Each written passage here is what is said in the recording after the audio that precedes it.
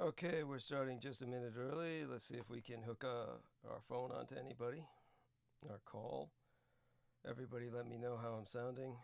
I know I'm sounding lame. I'm exhausted. Been through a lot today. As you might gather, it's a special day for people of Japanese descent. Internment day, of course, so nothing to celebrate, but a lot of involvement.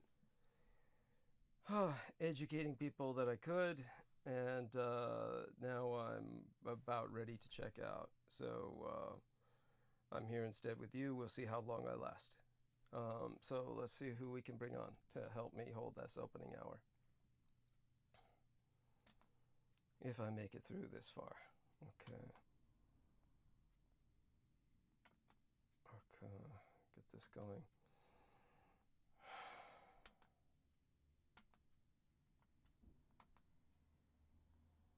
Okay.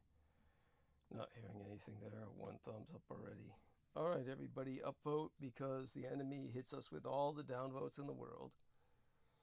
We need you to hit an upvote from every IP address you've got. It's the only way to fight back. Okay. And with that, I presume you're hearing me. And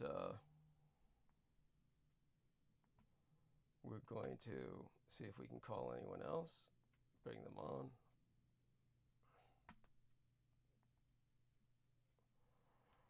Okay.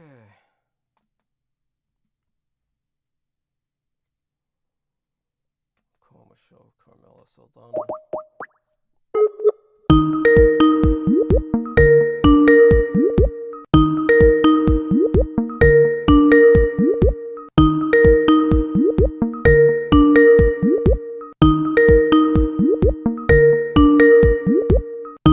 The person you are trying to reach is currently unavailable.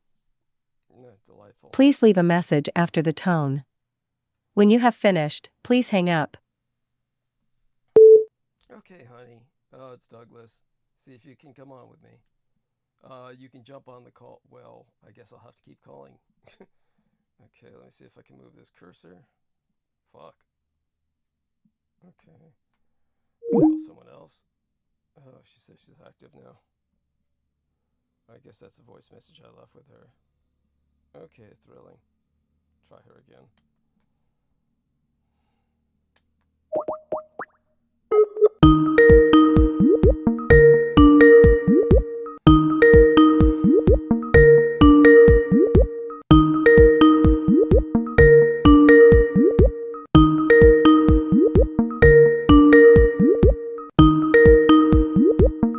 The person you are trying to reach is currently unavailable.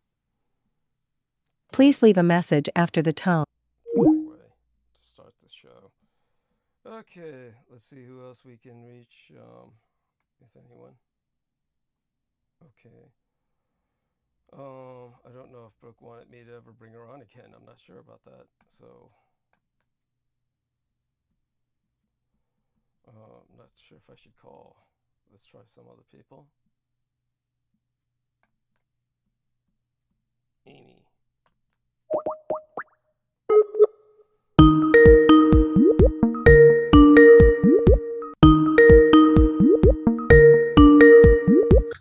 There we are, honey. How are you? Honey? I can't hear you. Hear you. Good. I'm right here. Oh, wonderful. So, darling, I'm going to try and bring some other people online to bounce off of you, and that way I can relax a little bit this opening hour. How are you doing? I'm very good. Good. I'm slowing things down. How are you doing? Oh, I'm slowed down now, that's for sure. I'm ready to check out and go to sleep.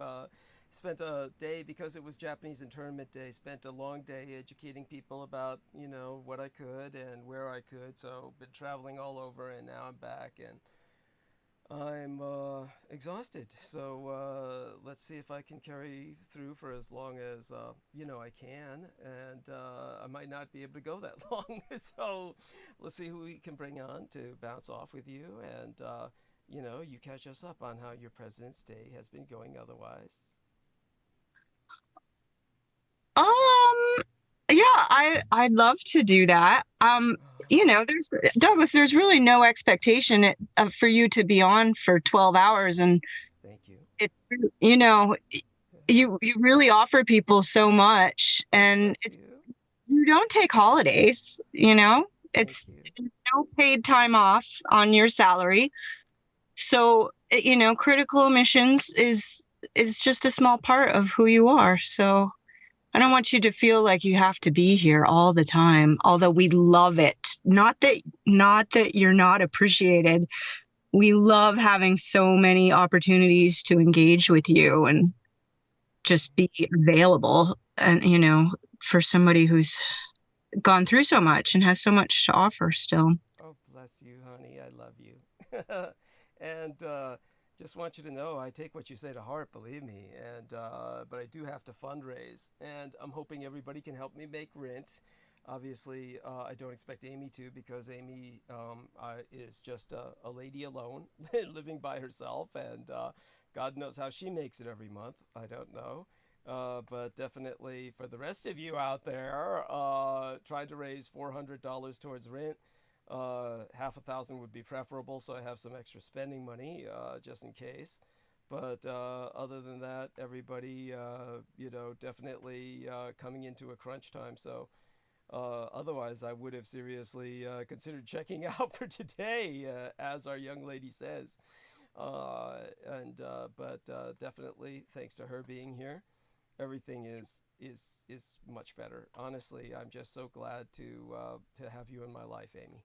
And I want everyone to know how exciting it is that Amy is here with us, because she has her own exciting life. Honestly, she's been through so much too. So I don't know whether to refrain from calling Brooke or not. She seemed pretty adamant that I don't call her, but oh, what the hell. We'll see if she responds. And she may not. She may have deactivated her account, is what she claimed. There we are. Let's see who responds. To anything new. The last thing that I caught from this was with Michelle Saldano talking about medical gaslighting. And then previous to that was you going into the control. Oh my. Yes. Hi. Hello. Yes. Hello. Hi. Hello. Douglas. Yes. Hi. Douglas, are you there? Yeah, I'm here. Yeah, is this Brendan? It's our man Brendan is on with Amy Como. Let me introduce the twin of you. So, Amy Como, she lives in Vermont, and I've told you a bit about her. She's all there up alone near the Canadian border. And Amy, you might remember Brendan Zogit from some of the other episodes in the past, and you're both such wonderful people. So I just want you to know how astute Brendan is. Brendan can really read into things, and the real Ian West is with us as well. Good man. And I appreciate that, dude. Yeah, and I want everyone to know that there's aspects of my narrative that really do coincide with those of Ian West. I mean, we give him a hard time because some of his stuff is far out and tends towards the radicalized right, as in terms of his sources. But actually, when I thought about Rat Girl the other day and how she really is kind of like a lost twin of Lena Crane, used to be Lena Shea, I realized, either they took a pair of twins that were naturally born and separated them at birth for the one that underwent experiments, or they fucking cloned them, which kind of lends to Ian West's narrative. So I just want people to know that there are, that since I've myself have stated for years that cloning is quite real and have gone into the science thereof, I do want people to understand that not everything that Ian says is to be dismissed. And so that being said, Brendan, how long might we have with you this opening hour? Well, I'm going through like some existential challenges, so I won't be able to join tonight. Okay. But everything's fine. Okay. And other than that. Okay. It's good to see you on, Brendan.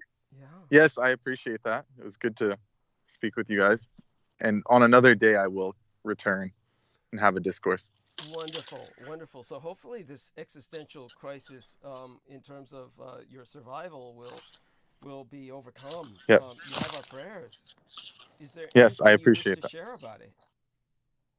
No, but I would like to talk to you in private about it, perhaps. Okay. Have another day.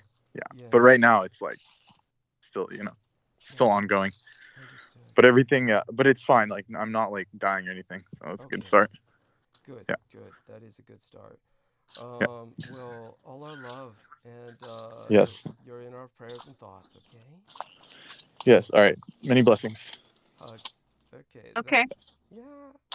That's Brendan Zogiet, our man, and so hopefully he has a blessed day despite all that. And so Ian, say hi to Amy Como. I'm sure the two of you have met already, right? Oh yeah. Hey Amy, how are you doing, girl? I'm good. Wonderful. What are you? Yeah. Have y'all been following me on the Twitter? I piss some bitches off. Perhaps you could. I don't have a Twitter account. Oh. Oh Well, no. This No is the deal. Twitter. No, this is what's up. So these politicians up here are trying to get this House Bill HB 264. Hold on, let me see if I got that right. I think it's 264 or 269, but it's like this new anti-Semitism bill. And the Chabad Lubavitch Jews, they hired this Handsome Truth guy from Oakland, California. And he's been mobbing down here in Orlando, running back and forth like bitching about the Jews and stuff. So they hired this guy who's like anti-Jew to come to their Chabad Lubavitch cathedral, whatever they call them, synagogue, Yes. to go pick up a check from these people. Then he walks across the street, I forgot what street. Then he walks across the street to Sand Lake, across Sand Lake Road to the Bank of America to go cash the check. And then then the guy dips. So then the media covers it and they're like, oh, this guy's out here like bitching about the Jews and stuff. And I'm like, no, he's not. I was like, he's just taking the money he got from one set of Jews to the next. That's all he did. Oh. Because he went to Bank of America. Oh. I'm not quite sure I want to understand. It's what you're saying is kind of confusing, but it doesn't sound politically correct at all. And let's be careful about when I say some parts of our narrative coincide. I'm not quite sure exactly. What would you call this narrative aside from? Well, he's just cashing a check. That's all he's doing. But they're turning it into something else. Okay. Well, I mean, is he supposed to be representing the Jewish community? Is what you're saying? Yeah. Well, I'm just saying he got a check from Chabad Lubavitch, that thing. Then he brought it to a Rothschild's bank. So I don't see what the problem is. I don't see how that's like. Everybody does. No, not everybody gets it from Chabad Lubavitch, but everybody cashes a check. I don't see how they could turn it into a anti-Semitism thing. Because you're just taking money from one set of Jews and giving it to the other. I don't see what's so bad about that. Well, I'm not quite sure the narrative is all that clear in the first place. What you're saying that there's a anti-Semitism bill that's about to be passed or is in legislation or up for voting, and so this individual, what does he have to do with it? What is he supposed to be doing? How is he involved? That's the thing. All he did was just go pick up a check from one place and deposit it in another place. But then the media spun it as, oh, he's anti-Semitic and all this stuff because he's like, you know what I'm saying? It's just crazy that they're doing it. So anyway, I called everybody out on Twitter about it. I'm like, you people are so stupid. I was like, all he did was just go cash the check across the street at Bank of America. It is ironic that the Bank of America is across the street from the Chabad Lubavitch building. But, what's the big deal? Why are they about it on Twitter? How did you get to the point where you even memorize that name? Chabad Lubavitch is fairly complicated. No, all right. But, I grew up here in Orlando. It's like, that's my old hood. Like, Dr. Phillips is my old hood. Okay. So, I just think that's funny that the Chabad Lubavitch people give this kid a check and then he literally walks across the street to cash it, but then they turn that into being anti-Semitic, and it's just fucking sad. Maybe we don't want to understand this, but Amy. How does this relate to your Twitter account? Because he's doing all this on his Twitter. The reason I saw the story was because I follow like one of our representatives out of Orlando here, because I used to party with her, and she was bitching about it. And I was like, no, this is more, I was like, you don't need to, this is, I was like, you're turning this into nothing. It's like, he's not going out there like dressed as Hitler and cashing the check. You know what I'm saying? Well, what I mean to say is, so there's what I think maybe the question would be, not so much about the Twitter account, because obviously what the conspiracy here is the conspiracy between Ian West and Elon Musk. but in terms of this dude, what is he, like an attorney hired to represent a community, or why is he the center of such controversy? No, he runs that GDL, the Goyim Defense League. Okay, is that the actual name? Yeah, he's out of Oakland. He's like across the pond from you. Okay, I understand that, but I mean, so that doesn't mean I know him. Is he like some kind of neo-Nazi or something? No, not at all. No, he's just I mean, you could call him like an internet personality, but I mean, you could say that, but I mean, he just has that little channel. But I mean, I'd do the same thing if one group was offering me money to go cash a check across the street from. I go do it too. I don't care who it'd be. What do they expect in exchange? Nothing at all. Nothing. They're just giving somebody who has a explosive name. Obviously, the name Goyim Defense League is meant to be provocative. They just decided to give him money because this doesn't make any sense. I think they just did it to set him up. Okay. Well, if in that case he fell for it, in a sense. Seriously, I mean, he literally just walked across the street. He was outside for like 10 minutes, and that was it. And then the press turns into, "Hey, he's anti-Semitic. Support Bill HB 29669." I forgot what bill number it was, but so you're saying this was a conspiracy to help promote the bill? Yes, exactly. Okay. And that's why Chabad Lubavitch would throw him some money like that. Oh, I'm still not quite sure how that helps the bill. I mean, he wasn't. He didn't have a sign. He didn't have shit. He didn't have nothing. He was just walked across the street. That was it. Okay. So, Amy, obviously Ian is in a mood. He's that dude 873210 says sound loud and clear, which is incredible. Bless you, sir. Ian, believe it or not, I'm glad you showed up just to have someone burn bandwidth with Amy. Amy, can you handle this? I'm going to go vomit or something. Okay, come back. Put your feet up if you pass out. Thank you. I appreciate that profoundly. Okay. And I love you. I love you. Thank you. And have you? So you were excited. I do have to ask this before I go because I'm curious. You were excited that your boyfriend is released. Your ex-boyfriend, or I don't know. How do you refer to him as? I don't know. He has the same problem with me. Like trying to introduce me to people, we just end up like wanting to cry, and not really like having all that much fun doing it. So yeah, I haven't seen him. He's been away. I went and saw my grandmother, who's gonna be 99 this year, and she is also a Libra. So I'm impressed that she's so alert. You said she's 99? Yeah. Wow. Hey, by the way, I know. Brooke says at least someone is glad Ian showed up. Brooke, you're on the call. Why don't you jump on? It's like, but at any rate, so the in terms of your boyfriend. What I don't understand is you were glad he was released. Why didn't you rendezvous?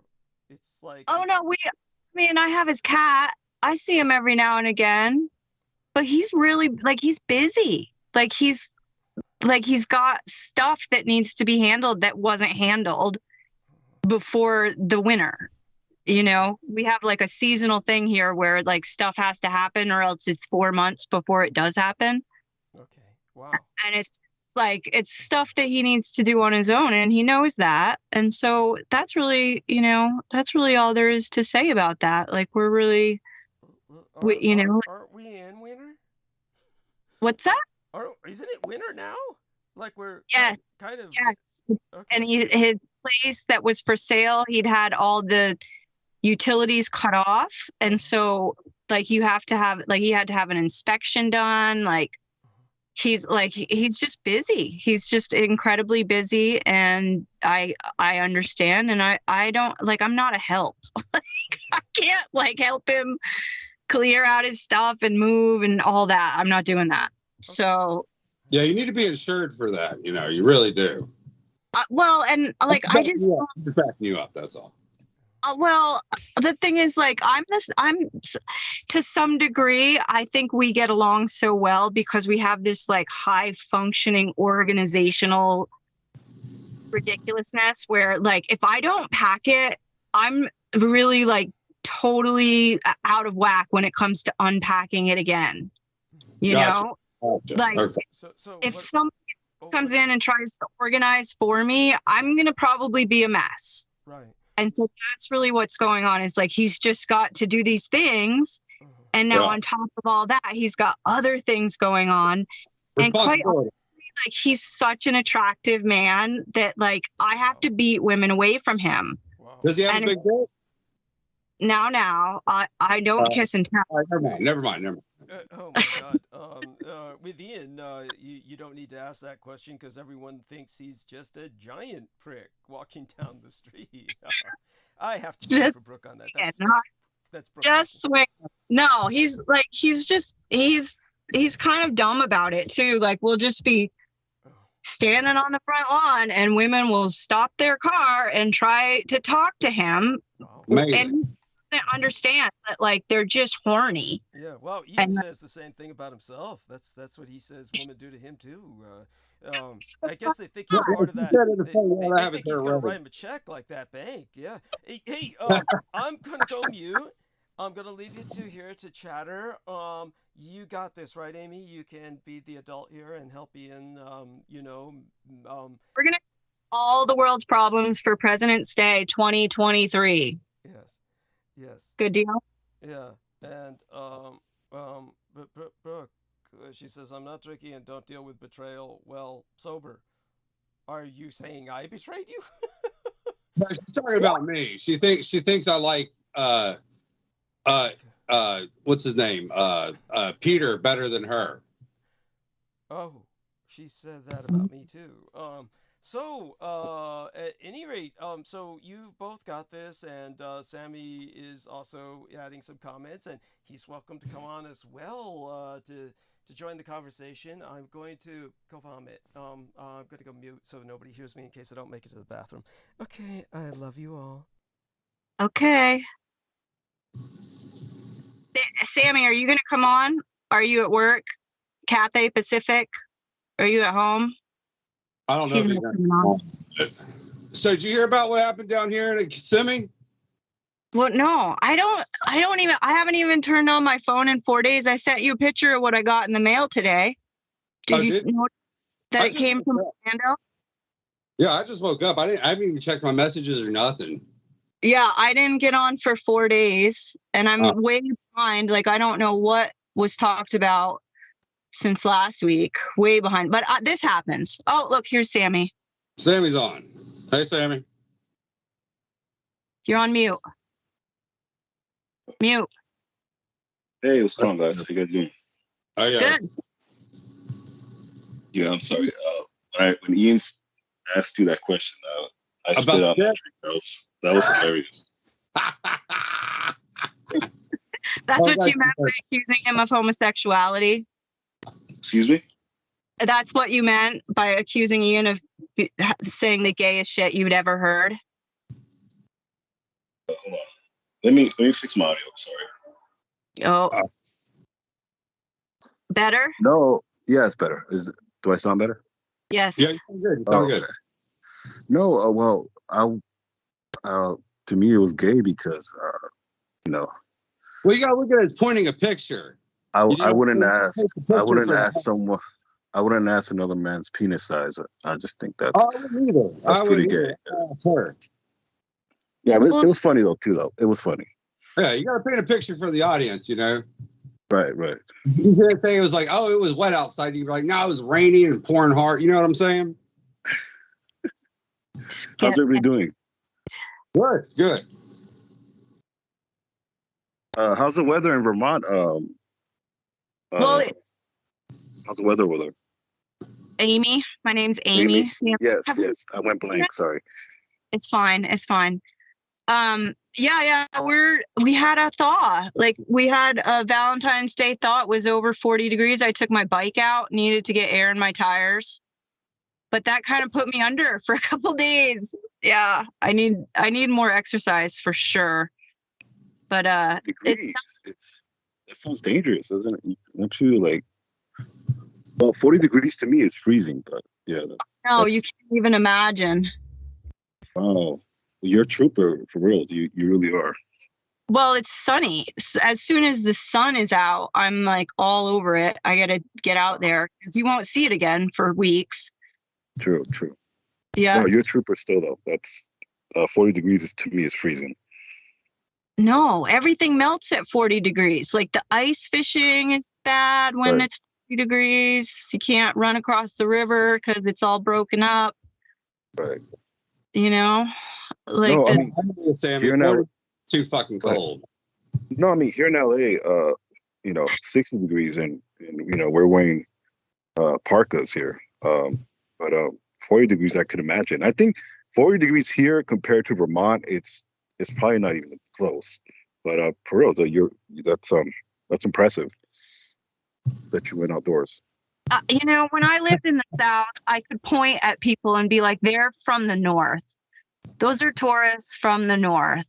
And I get that so much. Like when I'm home, I'm eating the tourtières, the meat pies, and you're just in the cold. You're in the North. Like when I'm in the South, I'm all, raw foods and for 4 hours. Like it's silly.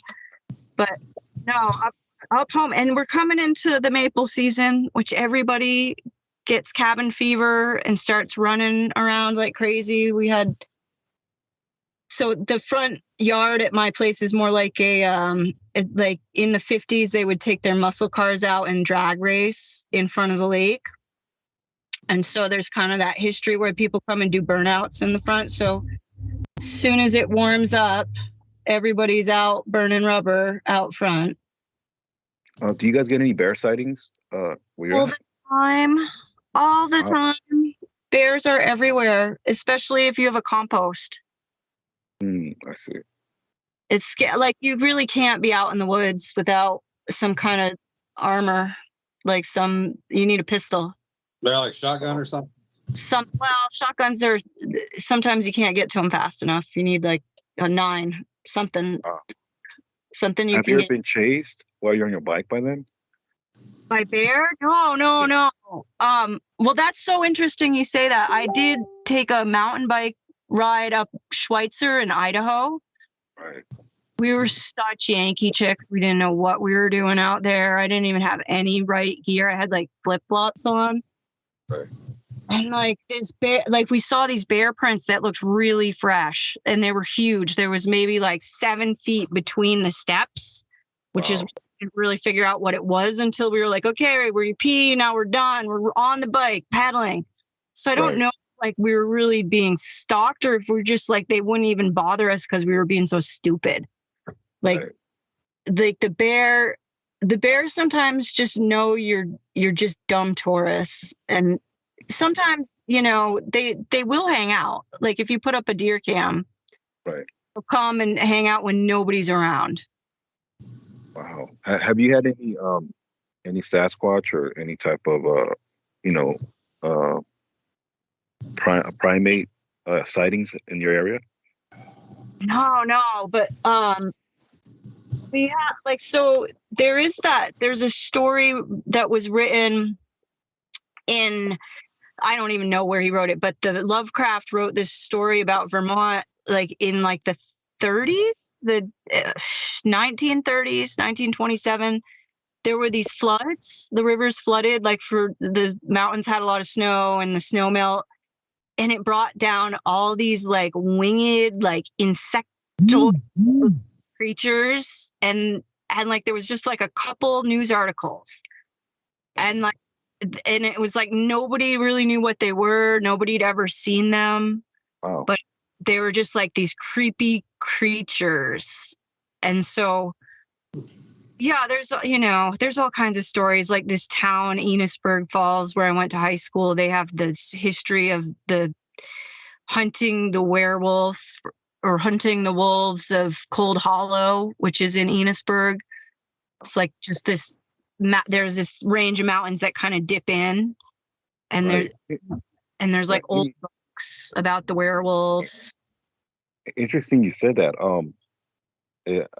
I have a friend that's from Baton Rouge, and he made a YouTube video about werewolves or lichen, and according to him,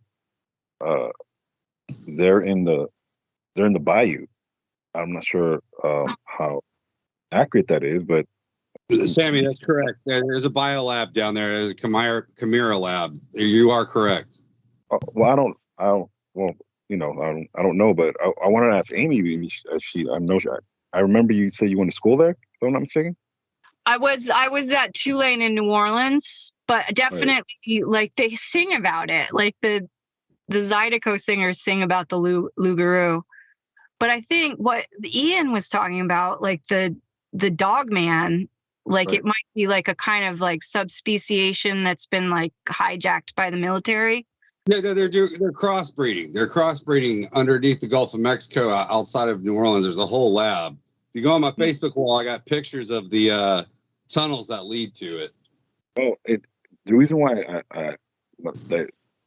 this guy, well, the reason why I even watched this YouTuber was he cooks. He does a lot of Cajun cuisine, and he just one of these videos he talked about some of the residents there in the bayou actually had a litter of these lichen with them. So it's interesting because like anything, it could be possible, especially in the area. I guess you grow up in a certain area, you just, these surroundings become normal to you, even though you even tell somebody, they probably won't believe you unless you're there. But I'll try to find it and screenshot it and put it in the chat room, because the way he talked about it was almost like they're real. They just that people are not going to believe unless you're there. But it's very interesting. You guys at least confirming at least the folklore of it, or what Ian says, there's a lab there, which it could all be possible. Yeah, dude, you need to see the goddamn pictures to get down there. It is fucking scary as shit, dude. Well, one of the things about it too is my twin was doing IT work in New. We lost him at Isaac. He went on pause. You hit pause, Sammy. Sammy. Oh, Sammy left. He tried to get back and he got squished. Who knows? Yeah, Amy, whenever you get a second, go to my Facebook and you can see the tunnels. On Facebook. Yeah, it's on my Facebook page. I found like some old article from from 2001 where they were just starting to dig out those tunnels to build this lab, because there was some bill passed, and it was while Obama was in office. I'm pretty sure it was Obama. No, it was Bush. It was Bush Jr. And they were like making the cloning labs like illegal to do on American soil. but that doesn't count for at the bottom of the Gulf of Mexico. So they moved this cloning lab to the bottom of the Gulf of Mexico, and they were digging the tunnels out. And the people got the pictures of the tunnels that lead to the lab, and it's just fucking scary. Like, it's so fucking scary. Huh. I don't have the Facebook. I'm not on the Facebook. I believe you, because if they're saying, oh, well, we can't do this on land, you know, they're going to do it somewhere else. Exactly. So they did it at the bottom of the Gulf of Mexico. They're probably doing it. If they say you can't, then they're probably already doing it. No. Yeah, no, I've never seen any of these cryptids that the Lovecraft articles were talking about up here. I do know from doing lots of history that there were these major floods that took out like a lot of Vermont used to have a lot of woodlands, so all of the sawmills and the logging and the timber works, all of that was like part of an industry that no longer exists here. Like, there were foundries that like fell into the river that are no longer here. And the thing that I can verify is that there's these photos of flooding that did happen at that time, where these villages would just be overrun by the river, covered up or filled in or whatever. Well, and maybe there's definitely tunnels here. Oh yeah. I've had people explain to me where the tunnels run in St. Albans, which aren't really connected to the rail, which is what is in St. Albans is the railroad. But these tunnels don't actually connect to the railroad. Oh, here's Sammy again. Yeah. Hey, Sammy? You there, Sammy? Well, that's part of the deal with the railroads is like. Hey, sorry guys. You're sorry good. guys. I got a phone call, so my bad. You're good. Yeah. But these railroads, when they were built by the Pesor families, the Pesor family is like one of these bloodline of the Illuminati families that developed these railroads throughout the United States. And when they developed them, they had a rule. They said, within 30 miles of our track, we have to own all the land. So, like, they couldn't build houses by them, shit couldn't get fucked with. Well, while they were, the reason they requested that is because they actually wanted to also dig underneath to build like this underground railroad. And this is all like from the 1600s to the 1800s that they did this. And it's still running like that till this day. And that's another reason why you'll find like all these underground FEMA concentration camps in the United States, like all along railroad lines. I'm not really sure. Like, the Underground Railroad is definitely like tradition here. Oh, like, yeah. Houses on the street that I grew up on, that where you could go in and there's a closet where you slide the plank over and then you can climb up and into another attic space. Mm-hmm. But it would like hold many more people than the closet. Yeah, that the Underground Railroad is actually like basically a tunnel that's all throughout the United States that the slaves did use to escape up north from the South. That is a true thing. That people think that's bullshit, but that's really fucking true. Interesting that you guys are talking about this. Another form of, I want to say slavery, but at least captivity. I remember visiting Manzanar, the concentration camp. It was near where I grew up, and it's literally right adjacent to the Sierra Nevadas. And it's pretty much just desolate desert. And you do have the backdrops of the Sierra Nevadas, but looking at this concentration camp, which were the Japanese were held,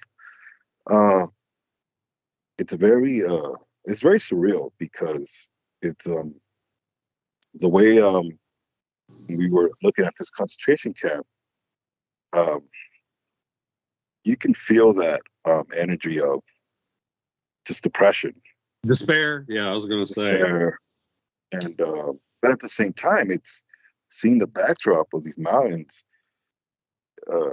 It is not. It's in a way it is nice as far as when you're not knowing that you're in this place, but it just it kind of you just can't help but to realize how terrible these conditions were, where they had these these prisoners of war, these Japanese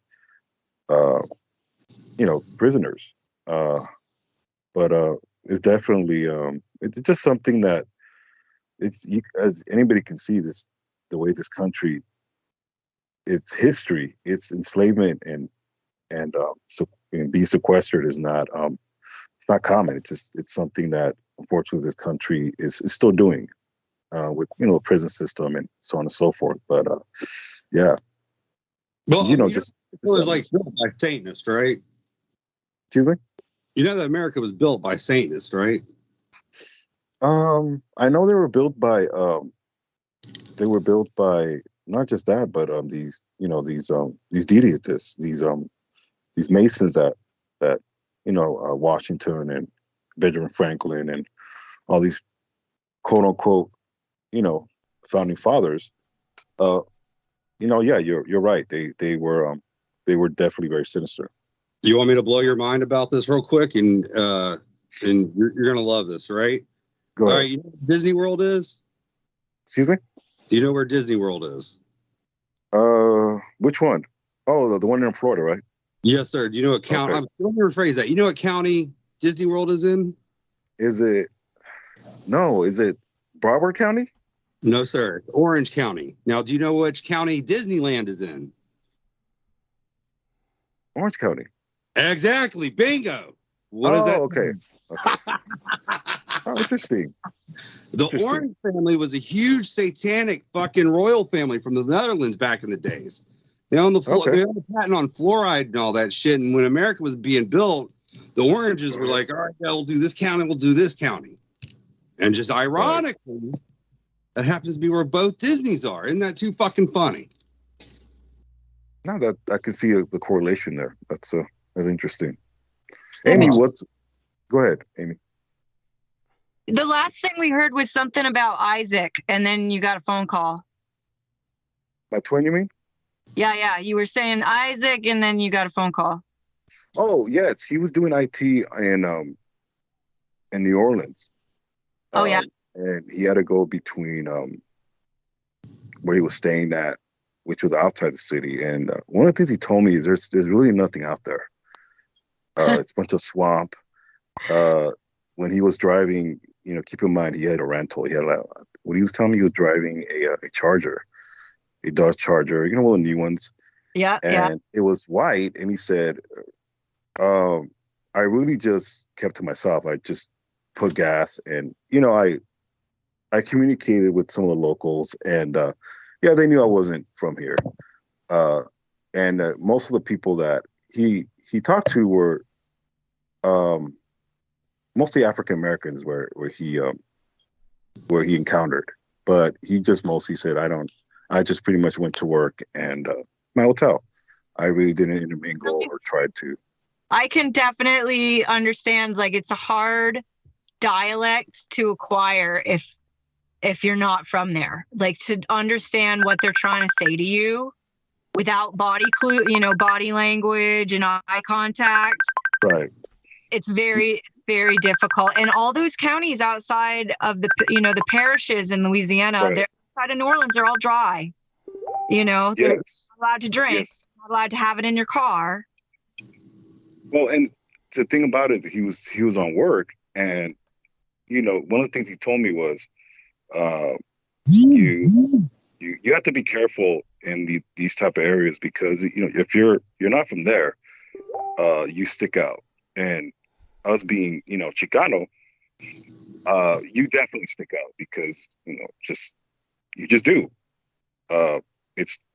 There's not, at least what he told me, he didn't really encounter any any raza over there. So it's one of those things where, you're just out of your element. It's not really your surroundings, and it's fine. But it's good to it's good that he at least told me that, because I asked him. I'm always curious about different regions of the United States, but yeah, it was interesting. It definitely was. How did you maneuver there, Amy? Being there, was it difficult for you? Did you pick up any of the language or anything? Oh, there, here's what's lovely for me is that I have a very French Acadian name. Right. So one of the first few days of me being in the city, and because I'm from a rural area or a very small town, like I would just wander into the city, like away from campus, because I didn't know any better. But I learned quick, and I was walking down the street and there was this dude, black, in front of this bar, and the bar was Como's bar. And I was like laughing, and the dude was looking at this crazy white chick laughing, and I took out my ID and I gave it to him, like, let me in. This is my name. This bar is mine. And he just gave me my ID back and was like, you ain't coming in here. Oh, wow. Right. So I had some credence just because my name was so French. Wow. And that, that made it a little easier for me. Here's the thing I really miss about New Orleans is the music. I miss having 24 hours of music everywhere. And it's very special. It's a very special place. You don't have that everywhere. I was on a bike and I was going to school. Wow. So I was pretty tied down. Like I had a set schedule. I had 3 jobs. So I was just busy all the time. Just very busy. So were your parents? Okay. Oh, I'm sorry. Go on. Ask her what you were going to ask. Oh, were your parents musicians or any of your family, Amy? Thank you. Thank you for asking. My dad won awards and traveled with the choir because they went to Catholic school. Right. My grandfather's sister was the choir teacher. So his aunt and the other musical teachers, they always promoted my dad singing. And he's a tenor, which is pretty impressive. Wow. Yeah, he's pretty wanted as far as like choir people, because men who sing tenor are rare. Like there's baritone and then there's tenor, and he's also a tuba player, but he hasn't played the tuba since I was a kid. He used to play in the park on Tuesday nights. He would play with the band and they'd play old show tunes. Wow. I think that's very impressive. Yeah, my dad's a pretty impressive dude. Like he's really done a lot. He's the oldest in his family. Mm. He's been really good to me, and I don't have any complaints about my dad. I mean, I wish I knew him better, because he's not quite. He can't talk to him so much anymore. You can talk. He's a pretty one-way conversation. But sometimes he lights up and he's back for a little while. But yeah. If you allow me to tell you this, I tell this to anybody that has parents that are still living. You're very wealthy. To let you know that you're very wealthy to have your parents. At least with me, when my parents were gone, one thing that I do miss is feeling like someone's. I'm not saying I don't, but in this material plane, feeling like you're someone's child is it's a feeling that I miss as far as physically. So you're very wealthy to still have your father. I think Doug can speak to that. But yeah, that's definitely you're blessed. So yeah. It is, and he's had his mom in his life for 70 years. Right. Which is rare, Wow. and it's fantastic how old these old crows get to be. And wow. Yeah. So Brooke is chastising me for saying I sound so into it. She's being sarcastic. How I said, wow, when you were in response to some of what you were saying. At any rate, let me check the chat. I'm glad you guys can hear me at all. Brooke relays that Eric in live was saying that I need to up my volume. Dude, I mean, you're lucky you can hear me at all. I'm like way away from the microphone and basically lying down. Yeah, I'll explain later. It's a lot of celebrating, not in the sense that we were effusing about the historical nature of the day, which commemorates Japanese internment, but celebrating afterwards, of course, in terms of being done with, just put it this way, I had a lot to do, so celebrated at the end of that, and then came back here, and now I'm exhausted. So at any rate, Eric Cradle says, Sam or Ian, please adjust DDD's volume. That's so cute. I also want to thank KP. KP sent me $30, which helped the other day with a food and beer run. And I do want to remind everyone I need to raise $400 more in order to make rent this month. So the microphone came. The microphone came just as soon as I came home. It was after I came home. As a matter of fact, it was right before transmission started. So just want Sam to know that in case I conk out. And so other than that, regardless of what my volume is, people seem to hear me.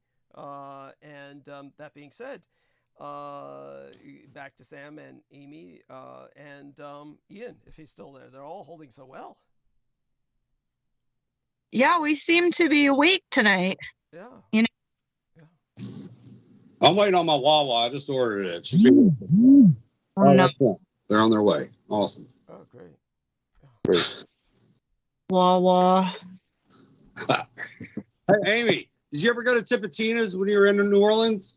I lived at Tipitina's 3 times a week. Oh, dear, God bless you, girl. God bless you. Dude, when I tell people about Napoleon Avenue, they don't believe it. What about? Oh yeah. What about Napoleon Avenue? All the way to. How it's just miles and miles and miles of nothing but fucking mansions next to each other and shit. They're all converted into college slums now. I know. I love it. You love it. I love how when I go and visit, like I'd have all these plans, like I'm going to stay here. I've got reservations to do this. And I'd show up in New Orleans and all the plans would just be done. I'd be doing something else with somebody I hadn't seen in forever. And it was such a great time. And I haven't been since the flood, and I feel terrible about the fact that I gave it up. Like I just decided I was traveling other places. But I do love that city. And if you really want to just immerse yourself in music, it's the best city to do that in. I mean, I'm sure there's other cities with the same emphasis. There's nothing like it. There's nothing like it out anywhere else in the world except for New Orleans. Don't even play. I don't know. I feel like I feel like I'm a little bit ignorant of other places too. Like my friend, before she passed away, I was saying we should go to Oslo so we can study death metal, because we thought maybe, it'd have the same sort of New Orleans feel, as a city, like to have that music as just like kind of grinding away scenes. All my friends, when they go to New Orleans, I'm like, oh, where'd you go? They're like, oh, we went to the French Quarter. And I'm like, you fucking loser. I'm like, you go to New Orleans, you just go to the fucking French Quarter? It's like, I don't go to I stay away from the French Quarter. That's the last place I want to go when I go to New Orleans. Why? Because it's just too trendy and too fucking shitty, It's like, you got places like...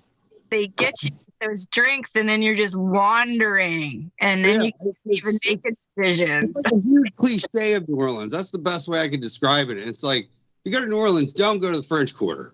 I mean, it's too fake, Okay. It's full of criminals.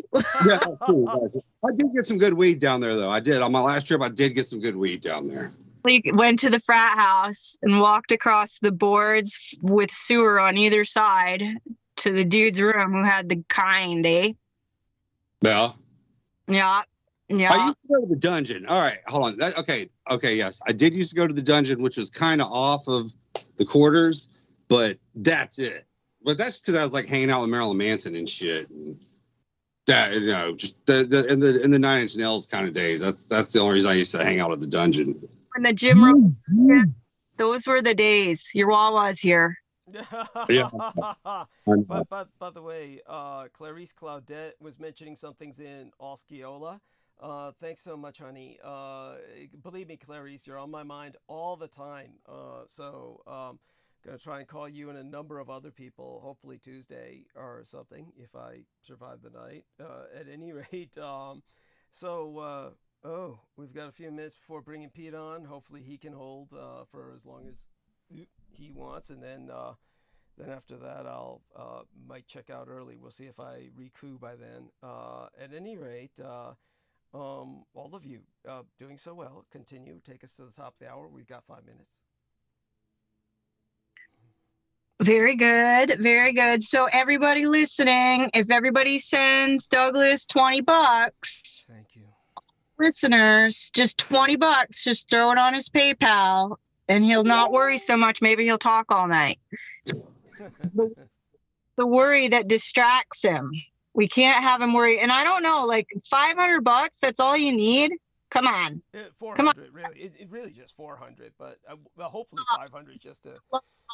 You need to just be like, okay, y'all, 20,000 this month. If you could just send me 20,000, we'll be set. We're all set. Of a bitch, Mike Ringley used to ask for 3,000, 8,000 a month, something like that. Piece of shit. Good God. That was, yeah. To beg all the time. Like, you should be asking for more. Yeah. You know? Thank you. Always having to fundraise. You need to up your rate. This is going to cost listeners more. It's costing more for everybody, yes. But especially Douglas. Amy's absolutely right, and I think you need as much money as you can, Doug.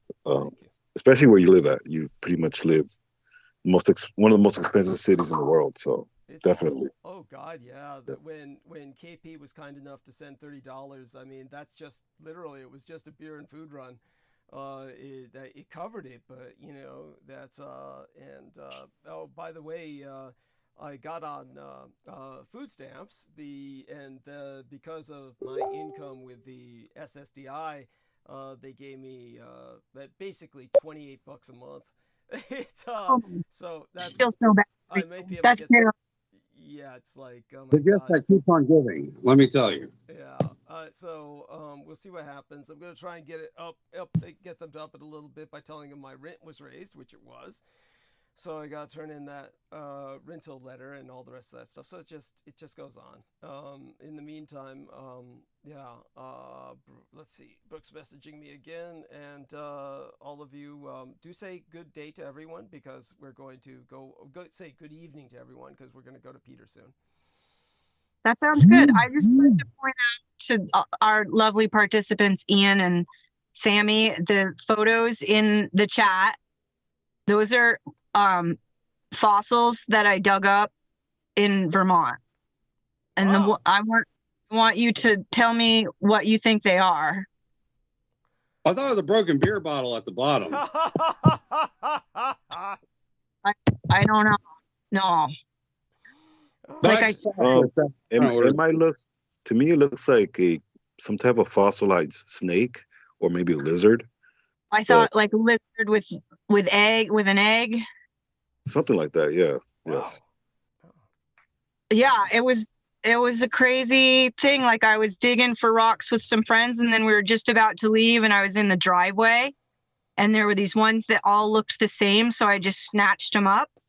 And then we got back, and we were looking at our hauls of those stones that we'd found, and I realized these freaking fit together. Like these ones that I just picked up right before we left they go like a puzzle together. Wow. So that, yeah, that, and it looks like a lizard. It looks like a lizard to me. And I'm afraid that somebody's going to find out I have these lizard fossils and come and steal them and then sell them on eBay for $1 million that Douglas doesn't get to have. Yeah. Yeah. Holy shit. Don't want that to happen. Yeah. I'll send you those fossils and you auction them off, okay, Doug? Okay. All right. Yeah. From the Appalachia. Yeah. Maybe Clarice could do that. Yeah. It sounds like a good idea. I mean, hell, let's see what we can do. Clarice might be the person to do it because she used to be an archaeologist. I'm trying to encourage her to come on. Yeah. I want her to come on too. Believe me, I want her to be a regular. Well, just turn the computer on. I know it's hard. I hate turning the computer on myself, but I also feel like it's not that big a deal if I can just show up for some opening hour with Douglas. It's better than not sending any money. Oh, bless you, honey. I love you. And so what we're going to do is we're going to end the call now and start it with Peter. I want to thank all of you who have helped. And definitely this show could not be possible without any of you. Ian West, Amy Como, who the call is resting on, and of course Samuel Romero and Brooke Gibson doing her best to help. And with that, we're gonna bring Peter on, and we'll see how long I last. But definitely need your help, everyone. Need to raise money for rent, and want $400 to make rent, period. And hopefully raise $500,000 so I can have some extra spending money aside from that. And okay then, everybody say good evening, and we'll close the call. Night. Yes. Ian? He's digging into his Wawa. Yeah. He's getting his Wawa. Yeah, good night, Douglas. Good night, all. All right. Bye for now. Okay, so she ended the call. Fuck, it worked. I mean, like most of the time when I guess she was the only one on besides myself at that point. Okay, so we're gonna start again with Peter. Okay.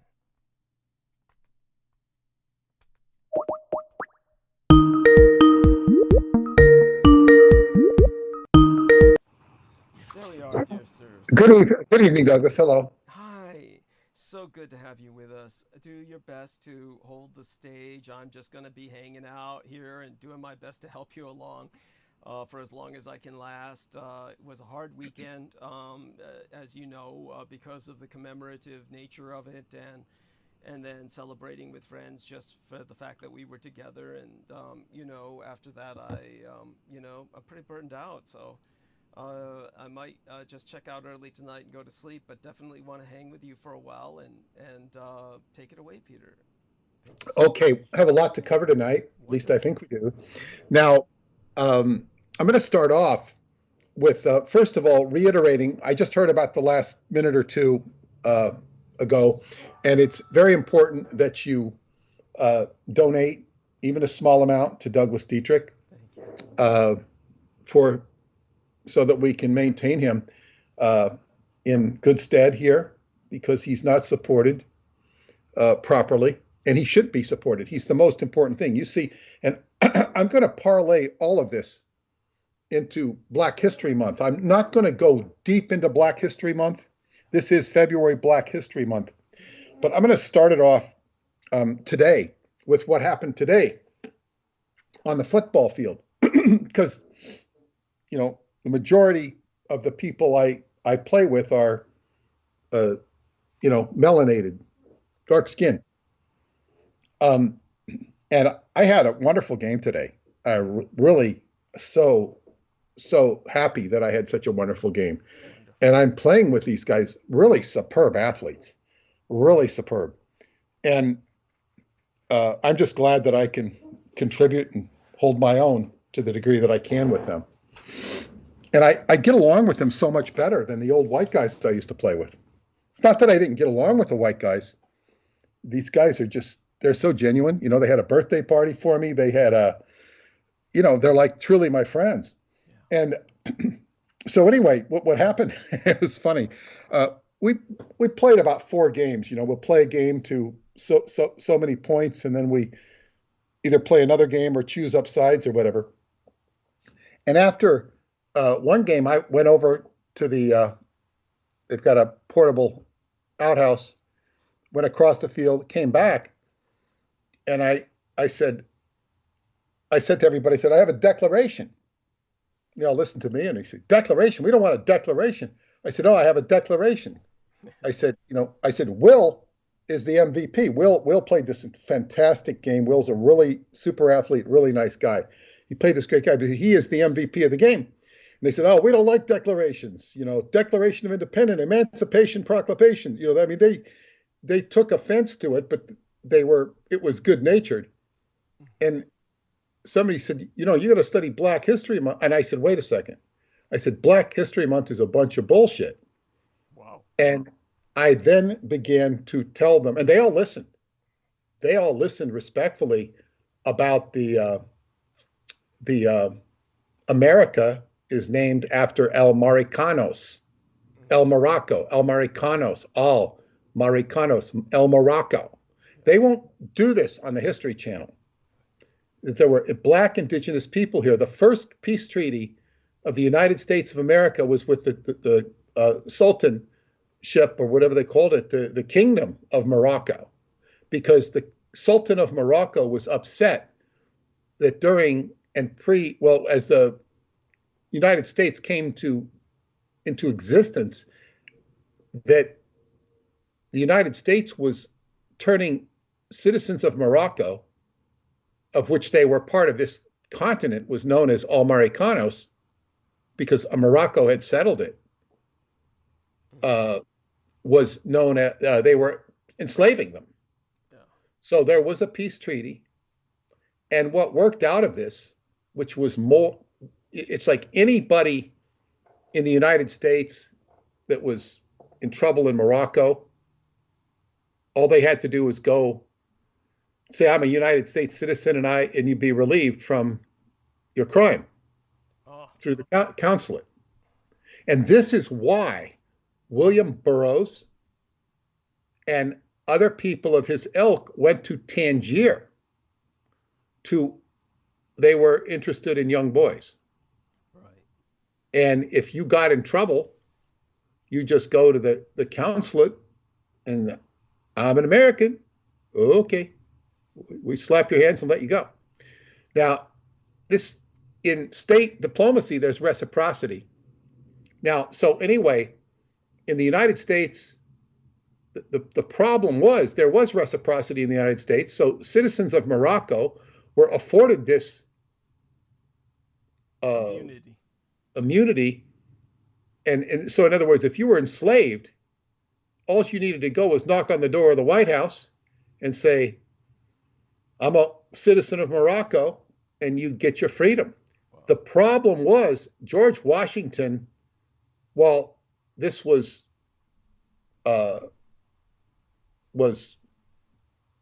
or state treaty, he didn't advertise it. He didn't tell people, because the Moroccan flag is pure red. Later, they put a green pentagram on it. It's pure red. They called it the cherry tree. Wow. So when George Washington chopped down the cherry tree, this is what this means. He chopped down the cherry tree. Jeez. And they created a myth. So one of the guys listening to me, who's white, says, oh, that's a myth about George Washington and the cherry tree. I said, no, it's not a myth. I said, it says that the Moroccan flag is a cherry tree. Who knows that? And when they would round up slaves, and they would call them coons. You've heard the term coon. Yeah, coon hunting. But it's K-U-H-N, coon. It represents the feminine energy. The coon, as in this is similar to the word, the pejorative word cunt. Coon, kunt. Yeah. And they'd call them coons, but they would round them up with a red flag. It was more of a rag than a flag, but they would use that red flag saying, you know, here's the cherry tree, here's the Moroccan flag. Come on out there, all you Moors. And so anyway, I enlightened my friends on a bit of Black history, and they all listened and respected me, you know, and we went on to play football, and I went on to play really well. Wonderful. I made 3 really, really incredible catches, for which I was oohed and awed for it. And these guys make them all the time. So it was really an honor to play with my friends and to continue that relationship, and particularly to do it at age 70. Yeah. You know, if I did this at age 50 or 55, I wouldn't talk about it. And still, that's an accomplishment. Yes. To play at but now I'm 70, and I'm planning on. I haven't done it yet. I take adrenal supplements, which are very important when you get exhausted, and to maintain the kidneys, because the kidneys, your adrenal glands secrete out of your kidneys. And I'm going to pump up the adrenals and give myself more energy. So that was good. And that's just a bit of Black History Month. But what I want to say something, and this is to back up Douglas Dietrich, because I noticed something when I was in the business world. I still am, but not as a publisher. And I would talk to Black people. They would take what I say at face value and accept what I say. If I talked to a white person who didn't know me, they would immediately assume and act like I was lying. Wow. Like, say, I was in the design and advertising business with my ex-wife, who was an incredible designer, and I had an incredible portfolio to show people of design work. And it was far nicer than anybody carries around. Just the portfolio itself, you know, the whatever. And you know, people would look at me like, "Oh, you really do this?" Like as if I just made it up to fool them. Wow. And I would see other people's work that was literally crap. Now, I say this was on the strength of my wife's work. She's very incredibly talented. And I complimented her talent with whatever I would do. I was very helpful to her, but she was just impeccable. So I would, it's like I go in with a loaded 6-gun or maybe a Magnum gun, and they look at, well, yeah, you say that's a Magnum. I think you can just shoot a squirt gun. Jesus. Or that you're pretending. You're lying to me. Right. And I think what it was, I remember this guy at the Chamber of Commerce in Long Island. They call it the Long Island Association. He shows up. He just retired from the corporate world, and he was looked very corporate, very GQ. And this woman, she came up to me. I don't know what she wanted. She didn't really ask me anything. I was very friendly with her. And then he signs her up to basically for $5,000 package. And basically what he gives her is what I would have given her for $850, was a letterhead, logo, business card, mailing label, and, to help her with her marketing. I'll help you with your marketing. So what does he do? He does nothing. He charges her $5,000, and too bad. Jesus. And she's brokenhearted. She calls me. Okay. You listen to a lying white person. Yeah. And this was so typical. Now, but if I went to a Black person, I told them what I did, they'd take me at face value. Yes. And I noticed that white people, in their culture, is this lying is insidious. Yes. Now, where this parlays into Douglas Dietrich, not that Douglas Dietrich is a liar, quite the opposite, is the people that oppose him, oppose the information, And I've been seeing a good steady dose of this. I saw a big marketing on Ancient Aliens with the stars of Ancient Aliens sitting in front of a theater with a marquee, and it's like, oh, Ancient Aliens, like these are the stars, I said, what a bunch of bullshit. They're lying to the public who eats it up. Yes. And they're being heralded. Yes.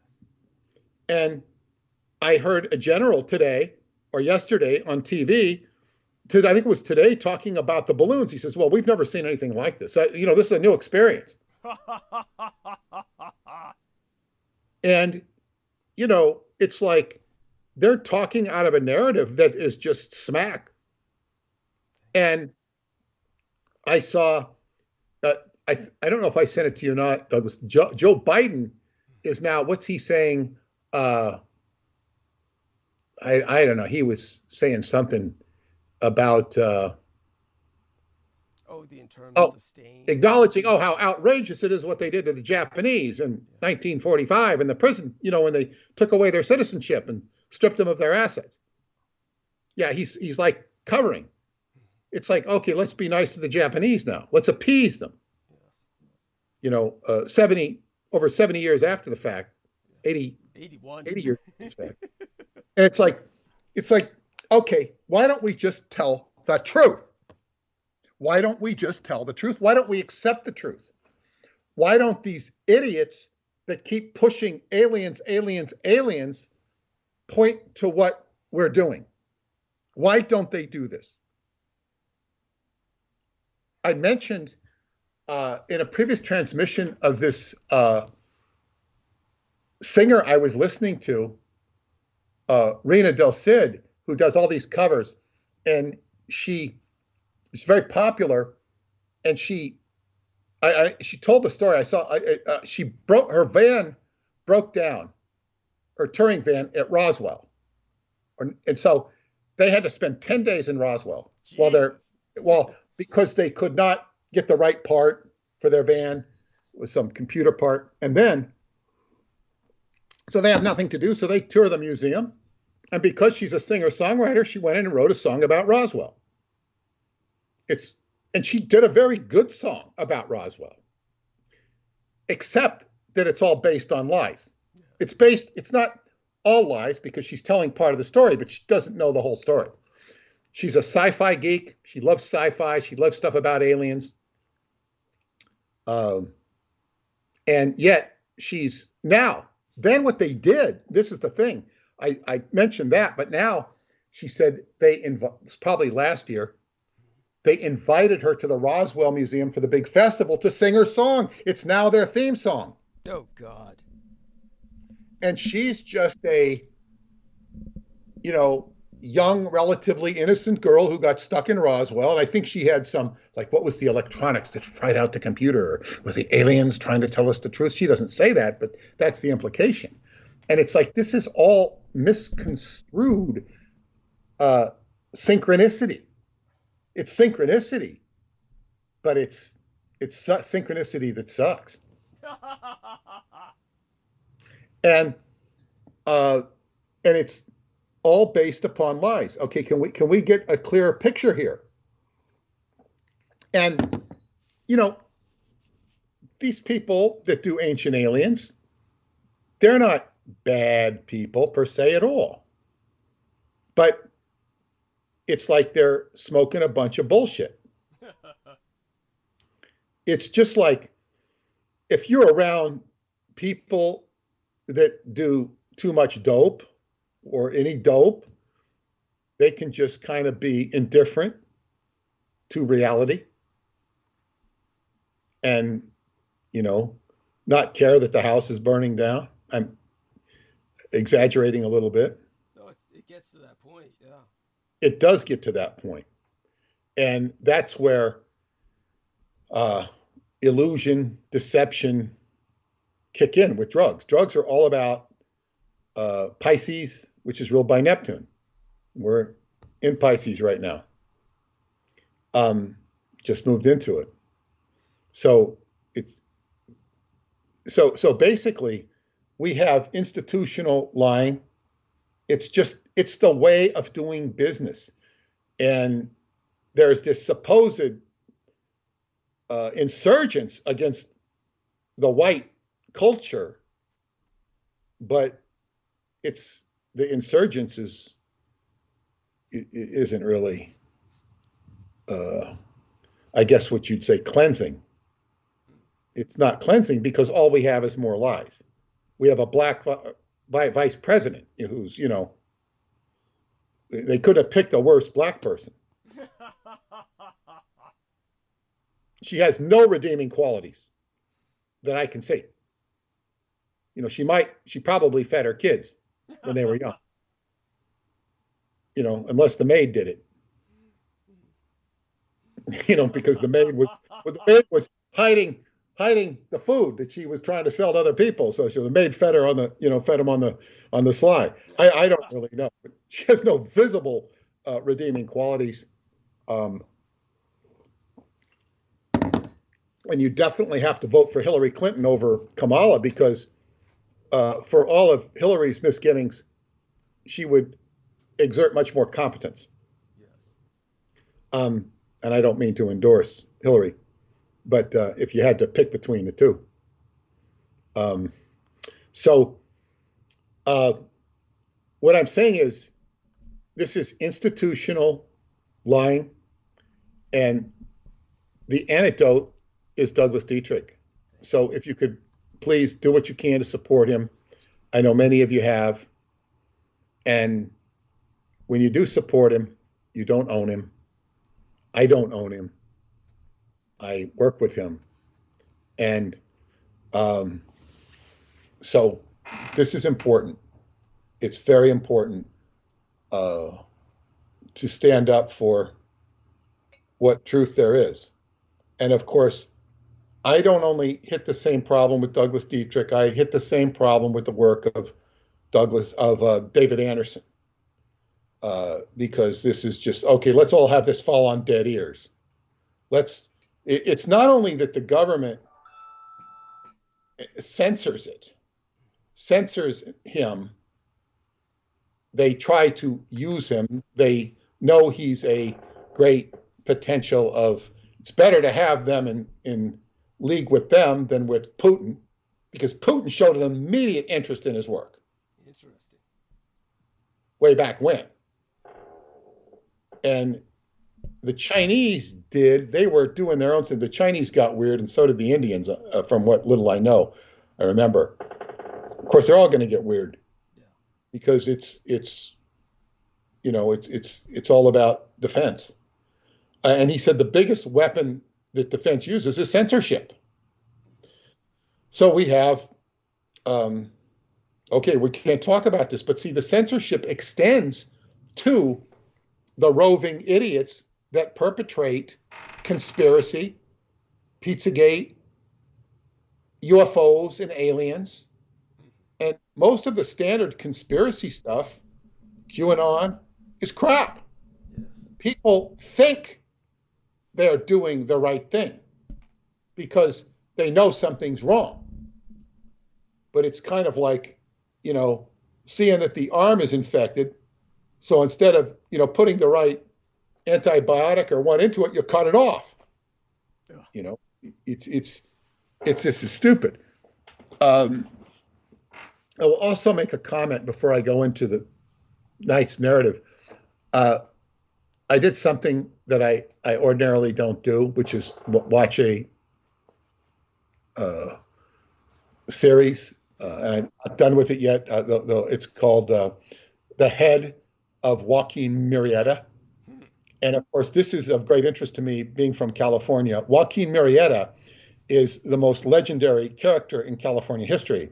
He was known as a bandit who was, up and down the entirety of the state of California.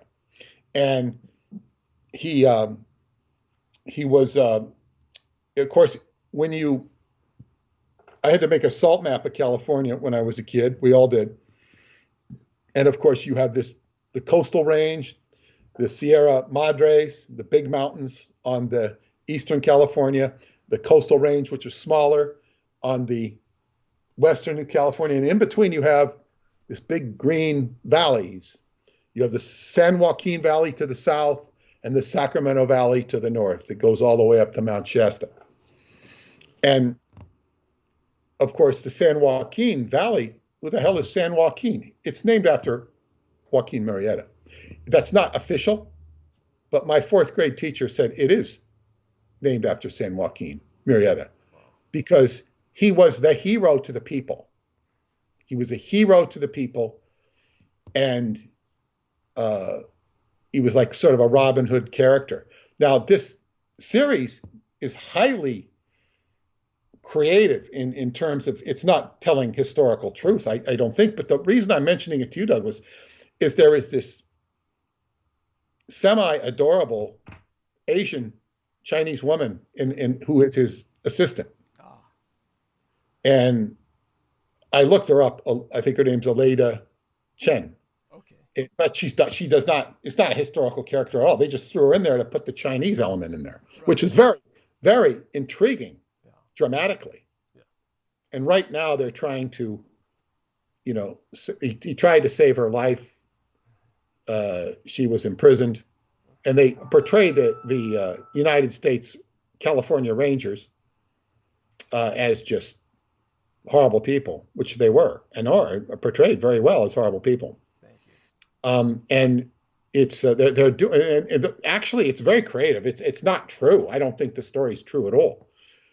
But he's now doing I guess it's a peyote ceremony to save her life. He's going into his, you know, altered state to connect with her to save her life. And it's very creative shamanistically. Very creative. It's very intriguing. I think I have a few more episodes to go, but it's very interesting. There are portraits of Joaquin Murrieta at the time that show him to be very melanated and black. This guy looks like he looks like a Spaniard that might be one generation away from Spain at the most.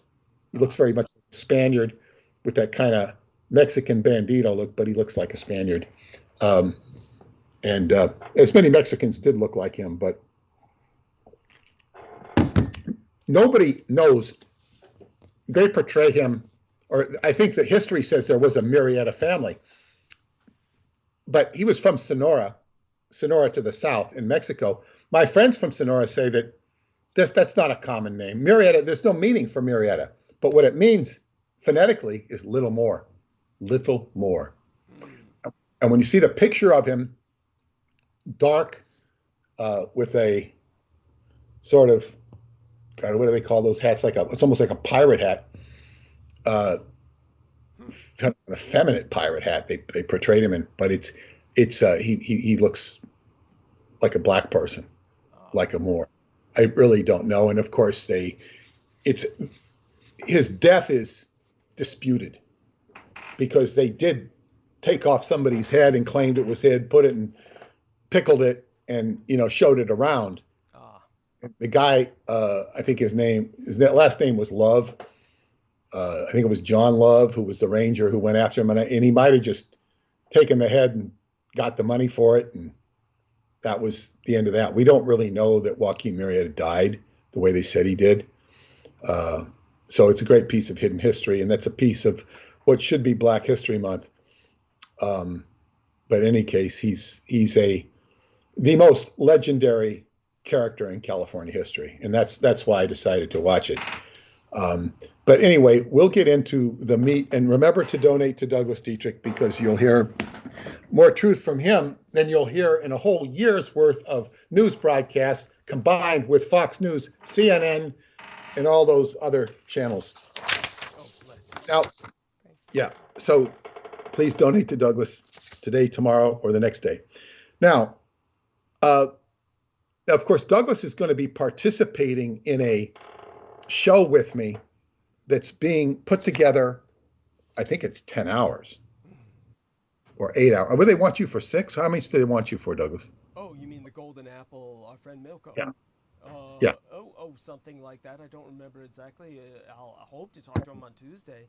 But something like 6 to 10 hours, yes. Okay. What I think, anyway, they're going to do 2 hours with me as an intro to you. Wonderful. Now, I don't know. They don't have any Douglas Dietrich questions here, but that's we'll get to that. So do an interview with me. I'm going to do it next Saturday. It'll be pre-recorded. They're going to animate it. They asked me, say, how do you want to be animated? I have no idea. And then they're going to do it while, I talk a narrative. Yeah. And then they'll do it with you. Now, so he says, do you want prepared questions? Or I said, no, I don't need prepared questions, but it might be a good idea if you give me an idea of what you want to cover. So he gave me 10 subjects. And I said, it'd be good if I address these questions on Douglas's show, just so that I'm fresh, and then it'll feed my mind and I'll have better answers and more concise answers so I can get it all into 2 hours this Saturday. Sounds like a good idea. Yeah. And, he can do the same with you. He can do the same with you, and we can do that on your show, or you can do it on your arc of narrative after I leave or whatever. But so anyway, he said that he's not going to listen to tonight's show so that he won't be, I guess, biased. Not biased, but he just, it'll all be fresh when he does it. So I won't be fresh, but he will be, in terms of the information. And it's very interesting. There are some of the most intelligent questions, and I should say educated questions I've ever received. And part of that is because Milko has, he's my Bulgarian publisher. And of course, Milko, I'll just tell a little bit about history on Milko, who is a very dear friend. And he had graduated from high school and he got a scholarship to, he's from Plovdiv in Bulgaria, which is the intellectual town of Bulgaria. Yes. And Sofia is the capital. And when I met his parents, both of them spent a fair amount of time with both of them. Mm-hmm. They were divorced, but I spent time with them. And then we all, and this is a fun story I love to tell. At the end, I was 10 days in Bulgaria, driving all around Bulgaria, going to sacred sites with Milko and his friend Michael. Michael was going to school in Scotland at the time, and they like to call him the Bulgarian spy there. He wasn't a spy, but they like to call him that. And he was driving. He drove us around in his father's Mercedes, and we did a lot of traveling, a lot of blisters, and a lot of walking. Oh. But I had a great time. And so anyway, when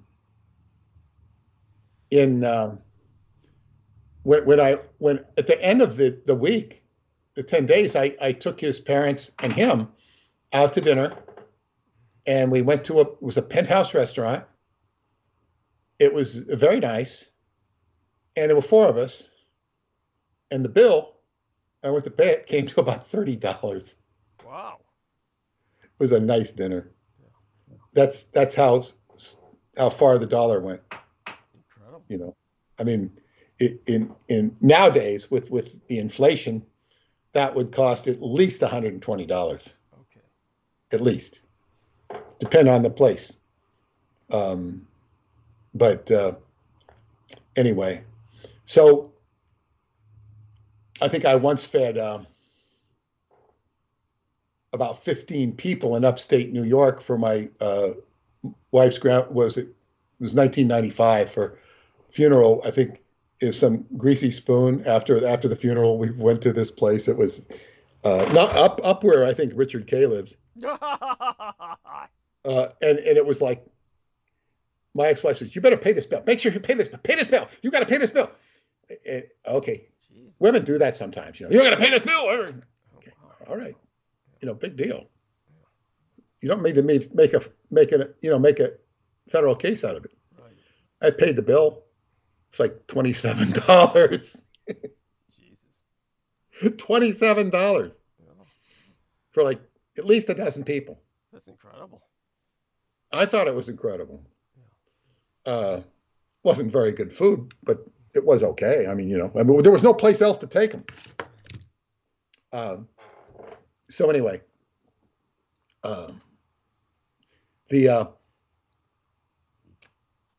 to get back to Bulgaria,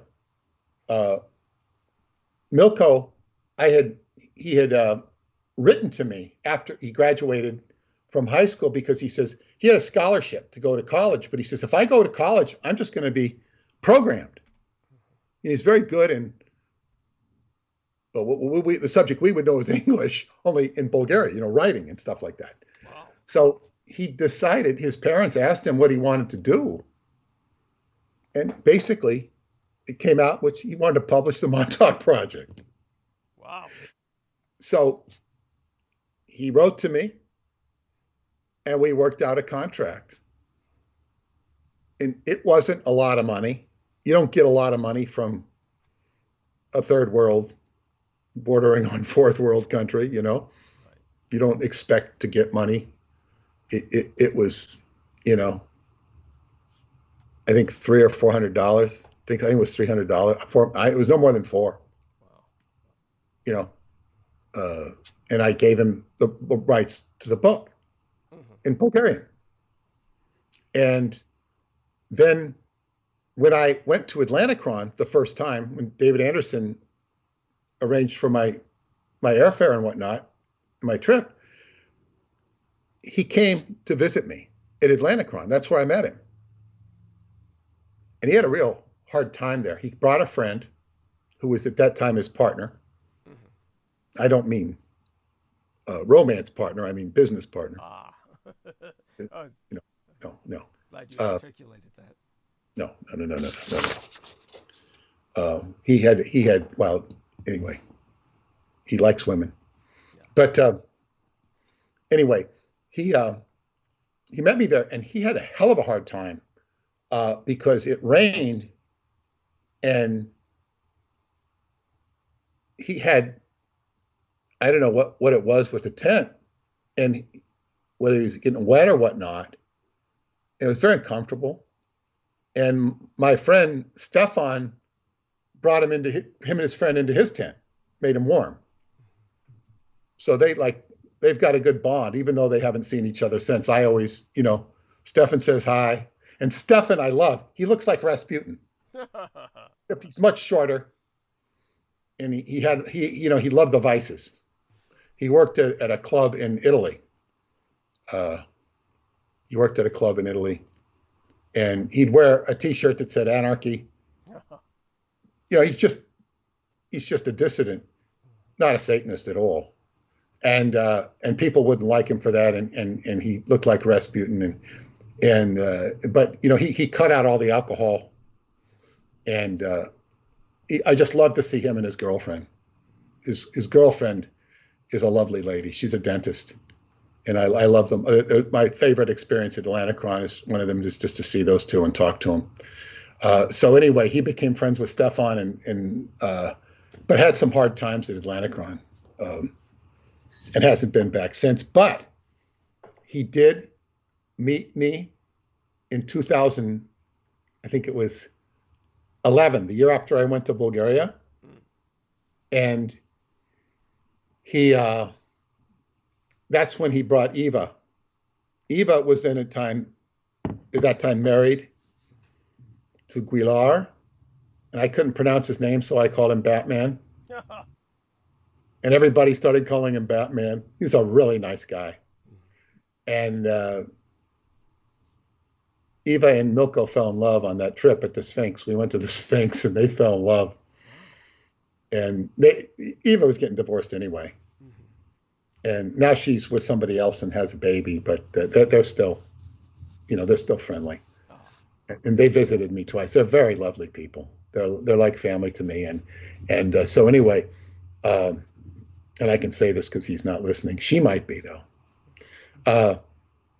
And anyway, we went up to the Sphinx, and they were like sitting together on a rock and meditating. And I guess they were falling in love. I wasn't paying attention to that. And And he said, we need to go this way. And he points down to the valley. We got to go. We got to go hit down here. What the hell's down here? I never, I'd been there. I don't know if this was it wasn't my first time. It might have been my second time to the Sphinx. And he said, okay, so there's a cable car, tram you can take down. We all got in the tram, and then we discovered Yalomita Cave. Yalomita, incredible cave. God, it was incredible. And we went into that. And of course, I went back there. I've been back there at least twice. And really great experience. It's a great cave to go in. And when you get to the very end, it just you can't go any further because it's not safe. But there's an open place where you could crawl through. And then I talked to somebody who went into that. He went about 80 yards with a flashlight and equipment not to get wet. And then he says it just goes deep. It's just like a cavern. And that's the inner earth. I mean, take a drone in there or something, an infrared drone, but you can't go sanely beyond that. Thank you. It's just like, boom, who the hell knows where you're going to go? So that was my first experience with a cave of any kind. And that was due to Milko's radar. And so we also had an eventful trip to Hasadu Castle, which is, I think, near Sanaya. This is not very far in miles from where the complex Radu talks about beneath the Sphinx, not too far, wherever that is. And that castle, it's a small castle. It's the size of a house.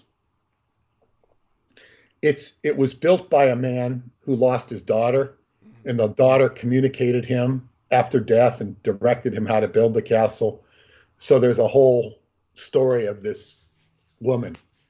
And they have a museum with headphones in different languages, Romanian, English, French, and maybe German, I don't know. So it was an interesting trip that we took. And so that Milko there, and then in 2013, he and Eva, who were then a couple, came all the way and met me and the group I was with Vonda Osman at the Cotizo Hotel, and they went to Sarmasijatuza with us, and they got their Romanian initiation. And we had so I got to spend time with them once again. And of course, they visited me in America twice, because Eva worked for the airlines and she could get fly. And they had a neat trip. They went to Japan and they met our friend Tak, who worked for Sony. He was, cross-cultural. He could, he worked in America for Sony and he was Japanese. Wow. And he had been with us on our trip. And they met with him. And just by happenstance, they went to a restaurant in Japan called Montauk. Wow. They just went there. It wasn't like they were here, let's go to this place called Montauk. They went there. It was called Montauk. So they took pictures of it. That was kind of neat. So anyway, that's who Milko is. And he's a very special person to me. And he's gonna go on the Dream Workshop. Excellent. He contributed, wonderful, made the donation, and he's going to be one of the people who participates in the Dream Workshop. So I will have some international dream working going. We've got a gentleman from Sweden, a New Yorker from Madrid who's Chinese, my wonderful Korean friend, Leah, and some Americans. So, and a couple of Bulgarians. And I hope to have some Romanians there too. Yeah, that'd be So that's nice. not been decided. What's that? What's that? I said yes, that would be appropriate. Yes. Well, there will be, of course, the our host, and I'm hoping to bring some of my dear friend Kathleen, the psychiatrist who's been with me and got me into the cave last summer, who didn't come because he was sick. I don't think he's going to make it because he's now working, at a hospital, and he's kind of busy. Right. So I don't think he'll make it, but I hope he does. So anyway, okay, so this is the first question he asked me. And here it is, 9:43. So we got 2 hours and 15 minutes. We'll see how I do. How do you see the Montauk mythology after so many years? What is its significance on an archetypal and mythological level? Well, that's a very deep question and a very interesting question. And Montauk as mythology is in other words, inviting me to approach Montauk, which certainly I have, as an archetypal experience, as opposed to a finite experience. Right. Archetype, we're talking about archetype and mythological. What I can say before addressing that on a non-archetypal level, Montauk is a former Air Force station that was operating clandestinely outside the bounds of proper government supervision. And Preston and I changed that by the investigation we did, which is clearly delineated in the book, The Montauk Project Silver Anniversary Edition. But on a mythological level, it goes very deep because we're dealing with, well, I'll never forget this guy who got scared away when this is before I even wrote the contract with Preston. He's saying, this group talking about psychotronics is very Neptunian. And I said, no, it's Uranian, because Uranus rules electromagnetics, and Montauk is all about electromagnetics. It's all about technology. Pluto will move into Uranus next month, towards the end of the month. It'll retrograde back into Capricorn, but when it moves into Uranus, this is Star Trek technology time. It's new technology. And the more newer technology gets, it blows the older technology out of the water.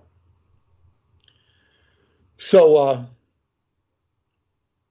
to the point where a cell phone could turn into more like a pod, or even a pod that is almost like a aura, more like your aura that you can transport in and out. That's pretty advanced, but I mean that's a comparative to how technology can advance.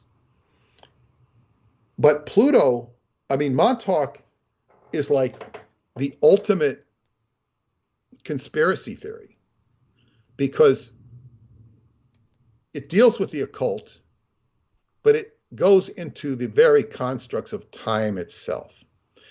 And then the more I start digging, and I have all the correspondences with the occult, the 666, the Aleister Crowley, all of that leads me to, in the Wilson connection, it all leads me to pyramids and pharaohs. And of course, my friend Chelsea Floor, who I call Madam X, tells me, well, yes, this is an ancient Atlantean outpost. That's why you have the pharaohs and the pyramids, because they had pyramids and pharaohs too in Atlantis, and of course Egypt. And Egypt's supposed to be an Atlantean outpost, the last one. Montauk is a mountain. It is a geological mountain that's independent of Long Island proper, and it's been referred to as an island. It's also the representative of the island Aleister Crowley refers to in the Book of the Law. This is an island, go to an island. It certainly corresponds to that. So basically, the word Montauk is like Mon is God, the hidden word for God. Madame Blavatsky called it. Mon is a sort of a short of Amon, as in Amon Ra, Mon. You also have the Mon Lam festival in Tibet, the Mon people of Tibet, which gets transmogrified into Mongol, Manchuria, Mon. And Mon is the ancient word for Bon. We know the Bon religion. Yes. So it ties very deeply into Tibet. That's why I wrote a book called The Black Sun, Montauk's Nazi-Tibetan Connection. I hope someday, if time allows it, that I can do a follow-up to The Black Sun with Douglas. Yes. That goes into the German stuff. Yes. So Montauk is like, I go back to what my dear friend Yonda Ashley, who was with me in the very beginning. She was supposed to go out to Montauk with me, but she was not allowed to because her boyfriend wouldn't let her go because he was afraid he was going to write the Montauk Project. Was he really? Yeah, but I didn't even know he was her boyfriend. I knew him separately than her. I didn't know him well. I knew her less well, but we encountered each other. We kind of knew who each other, she kind of knew who I was. I knew who she was. But, and she said, so what had happened was he was going to write it. He had, as far as I was concerned, he had first dibs on it. And after our first night at Space Time Labs, scared the daylights out of him. And we're walking out, and he said, I said, well, if you don't ever want to write this book, let me know because I want to do it. I said, I want nothing to do with it. I want nothing to do with it. Wow. Some might say he had a lot more common sense than yourself. I don't know. I think I had a lot of common sense because it gave me a whole career. That's true. That's true. He who dares and takes the risks wins. The career that I wanted. But, he wasn't suited for it, for whatever. Obviously. So anyway. Yeah. So this guy, David, who I talked to after years, David had said he had called me or something, heard I was doing a book. And somebody says, if you want to, I said, well, Preston said I should go out to, if I'm doing this book, and I started writing it, Preston says, you got to go out to Montauk. And he says, but don't go out there alone. It's dangerous to go out there alone. Go with a sensitive. You've got to go with a sensitive. So when David heard sensitive, he says, you got to go with Yonda. You got to go with Yonda. And I knew who Yonda was, but he gave me her number and I called her and she said, she says, oh yeah, this stuff is real. She says, it's tied to the inner earth. It's tied to the inner earth. And she says, you're in for far more than you bargained for. This is what she told me. Yeah. Now, she became familiar with it when I think she was having a party at her house and Duncan showed up. And who is this guy? He just shows up. He wasn't invited. And he was quite a character. So anyway, she was going to go out with me, but then she says, no, Michael doesn't want me to go out. He doesn't want me to go out. It bothers him too much. She had been out there with him, but no, he forbid it. So I didn't go with her, which would have been good. Was Michael the guy who was going to be the original author who freaked out? Yeah. Okay. Yeah. I think I later met Michael and her at some lecture, and he just, I think if you ever have anything you want to talk to me about, no, he said, I want nothing to do with it. He was hand off. And she told me that whenever one of my new books would come out, he'd be the first one to run down to the store and buy it. Wow. She said she thinks he was involved. It's kind of obvious. He was a lot younger than her. She's a couple years older than me. He was a lot younger. And, but anyway, so Yana and I were not close. And I didn't run into her till after I got divorced. And then I ran into her at this conference and she says, She says, I didn't think you were going to make it. I thought you'd have been knocked off by now. She says, I'm really impressed. Yeah. I'm really impressed. And we became like really fast friends after that. And we're still very fast friends. We're very close. I mean, we don't see each other. Her father knew about the Philadelphia experiment. He was probably involved in it. He was really weird. He just died, I think, last year, about age 100. Oh, wow. But he was no prize. He was no prize. I never met him. I'm just saying what she said. She had a very dysfunctional family. And well, they say only the good die young. That's true. But anyway, and Yonda, of course, she went out to, she met my Bulgarian friends. And she went out to Montauk with all together. So they remember her. And so when we talk about archetypal, she says, you're more than you bargained for. This is, and she says, inner earth.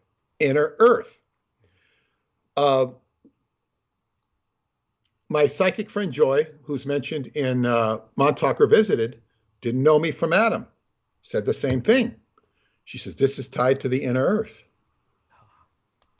And she was picking up the name Cameron and Wilson's for a year before she met me. And but there was no book out. I explained to her what she was picking up because her friend told me she was picking them up, and she was, blown away. Yeah. So she's still a friend of mine to this day. I don't talk to her anymore. I mean, too often.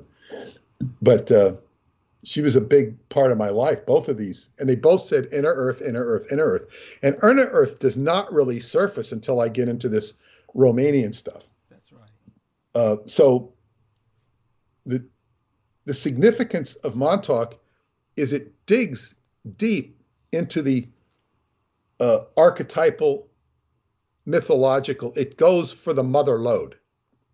That's all about what it is the mother lode. And I don't know if you wanted to explore the tree of life, you're going to go to Montauk. This is deep, and it's too deep for some people. It's too much. And of course, when Preston saw me doing a lecture on the tree of life, I had the Kabbalistic diagram. He goes, that's just like the transmitter at Montauk. It's like, well, okay, there you go. Montauk is the tree of life. Yeah. And it's the darker, deeper side. Yes. And if you want to understand the universe, this is my vehicle for understanding the universe. And so be it. So that's my answer to question number one. But does that make Montauk? Which took about, pardon me? Does that make Montauk the tree of death? Or does it make it kind of like what Aquino said, that shadow of the tree in life of death, that Arsha, the anti-tree kind of? Well, I would say that it's both. Okay. You see, there is a dark side to Montauk, but there is a higher side to Montauk because that's the Pharaoh. The Pharaoh is the intermediary between heaven and earth. And he's in that pyramid. Now, you had the delta T antenna at Montauk, which is an octahedral antenna. You have the Great Pyramid of Giza, and we only think of the top half, but there's an underneath half. So it's an octahedron if you consider there's a pyramid underneath it. So therefore, you have a time chamber. The pyramid is therefore a time chamber. And if you get into sacred geometry, it's sort of a physical representative of I guess what you'd say a PowerPoint or joint of the earth. And even if you were to form a tetrahedron of the earth and superimposed it within the earth, or maybe it's an icosahedron, I don't remember, but you'll see the point where Cairo is corresponds to the point where Montauk is. And this is like a sort of a joint and when you do this jitterbugging thing where you Buckminster Fuller stuff and you kind of take the 3D geometry and kind of stick it in and out, it's just like Montauk's an elbow and Cairo's an elbow, and there's going to be another elbow on some other side of the earth. Right. And so they're corresponding power points.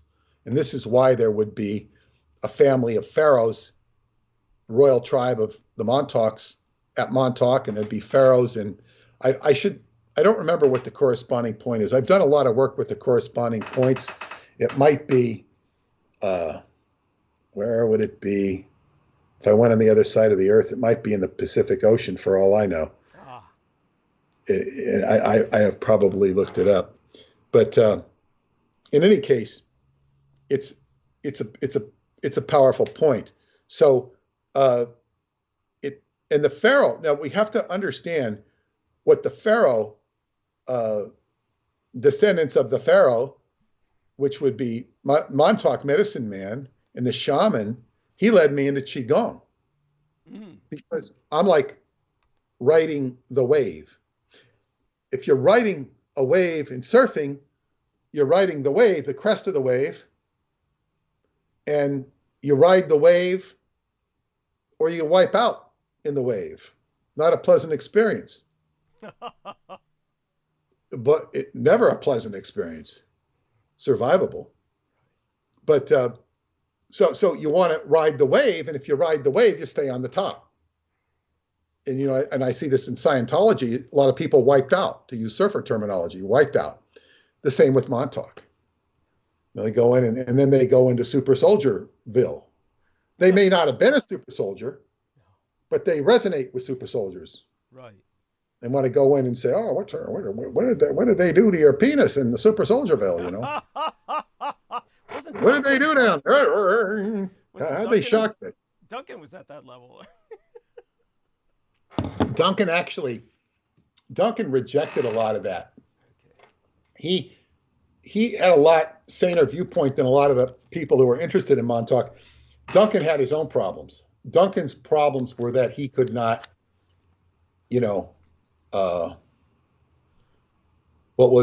take responsibility for what he did.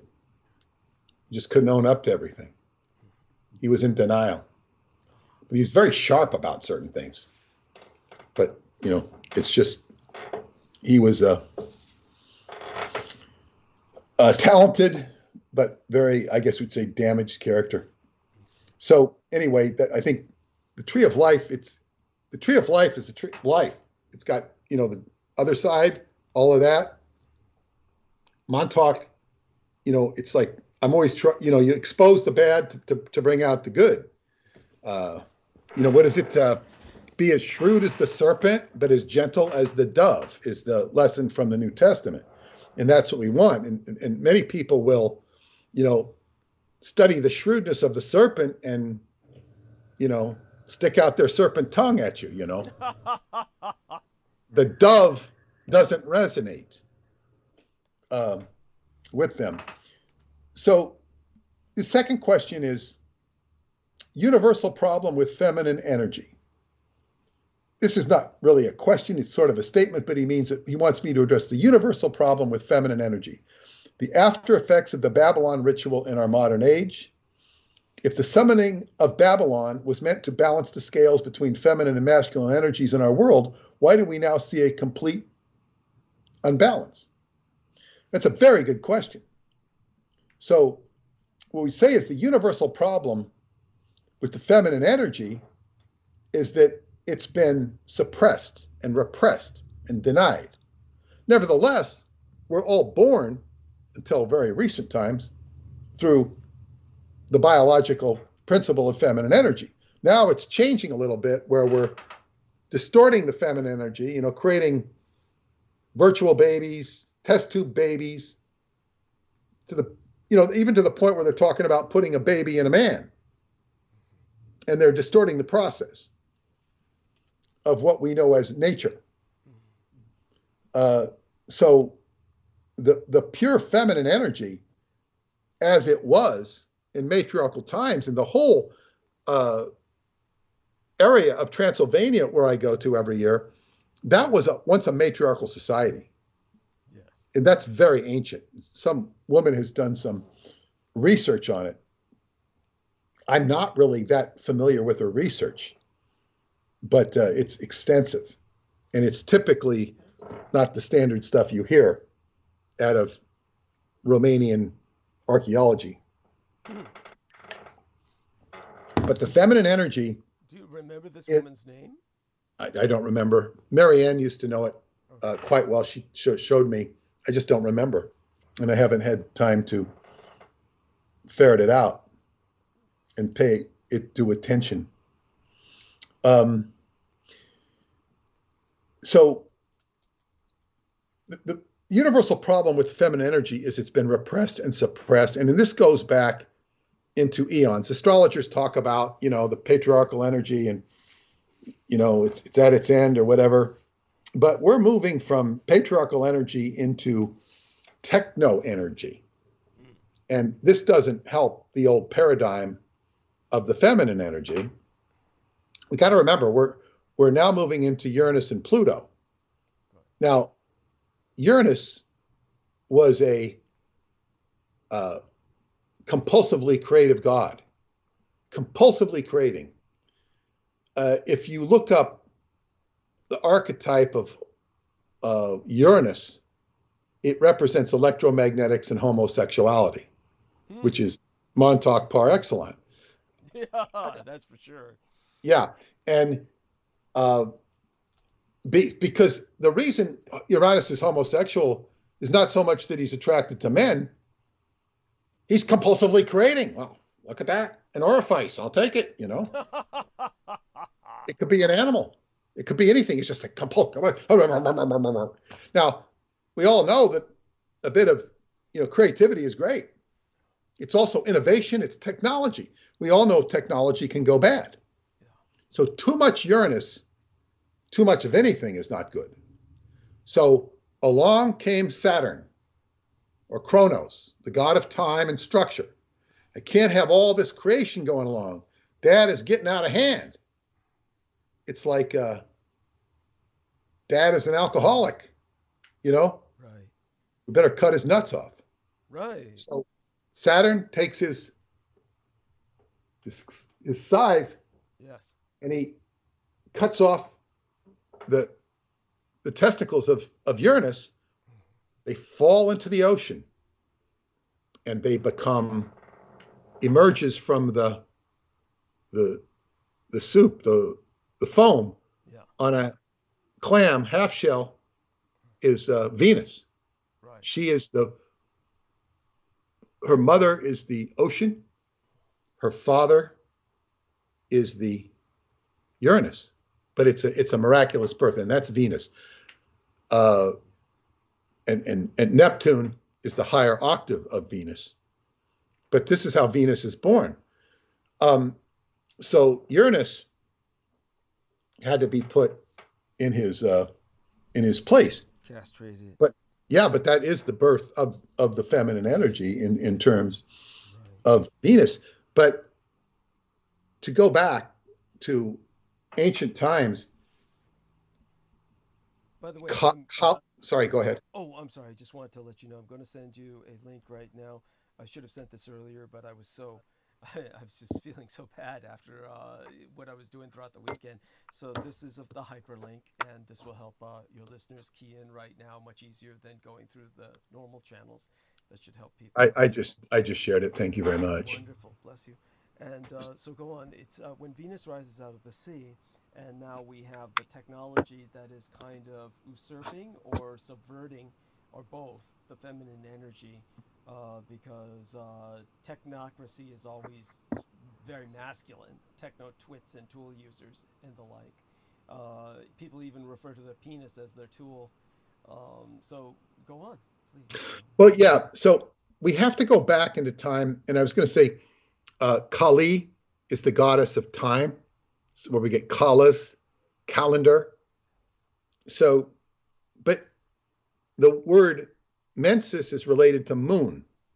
And originally, the word men meant women. See, women. And then it was co-opted as a men. but it was Men, because Men is related to Mon. I was talking about earlier the god Mon, but it's really a goddess because Mon is month, is menses. We're on the lunar calendar. This is what Stephanie South talks about with the 13-day calendar, the 2013 time, base 20, the Mayan calendar, 20-year biorhythm. Going to move back to 2013, the lunar calendar. This is the feminine energy. The universal problem with the feminine energy, thank you, Milko, we'll be addressing with the Dream Workshop in Chaklavina Cave. Right. So this is a natural rhythm. I would also mention very important is birth trauma and death trauma. And I will go back to my 10th grade Eurasian civilization class, where, of course, which introduced me to Chinatown in San Francisco and Japantown, where we actually took field trips there. But our first part of the study was India. And so I'm learning this in high school in India, because most of the kids, there were only about 15 or 16 of us that studied Eurasian. Most kids did Europe, what they called European Civ, short for syphilis. They called it European Civ. It meant European civilization, but they all called it European Civ, as in syphilis, you know. With all this feminine energy, your own name Moon is so resonant of that. Well, that's a whole nother story. I can go deeply into that. It very, very interesting, but that's a digression here. We'll stick to this. We'll go back into it if you remind me after I finish this diatribe on. But what we were taught is in Hindu religion, because that's what you're studying. That comes before Buddhism, and I can still remember this. I mean, you know, writing on the board, talking about this, and that not me writing on the board, the teacher writing on the board, Mr. Keithley. And he had he lived on a ranch, an almond ranch in Esparto, which is not Esperanto, but Esparto. It's this tiny little town northwest of Davis. Interesting to go up there. But for me, it is. It wouldn't be for you. There's nothing there. Go out there and smoke dope or whatever. out in haystacks. But anyway, Esparto, yes, he would refer to his almond ranch as almond. He's the only person in the history of the world that ever calls almonds almonds. Mm. So I love to refer to almonds as almonds because of him. Nobody else knows what you mean. What's an almond? An almond. Like he had some expertise, some inside knowledge because he grew almonds. But anyway, I remember that he was talking about that the whole life was preoccupied in the Hindu civilization. And so this is the plight of mankind in the East, where they're not so concerned about heaven and hell. They're concerned about the cycle of the wheel of life and getting off the wheel of suffering. They have a different perspective than the Christians. And of course, it's like this endless cycle of births and deaths. But the traumatic stress point is the birth and the death points. This is right where L. Ron Hubbard came in with Scientology. We're going to relieve the birth trauma by abreaction therapy, going back and reliving your birth trauma or your many birth traumas so that the subject of birth does not become so traumatic. Right. And of course, would practice being quiet around babies and about births and whatnot. And it's just, it was like, okay, let's make it less traumatic. Now, when it comes to death, Daniel Brinkley has done so much to bring awareness to dying people. Jimmy Carter just entered hospice. Oh, yes. I don't remember any other president entering hospice, or at least it being announced publicly. It may have happened. But it's like, okay, awareness of hospice. This is where you ease the person into the next world. Yes. And Marianne, my ex-girlfriend, who was so sharp on this and who was an advocate and participant and a great friend of Daniel's. Right. he was so touched that I called him. It's the only time I ever talked to him. He called me after I let him know and had a lot of nice things to say about her. But the point is that she said that the main problem with death is that they don't give the patient enough morphine when he's really there and just pain sitting. Right. They don't do it because they don't, no simpatico, let them suffer. Well, that's not pretty what, much that, yeah. That's what the demon inside the person is doing. So it's like to ease the trauma between birth and death. Now, of course, when a baby is born, there is so much drama that gets played out on the angelic realms. And when I say angelic realms, that includes the other side as well. Because there's this whole orchestration that takes place before a baby can be born. It has the genetics of all the people involved. And sometimes the genetics of the people are very cacophonous and the circumstances are cacophonous.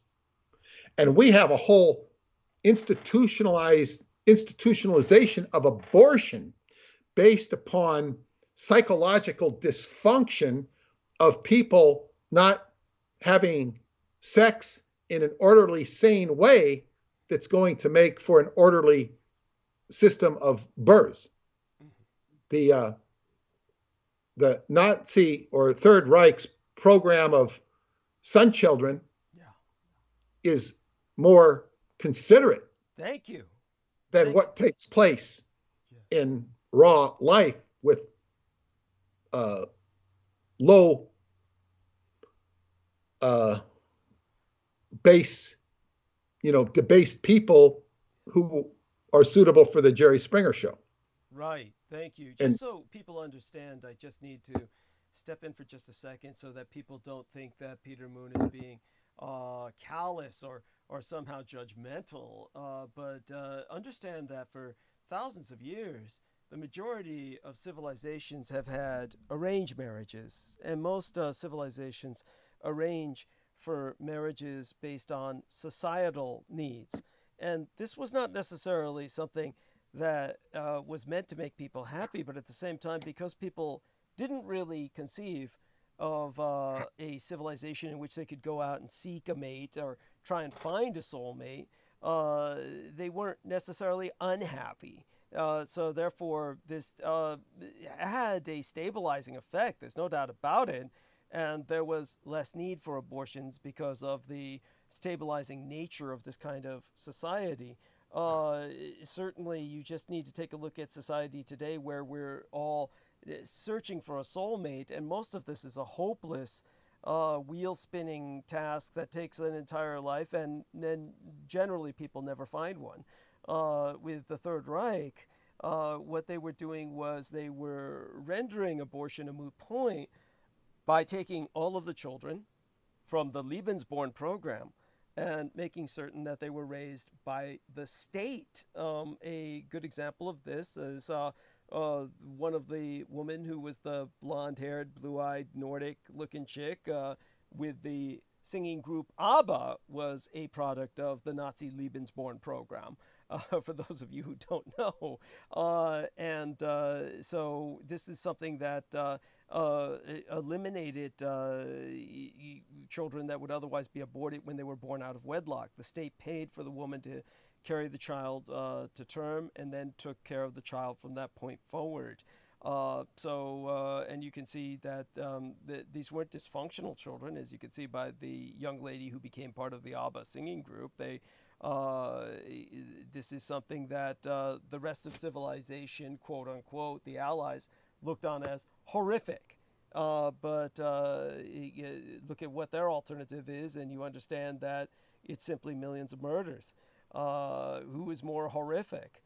So with that, I turn it back to Peter. Well, yes, and the main problem here is not to institutionalize what the Third Reich did, not to repeat that, and it's certainly not to get out those Saturnian skies and start whipping babies apart and whipping rooms apart. The solution is to fix the society. Is to fix the society, not to because these are all symptoms. So you've got to address the cause. And the cause is not only repression of women, but the sexual energy itself, which of course includes women. So women are degraded and they're prostituted and they're exploited with pornography. And the whole reason, see, if you suppress this and take it away from the people, then you can sell it to them and make profit on it. This is the whole problem. So this is a great problem that we have. Now, the Babylon Working, which was directed by Jack Parsons with the help of L. Ron Hubbard, and the senior magician here was Jack Parsons. He was trying to balance the scales between the feminine and the masculine, actually trying to revive the feminine energy. And his result of this was Marjorie Cameron, who I met in the course of my research. And of course, this was an act of rebellion on his part. It was a balance to, reverse the patriarchy of the Catholic Church and whatnot. And there was a lot of pure intent with that. The problem was, it was an abortion. It was not perfect. And it's not that the magicians were evil. They were imperfect. There was, in other words, their houses weren't clean. Nevertheless, it was an effort. And it's been heralded as the greatest magical act of the last century. It's been hailed that by magicians who are even in question of it. Because here they were trying to incarnate a moon child. The perfect moon child would be something along the order of Christ in the Bible. It was called the healing moon man, some traditions, and was the product of a virgin birth. And and I've written about this in the Montauk Book of the Living. There is a way to execute a virgin birth physiologically, as well as, might say, hyperdimensionally. I'm not going to digress into that now. But the Babylon Working was an attempt. And we can't say it was a bad attempt. It was an attempt. It's just like shooting a rocket to the moon. Jack Parsons was a rocket scientist. There's even a book called Sex and Rockets, which tries to juxtapose the sex with the rocketry. And it's hard. Now, rocket is a great phallic symbol. But the early attempts in rocketry, which I remember as a kid, they'd show the rockets going up and failing all the time. And this would be at Vandenberg Air Force Base on the west coast of California, within 100 miles or so north of LA on the coast. And I would see the rocket launches on TV, LA TV.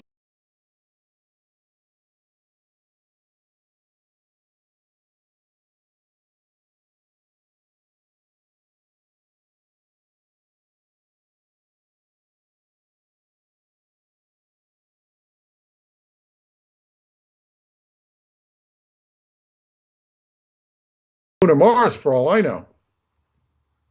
And they just say failure. And it was disappointing. And what the hell was a rocket base doing over in Vandenberg? It's not that far. And I'd see it over the mountains. I was living in Taft, and you'd see over the mountains, and it was like this. Well, it wasn't like that. You see it on TV. Then one day, I'm looking up, and this is just like the story, Rocket Summer, that Ray Bradbury wrote. Right. And you see this beautiful big rocket going into the sky, just like Rocket Summer. Woo! Except it doesn't become summer. Rocket Summer was the idea when the rocket would take off, it would generate so much heat that, those people in the general vicinity would feel summer during the middle of winter. Of course, that was Ray Bradbury being poetic. That didn't happen. It doesn't work that way. But nevertheless, you'd see the rocket going up in the sky. It was like beautiful. But there was no announcement on TV. Interesting. And I remember my friend John's father coming out of the house, he goes, "Oh, Vandenberg," "Oh, Vandenberg." And yeah, so I mean, that's something. And no, it wasn't on TV. It's like they programmed you to think the rocket program didn't work, and then, and that was interesting. So anyway, but the point I was making with Jack Parsons is these initial rocket attempts fail, constant failure until finally, and it was his bringing tar. A solid fuel rocket, instead of using liquid fuel like Robert Goddard was doing, he used solid fuel. And he got inspired by looking at a asphalt worker doing roofing and watching that the tar burns very slow, whereas a liquid fuel, and when it burns slow, it can sustain a long, slow burn and then generate heat and have a much longer. If you can translate that into raising your Kundalini, you see the correspondence to Kundalini? You get a long, slow, winding coil that's long and slow with a fire, long, slow burn.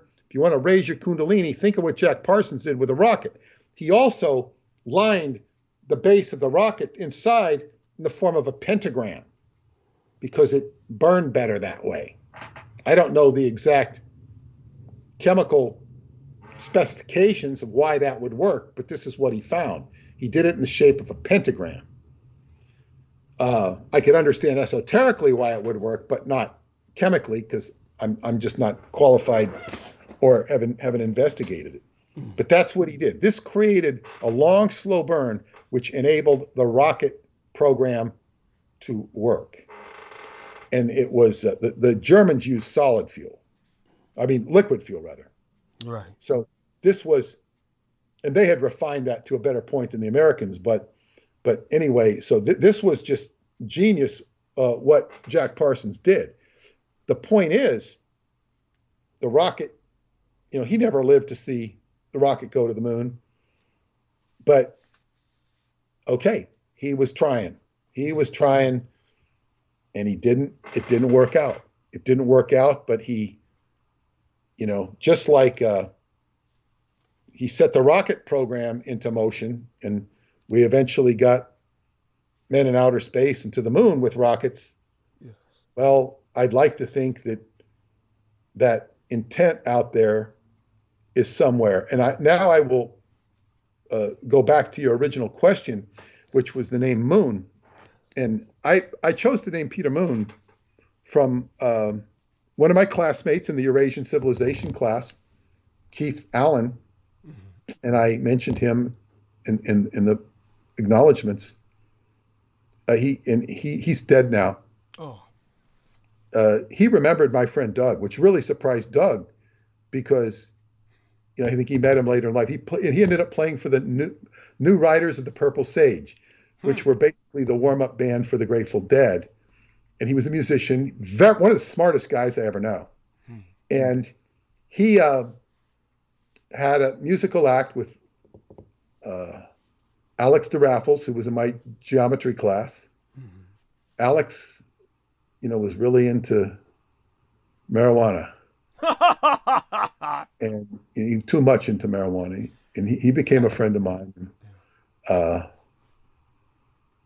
anyway, they had a group, and they called themselves, Keith called himself Peter Moon and Eric Maples, but they really never did anything.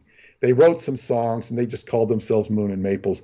And when I said, I want a pen name, I picked Peter Moon. I thought of all the pen names I've ever heard, from Mark Twain to whoever. And I said, I like this name. It works. I like the name. And it worked. Now, then I had a whole drama with my friend Chelsea, Madam X, who wanted me to go to, she says, you did not look when I told you in the Isis Unveiled by Madame Blavatsky, because I had some questions about Montu, the god Montu, who corresponded to the Book of the Law and all this stuff. I'm not going to go into it, but she says, You didn't go to where I said, ISIS unveiled. I don't know what you're talking about. I don't know what you're talking about. She says, ISIS unveiled. That's about all she'd say.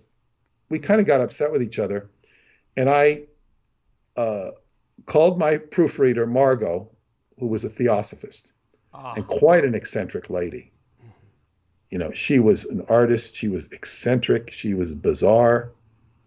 But she was a lovely person.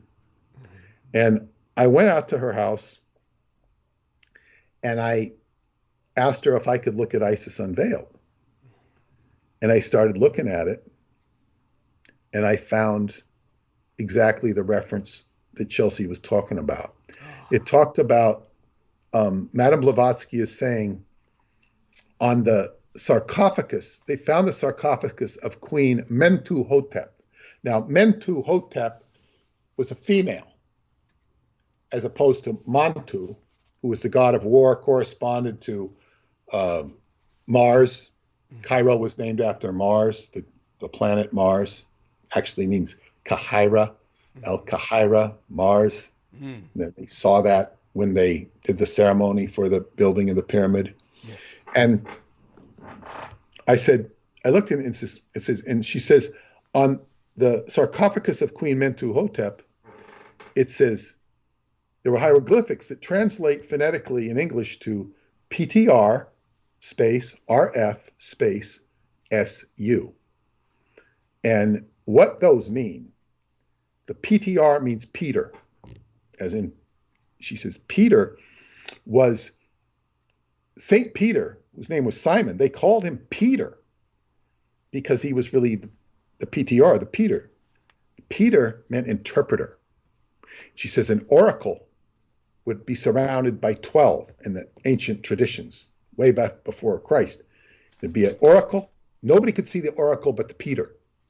And the Peter could see the oracle and he would interpret to the other 12 and interpret. They were the disciples. But the Peter was the interpreter, the interlocutor. And the RF, she said, means to refer to. And SU, I knew from my own research, refers to source. Peter referred to the source. And because it was meant to energy, of course, Peter means interpreter, moon means feminine. So Peter Moon means interpreter of the feminine energy. And this dawned upon me. It was part of the synchronicity of my adventures in writing and doing all this stuff. Now, what was being set up for me there was Chelsea, who had a very active third eye and had memories of being in the Incan civilization where she was used and abused for her third eye. I was being set up to be an interpreter for her.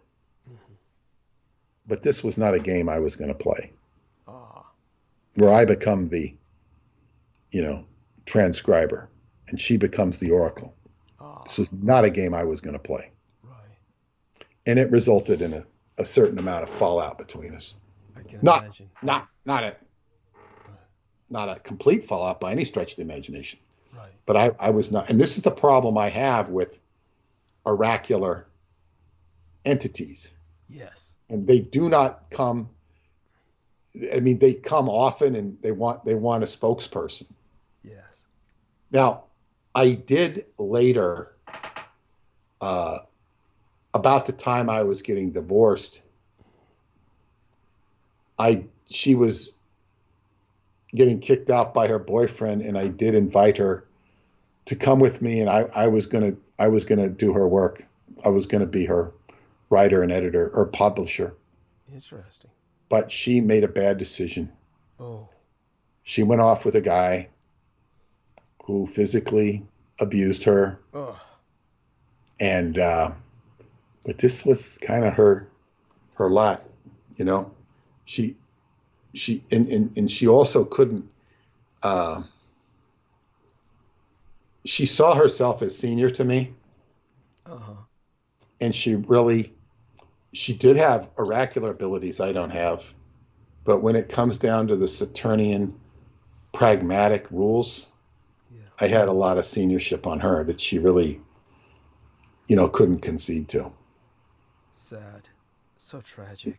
In the end, she would have. But I mean, we loved each other. We loved each other very deeply, but it was like it could have.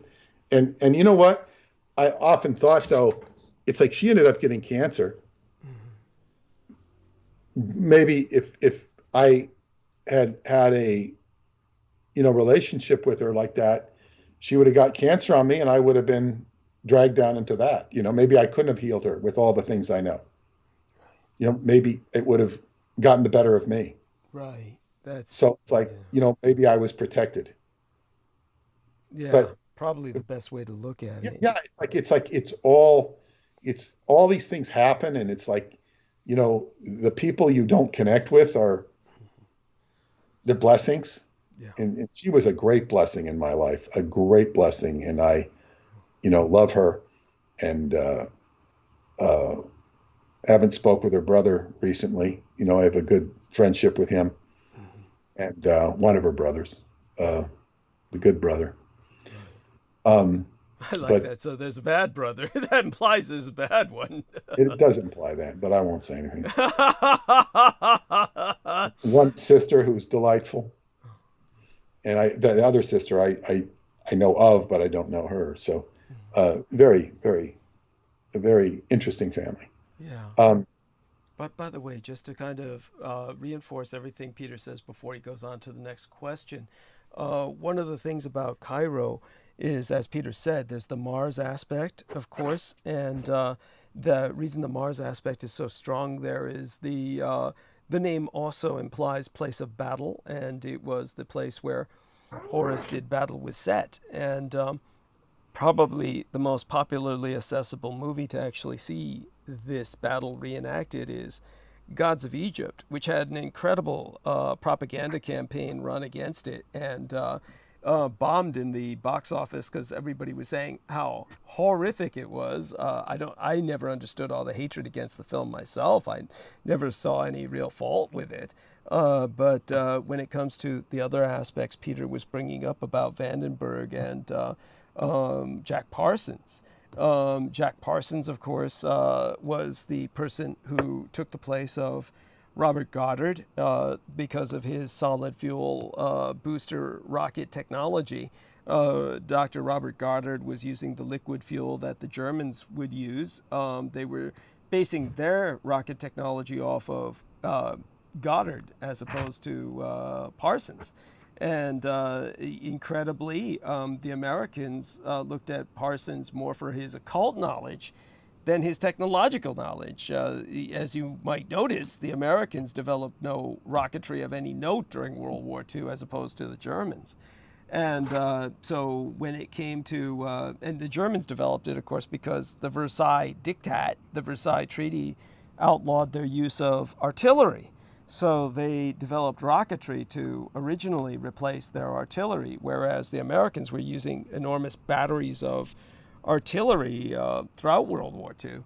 But when Goddard was, of course, sending his rockets up and they were always crashing, and people were making fun of him as this crazy, eccentric madman, it was Charles Augustus Lindbergh who financed his relocation to Roswell, New Mexico.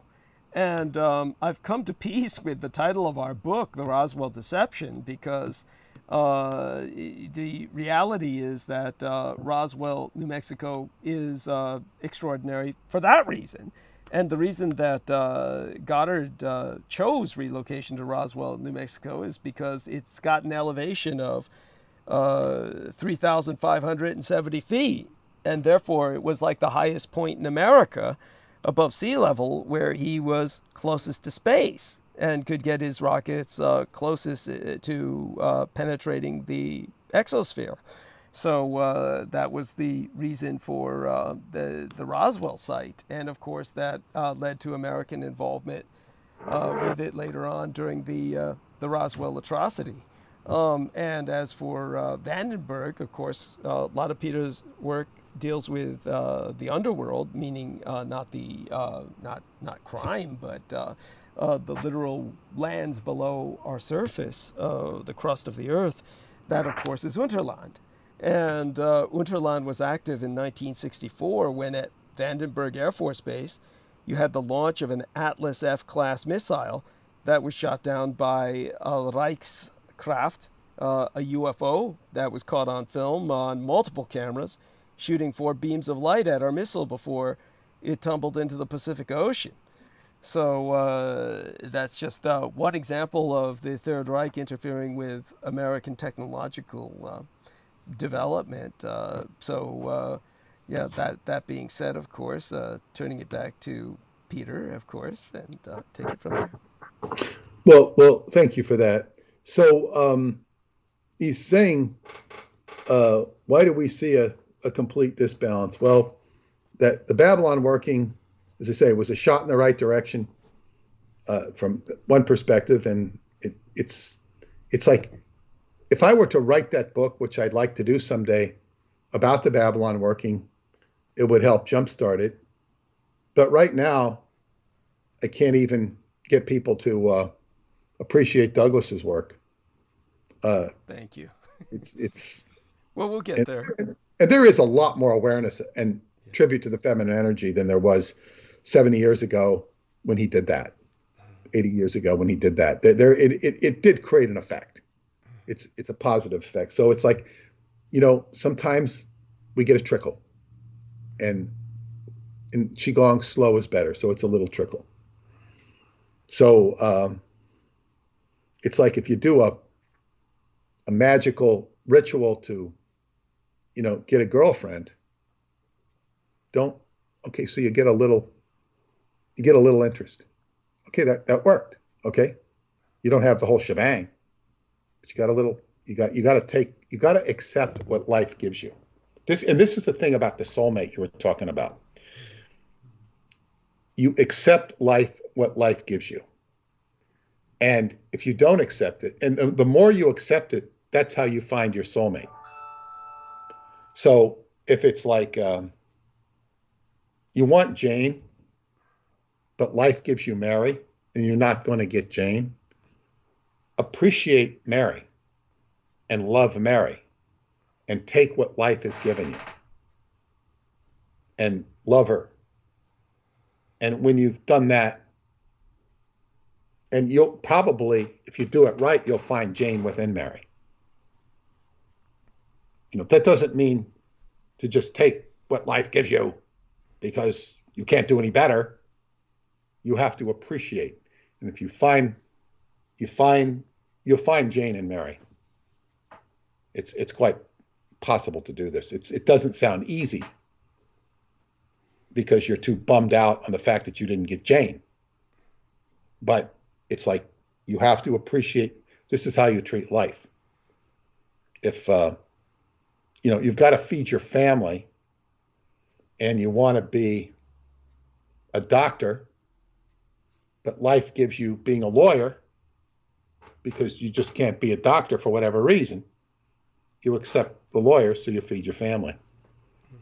It's the more you work on that and work between the lines, you'll get what you need, as opposed to what you want, but you'll eventually get what you want. And Qigong slow is better, so don't push it. The universal this is Milko's next question. We're at question number 3. I think we might get there. The universal problem with communication. What caused the rift between each individual? Okay, well, here I will refer to L. Ron Hubbard, who said the whole problem is that the world is out of communication. And all of the success of Scientology, when and if or was, it can be, should be successful, is based upon communication and the clean communication between going back and forth between individuals. All about communication. First thing you do is communications course. You process communications, frustrated communications, inaccurate communications, false communications. It's all about communication. But what happens is the universal problem with communication goes back to the original dispersion of what you might call the collective consciousness. And Neptune, which is the outer planet, not the last planet, but before you get to Pluto, Neptune represents the collective unconscious.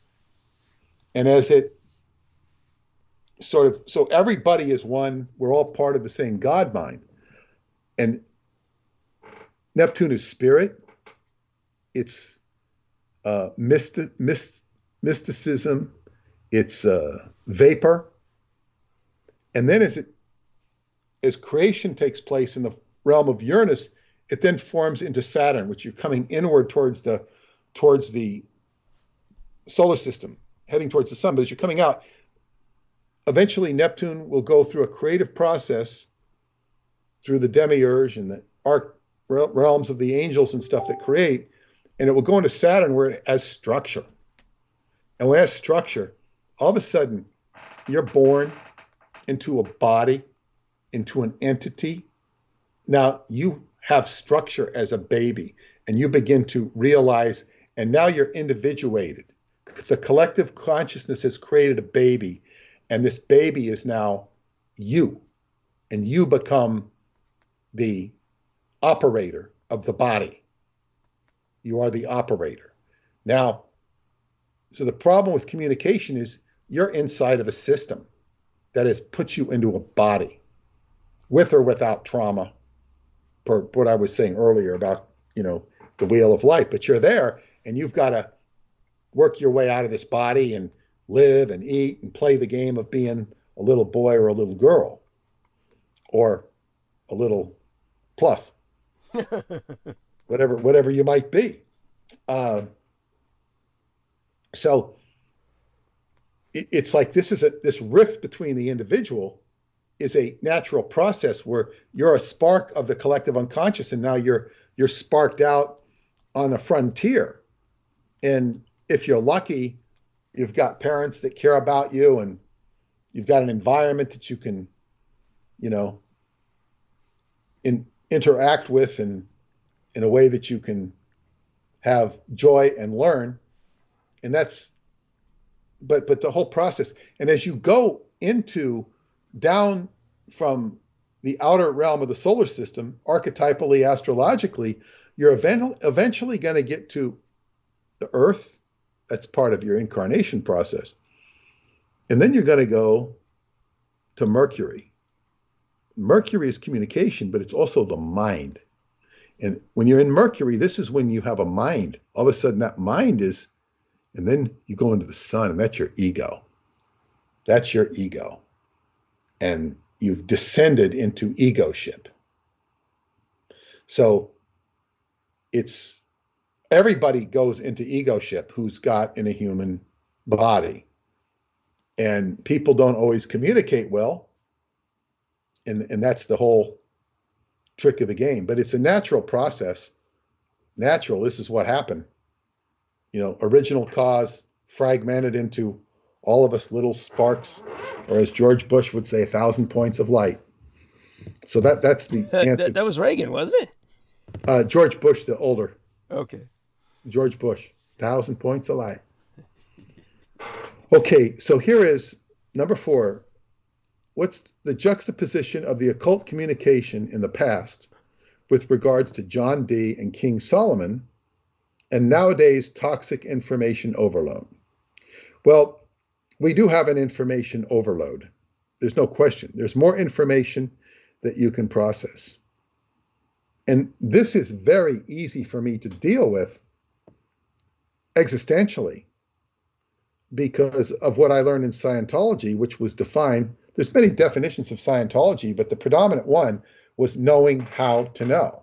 Well, how do you know what to know? You've got to choose what to know. And a lot of intuition goes with it. So I'm flooded with videos and stuff on the internet that people send me this, and, unless there's something specific, I won't even look at it. Because why am I going to look at it? If somebody says you should look at this because this refers to page 42 of this book, or you said something about this, it may or may not be of value, but at least tells me why I should look at it. Instead of somebody wants to send you a YouTube video that you got to listen to for 30 minutes or more, or even 12, why do you want to listen to it? You know, it's just like, this is disrespectful. Why would you just send something to somebody and expect them to do it, especially when they don't even know you and you don't know them? You know, it can be challenging enough when you know the person. And, but when you don't know them at all, you know, why would you communicate this way? Why would you do this? And then, of course, so there is an information overload, but you have to know. So like, say, if you're doing a project at Home Depot, you got to know what aisle to go into, what you're doing for it. It's like, you've got to ask the question. You got to figure out what question to ask so you can go into the right aisle and right department and find what you need, so on and so forth. And this can get, so information overload is solved by focusing on what you need, what you want. Sometimes we're given too much information. There's a lot of YouTubes that have unnecessary intros, unnecessary advertisements, and you got to go to 2 minutes into the video before you can get the content you want to listen to. And if you really are a true customer for those ads, you'll want to know the ads. You'll want to say, oh, how do I sign up for this YouTube channel? Don't remind me at the end of your video to subscribe to your YouTube channel. I don't want to hear it. If I want to subscribe, I'll subscribe. Good point. I mean, maybe I needed to learn that in the beginning, but never really. You know, it's like some people don't even know what a subscription is. So maybe it's advised for certain people. But and I'm not so offended by those, is when they get up and they talk about their courses that they're doing for 5 minutes, you pretty soon you learn just to fast forward to 5 minutes. I don't want to hear your ad. If I want to do your courses, I'll go back and listen to the ad. It's just like, so if I would do anything, I'll put my ad at the end if I have an ad. Not because it's just, people are interested in information, and if it's free, it's better. Most people think that way. Well, some people, that's not actually true though, because if I went and I was going to put a $50 course on the internet for Qigong, which people would run to it. Yeah, people, you'd be swarmed. I don't know if I'd be swarmed, but it would certainly give them value to which it should be swarmed. But if I were to take those same lessons and go to some high flyer and high roller in Hollywood, you know, they'd look at me contempt if I didn't charge them $10,000. That's right. That's right. As a matter of fact, I was going to suggest you need to be charging people thousands of dollars, and that would be a more progressed course. It's like, you want to get them help. It's like, if you can help 1,000 people for $50, you know. Well, you're thinking altruistically. I was thinking predatorially. No, it's like, it's not even, you don't want to be mercenary like that, because it's counterproductive. Yes. It's like, see, that's the thing. And I'm going to say something about Scientology, and people don't understand Scientology because it's been so misused. What Hubbard said, he'd say, don't sell people things. He said, don't sell people things. Sell them the Dianetics book. Give them to buy the Dianetics book. This is the only way you're going to build an organization. And the person reads the Dianetics book. Some people will resonate with it, some won't. What it does is it stimulates the mind to the idea that you've got stuff in your mind that you can clear out. You read the book, and you're now sold on this idea. I want to do this. Then they come into the organization, and they're pre-sold. They're pre-sold. Then you just have to say, oh, you want this? Well, this is what you can do. These are your options. You can learn how to audit this, and we'll teach you how to audit, and you can do it together, and it'll be less expensive, or you can buy auditing here. And it's, you don't have to sell them. Now, what happens is there's always has been much abuse of, getting people to sell over their houses and shit for stuff. They don't even know what they're doing. They get sold, and it's just dishonest. And he used to rail against this. He did. But this is the human factor. So what I'm saying is, if you do things in enough quantity, and this is also what Bill Gates did versus Steve Jobs with the computer. Steve Jobs, I remember trying to sell Apple stuff, and you had to, sign up and get okay from the Kremlin to be able to add on stuff to their products. And it was stupid. It's like, well, you got to kiss these people's ass and say, oh, we're going to do this. We're going to sell this now. Can we buy this computer and get a 10% discount? In the rare instances when we sold apples, you'd sell them the apple and then you'd sell them the service or the consulting, not the, you're not going to make any money on selling Apple computer, or you might mark it up 10% from the list price. And instead of getting a discount, they were a pain in the ass to deal with. Whereas Bill Gates, he gave his operating system away and said, anybody can develop DOS. You can develop DOS, and all these people created software, and it created a huge demand for Microsoft, a huge demand. Right. I don't want to have a huge demand for Qigong teaching. I just don't want to have it.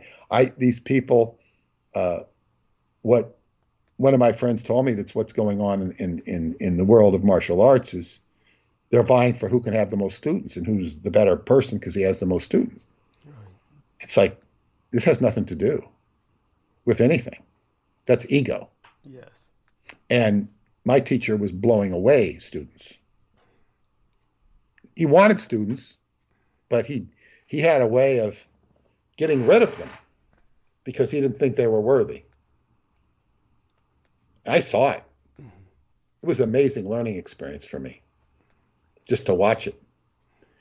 Okay, what you're going to be learning now, if you don't get with it and do what I'm saying, a lot of you people aren't going to be around anymore. Yeah. And they'd go. And there was only a core of us left. And boy, did the learning go up. Like, wow. It's just like, this is real learning.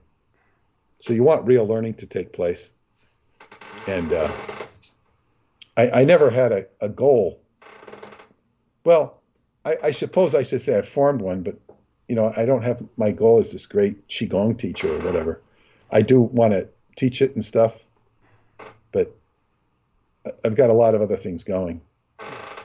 So anyway, juxtaposition of the occult, communication in the past, and okay, I talked about information overload, but the occult communication of the past with John Dee and King Solomon, this is really not so much, it's a very specialized communication with the higher echelon of the matrix that we live in, whether it be King Solomon or John Dee. Now, John Dee was channeling energies, languages, vis-a-vis King Solomon, according to what his angels told him. But let's go back to King Solomon. King Solomon, had a direct influence with God, and he was to build the temple. And he was building a literal house of God in the temple. The Christian house of God is not quite the same, and it kind of really doesn't honor the full thrust of what the Holy of Holies and the Ark of the Covenant did.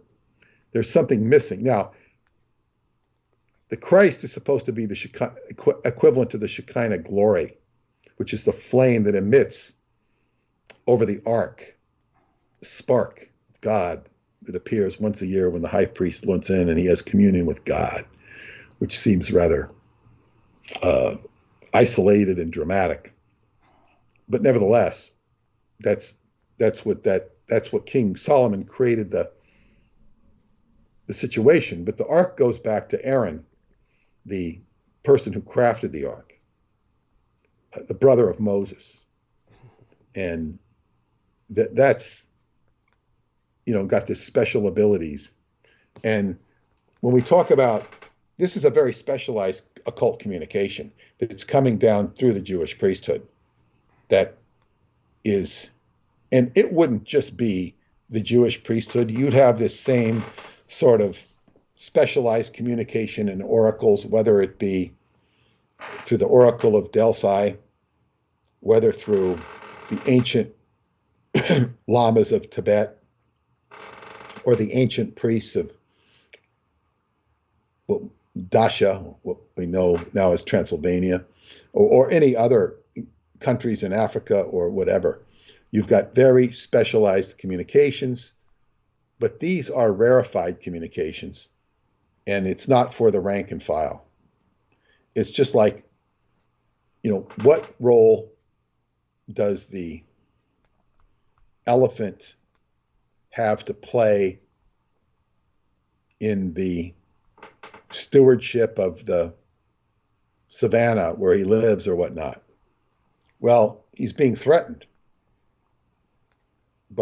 And animals do try to preserve their environment, and they can get very esoteric. But the rank and file animals at the waterhole are sort of like the exhibits in a zoo.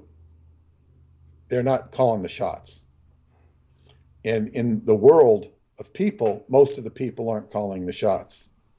So this has to do with who's calling the shots. And most of us are, the best we can do is talk about them and write about them and complain about them, or, so it's just kind of the situation we're in. King Solomon's 72 keys and the jinn guarding them. Why is the Montauk horse connected to Solomon's temple? Well, King Solomon was able to control the jinn, and the 72 jinn or keys represent the 5 sections of, like, if you go 5 times 72, it's 360 degrees of a circle. So if you take these 5 sections, there's 72. 5 sections of 72. That means 5 degrees of a circle. And astrologers have broken these things into they call the Sabian symbol. There's each one, but what I'm talking about is different. Each degree of that circle has 5 sections, one representing air, earth, water, fire. The 5th one is the 5th element, which is the Shin, which controls the 5th element, which controls the others.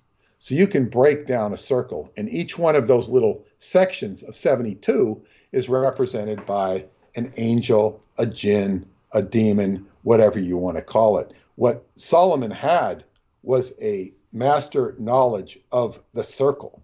Why do magicians create a circle? They create a circle to invoke magic. And of course, what are those parts of the circle? Each one of those little parts of the circle represent a entity that can help you for specific things. So that is within your circle. And Solomon was somebody who mastered this. And he had a lot of adventures with the jinn and whatnot. And he could create great influence. He's reputed to have taxed the hell out of society, the world, so that he could build his temple. And whether or not this is a good idea or not is besides the point. It's an example of what history has told us. And that this is a man who had great magic and who was human and had wisdom, who failed, succeeded.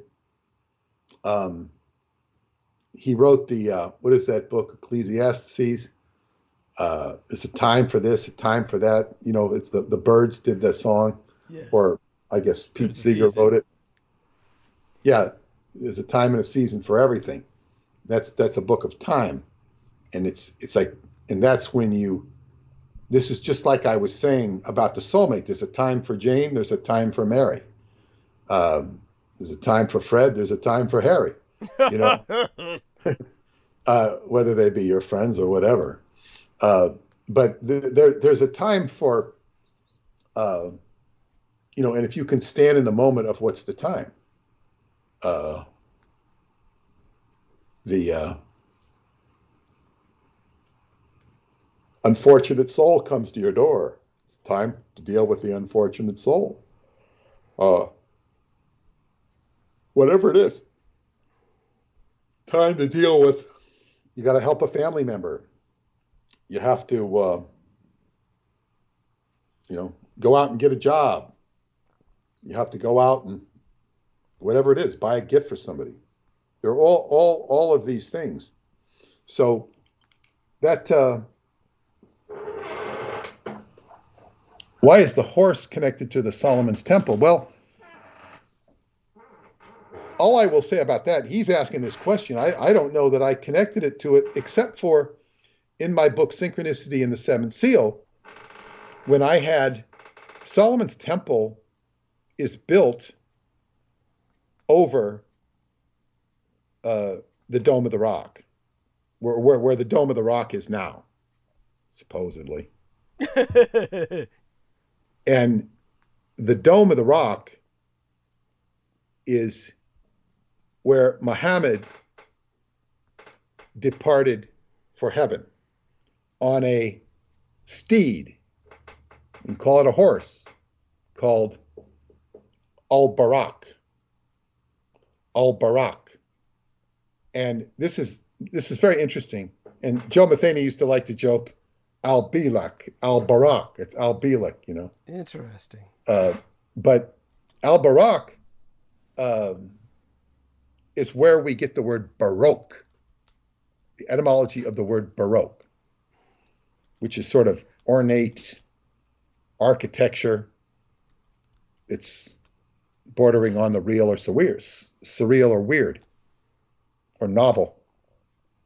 But Baroque comes from the steed that was Al-Barak that he rode on, was actually sort of a cut up or potpourri of different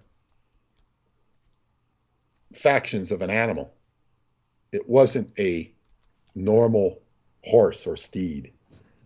And that was, you're moving right into the fifth dimension there, literally. So the Montauk horse was a point that Montauk boys, time travelers, were sent to as a reference point. It was a marker in time. It, you know, so basically when you're moving in time, you're moving through dimensions, you're moving through different realities. And then this reality is very controlled. If you're moving into other realities, they're more liquid. They're more liquid in nature, so they can juxtapose each other. And this is where the dream world comes in. But when you come back into this world, there's a lot of rules and regulations you got to go through. When you put a time reactor into this, like a physical time reactor where you can actually move people in and out of time, you're now messing with causality. And you're going to have an impact not only on the reference frame that you're in, but you're going to be influencing. It's like, you know, it's like if somebody could run back and forth between the different banks with money and different currencies and saying, yeah, here, look, I got all this. I'm going to give you here. I'm going to give it here. You know, it's like, you know, yeah, what do you want here? And, you know, you can start spreading money around. It's like, it's going to be regulated just by the very nature of what it is. It's like, if David Anderson, David Anderson has technology. which uses satellites in outer space. It's called a temporal tremor detector. Huh. He can tell when somebody's playing with time. Yes. And this is how he ingratiated himself with the Chinese, the Japanese, and the Indians. I'm speaking metaphorically here. He knocks on their door and says, "Well, I see that you're doing time experiments." Yeah. It's like the FDA come and say, I see that you've got a meth lab in your basement here. I'd like to talk to you. Well, it's not quite like that. Says, I see that you're experimenting in time. And they say, "Who the hell are you? How do you know we're experimenting time?" Well, I can tell. And, shows him his credentials or whatever, and opens a dialogue. And I don't know the extent of what's taken place with these. I have a very limited knowledge of what he's done. Nevertheless, so let's just suppose he's working in his, I don't want to say basement, but in his lab, and he's broken the time barrier. He's changing time.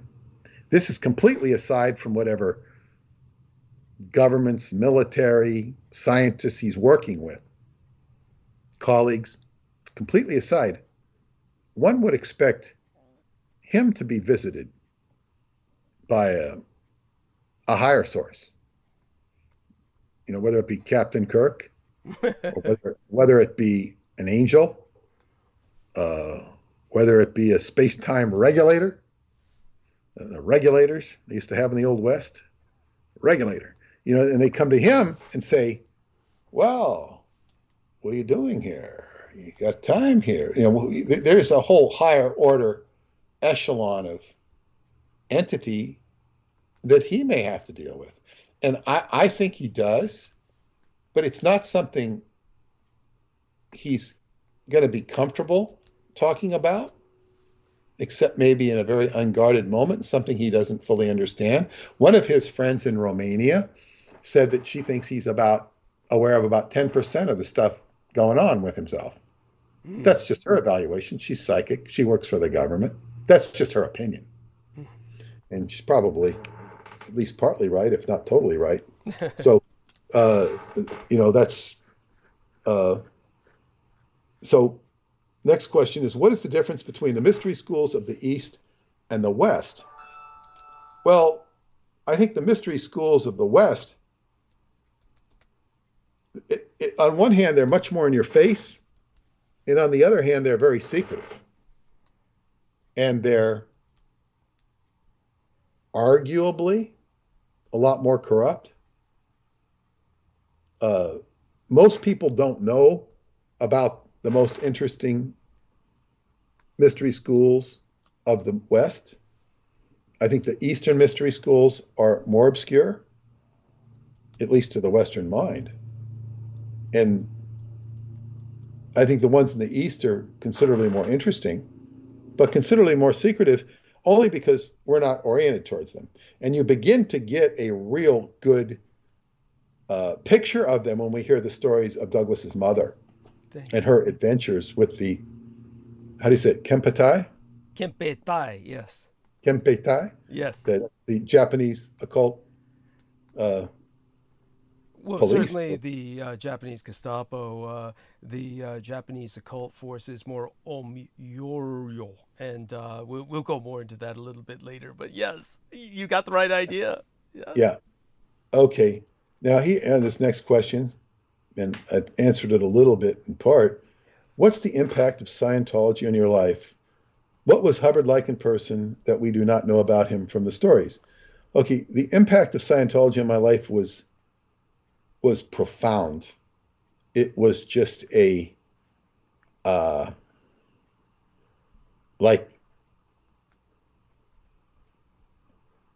well, let me tell you, there was a great baseball pitcher when I grew up called Sandy Koufax, pitched for the Los Angeles Dodgers. This guy was incredible. He had big hands. When he had big hands, he could grab that ball and he could throw it. And there were two things other than natural talent which made him very successful. One, before he got really good, the backup catcher said to him, "You got to slow your pitches down. They're too wild. You're pitching so fast that if you just slow them down a bit, you'll have more control." Changed his pitching. But the problem was he threw so hard, he injured himself. Oh. So he would have to get a shot of cortisone into his arm. I don't know, it was before every game. And he quit at the age of 32 because he was afraid he was going to ruin his arm. Yeah. Permanently damage it. So he gets this injection of cortisone into his arm to be able to pitch at all. So in one sense, Scientology was like that injection of cortisone into my arm. But I'm talking about not for one game, not for every game, into my life. It was an injection of, I wasn't getting rid of pain. I did get rid of pain, but it was more like a injection of life force. Right. Because, let me put it this way. When I graduated high school, you're faced with the proposition of going to college, which to me was like a squirrel cage of going nowhere. Because what do you do from college? You go out and get a job, you become a regular folk. And while there's nothing wrong with regular folk, to me, it was like lemmings going off a cliff. Yeah. It's like you're following everybody else. You're not going to do anything but become in John Lennon's words, a working class hero. You might be a white collar hero if you go into that realm, but what this to me was not a life. And life offered you nothing but a career, a phony education, depending on what you studied, or a minimal education and a career and a life in the suburbs. Maybe you could aspire to more than that, but to me, it's like, okay, that's great. It has a definite value, but you're working for the man, you're being a working stiff. And to me, this was very limiting. Now, Scientology offered you not only a life, but a whole slate of human potential, which was beyond anything individual dreams of, and also clearing out what's in one's mind. It offers you a smorgasbord of, existential exploration. Now, people get very attracted to it because they buy that there's this whole, their mind is open up to, God, I didn't know I could, be more than a ditch digger or whatever it is. It inspires you. This is Neptune. Neptune is illusion, inspiration, deception, higher spirituality, all wrapped up in one. And it turns people's minds and gives them something to shoot for. This is very good to have an aspiration. However, getting to that aspiration and accomplishing that are two different things. So, but it gave me inspiration. It also gave me results. And I was taught from day one, if you don't get a result, you're not doing it right. If you can't get a result, don't do it. And basically, if you're unsatisfied, leave. But people have different acceptance levels and different competence levels. So I had a very good success rate with competence and success. And I always felt that I always looked at things differently than most people involved in Scientology, not exclusively. And I had to learn things from them. Sometimes other people saw things better than I did, and I had to learn. And they had a lot of learning. But basically, the impact, I could not do any of the things I'm doing without that. And it was a great place at that time for me to learn. And as I say, I like the people would read the book and say, so your point of IQ is going to go up 1 point. You know, for every hour of auditing you have, it's going to go up 1 point, and it didn't do that. Okay, do we have to be that exact? Shades of gray. I saw IQ test of me going up, you know, over 20 points because I saw the test. I didn't. You're not supposed to see the results of your test, but because I had circumstance or whatever, I saw. You know, I saw my personnel file. I said, "Oh God." Now I could also feel it going up too. I could feel myself getting smarter. It was already in the high territory, but it went up much higher. Not as high as Preston's. I mean, Preston, I think, had an IQ of about almost 200. Wow. Really up there. But just because you have an IQ, high IQ, doesn't mean you have life figured out either. But, you know, he could. And what actually interesting, what I looked at one IQ test online, and what it all comes down to, when it gets into the higher regions, and then I cut off at this point, which Jonathan Gee would probably do very well at. He does all this stuff on sacred geometry. You start having to process different dimensions spatially. And the more you can go into other spatial dimensions, the higher your intelligence quotient is. And at a certain point, it cuts off for me. And this is very interesting because the questions get more and more difficult. Now, if you can master all of those dimensions, this is what John Dee's work is about. You're seeing things in 4D, 5D, in geometry.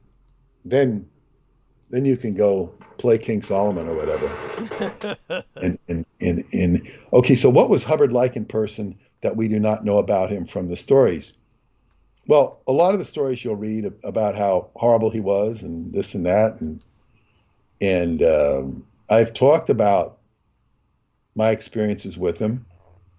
But I think the first experience is he becomes a voice. You're reading his materials.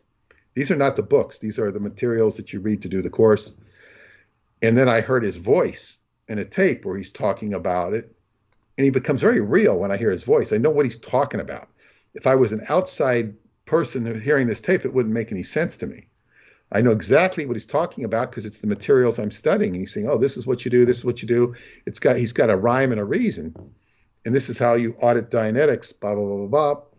And so you get this fantastic result with the materials, which I did experience, no doubt about it. I saw other people who did. The ones that weren't getting really great results, you didn't really hear them talk too much. You didn't know. So I really, don't know. They're kind of going on and, faking it or trying to play along and don't get the result. I don't know. I can't account for them. They got very good results. And as time went on, I learned out I was probably getting better results than a lot of people in my experiences. And then, so when you actually go to see him for the first time, and you see him and you say, God, he's got this whole ship created. He's got all these people serving him, not only personally for his meals and his personal needs, but he's got this whole organization that's managing international Scientology. You got all this stuff going on the ship. You got to run the ship. You've got all of this ship keeping and, interaction with people on the shore in Morocco. And it's like, what? I mean, this is a whole operation, the likes of which you're not going to see in too many places, if at all. So you see, this is tremendous. And you see that he's creating all this and he's the center. Well, it's not that he's the center of it. He is the center of attention, but he's too busy to be, out there glad-handing everybody and basking in the glory of it all. He's very busy. He's very busy, and he's very intent and serious on what he's doing. And when he comes into your personal presence, it's like he's very powerful in terms of he's running the whole show. And you're trying to fit in and into this schematic, into the system, And I guess it could be very overwhelming to people. And he could also be very friendly, beyond friendly, and genuine in that regards. And I think that there was a very human and friendly side to him. And I was tested very severely by him, as many people were. And I passed that test. And I passed that test on just, I guess what you'd say, not being negligent and doing everything I could to fix the situation. And I garnished a certain amount of acknowledgement, if not respect, in sort of the, okay, I could relate to him. I passed his test. And after that, he was never intimidating to me. And I also listened extensively to his briefings to people on tape, which was part of my training. And I knew why he did things. And sometimes it might sound like he was distempered. But whenever I heard him distempered on the tapes, there was a specific reason. He would even say what the reason was. Because if you sat around there and acted too much Mr. Nice Guy, you'd never get anything done, because people wouldn't respect, unless you'd light a fire under their ass. Yeah. That means you give them an order, they don't do it. You give them another order, they don't do it, and then pretty soon you have to light a fire because they're bullshitting you. And I'll never forget, and this is very indicative of, I think, Hubbard's. He had a son-in-law, John Horwich, who was married to Diana, his daughter, his eldest daughter with Mary Sue. And John ran what's called the Action Bureau. They would send out missions to other organizations and do stuff. And I had very scant reason to interact with John. The only time I did is when I was on a course. We called them a check sheet. You go through a course check sheet and we say, go to the Action Bureau and you got to do this or that or the other thing. And it seemed to me whenever I would go in the few times I went in there, learning how to be a missionary or whatnot on a course, he'd be screaming his head off at somebody or in some heated, animated conversation. And I would come in and he would stop. He'd say, what do you need? And he'd say, oh, I've got this check sheet. He says, okay, just wait a second, I'll be with you. And then he'd go screaming and shit, and then he'd come back to me. He says, okay, do this, do that, do that. Okay, here, okay, good. Go off here, do this. And treat me with communication and respect. And I could only, being that he worked so closely with Hubbard, that he was mimicking Hubbard. Right. And in other words, I never had a bad word with John Horwich.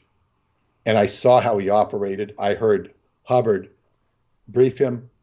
I heard Hubbard talk to him, sometimes lighting a fire under his ass or whatever. But I said, this is who Hubbard is. I would hear Hubbard talk to people as well. I would hear his what you call heat. And this was not irrational heat. It was just heat. And I understood what his mind was and how it operated.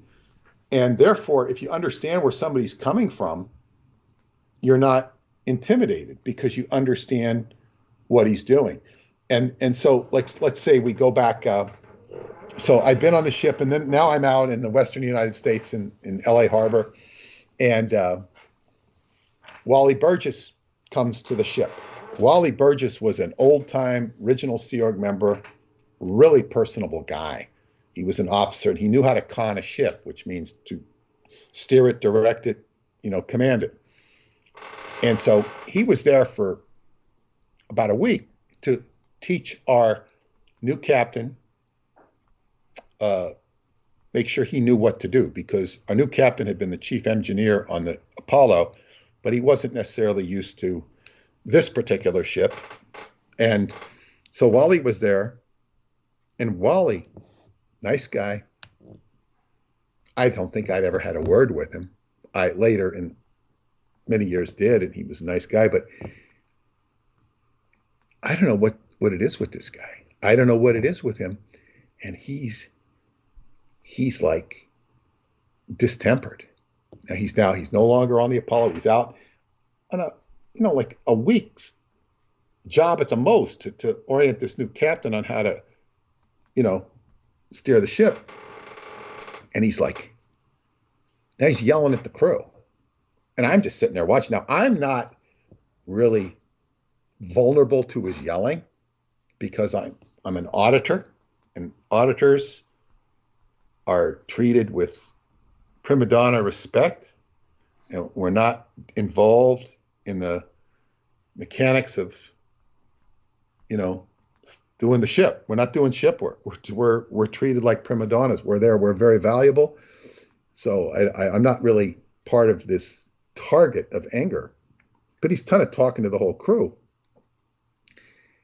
And he's saying, I guess he's displeased at the way the crew is handling the ship. It's not my problem because I'm not, but I'm sitting there listening to all this stuff. And he goes, he says, I'm going to have to introduce some of the Commodore's shock technique. and Commodore's, of course, on her, and I'm going like, what a load of bullshit is this? I'm thinking to myself. So we go down below decks, and I'm talking to my fellow auditors. I go, there is no Commodore shock technique. There is none. And they look at me like, who the fuck are you saying this? You got a lot of balls saying this. I'm the only one of them who's ever been to the Apollo. I said, there's no Commodore shock technique. First off, I said, it's not in writing. It's not in writing. It's not true. This is the law of Scientology. It's not in writing. I said, there is no Commodore shock technique. And they don't buy me. They just like, man, you're fucking weird. You're like, you're out of step here. They don't say that, but that's the way they look at me. So I'm sitting down and I don't know what the hell's going on. I go, and then I hear the man overboard, man overboard, man overboard. And there's everybody's like running all around. And of course, I don't have to go for the man overboard because I'm not part of the working crew. I'm in special privileged position. Now I go up to see, what's going on. Oh, Wally was, he tried to jump across from the ship to the pier. Oh. I don't know if the gangway was down or what. There's usually a gangway. Oh my God. And he fell right between the ship and the pier. He could have been crunched. Yes. And they got him up and they put a blanket on him. And, it's like he got humbled real quick. And then everybody looked at me, let's say, with a lot more respect. And so, in other words, my interaction with Hubbard was such that I knew this, and well, I don't understand Wally because I never saw him act like that my entire time there. The only time I saw him, and maybe that's why he never acted like that because he never did before, was like, why did he have to be Mr. Tough Guy? Because that wasn't his nature. Right. So in other words, people have shit inside of him. He was not a shitty guy. He was really a nice guy. And I said, what brings that out? And then there was Captain Bill Robertson, who had the highest rank in the Sea Org next to L. Ron Hubbard. He was actually the deputy commodore at one time. And he was a colorful character, kind of fun-loving. And if you read his later post-Scientology career, he was nutty as a loon. Jeez. Nutty as a loon. But there was a part, like if he was running that ship, if he was the captain, you felt safe. He knew how to command a ship. He really did. But life isn't so simple. Right. There are other weird things about him I won't go into. But he came to L.A. with Hubbard's younger son, Arthur. And he was, I think, trying to recruit people for the Apollo. And he came and was playing the hard hand. I would say the tough guy role. He was an impressive character, sort of a bigger than life character. He was probably the biggest celebrity in the Sea Org other than Hubbard himself. Wow. And he did, big command presence in Europe. He kind of really spearheaded the Europe orgs in Europe. But he's going around telling people, LRH, meaning Hubbard, he only sleeps 4 hours a night. Yeah, he's telling us shit. And I just say, he does not sleep 4 hours a night. He sleeps 8 hours a night. And he wants you to know he sleeps 8 hours. And I was never forced or put in a position where I confronted this guy, and I would have told him he was full of shit. Maybe not that strong of a language, but I would have stood up and looked at him. And I did not have the rank to do that, but I would have done it. And I would have said it to anybody. I had that much confidence and power in the truth. But because I had that truth, I was not confronted with it. And I'd see executives come out and just use this bullshit, use this bullshit.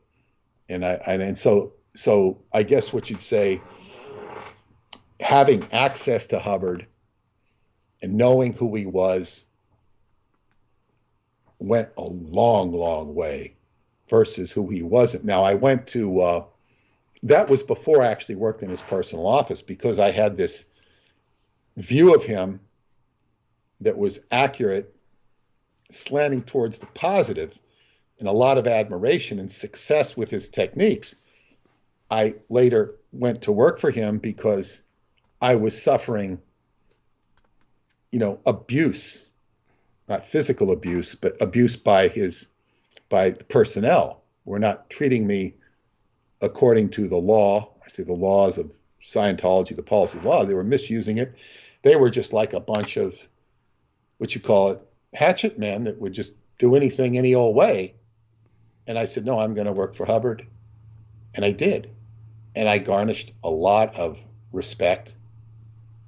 And after that, I remember, shortly after that, when I worked for him in his personal office, I remember we watched the movies out on deck. They brought in a movie, and I sat right behind him. That was not something you could do, anybody couldn't just go sit up behind him. Right. It was like I said, I watched the movie right behind him. I could have flicked his ear.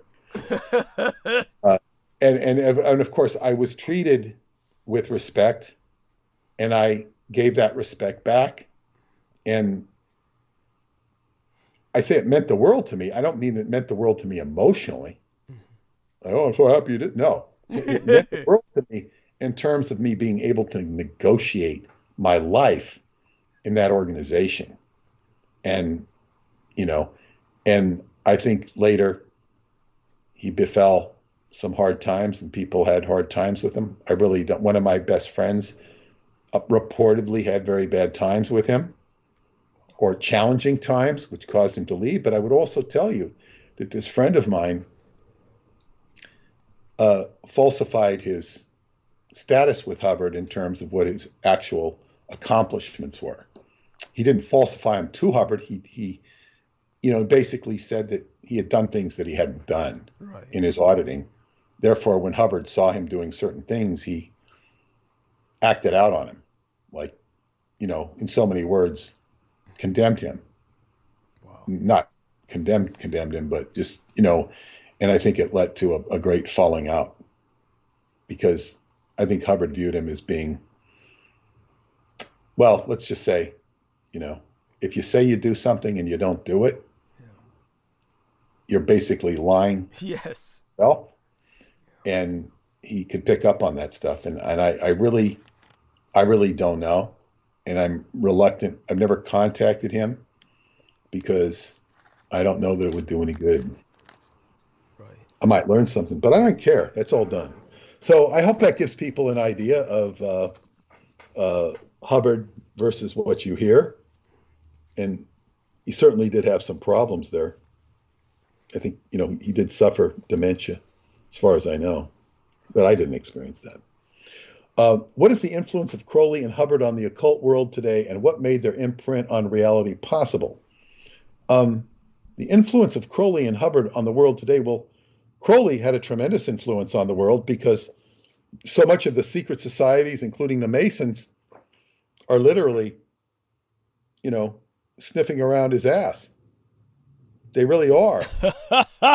It's like he codified this matrix in some way that people are like, okay, like he laid this trail. And I'm not criticizing his work when I say this, but it's like he laid a trail of shit that people are like sniffing, but that trail of shit is sort of like this yellow brick road that leads to, it leads somewhere. But I think shit is like in the scarab beetle. He transmutes the, to fertilizer, the feces into, a higher form. And the scarab beetle will fly away. Crowley kind of knew the formula for the universe in some way. And Hubbard was inspired by it and straddled it to some degree, but he created his own techniques. I don't know that Hubbard has a big influence on the occult world today, because Hubbard has been occulted by the occult world and by the world in general. He's not accepted. He's not. The only influence I can imagine on the occult world that he's had is through myself, because of what I've written about him. The Babylon working, well, he had an effect on that. And that kind of goes back to what I said earlier.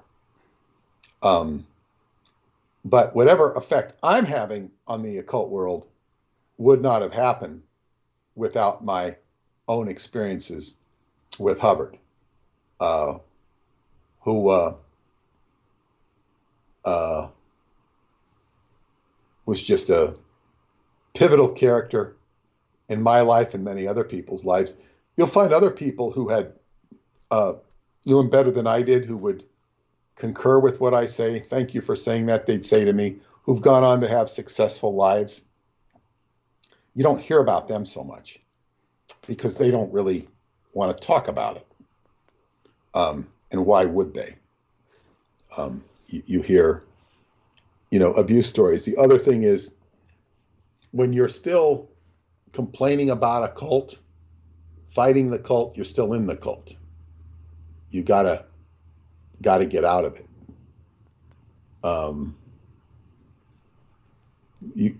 Because you haven't transcended it if you're still fighting it. So, 8, the David Anderson thread, as he's known to the Bulgarian public.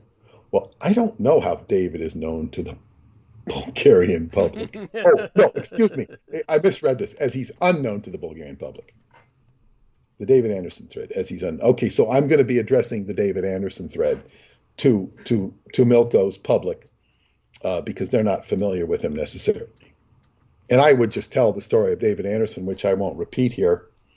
I would say most publics all over the world are not familiar with David Anderson. No, amazingly so. Some are. And people are so highly judgmental. Well, if you knew this, you know that. If you know this, it's just a piece of rarefied knowledge and rarefied experience for me. It's very rarefied and very unique. But I would say that there's a lot of strange things that go on in the world that nobody knows about.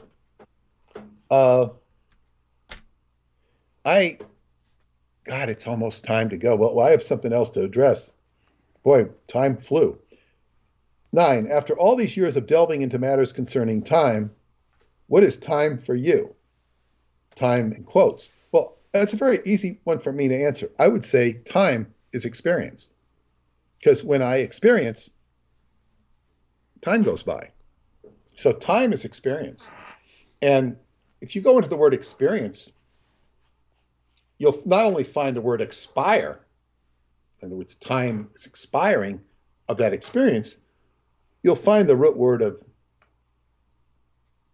spire, spiri, it's like breath. It's like breath, it's to breathe, experience. Time is experience. Slow is better in Qigong.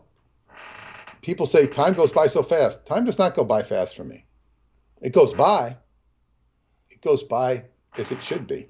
And there's a lot of things in my life that are going very slow. And it's like I'm saying, oh, if you can be in rhythm with the slowness, it's cool. It's beautiful.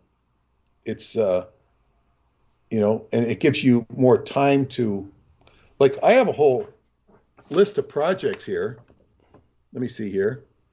1, 2, 3, 4, 5, 6, 7, 8, 9, 10, 11, 12, 13, 14, 15, 16, 17, 18. Wow. I wrote this down no more than 10 days ago. 1, 2, 3, 4, 5, 6, 7, 8, 9, 10, 11. I've got 11 of them done. Cool. 12 will be a breeze. I would have done that today, except it would only take me about an hour. And yeah, so I guess I'm getting things done. They seemed overwhelming. I still have more to do. The house is getting done, slowly but surely. So time is experience. Okay, 10, the last one. The AI and where will it lead us? Philip K. Dick and his experience and synchronicities with him and Valis from the Seventh Seal book. AI and where will it lead us? I've talked about that in, it will lead us to Douglas Dietrich. Thank you, sir. It will lead us to the art elect. It will lead us to everything that I'm doing with Douglas. Yes.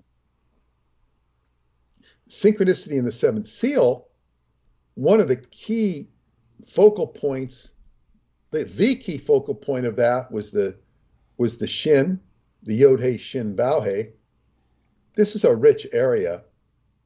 And also the experience that not me, but Joe Matheny had with the Qigong Tong, which is just so symbolic of Qigong, of the criminal gangs of Chinatown and the history of Chinatown, and of course the art elect yourself. And when I go back to the first, because when I was walking through the streets with my friend Doug, and I saw all of the flags for Taiwan. Yes. And I remember asking you when we had dinner, I said, what about that? And you made your comment on it. But now the question, I could answer the question myself. This is all about the conflict between Taiwan and China. And the Taiwanese of Chinatown and San Francisco were, saying, we are Taiwanese, we are not, we're not with the People's Republic. Yes. So that was huge. And it's right there in my face. And the only reason I went to Chinatown was not because I wanted to see Chinatown. I went there to see Spofford Alley for the second time. Yes. I wanted to see it. I'm sniffing it out. I find out that it was the home of Sun Yat-sen. So the AI, that answers that question. Now I want to let me just show you something, Douglas, and I want to employ you here as a visual artist, and not necessarily a Photoshop artist. I'm going to send you an email.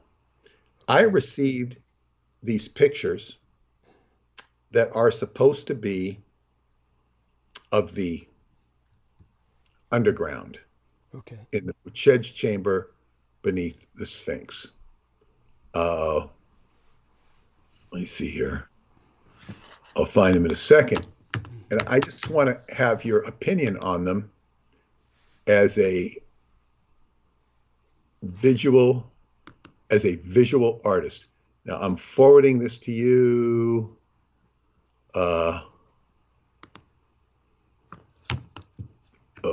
Okay, it's going to your Gmail account in a second here.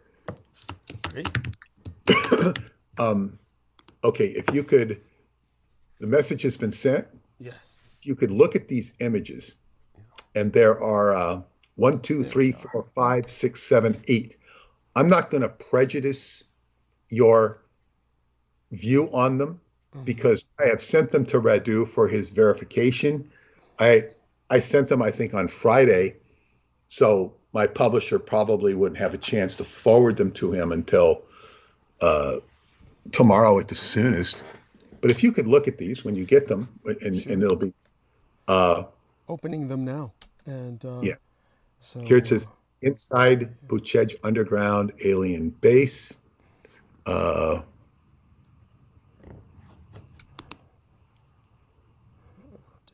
So I'm just looking through these.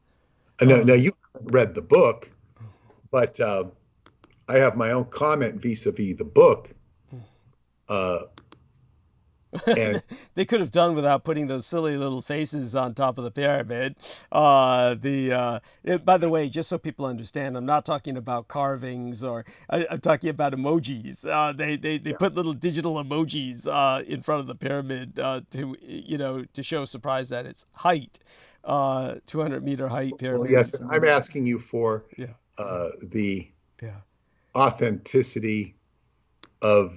The understood as a visual artist who might know something about Photoshop. I mean, I know something about Photoshop. I wouldn't be the most advanced. I mean, you can fake anything with Photoshop. Right. Just so people understand, of course, and Peter Moon knows this. I'm basically a senior like himself.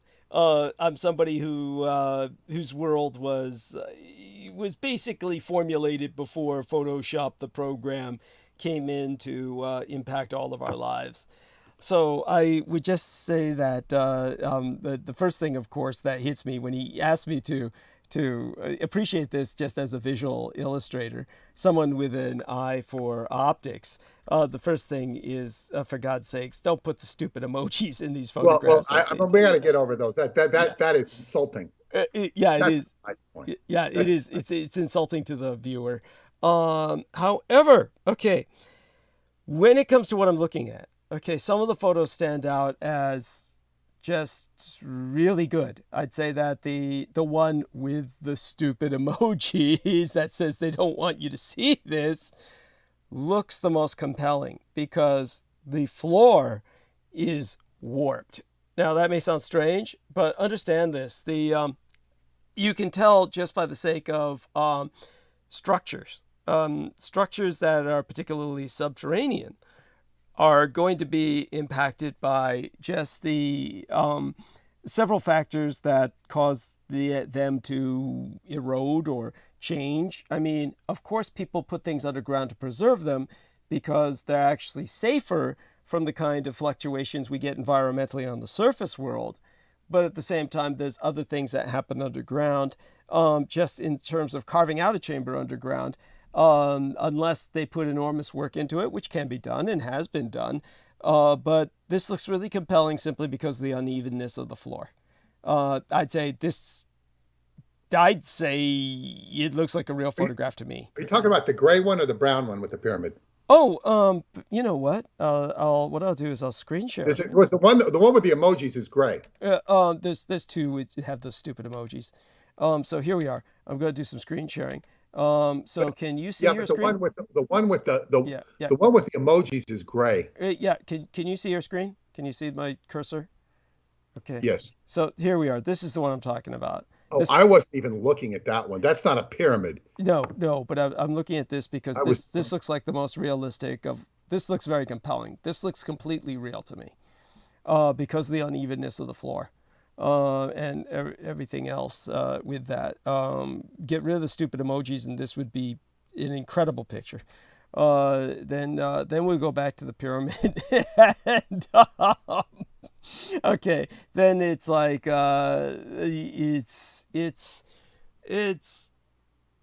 it looks okay. You know, the only reason it looks kind of unrealistic, is because the pyramid's so well preserved. But then again, underground, it would be. If it were free from looters, it would be. We're used to pyramids being decayed. Yeah. You see, the Great Pyramids of Giza, the Pyramid of Cheops, those have suffered centuries of erosion and looting, and so they look like shit compared to this. This is how they should look. They would have looked something like this, except, of course, we know that they were originally all painted white with a gold capstone or something like that to be even more incredible. Again, something that's actually portrayed in the Gods of Egypt film. So I'd say it's okay. This is okay. It's believable. You know, I mean, to the eye, I'm not quite sure it's believable. No, I know. I respect your. I'm asking you for your visual acumen. Yeah, it's yeah. That's fine. Yeah, the problem is psychologically, just so people understand this. The violation of my sensibilities is so it is horrible. It is absolutely horrible. That you can't. It's hard to get over that. Yeah, you can't put the emojis. Yeah. You can put the words there. Yeah. 200 height. Yeah, that's right. But that could have been done better. Even the words could have been done better. They could have been put down here. They would have been better off put down on the floor. But anyway, let's but moving on. Then some of the other photographs. This one. This looks, it only looks strange because of this. It's kind of like, and the way it's lit looks like people have been there and they set it up for tourists. This is what it looks like. It looks like it's been set up for tourists. So that gives it a strange kind of ambience. What about two peering eyes over that circular thing at the top? It's like it's you know, the whole thing is corny to me. Yeah. Thank you. I didn't want to say that. This is probably the worst photo as far as looking corny. I know that the green hue there, this green energy is like saying, okay.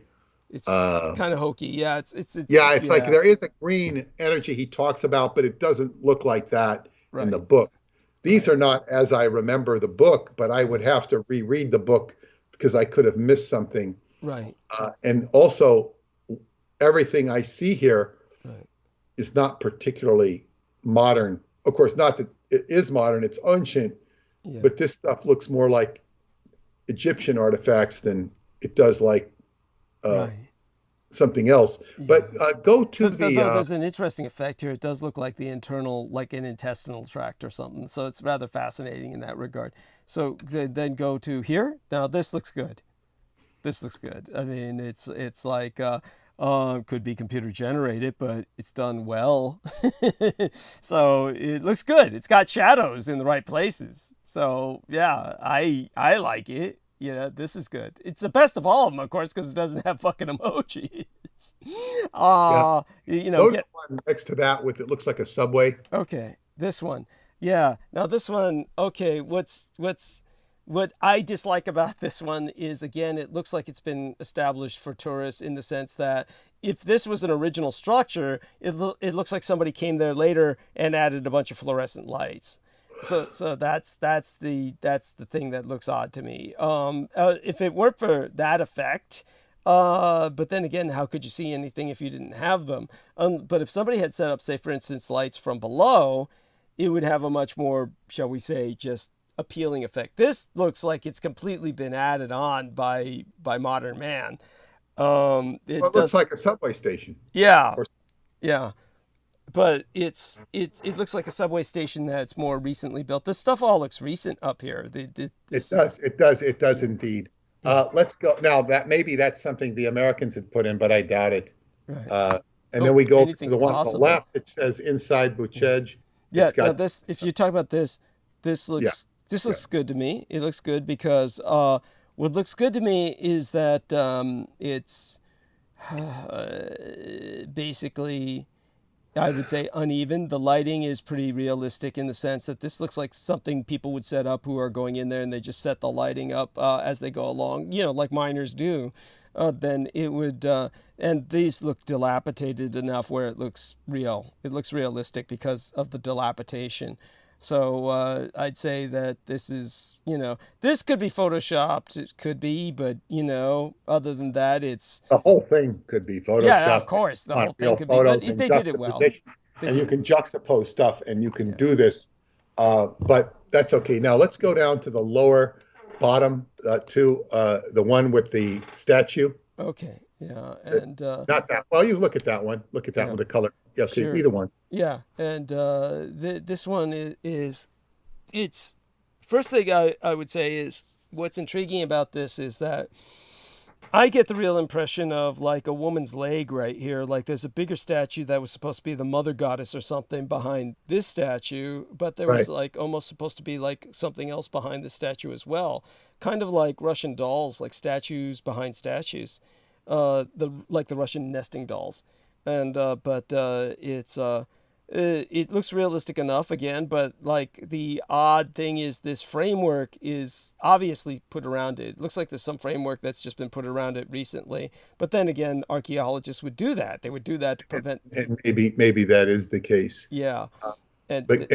Go ahead. So it's okay. It's I think it's a strange photograph only in the sense like the lighting is set up in such a way that it seems to be intentionally blurring out detail. In other words, there's got to be a better way to put a light on that than to basically blind you with the glare. It's as if the lighting is intentionally blinding you with the glare so that you don't really catch any detail. Like that's the intended effect. Okay, that's suspect. But other than that, it is what it is. Go to the color. Yeah. And with this, it's neat, it's moody, and it's sinister. It's got something that I take is supposed to be ominous. It's like, this looks like some horrible, hideous alien being that's, there, but it doesn't seem to be ambling towards you because there doesn't seem to be anything beneath it. If there was something beneath it that it would look like it was headed towards you, then it would be horrifying. But it's as it is, it's just weird. But it's okay. All of this looks real except for that. That could just be, the visual effect is my reading into it, of course. I mean, the human mind takes shapes and it turns them into beings. That's what the human mind does. That's how it defends itself from the survival days when we were in the wilderness. But other than that, this definitely looks like some archaeological lighting has been set up. But it's done well. Yeah, so the majority of these photographs, they look, generally printable, publishable in general, except for like we said, the one that had the green light looks kind of, but I will probably share these with my audience, my people on my time travel education center, and just say, what do you think of these? But first off, your visual inspection of them is more favorable than my general inspection. And because it does not feed my memory of what I read in the book. Understood. And my concern is because these do not come from Radu, and he has warned me and others in the audience. He says, if it doesn't come through this channel, don't believe it. Now, these have not been posted on the internet. They were shared with me by my new friend Bruno, who says that he knows somebody who's been inside the base. And while that's possible, it doesn't jibe with what I know or believe or expect. Understood. So I have a professional I would tell you to be skeptical. Yeah, I would be. Let's just put it this way. From what I haven't read the books, but I have heard Peter talk about them a lot, enough to the point where I have my own sense of imagery, the internal vision that we develop with these kinds of descriptions. And my visions would be definitely these would not live up to those visions in general. Well, yeah, because what is other than the pyramid's pretty spectacular, but go on. Yeah, but see, I don't recall any pyramids being mentioned. I don't recall anything other than very modern technology, which we would recognize as modern. Right. And it wasn't like we weren't dealing with like artifacts of pyramids and statues and pharaohs. I don't recall that at all. I just don't recall it.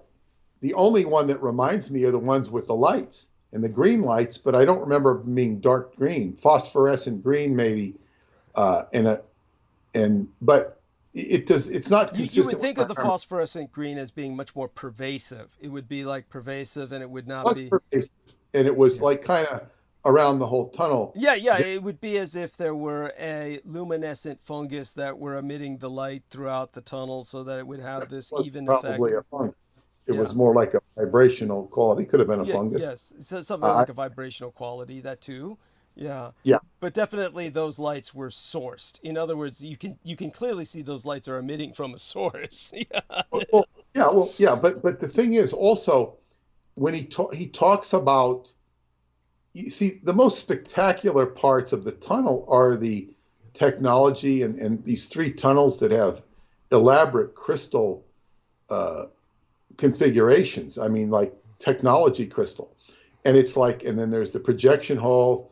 It's like, it's kind of like this. And I don't mean to be crude or funny here, but it's like, if you're going to take me to Dodger Stadium or Yankee Stadium and you're showing me the, the halls or whatever they call them, the corridors inside the stadium with the concessions and the bathrooms, it's like, that's not the stadium. I love it. Field. It's like, let's see the perfect analogy. The stuff. Yeah. Let's see the stuff. Why are you showing me this stuff that's not the stuff? Because, and I have to question, is somebody, trying to co-opt the narrative? And certainly that's what Radu warned you about. Yes. Well, yeah, exactly. So it's not, definitely not convincing. I wish I had, was still in touch with my Hollywood friend, because he'd probably pick them apart on a whole new level than you did. And he, not just as a visual artist, but as a, technocrat that would know exactly subtle things that were or were not done with the photos. Yeah. And as they say, it's kind of like, oh, look at, I got a picture here. Look at that. Look at this. Look at this. Look at these pictures. That's what it is. I've had people send me much less quality pictures than this and say, is this? Because people will post it. There are already people posting stuff that's not that. Yes. It's definitely not that. And, it gets eyeballs and I, so I'm really glad I got a chance to do this with you and have you look at it as a visual artist. And I thank you for that. It's been, now I want to remind everybody, it's time for me to go, but I want to remind everybody, Douglas has to meet his rent. If you enjoyed this broadcast,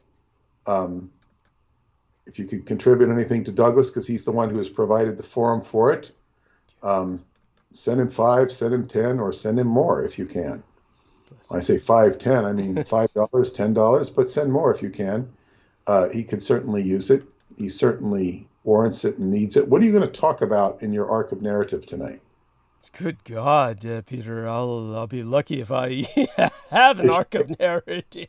I'm just going to do my best to recoup myself. I'll have some friends come on and speak for a bit while I refresh myself, and then what I'll try and do is probably start off with just how bad off it is in England right now, and then go into some further geopolitics from that point. Probably even the domestic scene here in America, and the general zeitgeist, the spirit of the times, and then kind of go on from there. But yeah, nothing in particular to. Maybe I should, if I get myself together enough, I'll speak a bit more on some further implications of the geopolitics of what's happened with us concerning the balloons and everything else. I'll tell you one thing that I forgot to bring up with you when you were on last time was that all the while that the balloon incidents were going on and they were shooting these things down, then what happened was that there were, of course, attempts to contact the Chinese military on the red line, basically what's called the hotline or the hot phone, the bat phone, so to speak. Yeah. And the Chinese military supposedly was contacted at various crises that were going on during the Trump administration. And this includes when, which may be a complete fabrication and a lie, the Biden administration is saying that this was going on in the Trump administration and nobody told Trump, but everybody in the Trump administration who was part of it denies that. So, but if that was the case, the Pentagonalists who are claiming that that was the case say that they were calling the Chinese directly and interacting with them without talking to Trump, which is kind of like going above the head of your executive commander in chief, which, by the way, the military does all the time in any administration. So that's no surprise if that were true. But this time, the Chinese simply were not answering the phone. So that is one thing I forgot to emphasize last time that cannot be overemphasized. And then when Blinken finally went to... It's because the president was in the bathroom. Yeah. Oh, Xi Jinping. Yeah. Yes. It was supposed to be the military. This wasn't happening at the administration to administration level, the communications. The military, our military was trying to call their military, and their military was not responding. So then what happened was that when Blinken went to visit China, finally, he said the Chinese were completely unrepentant, that there was no apology or anything of the sort. So that's, it is what it is. I mean, none of this, I'm sure surprises you at all. No, that's how you would expect the Chinese. They're playing the tough hand. Yes. This is the way they play. There's been they've now acknowledged that these other things shot down were not Chinese at all, but private industry things. They're shooting down anything in the sky, or at least that's what they're claiming. They shot down little Johnny's kite, It's like he's crying, so that, the White House is sending him some ice cream. It's like, yeah, this is just Chinese posturing. And it's like, the Americans have managed to look foolish, and also being, but as they say, there's just a lot of, I think if they truly acknowledged what's in the Roswell deception, they would. Thank you. It would give them so much more credibility, validity. But as they say, they're just a lying culture. The Chinese play hardball, and they're not pretentious about the way they play. It's all about force and strength. And if I were to look at this in Qigong, you use the opponent's force to, weaken them. You move their force. I turn myself to turn you. You move, I move. So it's like it would behoove the Biden administration to move. What that move is, I can't exactly say, but what was to take a move. And of course, they did shoot the balloon down. But and just my own perspective on this is that, as far as I'm concerned, everything that they shot down could very well have been Chinese from the communists, I mean to say, but they're claiming they have not recovered 2 of the objects. So if they're claiming that, they cannot claim that they have found out that they're non-Chinese and that they're private. It doesn't make any sense. You can't claim that when you haven't recovered it. But it's like Roswell. Lying their ass off. Thank you. And this is the main problem. I wouldn't expect them to share all of their findings, data with the public, but what we know in the public domain, they're denying and lying about. And it's like, you have a compulsive liar, which is like this. The United States should be evaluated in terms of narcissism and gaslighting, because there's all these videos about narcissists and gaslighting.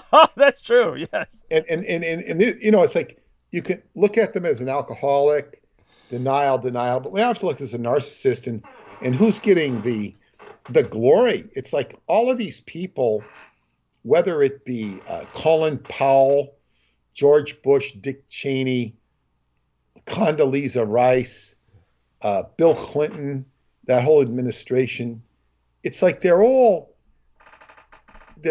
playing off the aggrandizement of institutional lying, and that we are this great,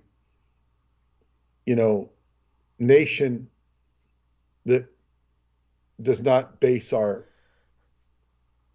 government on chicanery and lies. Well, it all goes back to what you said about the cherry tree. George Washington cannot tell a lie, right? Right. Cannot tell a lie. Yeah, that's all they do. And thank you. And it's like, so it's like, this is, but I'm saying narcissism is somebody is getting, attention. They're getting craving. Like, oh, this is who I am. Oh, love me, worship me. And, yeah, but that's what it is, and that's what happens. Joe Biden is allowed to stand up and have prestige, and the media thinks he's full of shit. Even the left media thinks he's full of shit. They will protect him to a marked degree, but they all, acknowledge that he's the commander in chief, and they treat him with a certain amount of respect. But it's like, and you should treat the president with respect. However, he's not treating the office with respect. He's not treating the public with respect. And then we had this poor soul, John Fetterman. You know who he is, the senator from Pennsylvania who beat Dr. Oz. Oh, that's right. And he went in with depression. Yes. And it's like, I don't understand. He ran on a platform of mental illness. He ran and won on a platform of mental illness, which is pretty cool. You got to admit that. Pretty cool. Yeah. It's, all the people in the, challenged homes were rooting him on. I doubt that they were rooting him on. It's the future of politics. It's symbolic. It's like, this is why you had Stephen Hawking as the head of the physics department, because he was so dysfunctional. So of course you got a dysfunctional viewer of physics who was, as David Anderson said about him, he said, what about Stephen Hawking saying this? He says, well, he says, after you've changed your position so many times, people don't begin to take you very seriously. That's what he said about Stephen Hawking. Interesting. And of course he changes. Well, can't do time travel. And it's just like, geniuses who can't think.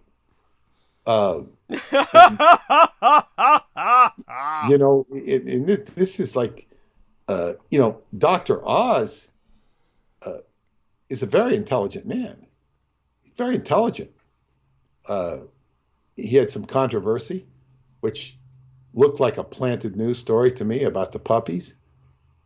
He had some responsibility, I think. But even then, even as they say, like Hillary Clinton is far more competent. No question, Oz is going to be more competent than Fetterman. Fetterman, if you left him alone in the bathroom, you kind of wince to think what might happen. I'm sorry, that's awful. Well, I'm serious. So what's he going to do? And is he going to represent your state? This is like... Well, he represents the American state of mind. This is what the politics has become. He's he's feeble, and we're behind him. And this is the whole thing: is we're behind him. He's our man, and it's like it makes no sense. Why would they even put him up? How did he even get to be the Democratic nominee? I mean, they could have found, so many better alternatives. It's almost like maybe they couldn't. They're making fun of the process. They're abusing the process, is what it would seem. Like I mean, even aside from his mental challenges, he's apparently, from what I read, never done anything than live off his parents. Wow. Ooh. So I mean, this would be the ultimate. What do they say? Well, in that sense, by the way, without sarcasm, in a very real sense, that truly does make him representative of all too many American men. Yeah, living in the parents' basement. You get all the votes of the kids in the basement. Yes, well, which is, and anything I've said here is I have not disparaged Fetterman. I have not made fun of him. I've just stated the way things are. It's tempting, to make fun of him, but it's kind of like, it's because it's so absurd. Yes. It's like, he's running your country. And I did look up in the Tao Te Ching to see what it says about government. It says, let the government run itself. Things will, just let things run themselves. Yes. Now, of course, he's running himself out of office. I mean, I don't know how he could survive this unless they have some sort of miracle injections, which will. I mean, you could bring the guy out of depression, I'm sure, with uppers of some sort. I'm sure all some sort of sophisticated uppers they could do that could make him, feel better. But if I went in to be senator, I'd be a little confused. What the hell am I doing here? I mean, I wouldn't even know how to do the job myself. Well, maybe that's why he checked himself in. He checked himself into the hospital probably for that very reason. Well, yeah, but I'm saying you've got all these bills and all this stuff, and people are telling you things that you've never heard of. It's an overwhelming job until you get the drift of what you're there to do, and you're going to vote here and you're going to vote there. It's like you go into a voting booth and you vote for, you don't know who you're voting for most of the time. You might know the main candidates, but you don't know. You don't have no idea who you're voting for or why. Of course. So you're voting basically with your party or what you feel. Right. And that's not, you can't make wise decisions. I can't imagine that being a senator and voting on bills, you can't read these bills. They're too long. You don't know what you're voting for. You're voting with what your colleagues, you kind of, you're saying, or your lobbyists tell you to do. Yes. So it's like, what is the game? What can you get away with? And basically, I think the main thing when you're a senator, what are you accountable for? What are you accountable for when you vote? Because you've got to go back and talk to your constituents. And I think the ones that are really good at politics are ones that can make up stories and say what they did and why they did it and make a good soundbite. And if you're lying, it's not going to come out till later when your opponents say you're lying and you just say, well, I wasn't lying, they're lying. And it's like, it's all a bunch of nonsense. Mm-hmm. And you can get rid of accountability by, smoke and mirrors in this day and age, and just, attacking the media, attacking the opponent, or was it? Yeah. They were attacking Biden. Yeah. Come on, man, come on. Come on. You don't attack me. It's like unaccountability. It's like you aren't accountable. It's a silly, crazy game. Well, if they were held accountable, nobody would run for office. So it just is what it is. It's Hollywood for ugly people. A certain reasonable doubt, like, Hillary Clinton bleach bit, Hunter Biden, his computer. I mean, there's no execution. There was the Jeffrey Epstein case, which has been so obscured. Ghislaine Maxwell is now trying to clear her name. Family's trying to clear her name. It's like, is she still in jail or what? I haven't been following. Yeah, she's in there for a long time, and she's. Why is she trying to bother clearing her name when she's in prison? Well, her brothers are trying to help her because she's kind of saying, they have stupid. It's just stupid. It's like they're not giving up. Yeah. They presented a picture of two people in a bathtub that Prince Andrew was in, supposedly with this kid woman that that he was with, and they put a picture of two people in the bathtub and superimposed the heads of Prince Andrew and the girl. I forget her name. Jeffrey, and they're saying, look, two people can't fit in this tub. How could this have happened? Well, two people are fitting in the tub. So it doesn't even, and then plus it doesn't prove anything. It's like they're going to a ridiculous extent to, try and establish innocence for Prince Andrew. And the interview he did was shameful. It's all, the interview he did is probably more shameful than the act he did. because the act he did with the woman is I guess what you call a reprehensible, criminal act. She's a minor, defined by criminal act. But what he does in the interview is like, just, completely unforgivable for its stupidity. In one, he's committing a crime as defined by the law. In the other one, he's just, how could he be so stupid as, to give such an argument? It's just, and think he could get away with it. It's just so stupid. By the way, so that our listeners know what Peter's talking about, in case, and there's plenty of people who may not have been following that for different reasons, but basically, what had happened was that the prince was referencing being invited to the 18th birthday party of his daughter, and that was Princess Beatrice. And at that time, Epstein was subject to an arrest warrant for the sexual assault of a minor, and yet he showed up at this birthday party of the prince's daughter, who had just turned 18, kind of like, oh, you got to be here for this. She's legal now.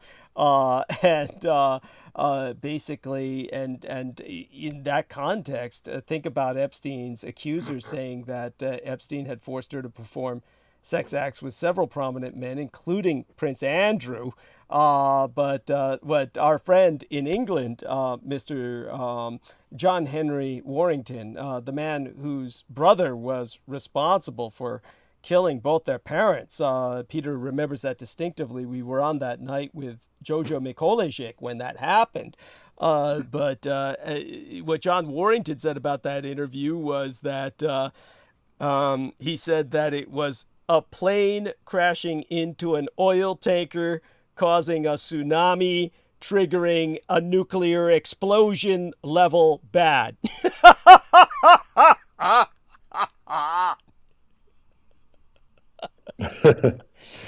Look, it's no secret that there's corruption at the highest levels of government. And that's why Lao Tse says, just the world runs itself. These people will, run themselves out of being. Putin will run himself out of what he's doing. Deng Xiaoping will do the same thing. It's and there is some tension. We're in with Pluto in the last degree of Capricorn. We're in a period coming into this next week and stuff when stuff can really hit the fan. We could see some. They're talking on the news that China has so many more missiles that we do, and what are they going to do with the missile? You see, it's like, what are they going to do? It's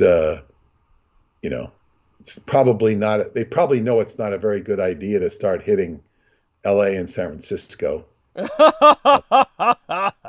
Seattle. They probably know that because, they probably realize that they could be hit just as hard or harder. But, war doesn't work. It doesn't work. It would not work.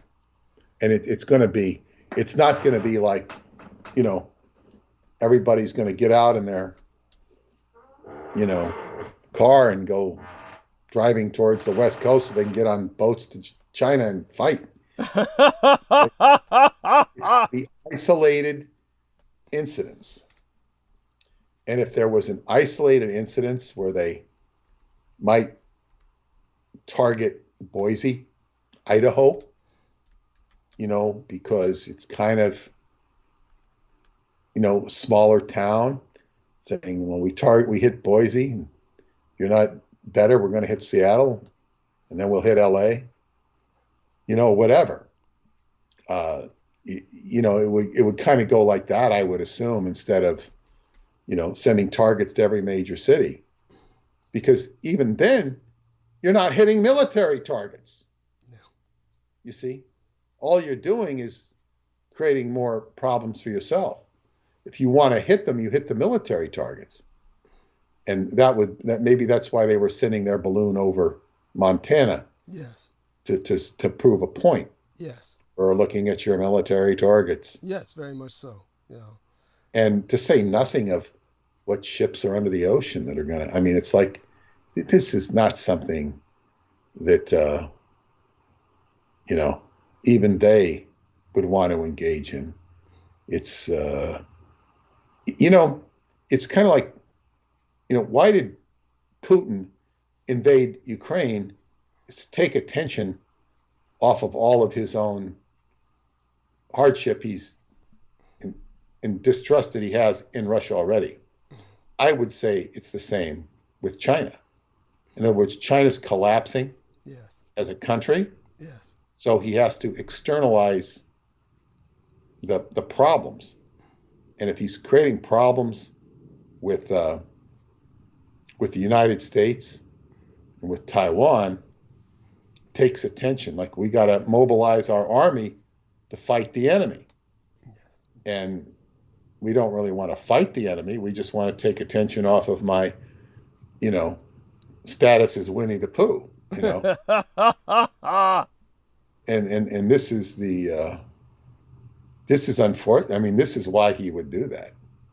It's the same way as Putin did.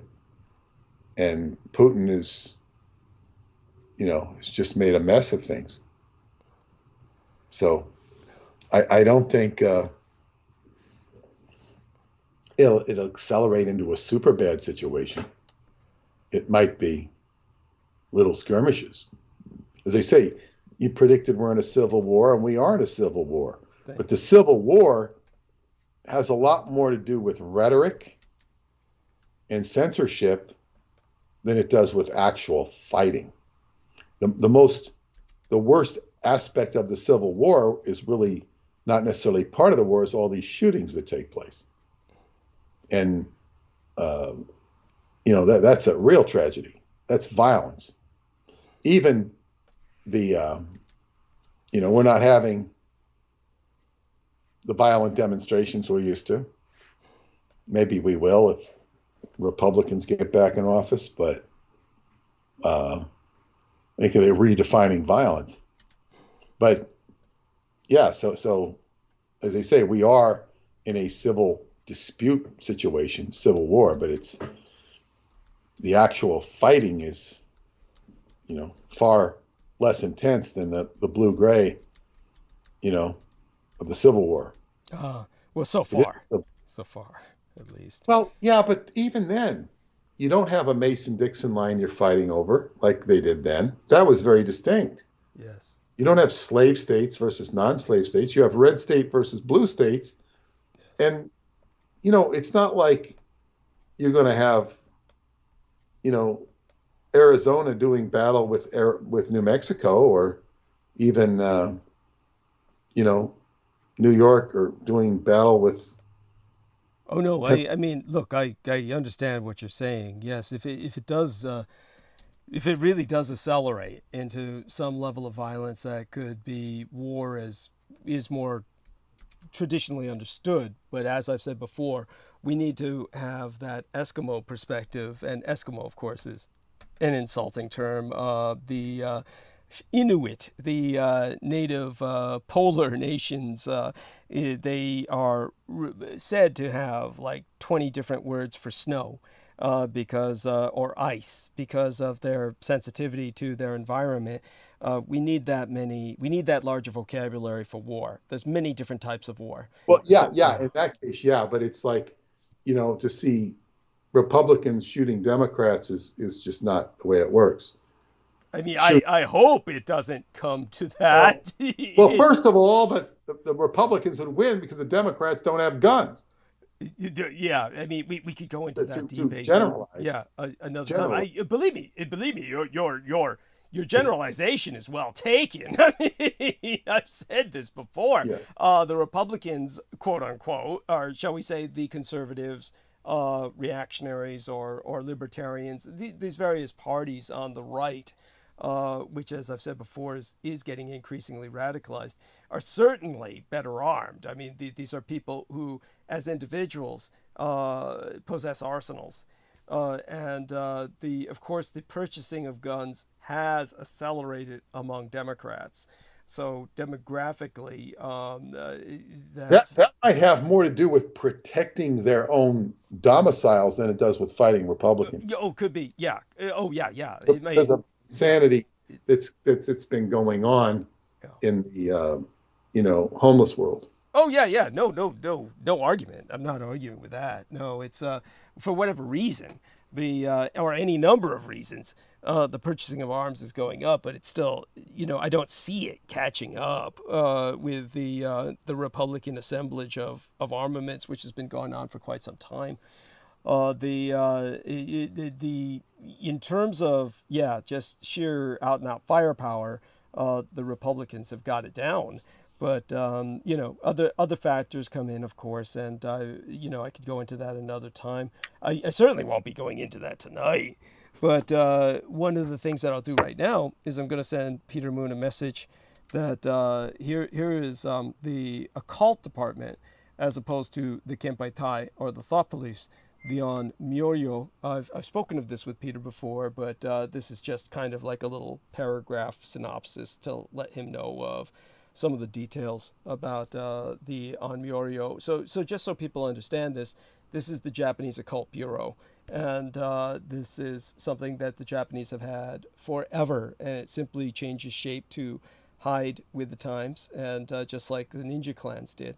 So this is in Peter's message box now, and he can access that at his leisure.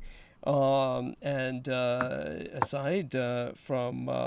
from that, you were wonderful tonight, Peter. Just fabulous, and I really appreciate it. I'll be ready for next Saturday, and with that, I'll say goodnight. It's getting late here. Yeah, okay. Understood. We love you. What's that? I'll see you on Wednesday. Yes, look forward to that. You'll be here practically tomorrow. Share our love with Paula. Okay, thanks. All right. Good night. Hugs. Thank you so much. And so we're going to reestablish the call. I'm going to try and call a number of people. Let's see who we can bring on. And, I don't know whether I should try Brooke, but I'll certainly, let's try Teddy Bays. He said he was available. So let's use him as the anchor for the call, and then we'll decide whether we'll try some other people. We'll obviously try some people to bounce off of him if he responds.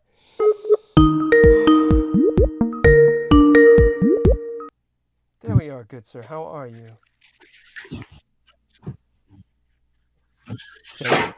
You should be able to hear me. I can't tell. Let's see. Can you hear me? Yes, I do. We do. And thank you so much for doing this for me. It helps immensely. Let's see if we can. No worries. Yeah. Let's see if we can get someone else for you to bounce off of. And That way I can refresh myself. And I love your icon. Where did you get that from? A silkscreen painting that's from Asia, obviously. Very, very peaceful. The Hokusai, yeah, no, that's he's a Japanese artist that made art for the common person. Yeah. I believe a lot of it was woodblock, and I believe probably the most popular one is the wave that they know of. Yes. You see the stylized wave, but I love all of his art, and very interesting character as well. Yes. And what do you remember about him historically? So from what I understand, if I can remember, let me see. He made, at the time, I think everything was mostly done for the imperial family. So to make art for the common person was sort of a taboo. Yes. And he made different type of subject matter. Some of it, I guess, sexual in nature. And I think he lived to be an old man as well. So it's not like he died young, but throughout his life, he made all this different art. And I look at it and it's just awesome. And you see a lot of the bikers and the gangsters now, they love that stuff. Yes. Right. And I go and so that's where I sort of found that who is this guy and how is he making this stuff? Sort of like Bob Ross of our contemporary North America, unsung heroes of savant artists. Right. So, yeah. But yeah, anything you can do. I came across some other pieces and it's translated into English, I guess literally. So the one you see there is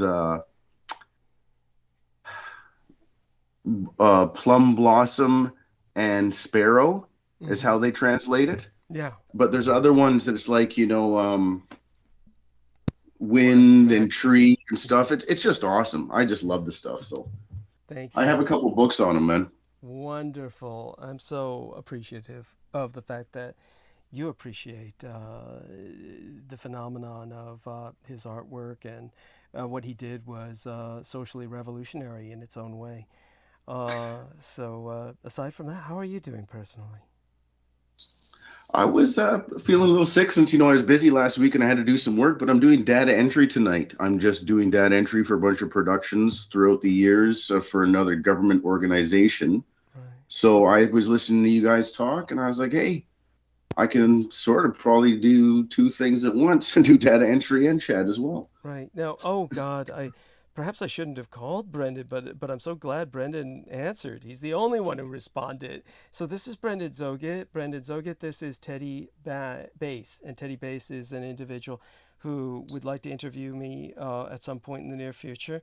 And he's acquainting himself with our general thematic here. And Mr. Bass, Brendan Zoget was a friend of ours for many years. I've been listening to myself forever. And are you able to spend how long with us now, Brendan, since you answered? Yes, Douglas. Not too long here, but I can spend a bit. Okay. It seems I can't mute the Skype call, so you've got me like in this a bit of a pickle here. Loop. Oh my God. I'm sorry. Are you in an environment where you have some things going on you wouldn't want us to hear, or? Yeah, possibly. Okay. Oh my God. Could happen.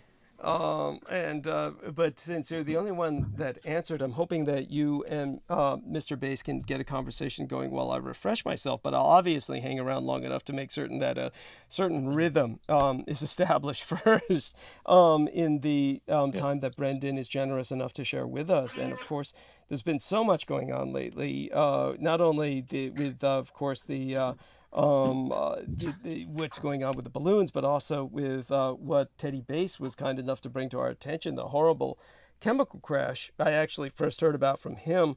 And, and then Ian West said, oh, that's their conspiracy. It's how the government takes back their land. Of course, that's one of his conspiracies I would essentially dismiss because, I mean, good God, why would you want the land after that? I mean, it's the government. They can just take it. Jesus Christ, they do this all the time. That's right. Yeah, so the idea of, polluting it first as an excuse is preposterous. But aside from that, what do you know about that, Brendan? Have you heard about this at all or have any impression of it? Oh, yeah. Yeah. It's, there was one, of course, the famous one right now is the East Palestine, Ohio. And then there were multiple other ones like Louisiana. And strangely enough, right after I left Tucson, there was a tanker overturned with nitric acid as well. Holy so shit. So there seems to be this kind of like wave of chemical crash and so this is why you were derailment. asking, is this sabotage? Yes, it's a legitimate question. It seems like a lot of it going on at once. And what do you think of that idea, Mr. Bass? I think it does seem to have the hallmarks of being a civil action by the state, and destroying the infrastructure, because I've heard that there's 3 derailments and that they're all owned by BlackRock, or that the parent company holding. I thought that's interesting if we get into sort of, the BlackRock and the other holding companies that are running the world. And I thought, isn't that interesting? Then you go and look at a lot of Biden forced the unions, because they were on strike. He forced the union heads with jail time to go back. But from what I understand, the infrastructure around the continental U.S. is in a bad way, where a lot of the train tracks and stuff are disheveled and need attention, and they're not getting the attention while they're humping money out to this war elsewhere, right? And it's kind of like, well, why would, and that shows that the state is a sort of, I would say, actively against its own population. And then then you have to question is who's doing that. I think they found a pipe bomb somewhere, unexploded, behind a church on a railway track, which they put, the very end of the headline. But if someone is going around and acting in active, I would consider that homeland terrorism, and they're not doing anything, then that sounds like a intelligent operation allowing it to happen. Because I'm telling you, if someone comes and start blowing up railroad tracks around here and it's some punk ass kids, doesn't matter if they're rich kids, someone's going to get in big trouble. So the fact that it's just happening and nothing's going down sounds like the deep state, to answer your question, Douglas. No, thank you. I appreciate that. Very clandestine. And that was my first comment on it, is that if it was all coincidence, then that would just, the point would be that our infrastructure is not up to par, which it isn't. I think everyone knows that. Anyone who's tried to take a train, even like a passenger and up train. Here too. So the government, they get the money every year, and then they squander the funds so they can apply for them next year, but the infrastructure never gets fit. Yes. And that's we see sort of a recycling circle in this socialist nightmare that they've got going on. But I can see that has probably taken its toll after decades throughout the continent, right? So.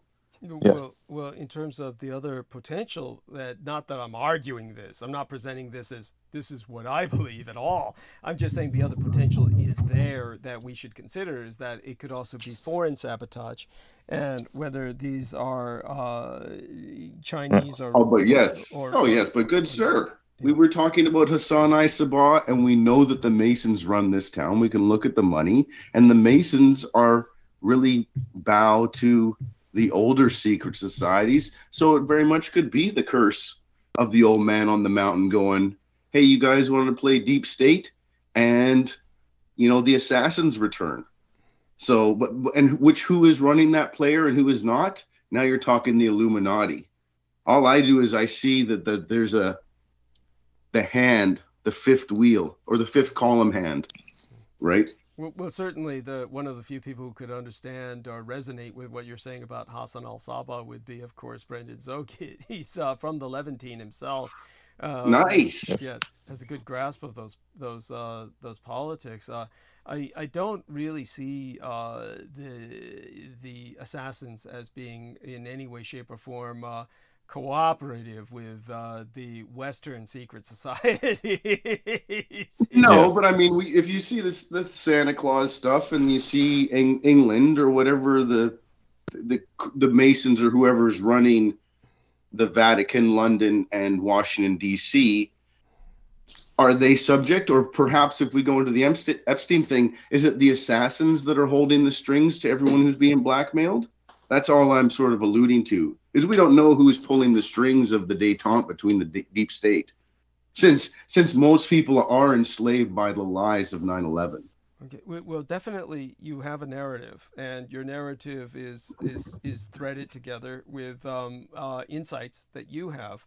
But you know, by all means, Brendan, whatever your general perspective might be as well, share it. And if you don't mind, gentlemen, what I'll do is I'll take advantage of Brendan's ability to be with us right now to go mute and refresh myself. I should be back in about, you know, 10-ish minutes, you know, 15 at the longest. I'm just saying that to give myself a safe space. But I'll be back soon enough. And but in the interim, by all means, thank you for providing me this break I always need after Peter Moon takes his leave. Oh, it's great topics. Yeah, with Peter and us, and now us chatting. So I'm happy Brendan's here. It's going to be great. Thanks, Douglas. Go refresh yourself. Appreciate the opportunity to chat with you guys. Yes, thanks both of you. This show would be impossible without people like yourself volunteering. So by all means, Brendan, take it away with Mr. Bass. Yes. Regarding what you were just speaking of, is like, in my eyes, it's like they're all connected, these groups, in a certain sense. And yeah, they may have infighting and different factions, but in essence, it seems like they have a united front against the common people. Well, that's the house of Satan, right? It can't stand if it's divided. And I think that's some of the people don't realize the secret societies all talk to each other. Yes, of course. Exactly. And in this kind of situation, it's like, and a lot of these beings, like an important point to note is that these beings aren't necessarily from this plane, you know, the earth, like the physical plane, like they are from, they may be conjured. Yeah, exactly. From other planes. Like, for example, there's like in the Vedic mythology, there are levels. There are like 7 levels above, which are the higher planes, the higher vibrations, and then there are 7 levels below, which gets interpreted into the West like as hells and stuff. But like there are actual things that live under Earth and different realms under Earth with like even more technology than this plane. I think in Islam they call them the jinn, or they do reference these other planes as, like, as you say, the jinn call them the planets. And some of them are below, or the lower realms, right? And if you look at the tree of life too, I don't know what you understand cosmology, if you believe in heliocentrism or not, but if you think of it in the plane atmosphere or something, that there's different dimensions, then for sure, whatever your idea of cosmology is, regardless, the fact that these planes could exist is very true, right? So exactly, yeah, and it's starting to be corroborated by science as well, that they're like physical. And then there are beyond physical states and all this. But I mean, if you go by just mythology in general, like Islamic, even from the I think the Old Testament, even like there's the so-called jinn. Those beings have existed alongside humans for as long as humans have been around, and like they can do things that humans can't. Like they're born of fire, of a smokeless fire. They can. And exactly. They can shapeshift and do things that humans can't do. And they can. And then see we into get the into future, the whole idea is what is the human condition, and is that created by the alchemist or the jinn, right? Or are they the steps before that? But definitely, they can work outside of the body, where we are sort of inhabiting in the perception of the body.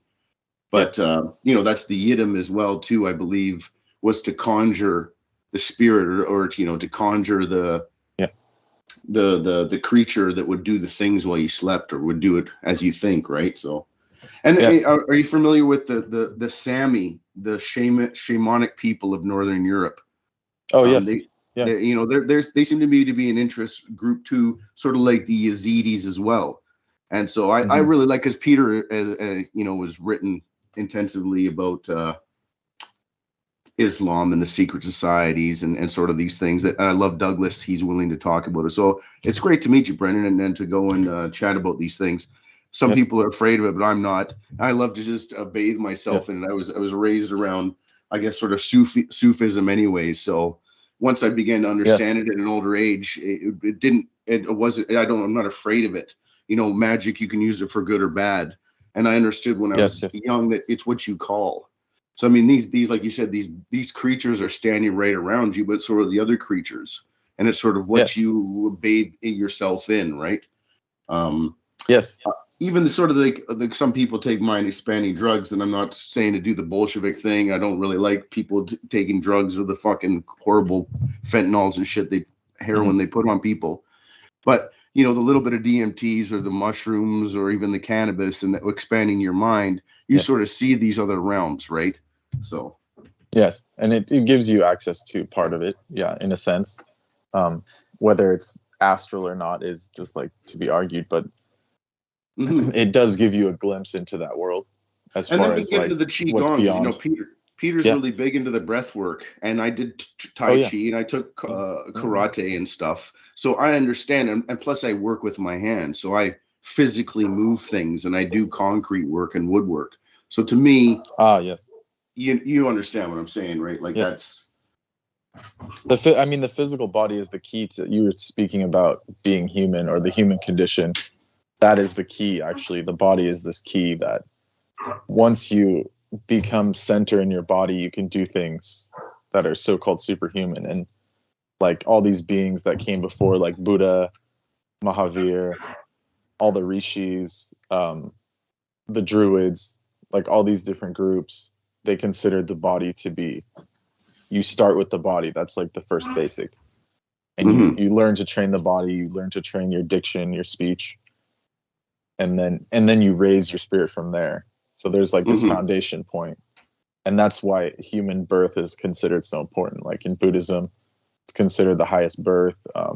In the Vedic cosmology, it's considered one of the most benefic points to be in, because even the gods have their limitations as far like the elementals. And what would be the purpose be? In the Gita and the Srimad Bhagavatam, it speaks of this, and what was Krishna doing, talking to Arjuna, and the whole idea of the spirit and the soul and the body and the cart and everything, right? So in the Gita, he breaks it down exactly. Yes.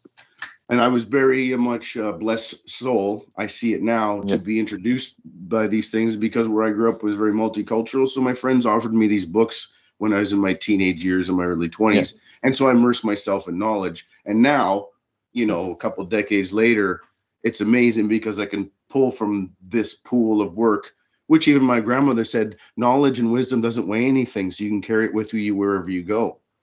That's right. Most people don't know this, right? And so reading, Idris Shah and all these books like Gurdjieff and stuff, studying the occult. I mean, everyone's stuck on Aleister Crowley because he understood the old, I think, the Mohammed Baphomet aspect of it, of the pan worship from the Gnostics that was crushed so much, but all the secret societies were still doing it, even though openly, the Vatican and the Protestant Church were on a different thing, right? But they were still borrowed. Everything, all of the ritual is still borrowed from Egyptian and from alchemist, actions, right? Even if they're misunderstood.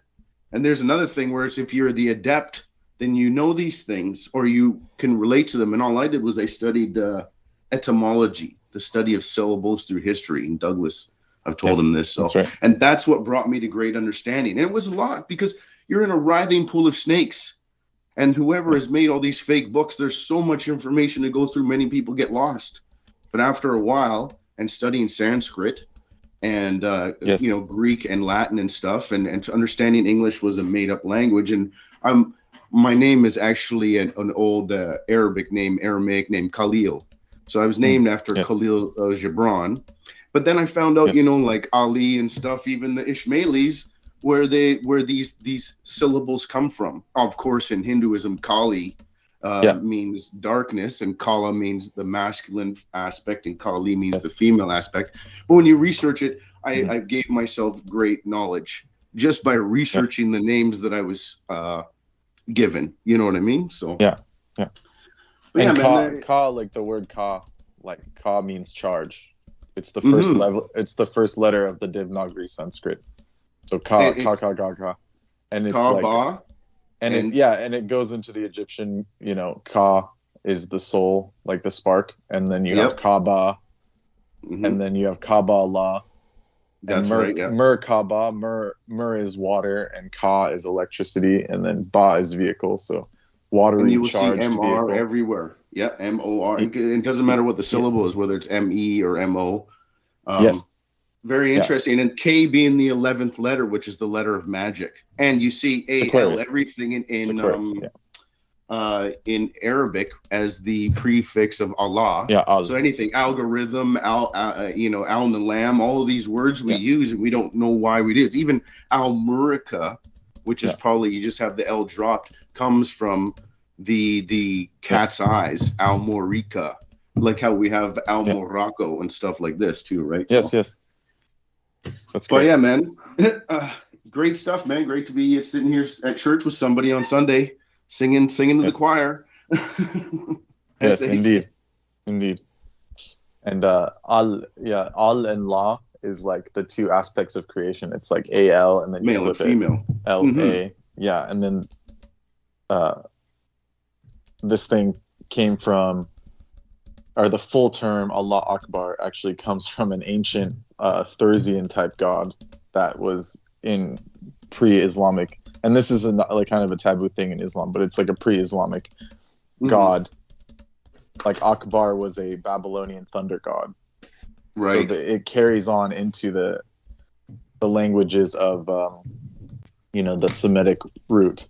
And invoking these old things, which is like invoking these older gods and invoking like Saturn and stuff. When I saw some of these dudes' names that they came down in the Assassins later, and the guy's name was Kalilulillah, and I was like, dude, that's my name right there, man. And you see these other, and I'm like, dude, and so no wonder, because I never understood why when I was a kid, people couldn't pronounce the word, but when I would meet somebody who understood Arabic, and they would see my name, they would sort of revere me a little bit.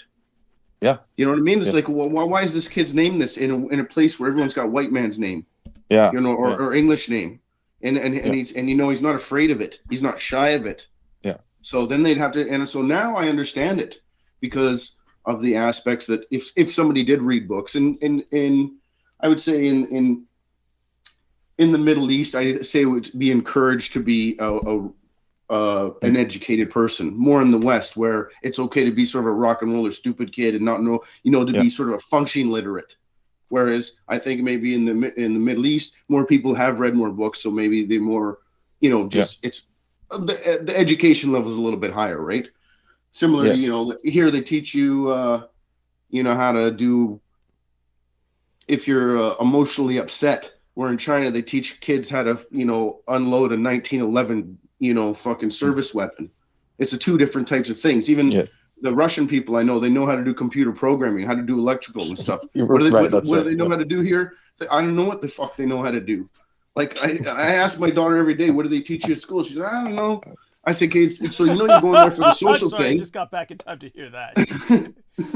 It's not much. I mean, I work for a school system, and it's not much. It's no. And I'm it's making not light, even 'cause a lot basic. of I wouldn't even call it. No, a lot of my mother's family is in the school system or works for the state, and they get really upset if you even question the curriculum or what's going on because they're in the news and stuff. Like, well, if you can't even talk about it, then that shows a sign of weakness. Because an intelligent person should be able to hold two completely different views in their mind, and then take personal, research and information and choose which one is correct. If you can't hold conflicting views in your mind and then make your own decision, then you don't think for yourself.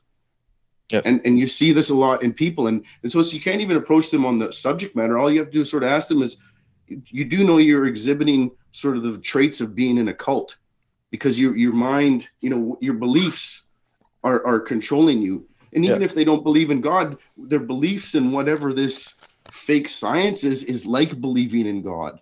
And so then all you have to do is show them. I mean, it's more that scientism is more than any religion. Like it is, like you just have to believe that like sun has nuclear fusion and like no one's gone there, and like these. And it's 18 billion miles away, and God doesn't exist, and it's all this big brain fart, man. It's like, wow, man, you talk about spinning people on their head. I've seen some whirling dervishes that don't spin on their head that good, man. Yes. Wow.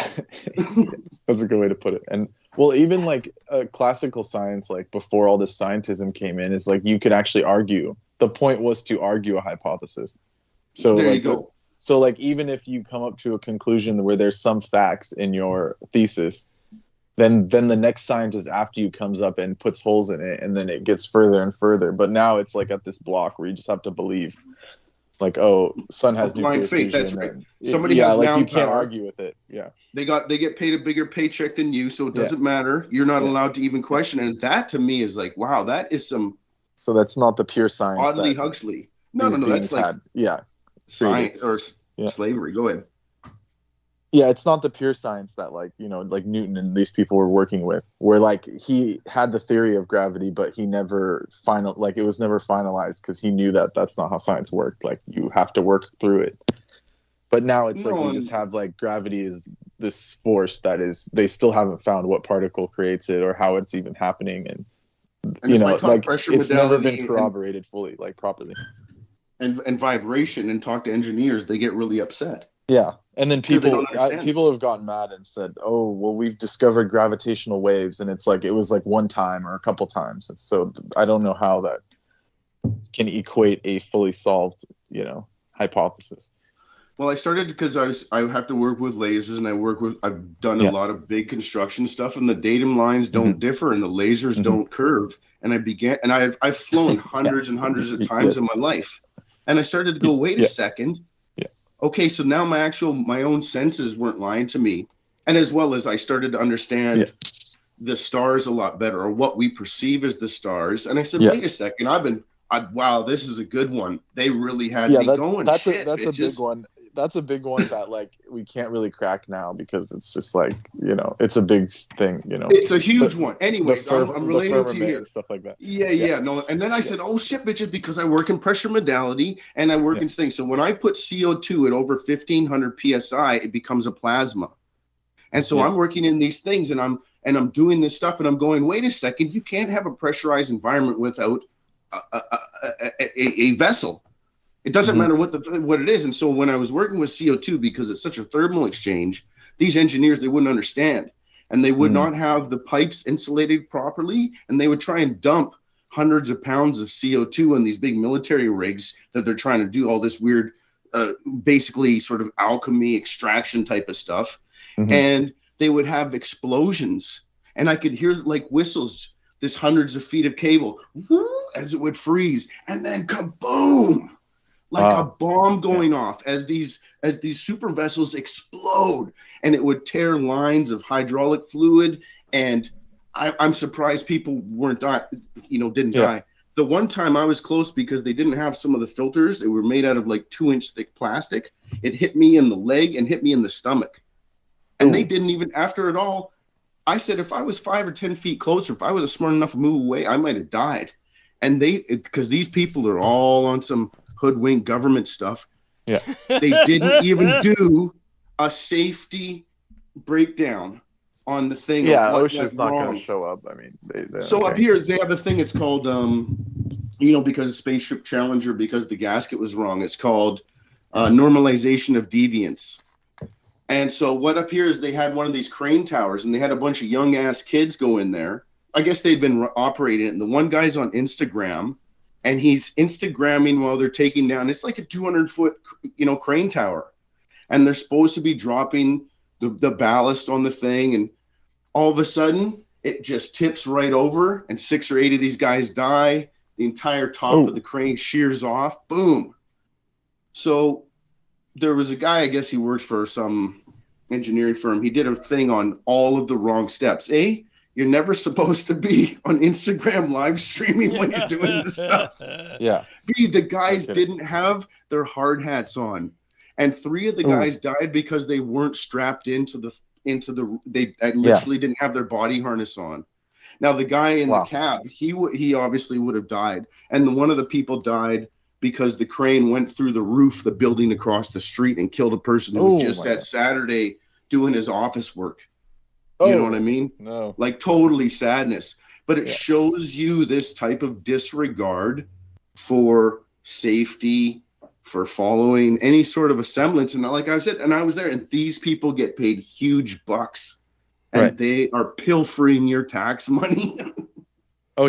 Yeah, it's bad in the States where we're at. I mean, I'm sure it's worse in other places. I just never been there, but I'm in Canada. Yeah, I'm just above you, but we work with the States, so or just North America in general. Like, yeah, totally. Yeah, it's same it's gangsters like, running it. Yeah, like you wouldn't believe the stuff I've just seen in like schools, and they're like, like no inspector's gonna come. Basically, is what they're telling me.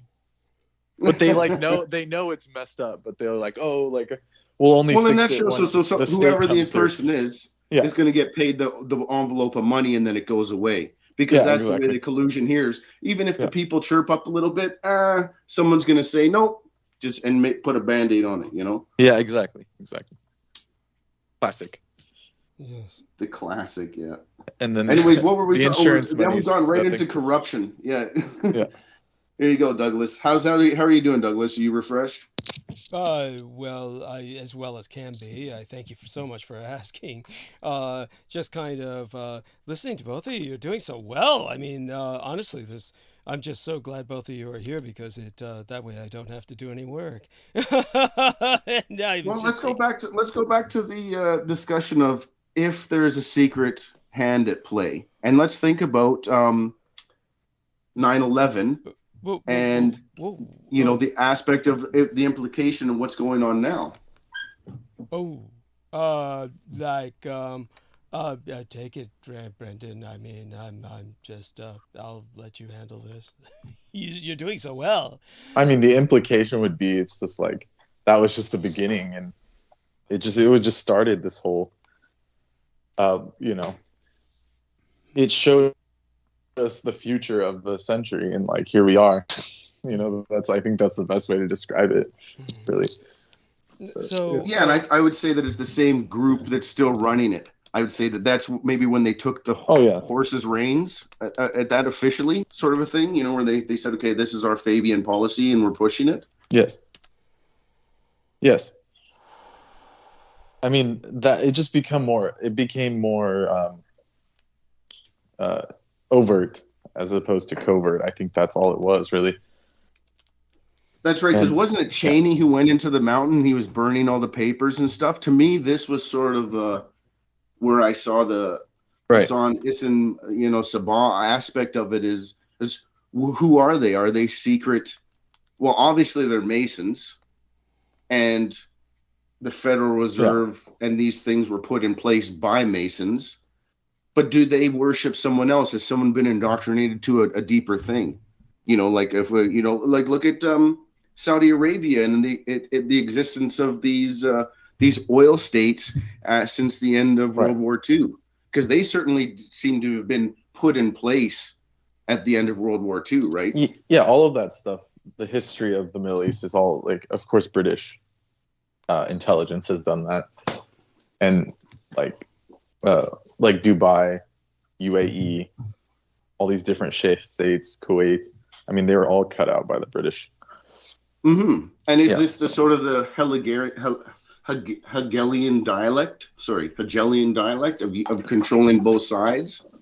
And that is there one puppet master here? Oh, yeah. If we're getting back to the secret society. I think that's just, that's like almost undeniable at this point in a certain way. Like people say, oh, it's this theory or whatever, but it's so clear.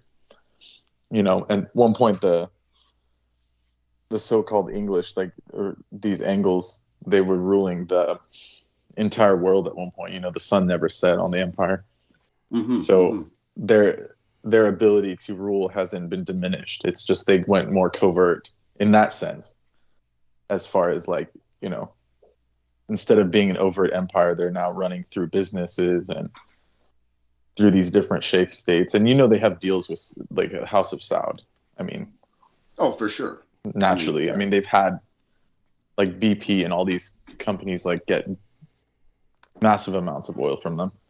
One of the things I thought was funny was about bin Salman, that he was the one that purchased the lost Leonardo Salvatore Mundi painting. Oh, yeah. That was corrected. And because, I thought because in the picture, the character that Leonardo paints is doing the Baphomet, and he's holding the crystal ball that holds the the belt stars of Orion in it, which I thought is, alluding to all of this, the wheel in the sky and the Baphomet and everything. And he's wearing the Islamic garb of the sort of onesie that he's got on it, right? So, right. Yeah, and that there's some even debate that that's not even Leonardo. Like they just kind of said it was. Like who did it? Of course. who did it really is not known. And who's what the dude its nowadays? Occult representation was.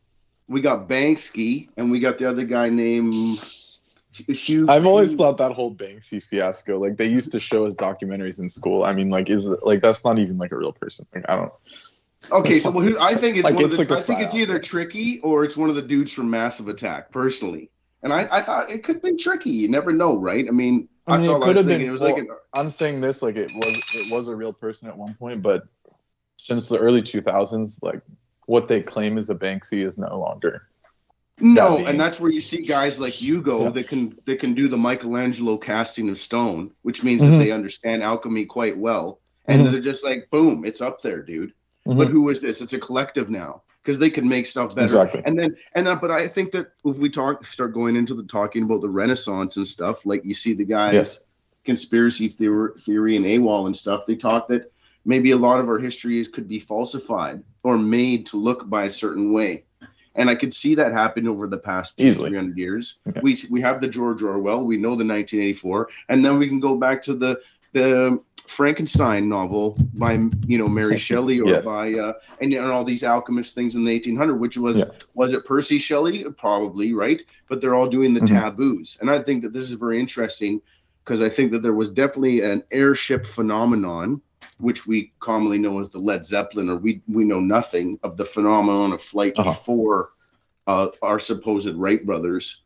But I think there was something and I think that steam power and water power, and there was something going on, but we're not being told the truth, and unless you're or an adept, right? So, right. Well, they suppressed it. I mean, naturally, because they just don't want advancement of the common people. That's just part of. Well, then I go, is like that you don't want your Egyptian slave itself to run away and stuff. No, so that's where you cut off the arms and the legs, and now you can't run away. So it's really sad you got to do that. But that's where the pharaohs. Now, if we get into the deep alchemy, if the pharaoh cloned himself that's immortality, and that some nefarious force figured out that was the trick, but it was always just so the pharaoh could keep reliving his success. You know what I mean? And that's if we get into sort of some real sort of weird. Or that could be like the dynastic pharaoh, but like the original pharaoh were these like god beings, like the sun kings, that were beings that understood that you have to live a life in order to not be reincarnated here. So that's why they had like the pyramids pointed at Orion. And that's so to leave, exactly. So your to go soul, right to the nirvana, or to leave this, whatever. To go to like the halls and the realms beyond, because you don't want to come back. And so they lived a life of purpose to exactly. No, that's not be stuck in this reincarnation cycle. That was their whole point. Yes. It wasn't until the later fallen. It talks about the Bhakti yoga, devotional yoga. But in Simran yoga, which is the Sikh yoga, it is still all about walking through the door. Everything you do in this life is to walk through the door of this into the next world. And so everything you did here has a purpose, which is something we are not taught at least in the West here. Yeah, nowhere. Even in India, they haven't taught that for 5,000 years. It's like it's one of the most suppressed things is that the things you do in this life affects your spirit for the next life. And because I have it tattooed on me, like Waheguru Jiki Khalsa, Waheguru Jiki Fateh, and I have all sorts of Sanskrit tattooed up and down my arms like lines of zebras, and I have a full back tattoo done in the Japanese traditional style of dragon holding the magic Sintamani, the wish-fulfilling jewel, and done in a traditional way with the fire above and the water below. And I did those for reasons after my mom passed away, because when she was sick, I said, I'll get a dragon tattoo, Mom, and it made her smile. So I did the best I could, and I did the research of why I would do such a thing this way, right? But Yes. I had already done tattooed myself with the Sanskrit because I thought if somebody comes along and finds this dude and goes, wow, this guy, why would this guy have these words written on him? It's not the words that they think that it would have on this dude. Yes. You know, so I chose individual lines from chapter 9 of the Gita and from lines from the Srimad Bhagavatam and other lines from, you know, my Sikh friends and stuff that mean something specific. And they're all action, they're verb words, right? And that is sort of one of those things where a magical union I made between me and the sky by marking myself and for a purpose. Because I think that, like we were just talking, is that my mom wanted to go to the Stairway to Heaven. She was busy. Somebody called her. She had to go. Yes. I got to go. And I couldn't be sad and throw tears at her feet. I had to go, Mom, if you got to go, you got to go. Yes. And that's the way it is. But I still think she's there. And I still think that she sees, or when she wants to see, she still thinks, oh, how's my sonny boy? You know? So a different perception in how some people deal with the spirits of their family, their connection. Speaking of family, we have Brooke Gibson with us. Hey, honey. Love you. Hi, babe. How are you? Oh, much the better for your being here. Of course, don't stay up too late now, but I'm so glad you're here for now. And of course, you know Brendan Zogit. You met him at least once. And this is Teddy Bays. I can't remember whether I've introduced you, but I don't believe so. So Teddy Bays, this is Brooke Gibson, our executrix produceress. And thanks. Nice to meet you, Brooke. Yeah, I'm only up tonight. I actually napped today. I took a Sunday, so I took a great long nap, longer than I should have. Oh, that reminds me. I have some links to give you about that. Yes, I'm proud of you. Yes, I want that to become more a part of your life, napping. So well, yeah, but I decided to, but you won't be happy because the only reason I am still up is because I have to be at the doctor. I was like, well, I slept great and I took like a 3-hour nap, but I have to be at the doctor at 8 a.m. Oh my God. Sorry to hear so that. I'm like, I was just, got in the bed and I was listening to you guys. And I'm like, I don't know. I mean, if I get sleepy, I'll go to sleep. But man, sometimes getting up and getting showered is harder at 6 or 5 than staying awake. So but I was listening and you asked me to come on. So I said I would for a moment. Yes. See how it goes. Yeah. And so, honey, tell us how things have been otherwise. Aside from the appointment with the doctor tomorrow, how are things going in general? They're just wonderful. I mean, I'm not drunk. It's not Super Bowl, and I'm not drunk cussing people out. So. And well, honey, it was all the talk of the assassins and of ancient Vedic stuff. So we need a lovely lady's voice here. Awesome. I heard you guys talking about. I mean, I can do any of it. I can do Vedic. We can go any route you want to go. I mean, you want to talk about the train derailments and chemical assassins. We can go with China. I mean, we can go where you want to go with it. Yeah, you knew about the companies. So who do you think China is with it? Douglas, ask her a question. Sorry, I didn't mean to speak over. Oh no. It's no. I was just saying in the chat room she was bringing up the companies that you were bringing up. You seem quite familiar with the situation. I'm so impressed. So I figured you may as well come on and speak about that to start with. All right, I guess you're referring to BlackRock? Yeah. I mean, Vanguard and BlackRock? Yeah, exactly. Go ahead. I mean, BlackRock, I was actually referring in the chat room to a book that his name is Dowd. I think it was Edward Dowd wrote recently. Was published at the end of the year, end of last year, actually. He was a manager for BlackRock. He actually wrote more about COVID is what this book is about. And he doesn't, what I like about him is he doesn't go into any conspiracy theory or blame or this is who did it or what, because that's the problem right now is I believe is there's with everything there's just such extremes like bringing in West on, and it's fuck there's tunnels and he gets some of it right but most of it fucking so conspiracy theory oriented. With Edward Dowd, he wrote the book. He is a BlackRock manager. He looks at numbers. BlackRock themselves, if you want to go into them, yes, they're a power structure.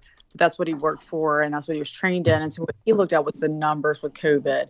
And that book really details the numbers on the deaths.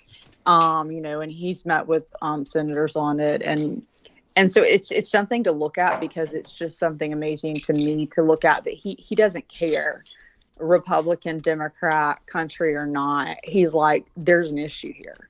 Like, you've got to look at these numbers. And that's when you have someone like that can come in to me and say things like that, then you've got, something to discuss, without just saying, hey, like, these are my opinions, because we can all have beliefs like aliens are real, or, my dead grandmother visits me in my sleep, or I believe, you don't, when you die, you become a rock. Like, everyone can have a belief, right? But these operations are happening as business right now. What he's concerned with the BlackRock aspect. Exactly. And it's talking about, so those numbers and that's what I find very interesting as well. Another person that I'm not sure if you're familiar with is Peter Zellian, who I've just really started. I believe it's Zellian. I believe that's how you pronounce it. Zeihen, Zeihen. I'm not sure if you're familiar with him, Douglas. Oh no, please go on. He was discussing. He looks at the numbers, and he was looking at, basically, what he discusses is. Every country, basically, but, discussing China, he just says, they're lost cause, they're lost. And it's kind of funny, because, I sent you, Douglas, this astrology, remember, personally, the other week, that the astrologer that I, predicted a lot of things that I learned from, and she had basically said the same thing. She had said that, and I think she went to more detail. She went to the astrology of it, which was that if this year, and I think she gave dates, and she had already given dates before, which Douglas has, that she was right. And she's been right on so many 2020 and way beyond before. But what I'm saying is, with China, she was right about certain things. And she was saying that if you look at the astrology of China, they will probably do some aggression. You won't see it probably until May through, I believe there was a date, I can't remember now, but that they will pay for it, that they basically fuck themselves, number one, getting in bed with Russia to begin with. Yes. And that they're just fucked, and that they will pay for it pretty much by 2024, 1st January 2024. So no matter what they do, they're screwed. Is what she was saying. So that was interesting astrology take. Okay, so that's astrology. So then, a week or two later, to happen upon this guy who's a scientific researcher. Again, his name is Peter. If you want to look it up, it is spelled Peter, Z-E. I think I have it on here. Zeihlhan. Fuck, I need reading glasses. I'm trying to think. No worries. I'm just like you. You know what? Just, you can email me later or message me later with that. Yeah, with the correct spelling. And no, I was the same for anybody else. Zeihlhan. I'm sorry, Zeihlhan.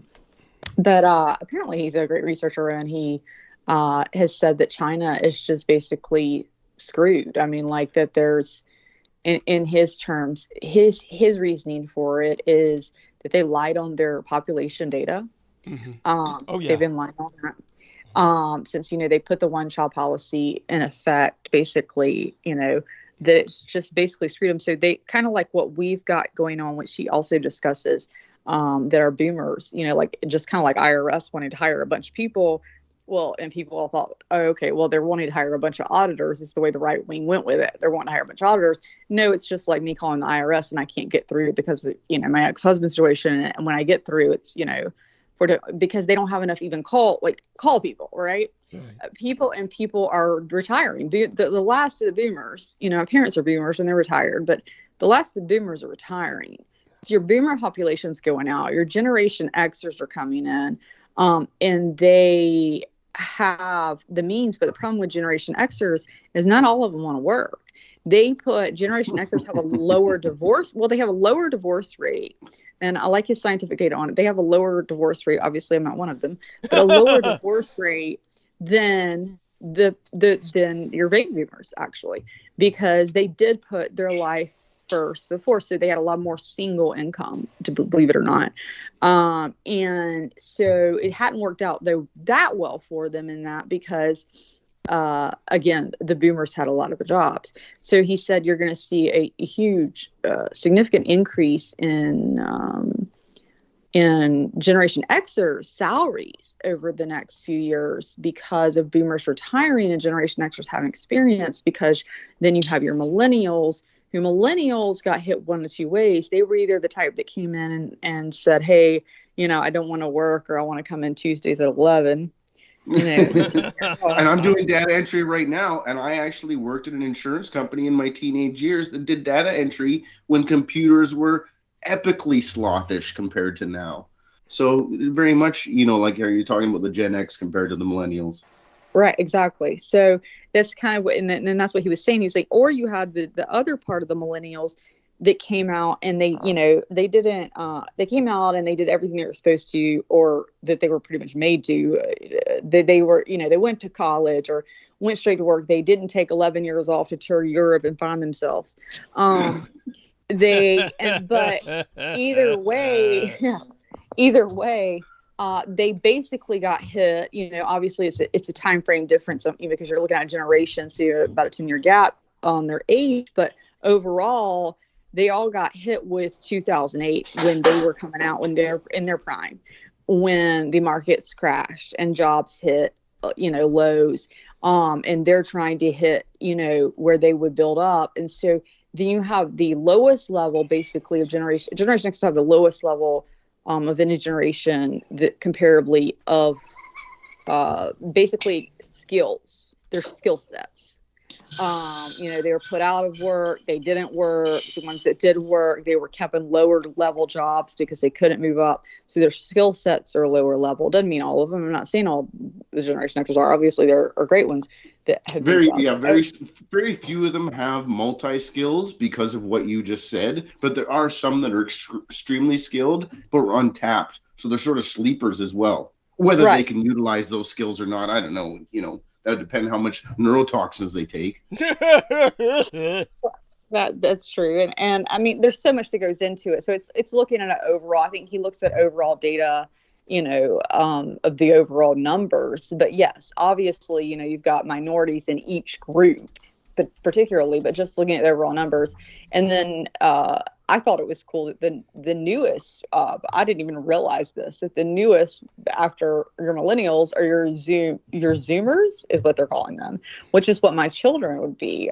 So anyone 20, 22 or 23 and under. And that group is, he said, and it's kind of going to hit like China, but not the same extent. But they are the smallest group. They're small. They're small in number, I believe, is what he said on that one. Or it could have been millennials. I can't go back and forth. But the other problem with the Zoomers was the fact that they, they were happy. A lot of the Zoomers were happy. 2020 came. Now my son wasn't one of them. So again, it's going to be to each their own. But a lot more of them are antisocial, meaning they were fine to be in their bedrooms playing video games. Or to not be, they're the kind that if you want programmers, right, and you don't have to go in the office, but you need somebody in the office to do meetings, or you need salespeople, your Zoomers aren't going to be that, they're not going to have a high number of those type of Zoomers, because they are more introverted into being in their own world, in their own bubble, and not and a little more antisocial as far as that goes. And so then you've got an issue there with them. But going back to China, though, is where I started. And China's just the population number. They're dwindling. It's like I said, our boomers are leaving. They're oldest, right? They're dying. I mean, like, I'm sure Douglas knows, like, they're retiring and they're dying, and they don't have the numbers. They fake the numbers. They don't have enough to come in to replace what they need. And the other interesting fact that he pointed out was that the United States is one of the only countries, I believe he named one other one, that is actually self-sustaining. And self-sustaining, I mean, as far as we have crude oil now, obviously not refined, We have most of what we need as far as agricultural products, as far as being able to self-sustain here. Whereas like China imports, like I think for their food. So we're not talking about food itself, like importing food, but whether it's having to have a certain pesticide, anything that we use in the food industry to support large numbers of food. So whether it's bringing in the any agricultural products, they have I think they have like one thing, like they are reliant. China, as huge as they are reliant on the rest of the world to bring in these products. That's right. And so then to be able to sustain that, losing their industry, whereas Mexico now, like with already Mexico is like a third, I believe is what he said, and I may be wrong on that number, on just what they'll work for now because of the decline in the amount of people working in China because of age. And so they're losing that hold that they've had forever, where we could get, everything was cheap. We got it cheap from China, right? So it's not going to have, they don't have that hold. So where is their hold? And, I'll shut up, but that's just the basics of it. Oh, no need to shut up. You're doing so great, honey. As a matter of fact, I would certainly just ask Brendan to go mute when he's preparing his, shall we say, vittles or whatever he's working on. Douglas, there's a problem. That's right. There's a problem with the Skype. That's right. He did say that. He said he couldn't go mute on his Skype. That's right. Hey, Brendan, I have been there before too, and literally had to pee with Douglas on the phone. It just won't. Sometimes it will not. Distraction on the set. Exactly. Somebody hold it for 30 seconds here. Keep it loud. Let's do it. Yeah. Keep it really loud. Like I said, I'll just be like, I try to put I'm only usually my phone, so I'll try to put my fingers over the speaker and just hope nobody hears. So I'll have to go pretty soon, but I appreciate the conversation. And it was a nice. It was. Hey, for sure, man. It couldn't have been done without you. Don't forget to look at your messages, Brendan, because the links that I sent you there. Brendan was sending me some links on Japan and their counting of their islands, and it just fabulous. Yes, there's officially 7,000 more islands added to Japan as of. So they have 14,000 islands. Yes. Are there any like that we can move to cheaply? Oh, that would be nice too. There's no you'd have to get Japanese citizenship, which means you have to be reincarnated in Japan. Basically. Yeah, pretty much. Oh, okay, but are these part of the islands that are disputed at the end of World War II, or are they just no? These are just islands that they haven't charted yet, apparently. Yeah, interesting. No, it's true. It's islands that haven't charted yet. So there are more hidden lands out there. Pretty much, yeah. It's right. The whole Earth has got hidden lands that no one knows about. Oh, I think so. I think that there's a lot of hidden... Wait till the polar shift in 2040. We'll all be old by then. But Well, but as the procession, as Horus's eyes move, I think that it's exposing things. What we see that there are lands that are being exposed right now. So very much interesting. Man, I want to check that out. Japan's got some more islands, eh? That's cool. Yes, and so... Yeah, perhaps Douglas can send you the article. I found an article on it. Sure, to whoever's interested, and certainly... Douglas could care less about any of those islands, I can assure you. That's not true, honey, you know I'm obsessed with those sorts of things, darling. Well, but I'm sure, because they would not have any, unless it shows young females or pornography. Very funny. That's cute. Look, there's an element of truth to what you're saying, but not nearly as much as you think. It does. Shame. Yeah. I can't come on without giving you a little hard time. I mean, back in the day, the reason why I sent it to Douglas is because back in the day, he would educate people on that Japan archipelago was over 7,000 islands. That's right. You can update your number. Yes, thank you, to 14,000. That's correct. And are they making them? There's another thing. So if what we were talking about earlier, there are we creating, or is somebody is something or some group? These are like divinely, like kami level Well, first creation. of all, Dubai is actually creating islands. We already know that. Yes, that's right. These are from divine itself. Yeah, these are divine, and I believe that. And so that could be Ta, sort of like the Egyptian god of the father of the gods raising the earth. Right, that's right. What Brendan is tuning into is the Jindo, the kami.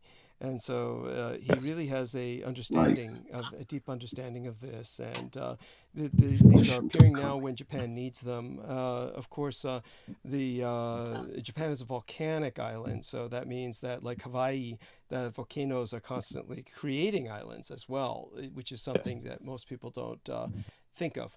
But so that being said, we love you dearly, Brendan. Take your time. Well, Brendan, what is our island, Brendan, that is lost? What my mind is escaping me for the moment. Island Brasilia off Ireland. No, the one that everyone talks about, ancient Atlantis.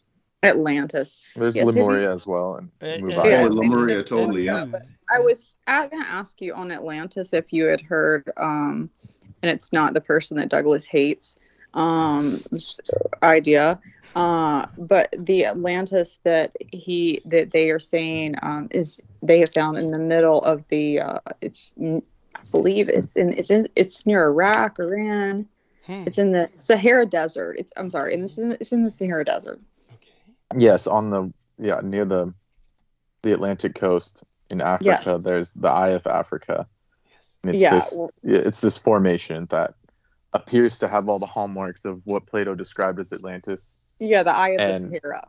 Yes, and it's like a rock formation that appears to be these almost intelligently human or made by beings, this kind of ring-shaped creation. And it happens to be where Plato, or near where Plato, it can be interpreted as, that could be a location of the city of Atlantis. And that's why when they charted that northern part near Morocco, they named the mountains the Atlas Mountains. And Atlas was considered to be the king of Atlantis. And there's a lot of mythology associated. So the ancient Greeks, or whoever named that area, already had tied that to Atlantis in some way. Yeah, so that's why there's a lot very interesting when I actually was able to research more of it. Just like it was talking about the volcanic rock, suggested evidence of it being pushed to the surface, and things like that. But it said it was basically proposing the separation of what the supercontinent, what Pangea may have played a part in all that. But I thought there was a lot of scientific data. We've heard so much of Atlantis to really go with. It was the best theory I've heard so far. Yes. And there's one other important fact is that the Sahara Desert is the Sahara, which is just the Arabic word for desert. But it's like the Great Desert. The Sahara Desert used to be completely forested and green. And this is, there were rivers. And like the Levant in Lebanon was all those cedars, areas, right? Yeah, all those areas were completely green and not desert at all, or arid. They've proven that with geological samples and Egypt and stuff. And that's where my qualms with the archaeologists, where they show Egypt and Babylon as this dusty, all the old films, or even in anime and stuff, when they show Egypt, it's this dusty old. They don't give it the rightful place. I think a lot of those they just didn't know back then, and then people are now. It becomes like a cliche, the camels, in the desert. Christianity. But it was called Chem, which means black sand. So if it was the land, it was a fertile. It was fertile, exactly. Yeah. Mm-hmm. Whether it was done and engineered that way, but at the time, there was a time when it was fertile for sure. Oh, there was a time Antarctica, we've proven now, also was fertile. Yes. Well, this is the precession. So did the sun, or whatever the North Pole is, that laser cut through, and has it moved through? And is it cutting up the continents as it moves? Because about the white fleet that sailed around the world. And now, where I am in the Pacific Ocean, if I sail directly to where the continent of Lemuria should be, I'll get so far, and then the Royal Canadian Coast Guard or someone, the U.S. Coast Guard, is going to stop me and tell me I have to turn around. and they will not let me proceed any farther. You're talking about with Antarctica, I believe. Well, that is correct. So, but what I'm talking about, so because I understand the azimuth map and stuff about where some of these hidden continents should be, if I went just to research them, I'll be stopped by my military. Well, they took over. I mean, they would take over. They took over the seas. All those seas are supposed to be, only by the country itself. Once you get to that area. Right. So if you don't look at the heliocentric model of the Earth, the globe model, and you look at these other places, and you go and do some other research with some older maps, you can find out where these other continents should be, but you're not allowed to go there. Well, so that's very interesting. I find that interesting that even if you don't do that type of research, anyone that just does basics, you could even get this on CNN or probably Fox News. The fact that they, Antarctica, what did they do to it? They took it, and then now it's no one can go there. Like, you got your prince got to go there, Prince Harry. But you can't just say, I want to take a trip here. No. You can go to a couple little islands. You can pay some big bucks, but you don't get to go to the big show. No, they made it. They made a law like that you can't. Yeah. And so, what is the reasoning for that? And so, I mean, like Admiral Byrd and stuff. I mean, he said it on national TV. Like, what's past that? Like, there's like more. Mm-hmm. There's like an entire landmass that's bigger than America on the other side, and exactly, and there's like entrances to the inner Earth. I mean, like. So they know the other aspects of it. Yeah, the Mars and Jupiter and Saturn. Well, I'm not sure how you're getting. Where are you getting Mars and Jupiter and Saturn on this? I have not heard that. As you go through the different firmaments, you get to the places that are like, if we're actually on the dark side of the moon, then you would get to these other lands. This would be ancient. So you believe we are on the dark side of the moon? Well, I understand what light is, and so what light is being created, the eyes of Horus, of silver and gold, I understand where I am. It'll sound like magic if I try to explain it, but yes, I understand where I am and what I'm perceiving, but to other people, it's, we've been cast in a spell, and you're in the cult of Babylon, and you believe some funny Roman circus stuff, and they've done it to us all. So, I mean, you're going into a Matrix theory. Is that what you're going into?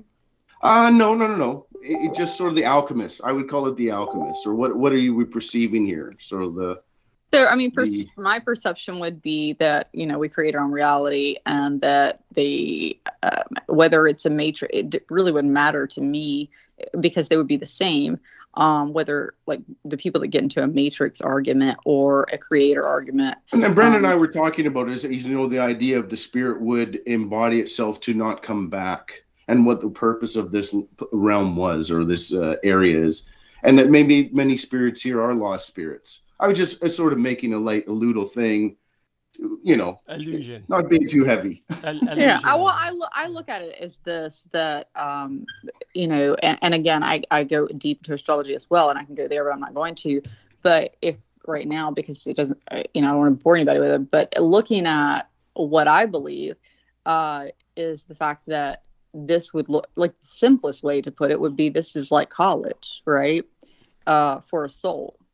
And so it's basically, and I don't, the mystery schools for sure, and that would be much along what we were talking about, the Ismailis and all these other secret Sufi and the Samis and these other, But the thing that I think people get lost in, and is where, I was raised Southern Baptist Christian, and again, it didn't matter to me now if what religion you're raised or none at all, your belief system. The problem I believe that we are stuck in, the worst problem, is the belief system, meaning that, that there is no belief system truly needed, that we get so lost in needing to believe something, needing to find an answer.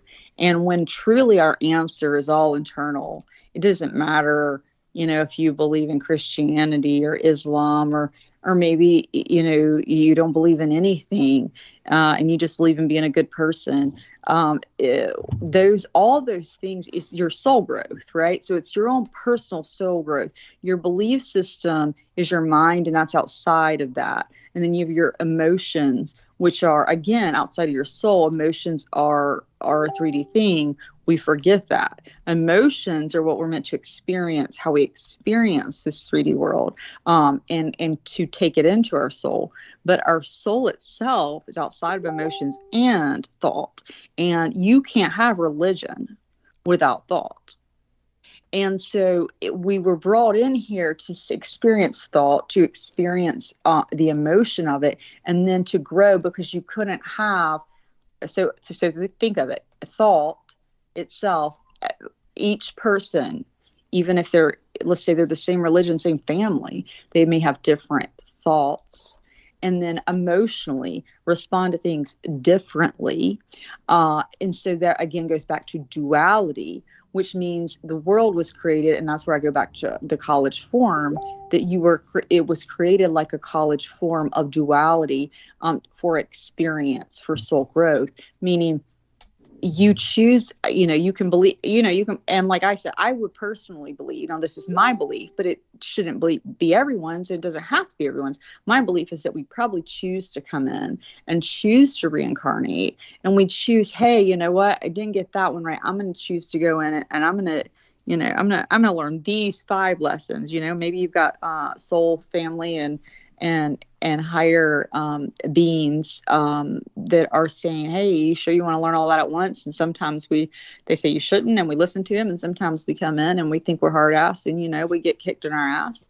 But regardless, or we kick ass. And then some of us come back to teach, and then some people may get stuck here. But when I say stuck, I don't think that they're stuck in the way. I guess I don't know. It's on beam thing that I'm doing, the loss in your reflection, and it's a simple thing, because in Sanskrit there's no word for religion, and that's sort of satanic. It's either you are a Devi, a candidate for enlightenment, or you're Asura, a demon, and this means strictly to look towards or to look away. It's action-based verbs, and so I totally agree with what you say, and I totally don't push back to yoga or Simran yoga on people.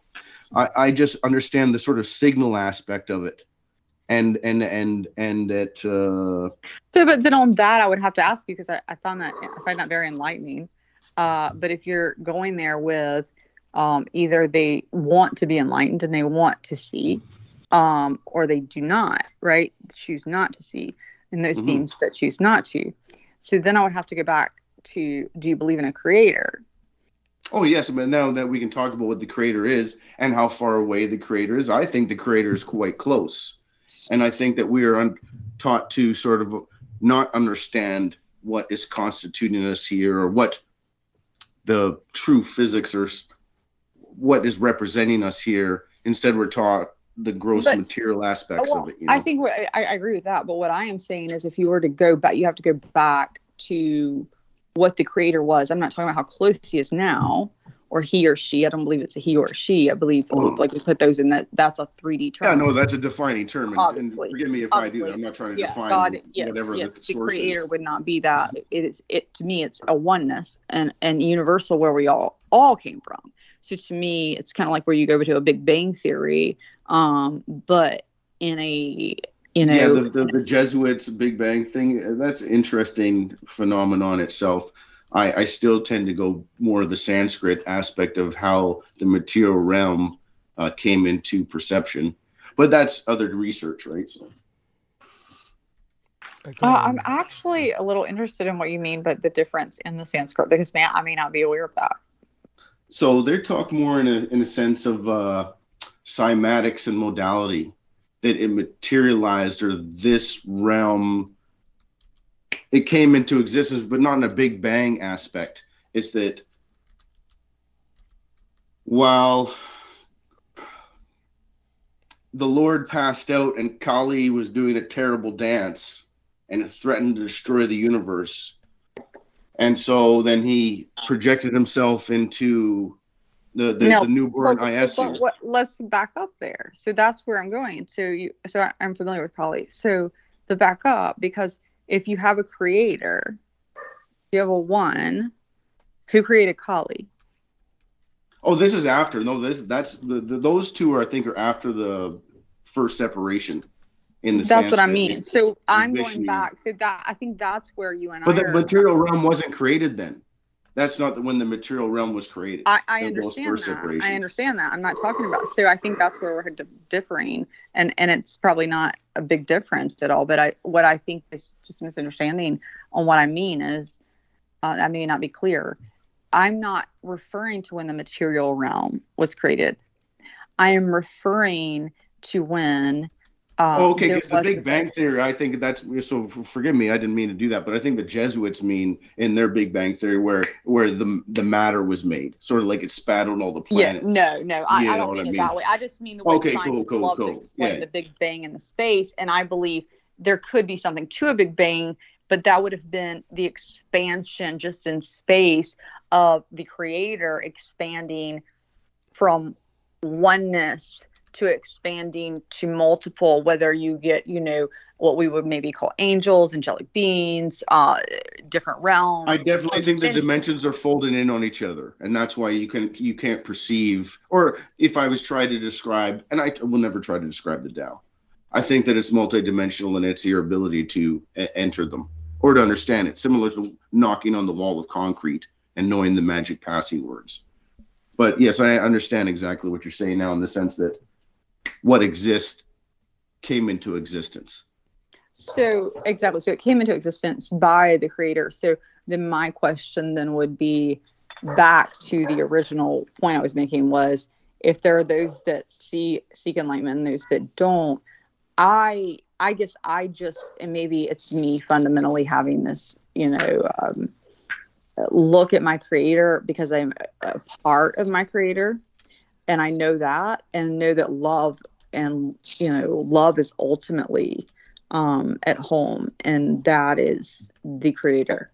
And that's where they turn the poison into ambrosia. So when you look away, but maybe you do look back. And so it's an action, but I think it's based on the individual aspect, because in the Sanskrit they say part and parcel.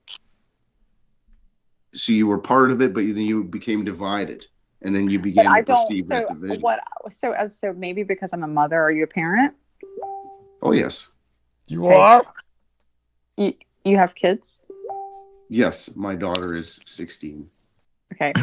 So can you imagine your 16-year-old daughter doing anything right now that you would never speak to her and sentence her to eternity in hell forever?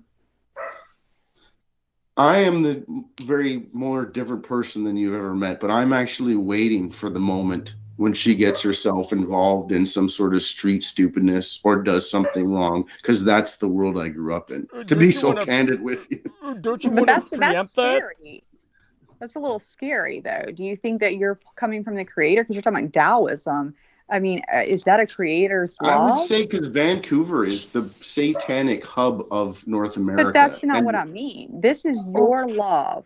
So we talk about love, and we can talk about it in a broad sense and oneness. When I go with the whole world, I can talk about then, I love Douglas Vancouver, I love my dogs. And then, you get closer and closer. And I believe your children, your family, children, parents, and children, like those are really as close as you can get. And you're one, and maybe you're in your partner. You have, if you are lucky enough to have a partner that you're that close with. But those you're in your best friends, like those are people that you love. And a child, if you're a parent, if not, I guess the closest would be for people that are animal lovers, animals. Obviously, your lover and your parents. Though I can't imagine saying, well, because I live in, and I'm sorry, but this is the first time I'm really gonna have to disagree with you. I live in a satanic area. I mean, I could sit here and say I live near Marjorie Taylor fucking Greene, so I guess I'm just gonna wait till my kids all. Okay, so you didn't let me allude to that. So it's not satanic in the sense that they're weird little, listen to death metal dudes. This is the war mafia. These people are rich as the Saudi family. They buy and sell But people do you realize with impunity. Do you realize you could sit here right now? That it does not matter. I realize what you're going to say, or I don't even realize. But the reason I'm stopping is to not waste your time, because you could sit here and tell me right now that you live in a city that you could take pictures of. You go out and there's gray aliens who are like literally like every day taking children and doing blood sacrifices and draining their blood all around you, and you just can't get out, and you're just like literally seeing it with pictures. Send them to me. Like, you could say that, right? Make it the worst possible scenario. Well, that would be the abortion clinics. Would be pretty close to that for sure. Okay, that's fine. But then how can you then say, I mean, I wouldn't even say that about Douglas. Like, I'm just waiting on him just to fucking burn in hell. I mean, it's probably going to happen. And you're saying it about your child. Oh, no, I'm waiting for her family to get her. She wants to be a lawyer, and I'm not discouraging her, because she has no idea once you cross that path what they will try and drag her into. So when she comes and tells me that she's got involved or she's done something that, just like you said, maybe something I would be completely not want to have anything to do with, I'm going to handle it calmly. I'm going to assess the situation, and then make the decision, just like a fixer would in North Korea. What's interesting about this? What's interesting about this is that I can understand the cynicism of someone confronted with their child wanting to become a barrister, but at the same time, he speaks of his daughter wanting to become an attorney as if she came up to him and said she wanted to become a prostitute, which in a sense is the same thing, one could argue. Oh, but the people involved. I mean, we're talking about the lobbyists that run the Liberals right now. Oh my God. Imagine that. Oh my God. Okay, let me stop you. Let me just stop you for a minute, sir. Here's the thing. I'm not even going to get into a political argument with you. Classic, though. No, I know. This is Smile. This is a great Smile. This has got to be good for you, Douglas. What a great show, sir. So thanks. This is not political. This is not political at all, actually. This is not going to be where Douglas thinks I'm going to go, because political would be very easy to go there. But again, if you want to go political, I would say argumentatively, my daughter, let me do political for a minute, because this will actually be very similar to what you want to do, and then we'll go somewhere else. What you're saying is this thing that, like, so my daughter graduated with a political science degree from Furman University, private university, and is now getting her master's and wants to go into politics. And so, that would be like me saying, well, I'm in the South Carolina. It is heavily a Republican, state that, and again, Georgia and Marjorie Taylor Greene, an hour and a half away. Again, it'd be like me saying, I'm just waiting for her to become what I can't stand. Right. And then I'll have to make that decision on whether or not to still support. Like, I don't have to support what she believes or does, but that's not what I ask you. I ask you as a parent, would I sentence my child to a life away from me and in eternal damnation for anything that they did? That's what I ask you. That is not a political question. I wouldn't sentence my daughter anything. It's just, I'm not going to try to expose to her or try to explain to her stuff that she's not going to understand right now. You're going back political. You're going very much superficial with it. I went deeper there. I am asking you, would you do that to your daughter? It is either there are mothers, I have watched them at death, at their child being put to death for horrible crimes that the mother knew they committed. And I can tell you right now, if my son, God forbid, committed the worst crimes in the world, I may literally in some way hate him for it and want to kill him for it myself, right? Like, that human part of me, kill him. How could you? Like, I know. But the part of me that is deeply ingrained as a mother in love, they sit there, those mothers, crying for their baby who was a child murderer, right? And they're crying. And these aren't mothers that are like supporting child murder. And what I'm trying to tell you is that if a human, which is a tiny piece of your creator, which is what we've both just agreed upon, can have that much love in them in this lost world, then how can you then go to the then prospect that we can have that much love, but the creator does not have that much love, that he would not seek to bring all of his pieces, all of his children back, no matter what it took. No, I do disagree with you. I think in the Ogdod that you, just for the worst of the worst, I think that whatever the crystal is, your spirit, your soul gets broken down, and it breaks it down into the rudimentary things, and that God does destroy or wants to separate itself, sort of the cheat, breaks the wheat from the husk. And so I do hold sort of a harsher thing. I believe that's kind of what reincarnation is. So I believe in reincarnation. I mean, I believe that we continue to get broke down and we come back with more lessons we have to learn. And again, I totally agree with you. And then I think, no, that there are some demons, there are some things that should be destroyed and should not be redeemed. And you believe that. So you believe that. And I believe that. Let me tell you something. It's harsh because, I talked to some of my native friends. They were abused at the residential homes, and they shoot the pedophile every time. When they kill the deer, they shoot the... But it took the guy a long time to stop shooting his assailant. And so at some point, so I'm going there with you on to forgive yourself and to stop having to take it out. But I do think there are some nefarious dark entities that perhaps have been conjured or exist that can be destroyed. Okay, so I see what you're saying, and again, this is not an argument. I think it's a great discussion actually we're having, because I think it's important. And so we were discussing that we should be able to hold conversations on opposing views, and we should be able to both contemplate them. All parties should be able to do that. That's a sign of intelligence. So yeah, and I think that's great. So I'm enjoying listening to what you have to say, and I believe a lot of people feel that way.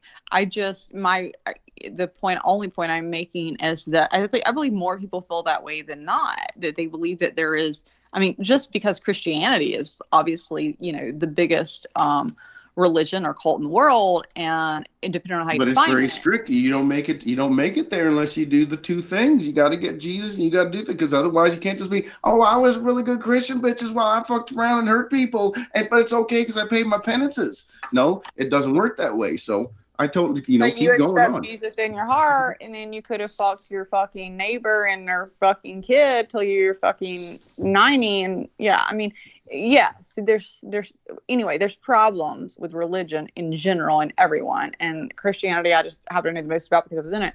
But my point again, going back to like our discussion on what I believe is like Christians would believe that, right? That there's a hell, like people should burn. They believe a lot more people probably should burn. When I realized that hell was an abbreviation for Helios, which was the sun god in Egypt, I said, oh shit, bitches, that's part of the cult shit. So go on. That's a totally moe point, but go on. Go on to hell. There's another actual definition of hell. I can't remember what it is now because you just threw me with that. When they would talk about going into the pits, those pits that they would call hell, those were actually where they would burn in that day. That's the word Harmatia or Armageddon, which was just a garbage dump with a blue methane flame. Exactly. Which was it wasn't fire and brimstone or nuclear bullshit. It was just a low burn. And I think that's even the lake of fire where the people do the weeping and the wailing. The lake of fire, exactly. Yes. So we both have researched that. So, basically, but I guess, anyway, back to the only point that I guess we have not agreed on completely, which is completely fine, because I think that's what we're here to do. Is not we're not supposed to agree on everything. That's what I said. That's what I just said, is that we shouldn't agree on everything. I said, but going back to that point that I was going to make was because, and the reason I want to make it is just because I believe that probably more people agree with you than they would me. And I would agree with you 10 years ago. At least, definitely before Pluto fucking came in Capricorn, I'm gonna tell you. But has done a whirlwind on me. But Capricorn is the ruler of 3D. You have to remember that. And so, I had to really take a big look at what this 3D world was. And I'm not saying I know it all at all. My wheel in the sky. Okay, go ahead. Yes. But what I am saying is that if we have a creator, we have love, we know he's that, we know we have that peace. He created every entity, everything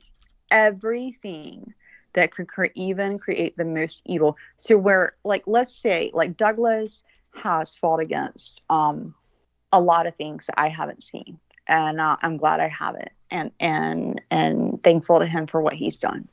Okay. Thank you, like the child, I can't even go into it, but I grew up in a world that wasn't my world.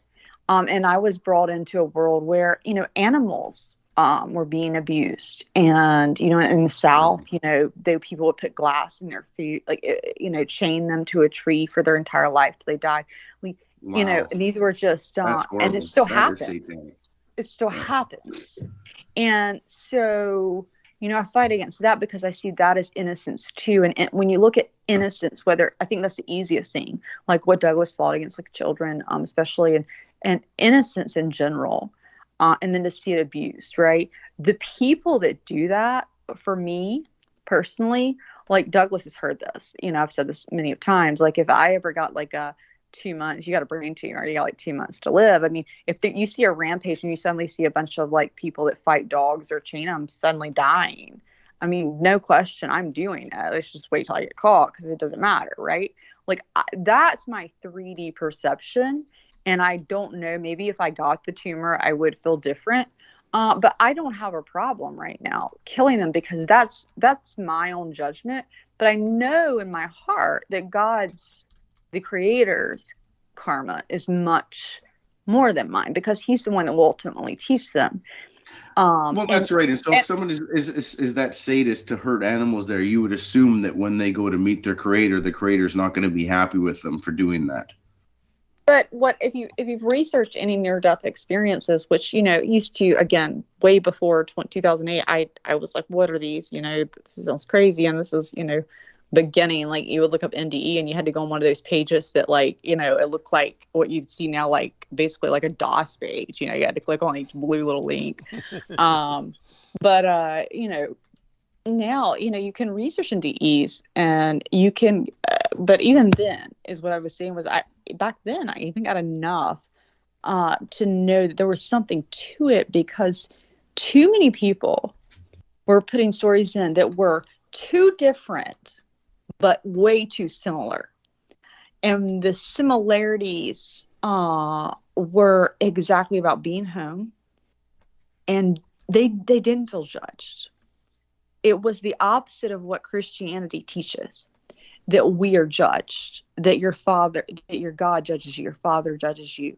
When my child comes home, I'm sure he feels judged by me. That's the fear, right? He's going to feel judged. What I try to teach him is what he's really doing and what I grew up with too. It's the guilt. You judge yourself. It is your ultimate soul, because if you are a piece of the creator, it doesn't matter what pieces you sold the fuck out. If you have to have a piece of that, and when you go back, you realize how little and how much you fucked up, right?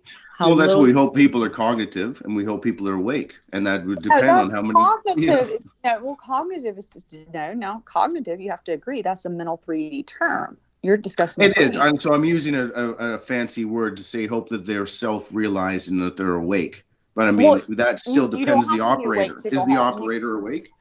Awake is here. You have to be awake here. Once your soul is departed from this body on this 3D plane, awake, you are awake, period. Now, if you're discussing other realms and other dimensions, then I honestly I'll be honest with you, I can't go as deep into that because I can't say, well, that, so I would look at fourth dimension. I look at dimensions. So fourth dimension for me would be probably the worst dimension to come from. That you're outside of time, but there's time is the fourth dimension. So, but even if we go back to the thing, so regardless of once we step out of this body, regardless of how you die, I think one of the tricks that they're doing here is to make it so you don't realize that you died or what your purpose was, and that's sort of the dark wizardy trick of it. And you won't realize who killed you, and then you may be foolish enough to stay. Where are you getting this? I would say the Cult of Babylon. I'm sorry, but. Okay, but so the Cult of Babylon this dark curse that's been put on people. Oh, pardon me? Where am I getting it from? Yes, who, like you're saying, you're just giving. So in researching, when the day that I realized that the Grand Master's ring was on the Superior General's hand was one of those very scary moments when I realized the Synagogue of Satan is real and it is not divided. And Brendan and I were talking about that earlier. So just in that, I realized that some creature here was cognitive, or was not only was taking notes, but had somehow, and I've heard stories that they keep notes back to Nimrod, and that they were doing the money trick stuff. And I thought, oh, isn't this interesting? Because the character Jesus or Pan or whenever we want to get into ISU, and Rosh Satan, the trampled underfoot, the head of Medusa or the fallen one, where we get our two main characters in the play from, I thought, oh, well, these people are pretty serious about this. And I'd known the Catholic Church had a cradle to the grave policy. And in some of these mystic things where the Sufis mention this, they go, well, they're more than happy to do it. And that's sort of the psychological war. And I thought that's heavy. And that's where I'm alluding to, is that if our spirits, regardless of all this stuff is what religion or what thing and all that, if you end up popped out of this body and you didn't realize you didn't have to stay here, that's the disservice that they're doing to people. Or that maybe you did a bunch of dirty shit that you don't even want to. Now you're embarrassed because now you realize they care. Oh shit, I did have a creator, and oh shit, I didn't have to be involved in this despot fucking evil shit. You know, and that's a hard thing for a lot of whatever cognitive points of perception to the doors of perception to maybe admit to themselves, because they want to believe they were the flesh. Well, or they want to believe that they were that image. I agree with you and disagree on, but agree. So let's go there, and that's what we're supposed to do, right? Yeah. So listen to each other and go with that. So with what and I just wanted to say one thing. So I was looking at the wheel in the sky, and I'm a Gemini, and so I'm on the opposite slice of the pizza with you up there in Capricorn. It's nice. You're the head of the snake, and I was just digging it. So keep rocking, girl. Way to go. Thank you. What's your rising sign? I see rising. I didn't do that's true. That would be your ascendant, your first house. I can't even tell you. My first house, ascending to do. What you need to do is give her your date and time of birth. Oh, so June 6, 1976 at 9 a.m. Yeah, I'll do that in a second. So yeah, so I'll have to do that while I'm talking. So I asked before, probably before it again. But yeah, I mean, as far as like whether we look at, what was it? It doesn't matter what. Like again, you said it, and that was what I was going to read with it. Like, we can go back to the God of the Sun, and where there are Egyptian stories there that we get with what is it, a god of. God, my brain is getting. You can tell I'm getting a little tired. Amun-Ra. Yeah, I believe it was Amun-Ra. Amun-Ra. Yeah. Anyway, but the point is regardless of where we go with that, and like Douglas and I have discussed, talking about the ancient aliens, or not ancient aliens, the show, and I don't mean it that way. I mean what we call the Anunnaki coming down, where we talk about I've read all the Citron books, so I know. Yeah, totally. The show is kind of funny for sure, but the Citron books are interesting. Yeah. Have you read the Emerald Tablets or the companion to the Emerald Tablets at all? I have got my hands on some of the Emerald Tablets, and I kind of sort of familiar with Thoth and Hermes Trisagmus. Hermes, Thoth, same person. Yes. Exactly. Yes. Yeah. So, I mean, those are interesting as well. So, but again, that's where I go back to. It does the belief system. I believe we're on the world is circular. It's a circular pattern, meaning we keep thinking there's going to be an Armageddon. The world ends. The world ended probably when the Great Flood happened. The world has ended is what we call ending, what we would think, an Armageddon type battle as far as, flood, the Great Flood, which is told in every religion, in every, going back to as far as you want to date it, it's like you've mentioned, that, these things are happening. There's a reason that this 3D world is still here. Again, I would say college. And what I'm going back to is because your creator doesn't give up on his children. And my other reasoning for that is saying this, and I've said this before, and Douglas has heard it too much, I'm sure, but what you're saying is that there were these evil entities that were created, right? And then we separated. And what I would say is, yes, we did separate, but it wasn't because the evil entities. So we're looking at, let's say, the devil, Satan, that he became, he was the favorite of God, as it's a Christian story loves to tell.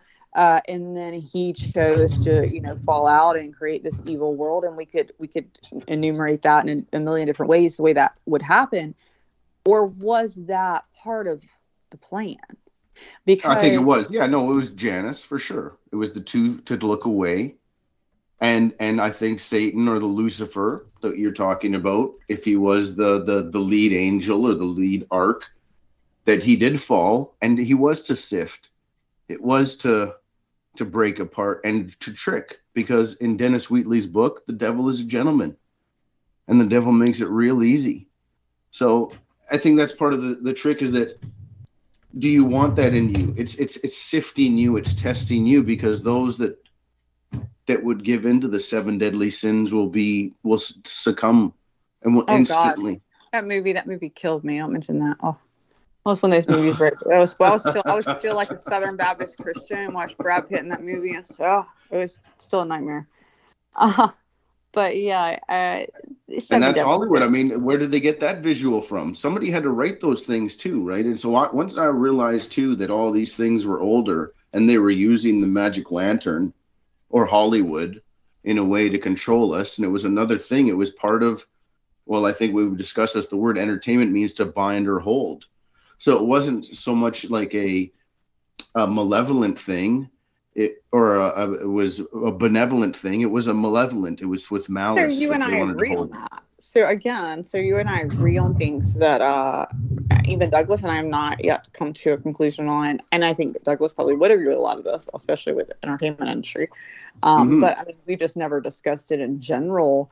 And, that's something I really, probably because I have more recently become more aware of the power that the entertainment industry, I mean, I've always known the power, but not realizing the amount of leverage they use. Oh, I know. And it took generations. Once I realized how long of a play this was, I was like, oh, damn, bitches, they got you good. That's pimping.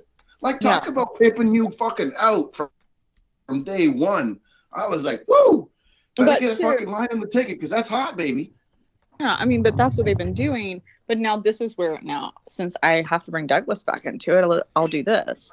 Douglas and I disagree on war because he believes that war is something that is good and has to be done by man so killing others, taking their land for whether they need more land. That's the kinetic. Yeah, the kinetic aspect of it is gross, but it is, I would say, the conflict or the strategy is probably partially integral. But it's I mean, a racket. So how can you the profit of war is what I don't like. So at some point, men have to go out and kill each other because of disputes or somebody got hurt. Because if somebody hurts your little boy or my little girl, something's going to happen. Now, that's what I've always told Douglas. So let me finish mine, and then you can say whether you agree with me. Go right ahead. Sorry. I've always said that defense is different. So defense of war. So you are coming at my home. You're going to hurt me or my children. I'm going to have to kill you because you have decided you, for whatever reason, want mine. You're coming at me. I'm therefore going to defend. Just like the way I personally, and you may not, personally, and Douglas and I do agree on this, see Ukraine as a defense versus Russia. Now, however that started, and you can go back, but Ukraine, I believe, was not obviously the instigator in that. You can believe America was or not, and I'm not getting into that right now because that's going to get political. What I am going to say is the fact that Ukraine is getting killed by Russian soldiers, and there's no reason for it because we've already agreed religion is bullshit, right? We've agreed on that. I'm right there with you. Left hand, right hand, we make a profit. I'm here with the racket. I'm not here to decide all the game on the map. That's fine. We're making money, baby. That's what I'm saying. That is what obviously some of the countries are making money. Our country is making tons of money on I would say countries, I would say individuals. Now we can talk about the plutocratic oligarchy that runs the world. Yes. Now, and I would agree. So we would probably agree on that. And I call it the military. I use the simplest term, military industrial, the MID. And then we were talking about, is it the Ishmaelis or is it the assassins? Who's running it? And who's holding the strings of all the blackmailers? And who runs the I don't know. Israel has a stronghold, obviously, especially after watching the documentary. I'm assuming that you've seen on, their intelligence. They're definitely the Mossad, and the thing that they pulled off is huge. Now, did you see what they've done with what was it? They just put out finally that was a lot of journalistic work. I will say those were journalists that were good, that did that. They were able to keep that secret, come together. Journalists don't usually come together, much less in different countries, and keep it secret to find out all of that with, I believe is it Pegasus? I believe is the name of it. That they created. What was this again? I believe it was Pegasus. Just describe the phenomena again. I'm so sorry. So basically, it's a spyware. It was developed by the Israeli cyber. The Promise software from. Yeah, it was developed by their company, the NSO Group. So the NSO Group is a private group out of Israel, and they basically, it can be covertly installed on mobile phones, kind of like, but you know how used to you have to open something or download something. They made a software that doesn't even have to happen, right? I mean, they could send to my phone, and not only would they see, you could, if right now you would send that to my phone, and the thing is, they sell this to other countries. So they're selling to other countries, and they've put it, the French president, for instance, they found out he had it on his phone because they were able to get a list from, I can't remember the name of that international group that they don't know who gave it, but there was at least I think they have 15,000 or 50,000, I don't know, 15,000 maybe phone numbers. And so these not private, but when they got it, they went through, it's you can watch it. It's 2 parts. It's only 45 minutes each, but it's basically, they just came out. It's PBS type thing. It's not on either side of a spectrum. And it's just saying what happened.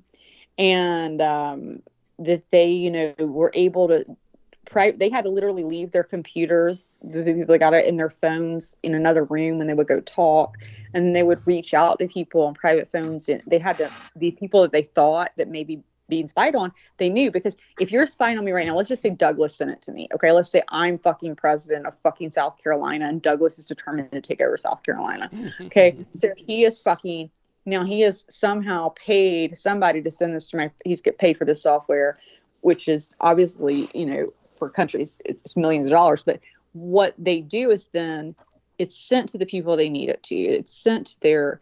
And he would be able to see not only everything that I texted, if you wanted to hit text, he could see everything that I was doing. He could picture me right now and see my phone wherever the picture camera's They can going.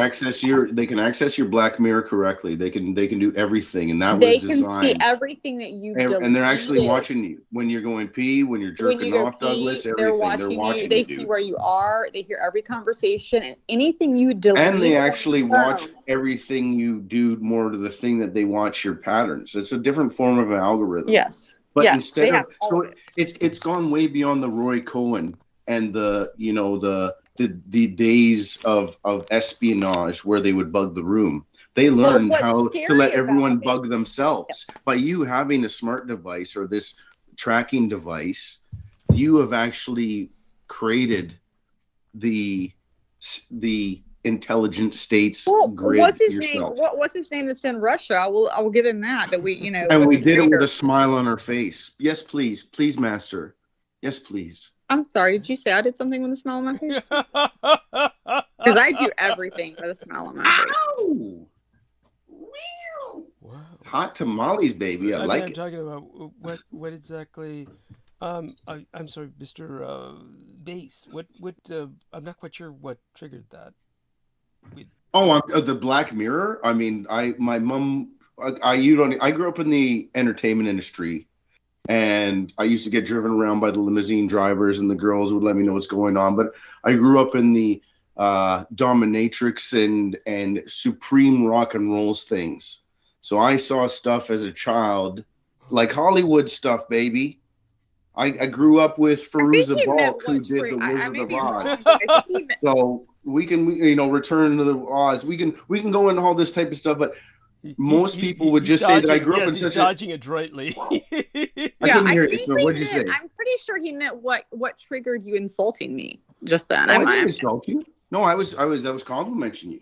You were like, "Oh, it's your baby. Go on." Yeah, or something like. Is that what? It was just odd. It was an incongruent statement. No. That was me sending you hugs and kisses. So I'm sorry to take that. All right. Well, send him. It was odd. Oh, no, baby. It was incongruent. It kind of came out of nowhere, just at this angle, and you. It was just one of those things. I was like, "Oh, we're getting frillies. I like this. This is hot. This is good. Make everyone jump up." What the only reason that I'm pursuing it is because it's more out of curiosity. Because Brooke didn't really change or alter her behavior in any significant manner that was noticeable, and then you suddenly spoke as if she had was the some intelligence. Yeah, no, it was the Black Mirror aspect of it, and I was waiting. I once you guys went farther into that, so forgive me. Keep going. Okay, yeah. Another thing that I noticed, by the way, just because my name was used in it, was Ted. Teddy said, "They can see you everywhere when you're jacking off, Douglas." And I was like thinking, why me specifically? No. I meant more figuratively. The boys would only be. I don't know if the girls do that so openly. I honestly, discussion. I'll be honest with you, Douglas. Let me be honest with you. The only reason I'm having to go back to work, I had an inheritance. I spent a great deal of it on the software to put on your phone so that I can see. It's just so people understand, I never use my phone to access porn because the pictures are too small. It just wouldn't, there you go. He needs reading. So he needs reading glasses. He's reading glasses. He likes likes girls with little tits and guys with little penises, and he's needs the reading glasses to see those. I know you don't like guys, or you say you don't. Whatever you like. I'm not going there. It was a point. The point of that is regardless is they can see, they can only see where, so you would have to, here's the thing about that. The point about that phone is, they can only see what you're doing, but if you don't think about it, most of the time you're holding your phone looking at it, right, when you're reading it. So I watched some of the people, if you actually watch this, and they felt very violated on a number of levels, because these were all reporters, and that most of the people, obviously if the government is paying, and these were a few governments that were reported. Mexico, God, I'm not going to name the government. It wasn't Morocco. I don't think. But a few governments that paid for this said they didn't know. Like it was basically proven without proof. And then, of course, here's the two things happened. Number one, they were sending it to people they put it on phones of people that were either, a lot of them, again, were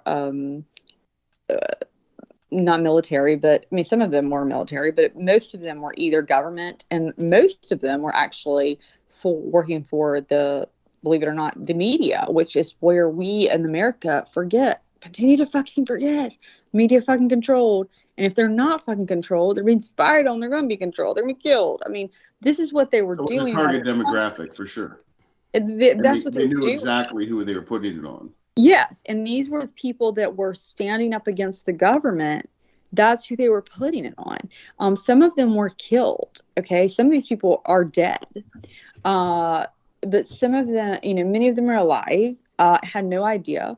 I watched a few, and, one was just she had fought against her country, and been arrested, kind of like in Russia, like, and watched this woman, and she was heavy set and, smoked cigarettes. Like she's fighting fighting for her fucking country, fighting for women's freedoms and people's freedoms. And when you fight socialism and communism, sometimes they come and fucking arrest you, right? So right, and that's what they had done to her, but when she got that, and they couldn't tell her, she was one of the few people they could not get a hold of because they were watching her, and they knew they found out, and that's why I tell people to watch this documentary, like to look it up, like Pegasus documentary, like it has to, you could probably look it up on YouTube, it'll be there, but the link, but when you see her, and what they found out is she was going to fly, and somebody knew her,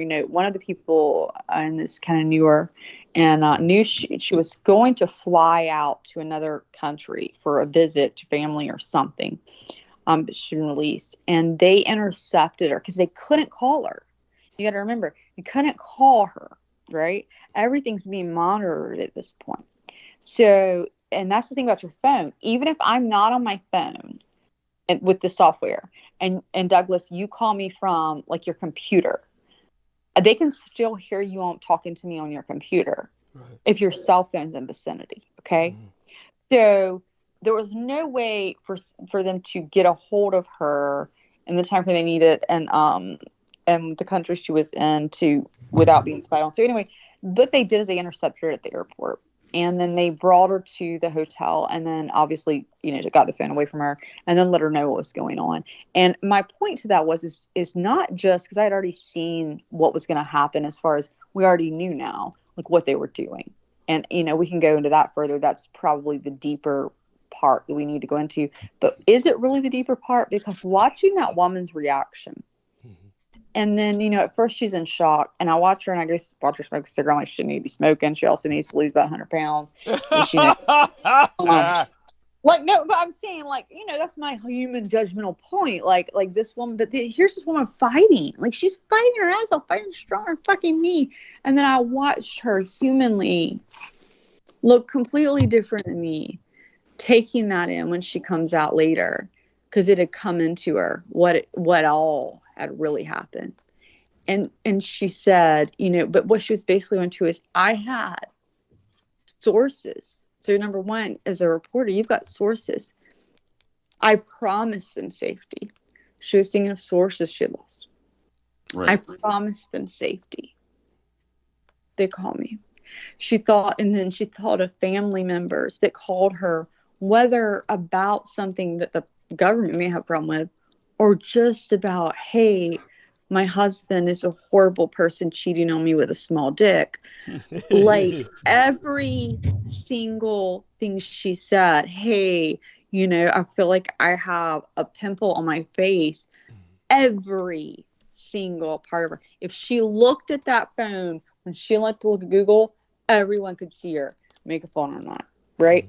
Everyone could see her, naked or not. boob fucking showing naked. You know, like were you did you have your phone in the vicinity of you jacking off, Douglas? I don't know, right? Like the point is like it's a complete thing. So then it's been sold. So here's now where I want to go with that. So that is the emotional human aspect you have to remember. That's a human. Each human that's been experienced that has to deal with that. But now we need to look at the actual broader prospect of it, which is what also this shows. Israel, and again, I am not anti-Jew at all. And again, and Douglas, you know, and I have gone back into like, you know, I'm not pro fucking Hitler for sure. Fucking, if he's your father, to fucking kill him before you're fucking born, because just to kill him. But not because but I mean, I'm not a pro Hitler person. But what I will say is, I'm not saying Jews, but I will say what's going on in Israel now, because I don't know. And I don't claim to know it all. I don't claim to know killing Hitler would be the best thing. I don't know that either. What I will say, I'll never know any of that. I won't know that if I go kill the dog fucking fighter 2 months to live, that will be the smartest thing I should do, but I'll do it. You know, you do what you believe. That's what you have to go with your soul and your instinct. What I will say is we do know that Israel is not only, and Netanyahu is what I was amazed with, not amazed actually, or surprised, but amazed that he was actually said this and they were able to put it out there. What they do is Israel trains their military for this. So when they bring them in at 17 and 18 years old, they bring in and they take their smartest and they put them on creating what you have today, what this Pegasus is. That's what that's why, guess what? And Sacha Baron Cohen. And I will go and say this. The only country right now that was oddly not able to be put with Pegasus was America, you know, with a +1 area code, which I find, again, you know, you say conspiracy theories, like, I don't know. I mean, I'm not saying that. Yeah, I mean, I am saying it, honestly. Let's say it. Like, we either know about it and we said, Israel, you're not going to fucking do it to us, or we're going to fuck you over with it or something.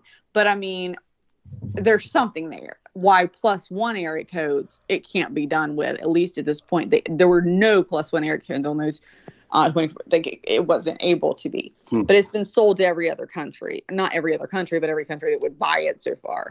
And so this Israel company, so the point back to what I was making was Israeli government military trains their people from 17, 18 years old. They get the best that they can, and they train them on how to do this. And the reason they're doing that is obviously because of they need to know on the you know, the other side that they're fighting. God, oh my God, that's when I get tired. Who am I saying they're fighting? The Palestinians. I'm sorry, Palestinians. They don't want to just know. So what they're doing is they don't want to just know where the Palestinian official is. Like, they've got it down. Like, they want to know where the baker is. They want to know the baker on the corner. Is he talking?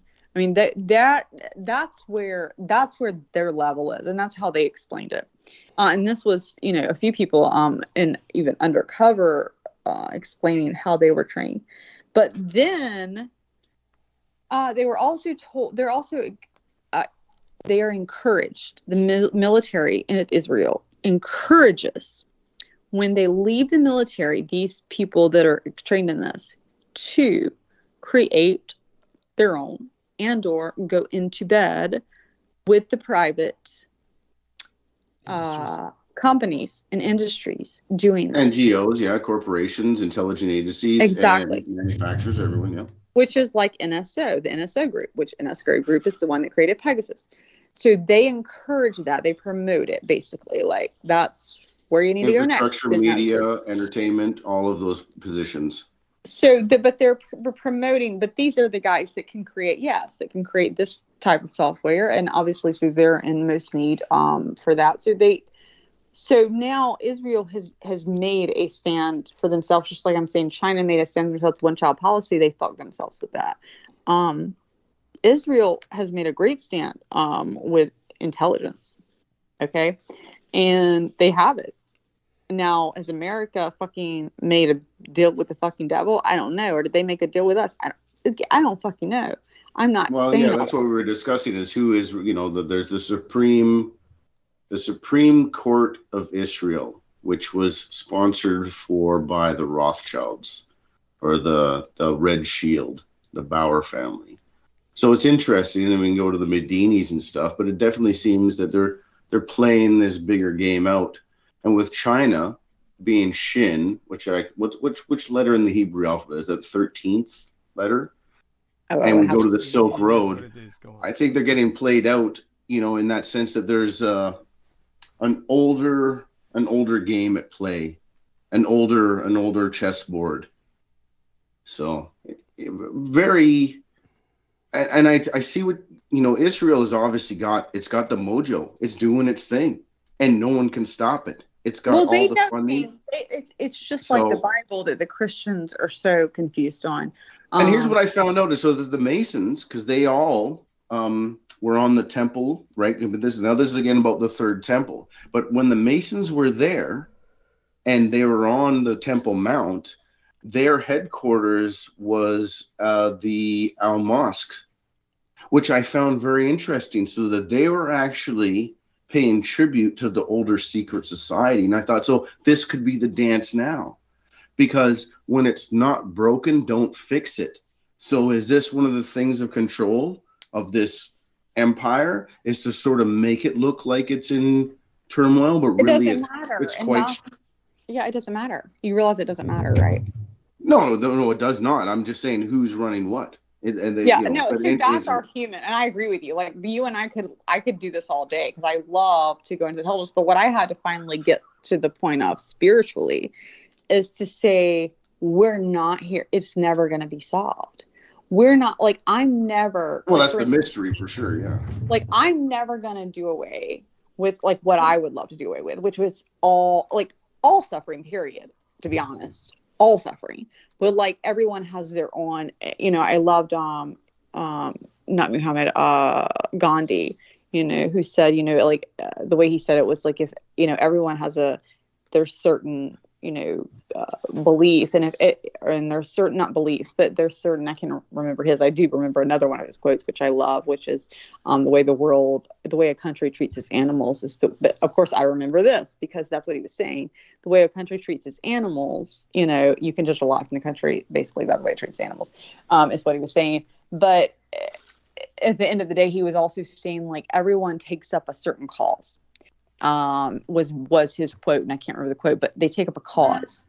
And so like my cause is animals, like, but that spiritually is what I came in for. Like that's not something wrong against me.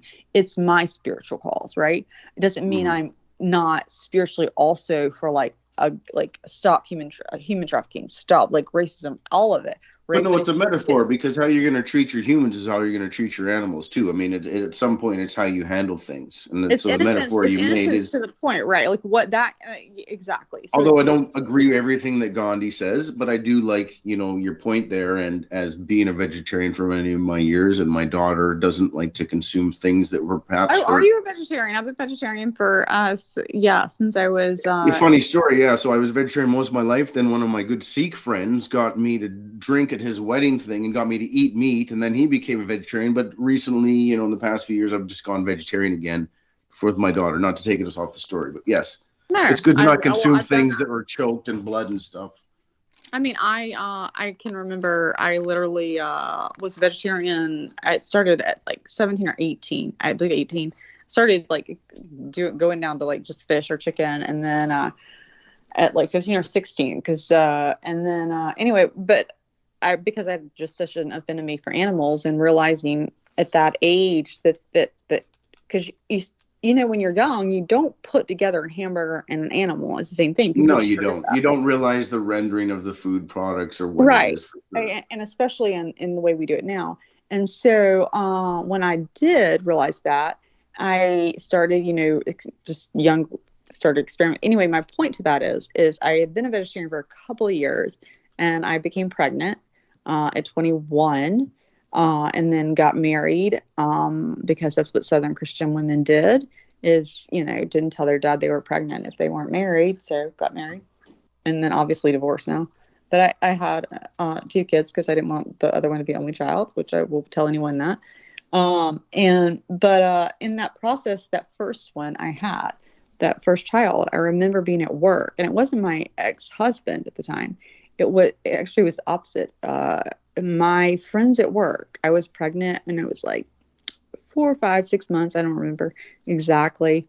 And working, and they was, you've got to eat meat. You've got to eat meat. You cannot have this baby without eating meat. And they would just be on me, And this was back in she was born in 2000, August of 2000. And that's right, because they don't teach us how to get the vitamins elsewhere. So you need the iron. There's some things you need. I mean, go ahead. Right. So they had a point to it. What they weren't doing was, there are ways to do it. But they were just like, you need it. And I was, and to be honest, it wasn't like I had experienced anything bad in the pregnancy. The pregnancy had gone great. Like, there wasn't like I was having problems in the pregnancy. There was nothing. So there was no reason for them to be like, oh, you're having a problem with the pregnancy. As a matter of fact, the only problem I had was a hilarious problem later. But I remember them telling me, and so I was finally, and I grew up eating meat. I'm in the South, man. We have freaking, I don't know if you know what a clock is. You probably don't. See, they gave me all this side of English style, like boiled meat and gross stuff, so I didn't want to eat it when I was a kid. Once someone showed me how to do like barbecue, and you could have like a steak the way you like it and stuff, there's meat. I'm like, that's really yummy. I grew up with barbecue, and I grew up with clocks, which is what a clock is basically. It's just a drive-through joint with like French fries, onion rings, and like chili cheeseburgers, right? And cheeseburgers, but like I grew up like, and so I remember going to lunch one day, and they've been on my ass. I had not fucking eaten meat several years, and I was like, fuck it, I'm fucking eating meat. They were fucking on me, fucking try. So I like was craving. I was like, fucking, because this is also before you could even get veggie meat much at all. It's 2000, man. And so it was like, weird, I went through the clock and got a fucking chili cheeseburger like I used to fucking eat. I'm growing up eating it.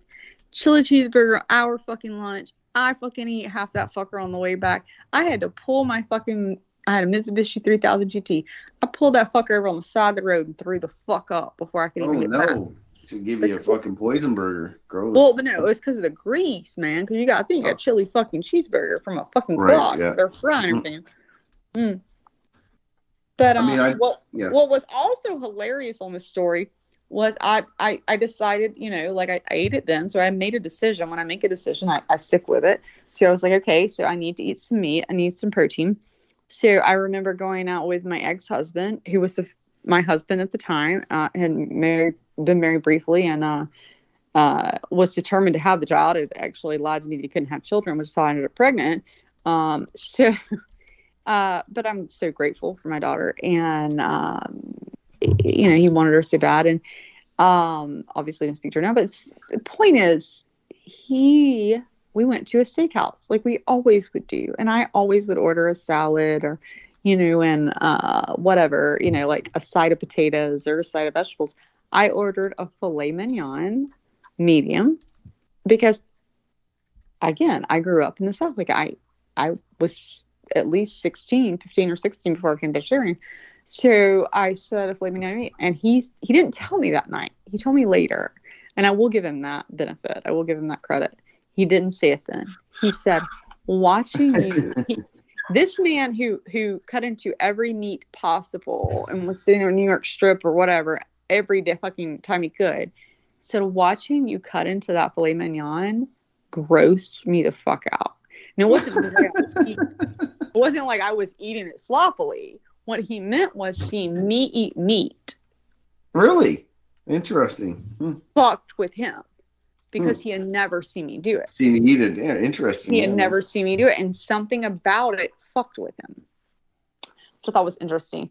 So I raised both of my children to not eat meat. And people, some people give me hell. I had some neighbors, obviously, going through that, living in these living in a subdivision in the South, with everyone. Yeah, I was the only one that didn't eat meat, and my daughter is surrounded by ravenous flesh eating. They'll eat it like just pink, still bloody type stuff.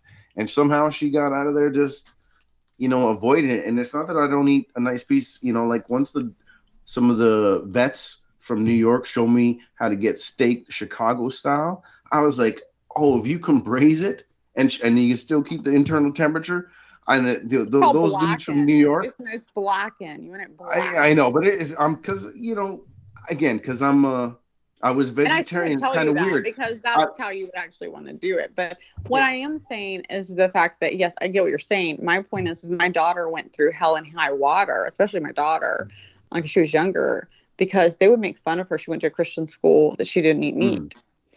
And everybody was like, and the friends would, or, I say friends, neighbors, friends of her friends, because when you have kids, usually your friends at that age, or whoever your kids are playing with, that's who your friends are, right? And they're like, why don't you let her eat meat? And I'm like, well, she's 3 and she can eat meat. She can eat meat anytime she wants when she knows what meat is. Because would I put a cigarette in my kid's mouth? And, and that's my equivalent to it. Like, would I put a cigarette in my child's mouth, or would I put, we know that meat I totally get what you're saying. Yeah, no, totally. Yeah, and so I was like, weird. Why not let it be your choice? And so what happened was my daughter, who actually went through more hell than my son, did not, she's still never to this day eaten meat. To this day, she's 23. She's never eaten a piece of meat in her life. Crazy. Not even fish or nothing? Not a little bit of fish? Nothing at all. And when I went through my divorce, no chain-leg chicken? Never. Now my son, because some people bend the rules and like, well, if it's not this, it's no, okay. She doesn't ever. Now the only thing I would say she might have bent the rules on is, like, I've told her before, like, okay, don't be so picky. Like, don't be like, if it's a cup of broccoli, cheddar and broccoli soup. Like, if it's broccoli cheddar soup and they're like, it has a little bit of chicken stock, like, I don't. Well, yeah, if you're eating the processed foods, you got the food additive and all that. Yeah, like, I'm not, like, it's usually, are there pieces of chicken in it? That's different. Like if we order potato soup, like, she's the type that, like, we order potato soup, they say there's pieces, or we ask if there's bacon in it. If there's pieces of bacon in it, we're not gonna eat it. But if there's broccoli cheddar soup, I'm not gonna be like, is there chicken stock in it? Yeah, if it's ground up stuff, you can't tell, then you're not going to know. Right. So and it's going to be in the food, like, no matter what you do. So. Right. So that would be yours. But then my son chose to or not chose to. I mean, it was actually a push from his father to eat. And when I kicked him out, he started grilling out every weekend at his house, every other weekend at his house, like, or every weekend. But I assume every other weekend when he had this, like, you got to try meat. Your mom's not getting you to eat meat. The man eats meat. My son was like, he purposely moved out on my son's 12th birthday. I won't go into him. But anyway. Well, I think there's a certain thing with the food, the thing where they keep our vitamins on the red line all the time. So it's learning how to eat food, no matter what type of food you eat, is to have enough vitamins in your body. Because part of the medical system is to keep you in the. I completely agree with that. Most of it's processed, and I'm not saying people shouldn't eat meat. What I would say is that people think that they need to have meat, and that they have to have too much meat.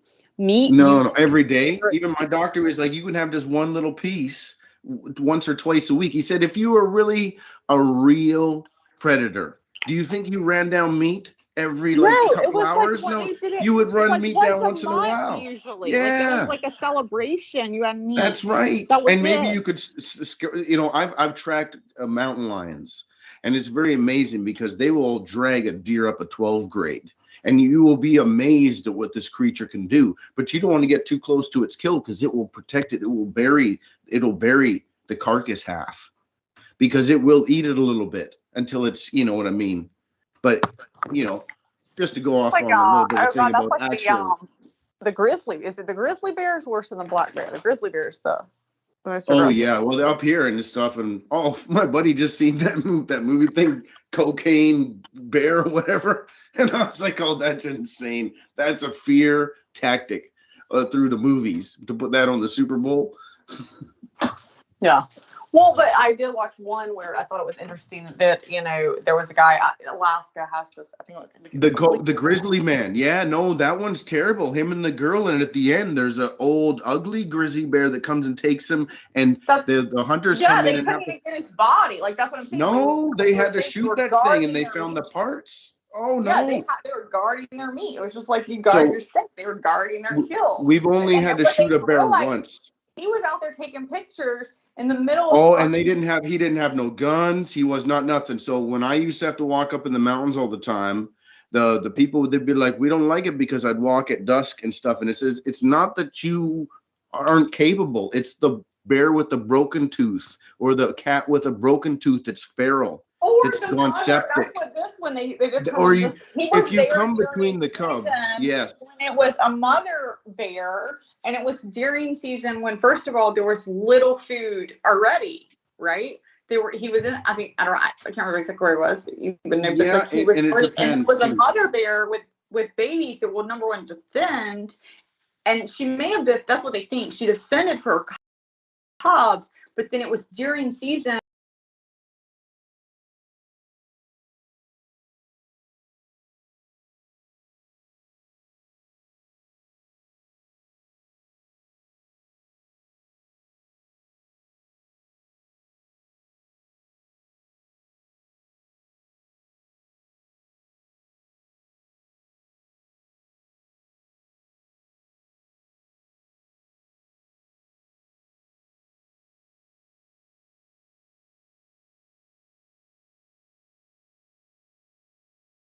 My dad went out to this trash can, like literally, he lives on Paris Mountain, which is, if you know Greenville, Greenville is like, you know, I mean, we're in the mountain range. I mean, like Appalachian, kind of, but and I say that in the context of going out into the flatlands of fucking like Indiana or somewhere and driving through there and being like, oh my God, everything is fucking flat.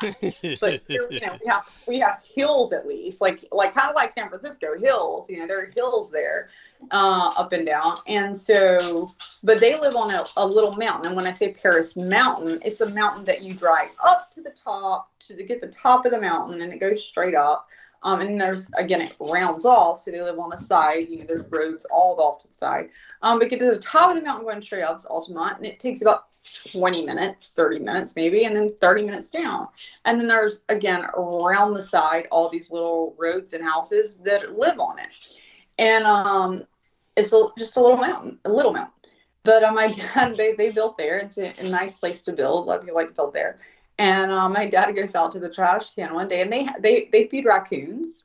They have raccoons come up, and they'll put them on their deck. They have a 3-story log. I call it a log cabin. They have a 3-story log cabin, and they will have like raccoons come up, and they'll feed them, and you know, like put food out for them. But you know, it's a sweet little thing. It's just, you know, I was raised to love animals, but my dad went out to the trash can one night. And they knew there had been bears. I mean, they've been reporting of bears. Who had seen a bear in the area? Bear, you know, you get that all the time. And he goes to the trash can, and he said, like, I know my dad. Like, I've never really seen him, like, when he told the story, like, you could tell he was a little fearful even then. When he said it, he said, because he went to the trash can, and when he was going to just throw something away outside the big trash, there stood up this fucking bear. It was a brown bear. Again, not grizzly. But stood the fuck up, and he's just looking at this fucker.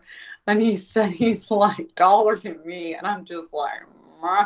I mean, I can't even, you know, my dad just said, I just froze and just backed up. And he just looked at me, and I just got backing up and just to the door and went the fuck in. You know, and then he said, you know, the bear never like tried to go after him or anything, you know. But you know, it's a brown bear. Now a grizzly may be very different, especially a mother grizzly or anything like that. And actually, depends the time of the day and where you are, exactly, if there's food or what how you caught them exactly. Yeah. So, and I had an ex, actually my ex, was in, had gone to the mountains up in North Carolina. There's a river there that we flew down in Cherokee, North Carolina, and was crossing, with her son, and he was only like, I think 6 at the time. They would park, and you have to cross this road. Like when you go to Cherokee, it's very packed. So to get to the river, you have to like usually park somewhere. They parked. So when you're in Cherokee, it's just all mountainous. So you're basically parked, and you're crossing basically a road in the woods.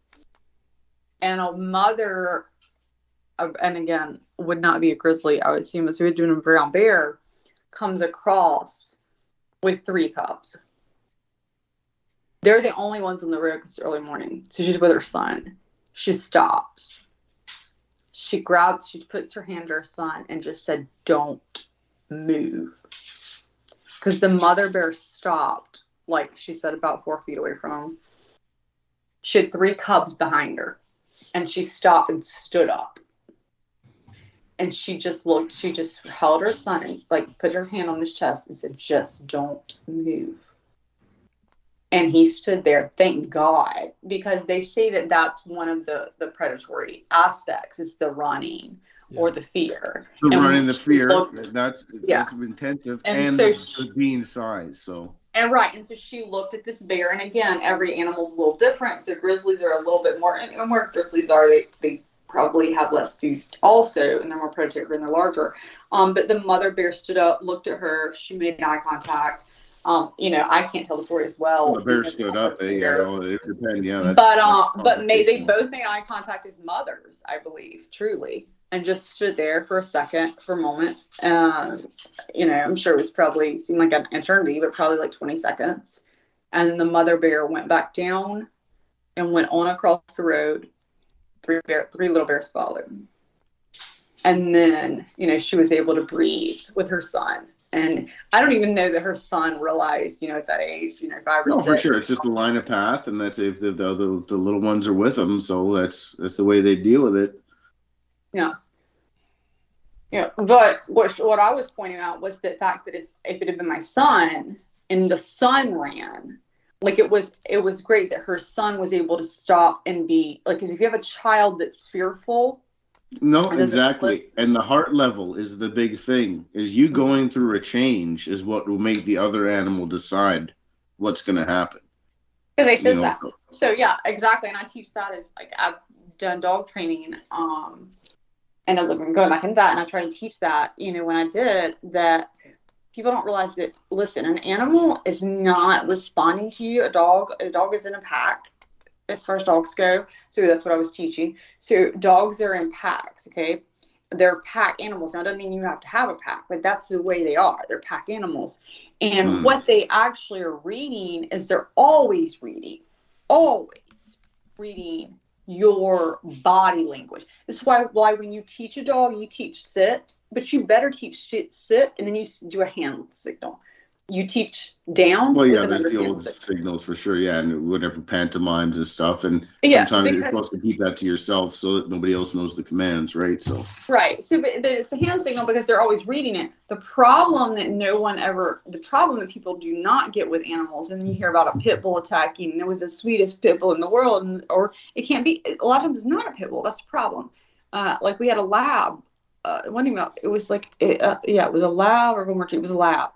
And he basically was the grandmother's dog, and he ripped the son. Been greatest dog ever, lab. Never attacked anything.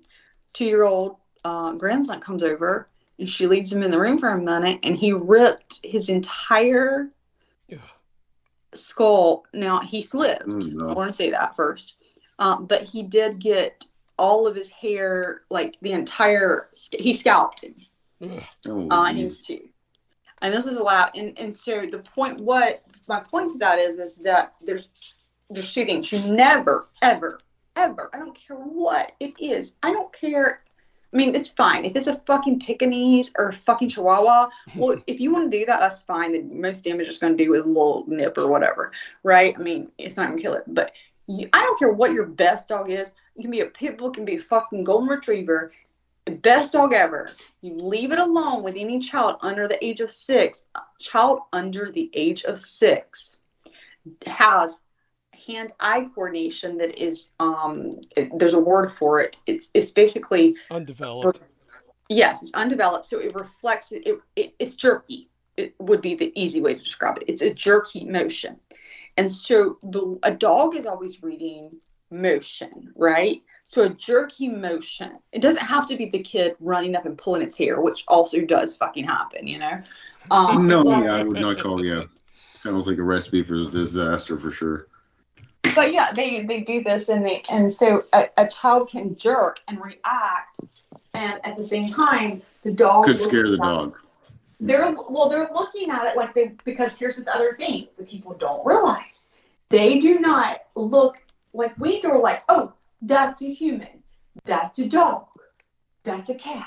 And then, animals are reflections of their owners. They're pack. So. They're like, you're my leader. You're a big person. You feed me. You take care of me. That little 3-year-old, that little 4-year-old, I don't know what the fuck that is. I had a temple dog, a Sharpie.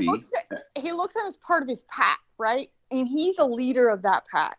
You may be the head if you're a smart person. If you're a good leader, you may be the leader. If you're a really good leader, then you've taught them. They're alpha based. Yeah, exactly. So you have to understand the how to deal with them, and it depends how you deal with the dog. If you're not fucking there and you leave them alone, even if you are alpha, guess who becomes alpha with your 4-year-old? The dog doesn't know, and then they have to train it. So I had a Sharpie. If fucking jerks, they don't know. They're gonna grab it by the fucking neck and be like, "What the fuck you just fucking do?" The communists tried to kill all the temple dogs, so they were crossbred with the pit bull. So everyone was afraid. And so I was given this one dog because the breeder, I thought she was her sister when I was there in front of all the dogs. And I said, oh, it's Brushy Coats, and I'm going all nice. And he goes, no, that's Tia Puppy. And she came from a grow show where this dude had beat the dog, and then the dog had bitten the 6-year-old kid. So they had brought the dog back to the breeder. So they go, you have to take this dog because she can sense you and that you're not bad. So she was one of the greatest dogs ever. I would go to work, she'd be sad, she'd claw on the door and stuff. But she had a thing where you could not put your hand near her mouth because she felt attacked. And I told one of my dudes, he's a big tough dude, I said, don't do it. I come back, oh, your dog, and she put her teeth right through his hand. Ooh. And I said, well, dude, I told you, what are you doing, man?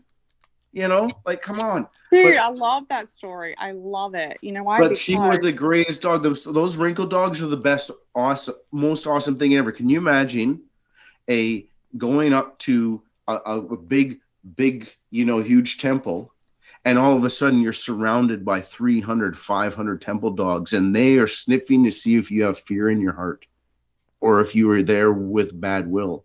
And that's why the communists killed all those dogs, because those Buddhist monks that had all those dogs, they just run out. Can you imagine that?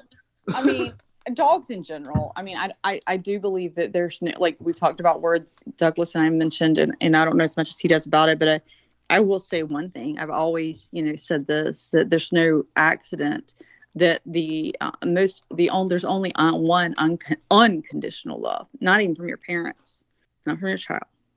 On this 3D plane you could get, not from a fucking cat, to be honest with you.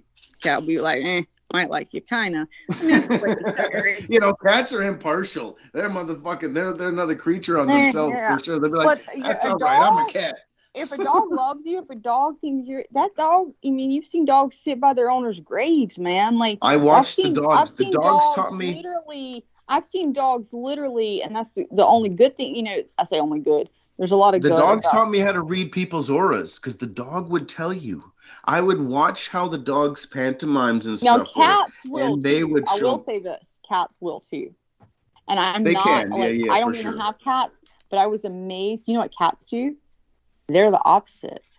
I was so amazed that cats would would come fucking over, and every fucking time my cats would not come in the fucking room if people were there. They wouldn't come. But the second there was a person there that didn't, they're like, oh, you have cat. I don't like cats. Those fucking cats would be all over that person. It was the fucking opposite.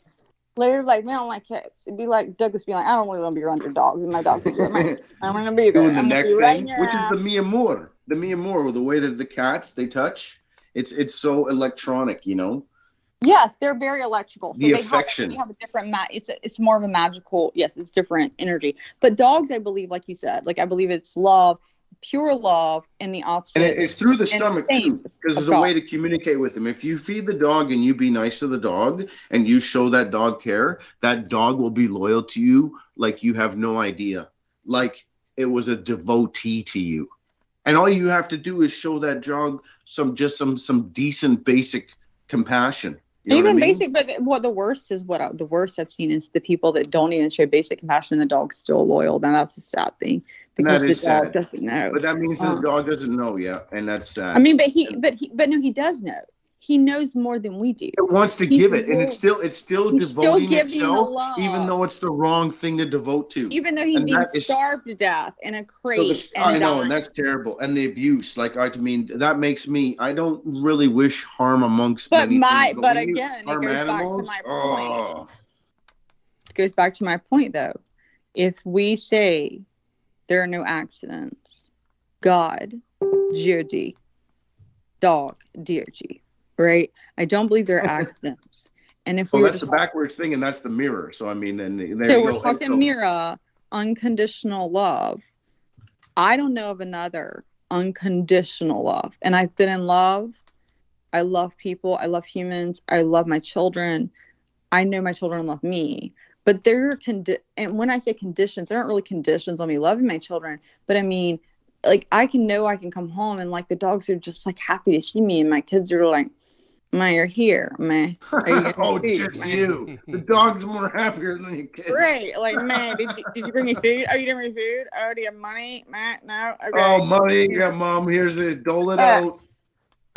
You know, and the dog's like, "Oh, well, like, you kept me in the cage you were gone an extra 4 hours. You've been in the cage. Oh my God, I'm so happy you did. You're here. But God, I can't stop barking. Or you were gone 4 minutes to the grocery store. Oh my God, I thought you were never coming back. Oh my God. I'm gonna die now." It's just like, either way, they're just so happy. But it's unconditional love, and I don't think that's an accident. So when I then go back to is the unconditional love again of our Creator, and that there are no accidents. Dualism was created. So you're Satan and you're evil and you're devil and you're most evil things. Yes, they may be like you, and I like the way you said it. In some way, like it's basically like what we are. Okay, so if you think of just in your one lifetime that you know of right now, you've been broken. I'm sure we all have. And those broken parts are the parts that when you break, or what grow you, when none of us like it. But I was, listening to someone, I don't believe I said this earlier, but if I did say it, remind me. Like the heart line, did I talk about the heart line? Like, up and down. I think I did say that. You don't want to be flatline. So if the downs really are what causes us to grow, not the ups. The upswings are the great parts. We get some middle parts, but if we stay in the middle, we don't grow. It's the downswings. It's the dualism. It's what God gave us to grow our soul. You would never know what ultimate love or peace was without having experienced the ultimate loss of love and the ultimate sacrifices. And you couldn't experience that without the ultimate devils and demons. And so all of it was created by God. He will bring his devils and demons home. It sounds like a chapter from, the 1001 Arabian Nights. It's a beautiful story. I tell you what, you call it a beautiful story. And when we meet another day, in another lifetime, and you can be like, what? It was also the right story, my dear. Oh, for sure. All right. Well, awesome. Thank you so much. I'll take that off the road. Yes. I will have to. People get soul connected to me. Douglas has asked a million times, like, what the fuck should I do to deserve you? Gotta kill all your family in a past life. Yes. No, it's great. And I mean, just to be that poetic and to be that, in depth in the story, it's a beautiful thing. And I think a lot of people don't understand the stories because we get dithered down versions, or we get sort of repetitive entertainment things that are redundant, and we lose sight of the finer things in life, or the bigger picture. So, well, I look at entertainment. You did well in describing it. And that's the thing. Like, I love looking at, like Douglas does past work, and that's, where I kind of stepped out for a while. But and it doesn't matter what it is, whether it's talking about, everyone has a thing. So I'm talking about animals, whatever. Doesn't matter. You should have a passion and do what you need to do. But realize is what I finally realized. I can't save all the animals, can't save all the children. And guess what? Can't make the fucking politics all fucking right. And when we continue, and that's what this world is now doing to us, which again, it creates it. It's always a height, and it's everything circular. So we'll create a height. Like, you could go back to Atlantis, you create a height of two things. There's always duality. So as you rise in your vibration, which the vibration and energy we know is everything. So you either choose to rise and say, I'm not going to allow this negativity to affect me. And I'm not going to focus on the negativity, or what I can do. And it's been very hard on the show, again, especially like if I'm drinking, like I can go very negative, right? And be like, yeah, this is what I fucking believe, and like, fuck you, and blah, blah, blah. Just fucking throw down. Right. Like, fuck it. Like that. I have an Aries moon, man. So like, I didn't do your birth chart. Actually, I need to do that while we're talking. Well, Douglas, why don't you talk while I do his fucking birth chart? Why don't you get sure. shit? Yes. Fuck sakes, let's put some more fucking vernacular in there. Let's get a little adjectives. He's taking advantage of sleeping. I am. Well, you're doing so well, and I was so exhausted from really the weekend. I could tell when he just responded that he was about to sleep. I could totally hear it. Oh, it was almost snorkel time, eh? It was like going to have a little bit of deep He's breathing. never. I dare you to go back on a show that at least I've ever heard that Douglas has allowed someone to talk this much without saying a word. That's an honor. Thanks, Douglas. Oh man. Yes, you're. I guess we are honored with that. I mean, at that point, yes, you are.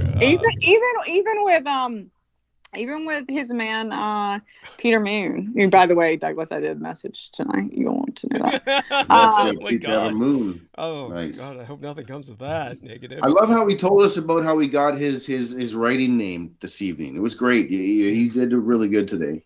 Yes. Peter usually does do good. I mean, he has a great. I love Peter's perspective. Peter's very intelligent, and I don't understand why I hate him so much.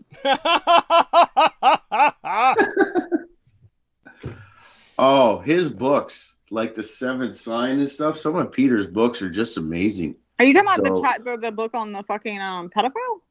No, he's talking about the one on the sign in the seventh seal. It's totally different book. Sorry. Yeah. Sorry. No, I can't stand me no pedophiles. So no, be no positive light on no pedophiles for sure. Oh man. I just looked Douglas up, I can assure you. Now I'm going to look up your birth chart. What was your birth date and your birth date and time. Right, it's a special one. It's 666 at 9 a.m. Yes. It's 1976, June 6. Okay. And then what was the time? Around 9 a.m. in the morning. And where though? Because obviously where was I? I was when you were born, because the time displays it matters. Yes. So it's going to be the Pacific Northwest in British Columbia. Okay, can you just give me? I don't Canada. need the exact. He was born in West Canada. Canada. City you can get there. Yeah, Pacific coast of West Canada. Yeah. I can't put that in. I really need to British Columbia should do it. British Columbia should do it. Vancouver Island, was it?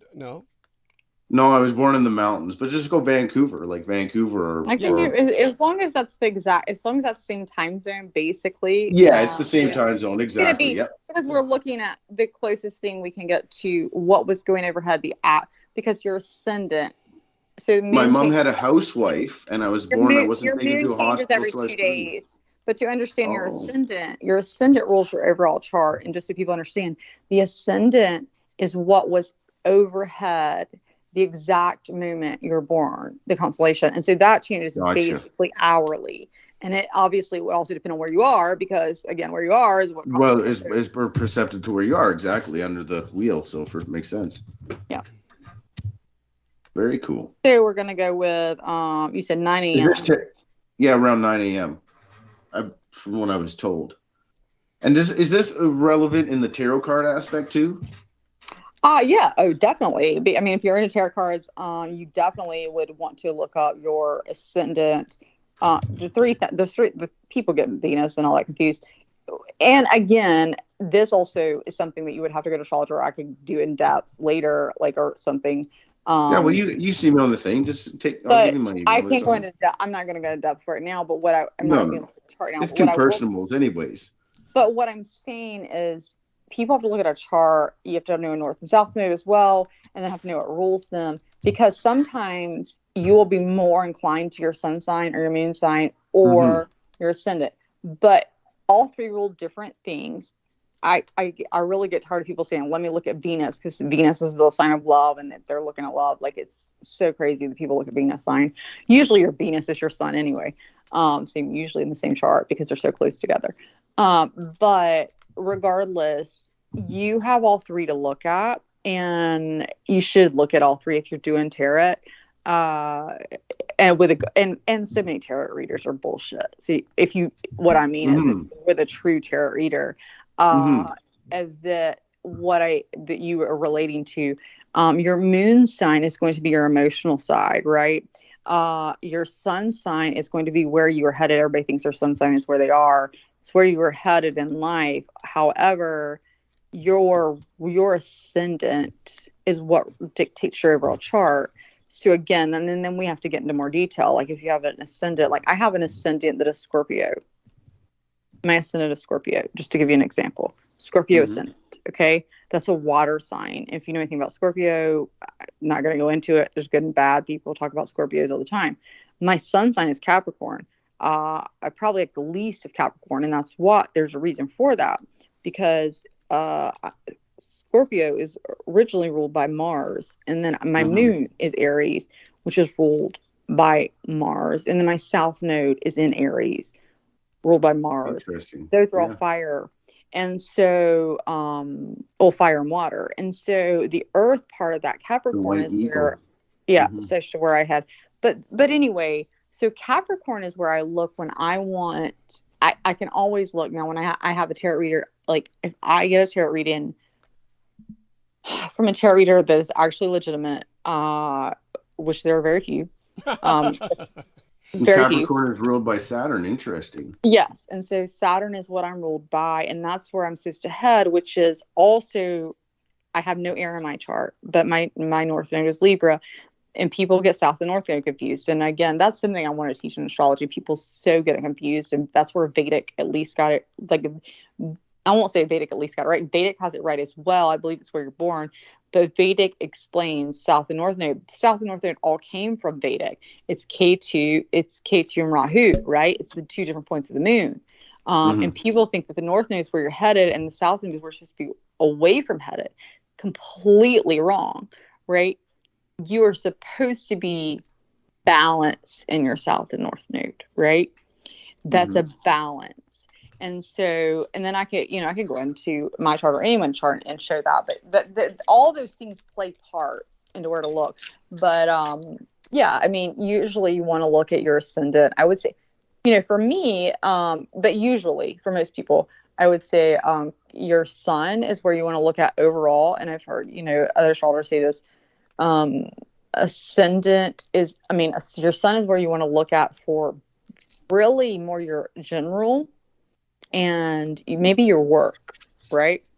That's where it's going to show. Your moon's going to show your emotional, so anything emotional going on. And then your ascendant is your overall. Usually your ascendant is what's going to show the close. That's why so many people don't have their ascendant, because if they weren't told their time of birth or they were 2 hours off, they're not going to know it. Right. But it's exactly when you were born. What was it overhead you? And so we're going to go by my mom's word on that for sure. And luckily that I would have asked, because she was into that type of stuff. So, who has not very many people do I know were born in a house and where there was a midwife and stuff, even in the 70s when it was sort of popular. 9 a.m. I'm pretty sure she would have been on point. Like my mom was like, my mom always says, you were born at 1:27 a.m. I probably was born at 1:26, but my mom was like out of the Bible. 6 was a bad. It's going to be. Oh. You know what I'm saying? Like, I like anything with 6s. Good on you. What I'm saying is she's so detail oriented. Like I knew I had it within minutes either fucking way. I could put 1:15. It wasn't gonna matter. Like, and I've done that before. I've even tried it. Like I was born on 1:15. What if I put 1:15 time? So again, it's about an hour that the ascendant goes over. So it won't change. So do that for you right now, dude. Oh God, what was your name? I know. Teddy Bassanova. No, I'm Teddy Bass. My artist name is Teddy Bass. So. Oh my God! Did you come with that within fucking 80s? No, yeah, it's like it's a character from a movie where he oust the banking cartels. So it was a very a very chosen moniker. First of all, but my name is Paul, or my mother calls me Khalil. Okay, so you were just totally making Teddy Bass up. All right, that's fine. Okay. Oh yeah, no, Teddy Bass is just my art name. It's just like Peter Moon. Like, you really do have a name like Peter Moon. Yeah. Okay. Yes. I actually make art and I get paid. So yeah. So. Well, if Peter Moon stands for Pete and the moon, like bending over. The female, yeah, he explained it today. So what would Ted Bass stand for? Like you're like. Theodore Bass. No, so I actually broke it down in an acronym, but I mean, it gets really weird. We get right into June 6, Barrio Azteca, Swartz and Son and stuff. June 6, 1976 is what you said, by the way. Yeah, so if you want to know my name, is that what you're asking? Is what's my name? No, I don't need that. I mean, I just need a name to put in, just like so I would know, like. So put down Khalil. That's the name. Kahlil. Fucking Bass, bitch. All right, there you go. Woo! Hot tamales. I'm getting this riled up. Nice. But it reminds me of the little teddy bear. That's what I was saying. That's good. No, that's affectionate. That's Elvis Presley, and that's good for people to think that. That little teddy bear that was bad. I'm talking the bad Teddy. Oh, bad Teddy, like bad Santa? Well, that's all right. I don't mind Krampus. No, bad Teddy. The teddy bear. Douglas, you know what I'm talking about, right? You're talking about the big wish bear? The teddy bear that he was on with the what's his name? Yeah, and he would cuss and the one that's what I thought he meant too. I thought he had gotten it from the film where the guy makes the big wish. Yeah, and he gets the cigar smoking dumpy Teddy. Yes. And then he comes home and he's like, "What are you doing?" And the little teddy bear is alive, and he's like got 2 prostitutes in there, and it's the cutest little teddy bear. Oh, nice. Yes, that's some Rick James stuff. All right. Well, have you ever seen that movie? No. Man, you're missing out. This is Ian McShane. It's I'm so bad teddy bear. That was like the best fucking bad movie. Teddy bear. Okay, I'm gonna check it out. I don't know. I'm looking now. Like, what's I think the name of the film was just Teddy. It was Ted or Teddy. Oh, and it's with Mark Wahlberg as the voice or whatever. I know what you're talking about. Yeah, no, I didn't get my thing from that. This is Ian McShane. You should have gotten it from there because it would have been better story. All right, well, cool. I like it. Here's what you need to do. You need to go back, watch the fucking movie, and then retell your story. And be like, exactly. That's right. I'm putting you on as my PR. You're taking control of everything. You tell management, fucking change the story up, bitches. Make it better. Where do you think they got fucking Ted? Where do you think they got bad Teddy from? They got him from fucking him, okay? That's all right. There you go. She's my representative. You speak to this young lady right here. Yes. His parents got him delivered as a fucking teddy bear. They can have kids. They were 80 years old. Look at this. That's right. It was a stork. It was the Pied Piper. He showed up. You know. You know how many fucking floors he's fucked in front of me? I've come home. He's a teddy bear, and then he fucking turns around. All the time with the money in the briefcase. Come on. I came home the other day. He was fucking Douglas in the fucking ass. Douglas. Oh no! It's too greasy. No. Too greasy. I know. That's what they're both saying. They're both yelling, "Get it out! Stop it!" And I was like, "I don't know. You're both fucked up." I only like the ladies, the lovely ladies. All the ladies were there. You can say it more like that.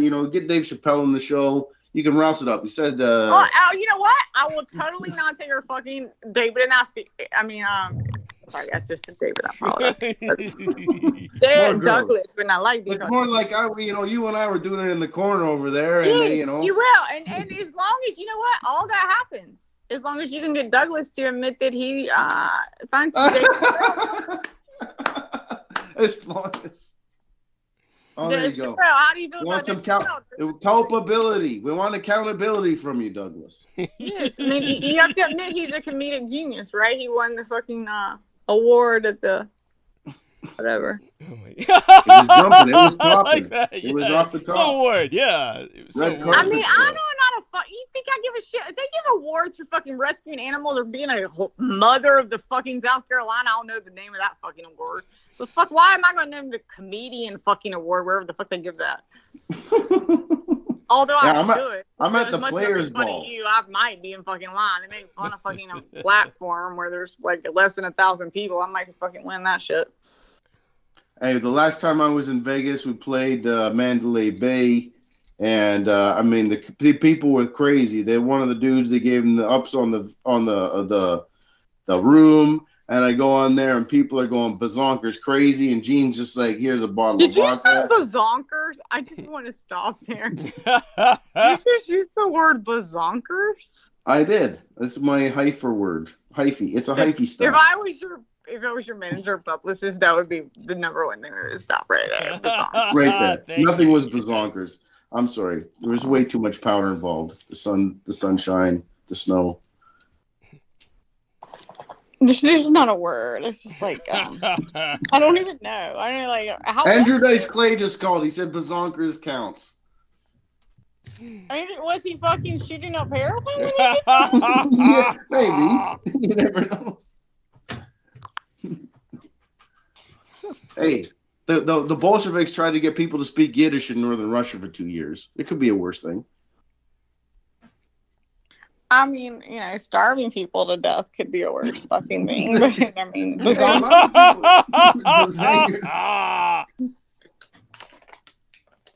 this is classic. We're going down the road. I love it.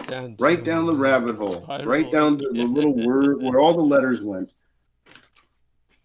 Oh my God, I've heard you taking all the letters down 2 times. I'm sure you've heard.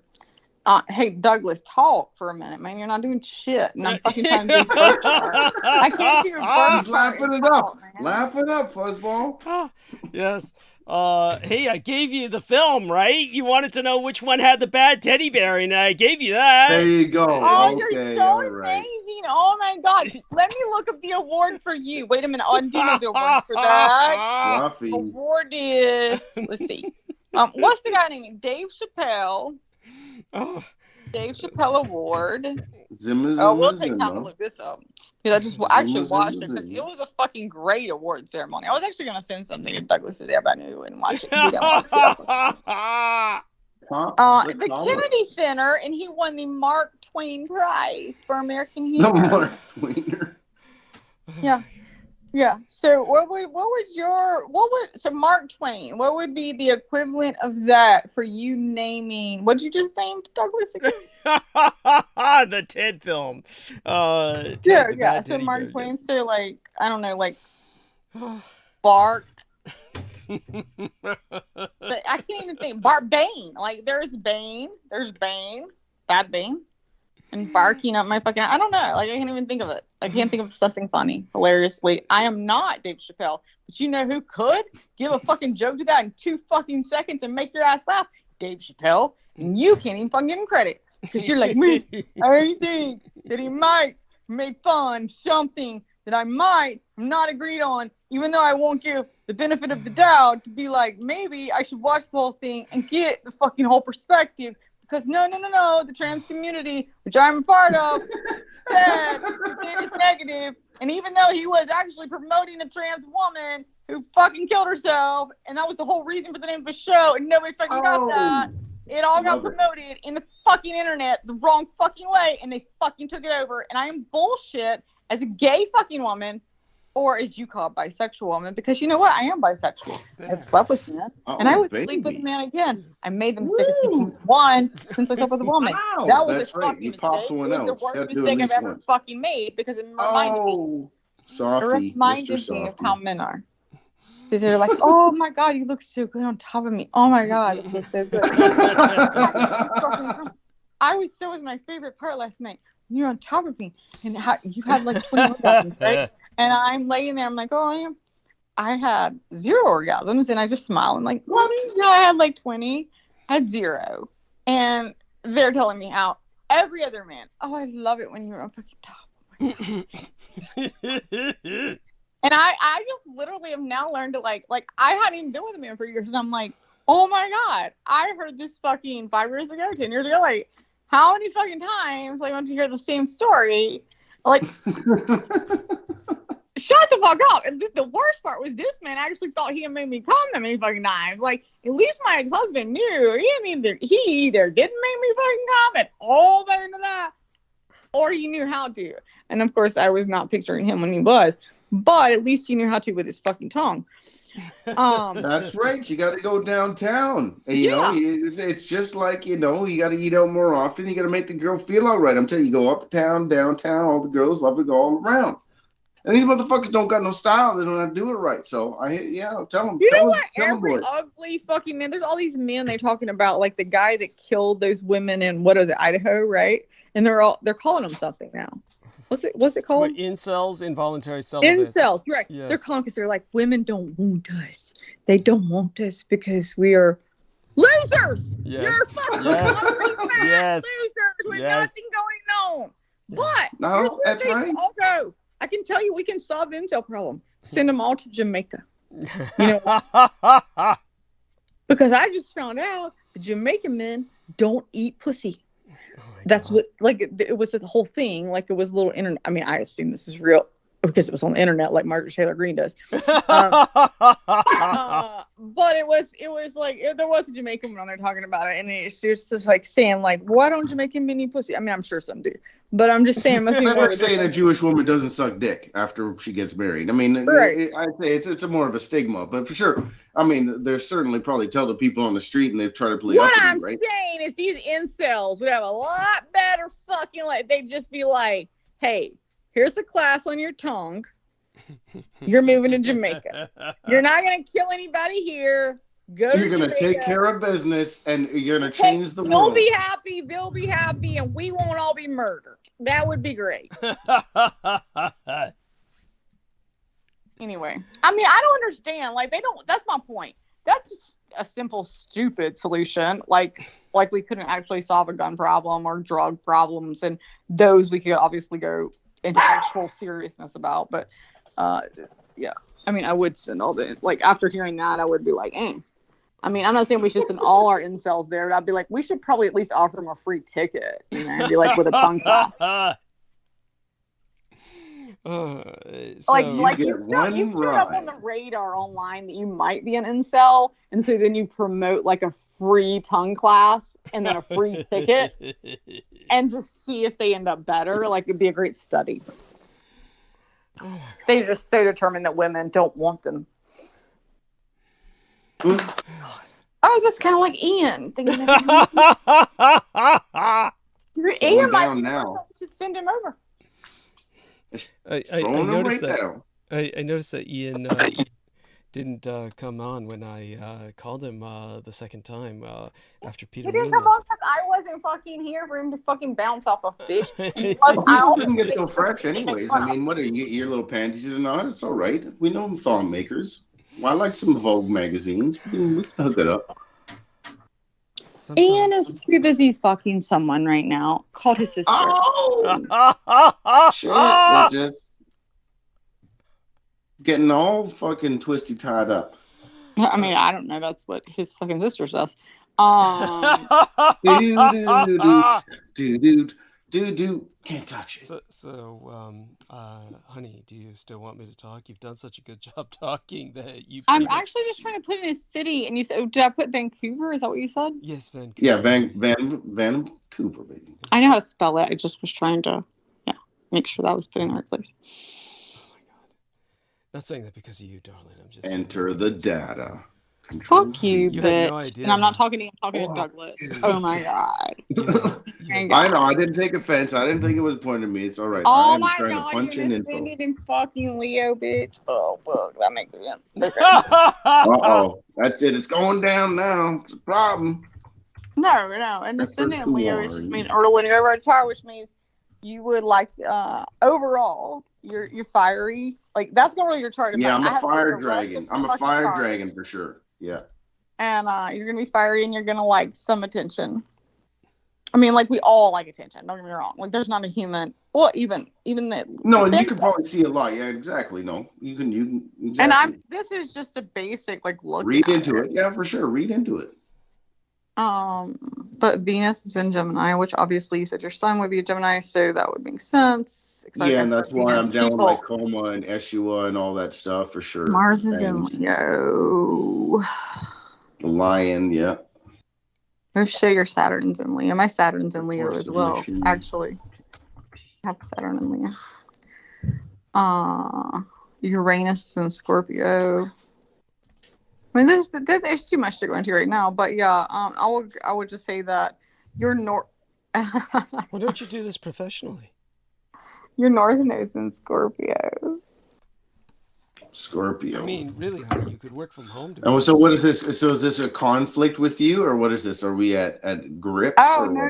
So I'm gonna send it in Scorpio. So Scorpio, I've got. Oh, I see. Yeah, there you are. But so water, I've got down. Like my biggest problems are earth and fucking air. So when you look at fire, yeah. So I've got fire. I've got heavy fire. I've got fire in my chart. And you've got fire in yours. But obviously. But what you look at is the south node. Like your midheaven is an Aries, so like we're both the same. So midheaven is where you look at where you're gonna go when your midheaven is very important. People take it for granted. People put so many other things in front of it, even north or south. Midheaven is where you're headed basically for your career, lifestyle, and career. I mean in general, like career, like what you're doing in your life, and it usually takes part in the, in the middle part of your life. Meaning like you don't find your midheaven, and they didn't call it midheaven because it's the middle of your life. That's not why, but I assume. But it's your part of your life where you finally find that space. That's your goal. That's where you are. And your midheaven's in Aries. So like my midheaven is in Leo. So both fire, right? Aries means that you need to be a little probably more the difference in Leo and Aries, they're both fiery and obviously Sag, is Leo. Aries is more like the first one. They're the cardinal sign, right? And Leo's fixed. And so what it's telling you to do is be more the go-getter, to start it, to take action, to be the first one to fucking do it, not to be the one to have to fix it or finish it. Yeah, right? I get what you're saying. Yeah, so it's much more verb-based. Yes, and that's definitely been archetypal in my life, is to take charge and go do it as somebody's not going to do it for me, or I'm not going to pick up somebody else's actions. I know what you're saying there. So yeah, and so I mean there's more to it, but yeah, that's yes, you're exactly like right in some of that, and the cerebrum. I'm looking at it right now. I can go into your entire chart in that a little bit abroad, like, because to be honest, here's the thing. A chart can be read multiple ways, but when you really truly want to look at a chart, you need to sit down, look at it, and look at what is going on with aspects. Because, so I can be like, it's just like you could know a million fucking Leos, right? It's just like they used to write the fucking columns, right? So they were all bullshit. When finally they were like, oh, what's my horoscope for today? Like, there's no way everybody's Leo if they thought they were, which they were all going on their sun sign anyway. But even their sun sign would all be the same, right? It is all based on your entire birth chart and how each plays off each. And then that's where you have to pull it together and be like, that is right. Like, and then again, it's still free will. We're still in a free will world. All astrology does is give you a way to know these are the energies at play in me and at play on me. At a snapshot. And the thing, I think it's very much because God, your creator, wants you to have a free will. So it is very much how you play with the cards or the hand you were dealt. Exactly. And I believe you chose that hand, but like it gives you enough, if you look into it, it can give you enough aspect to be like, okay, now that makes sense. And like, how can I deal with that? And then, or do I have to get a little heads up on this? And then you can get more into it. And, it's like, okay, well, this moon's coming up. Like, I've started keeping track of moons. I mean, like, oh man, like your moon changes every 2.5 days. So I'm like, like these days feel good. These days feel don't good. And then when you get into more like, okay, well, Saturn's here, or Saturn's there. Like, why does this feel better for me? Or whatever it is. That's very energy associated, so somebody who is into sorcery or any sort of application into energies in their lives could use that quite well. Well, it's not sorcery. In energy, if you're saying sorcery. Oh, I didn't mean it. No, I meant somebody that would use those energies to know if they were that knowledgeable. Is this someone could use that as another tool? And that's all it is. You're exactly right. That's the perfect word. It's just a tool. It's nothing that's going to be like, it's not taking away your free will. not dictate your life, and nothing can. It is a tool, just like your mind or fucking going outside and seeing the sunrise. Oh, it's sunny today. Okay, it's a tool you can fucking use, right? Like, okay, this might be going on today. Like, am I feeling weird? Well, that's why. So then it gives you help. Like, maybe that's why I'm feeling that, right? Let me get a kind of ahead of it, or let me know that's, why this is going on, or this is going to be an in-depth time for me. Why am I going so in depth, or why am I wanting to go out and party all the time? Like, to know, because the moon's fucking wild, crazy bitches. Let's go. Fucking Doug losing the guy from fucking. Because Doug lets us have a couple shots and let's run with it. What? How's this again, honey? You were asleep, and I just said that you didn't have a fucking break at all. I'm sorry. You made me laugh so hard I didn't hear you repeat it. What was this again? I'm not ever repeating it ever again. What is this about my jacking off or something? Yes, exactly. Okay, I guess I'll have to replay it. You are honestly, hot tamale. it's just satisfied that the both of you were just when you were here and I asked you to fuck me, and then you were like, "Show me a picture of your," and then I did, and then you jacked off. show me a picture of what? Peter Moon, and then you jacked off. Oh, baby. That's funny. Anyhow, I'm not Adonis, but I do all right, baby. Brooke, anytime. It's all right. I don't know if, Douglas does the things all right, but this is really good work. Anyhow, whatever it is that you're rambling on about, the important thing is that you're burning bandwidth. And certainly, well, you know what? I will say he's burning bandwidth a hell of a lot better than you, so maybe he can burn something else better. I don't fucking know. Oh, all right. To the ones and the twos. Let's put it this way: filling airtime is important. Filling it with information now, just because someone Johnny talks Midnight in the doesn't mean house. They say anything. First time caller. Yeah. I'm sorry. So I'll end the call now and just restart it. Are you really putting me down? Are you really I think you need your sleep. No, Brooke's been awesome. Not that I'm I'm sorry. Did I say something honestly? Because that was just a joke. No, it was Doofus talking over me. I don't even remember his name. He has so many of them. So that irritated me. So I'll just end the call now and start burning bandwidth. And I just want everyone to know that I couldn't have done it without these two wonderful people.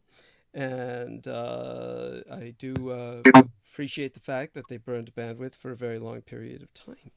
And so, honey, I do adore you. And you and I will talk soon enough, hopefully. And I'm just so glad that you seem to be doing well. I mean, you sound great. I think that you are in a good space.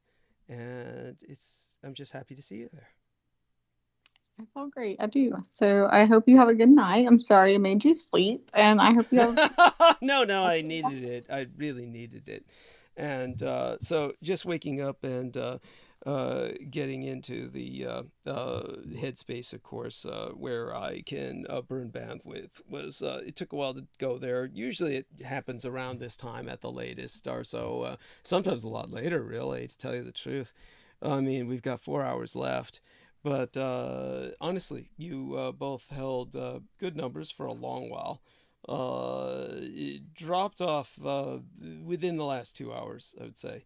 But it was amazing how long it held up, really. So you did well.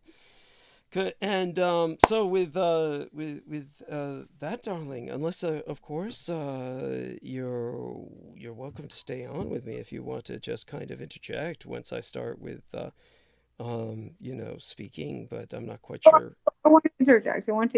I would like him to go off so I can interject something, because I'm going to interject something. Okay. Yeah. Yeah. You said 2 hours. That would be 1:49 a.m. Yeah, your time. You mean when the numbers began to start dropping a little bit, declining? Mm-hmm. Is when I was yeah. what I was referencing. So, and then Peter fucking advertised this shit to his people that are about 15 that come on just to follow him. 14 or 15. And he gets and also he gets prime time for fucking, and I've said this like again, fucking at 9 to fucking midnight Eastern Standard, and then goes after like 12:30 fucking. So you're basically saying that it drops off after prime time and Peter's fucking people go the fuck off. No. I said the numbers were holding to. That is what you're saying. I said the numbers dropped off. I said tonight was just a few hours ago. Really, I mean it does drop off after he leaves simply because it's the end of prime time. And then what happens is that the numbers can drop pretty quickly when, say, for instance, things aren't going right with somebody burning bandwidth in an entertaining, if not informative fashion.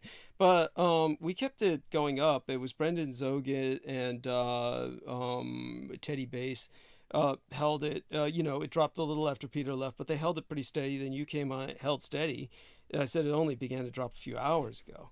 Was when the numbers began to decline a little bit, because about 2 hours ago I think it became more, the conversation just became more, shall we say, not oriented towards social substance, but that's fine. I don't care. It was just, I just needed somebody to burn bandwidth, period. And I was definitely not feeling well because of just all the excesses. I'm not sure what you mean by social substance. I thought our bird bandwidth pretty good, and I came on 2 hours ago. So if you're fucking whoa, wait a second, honey. You came on more like 4 hours ago, didn't you? I don't know. I don't feel like it fucking was. Honey, you came on like, it was like, let me see. When Peter Moon comes on, it's like, first off, you came on 4 hours ago. I messaged Peter Moon. You came on 4 hours ago, darling. Around that time, it was nowhere near. Yeah, it was way over 2 hours ago. So no, this has nothing to do with you. Teddy, you made a good conversation for me then, because I did not realize that had been 4 hours. Yeah, no, honey, you were here for over 4 hours. It's like, honestly, it was like you came on about, let's put it this way. So, Peter, you know how drunk I would be right now if I had been on 4 hours with you, and I'd be yelling about. I think it's about 3 hours 15 minutes that I've been on with you guys. So yeah. So it's easily been 3 hours 15 minutes. I couldn't have been on 4 hours, you idiot. I don't mean you idiot in that way, but I just mean like there's no way. Definitely was around. Let's put it this way. It's approximate. It's approximate. But work with me on that. Okay, I give it to you. Either way, it doesn't matter. You held well. I mean, when I say the numbers only began dribbling a short while ago, comparatively speaking, maybe a better way to phrase it would be maybe about an hour ago or something. So you know how you phrase that. You kind of phrased it the same way you did when you were like, I got this shitty fucking microphone. This guy for the second fucking time gave it to me.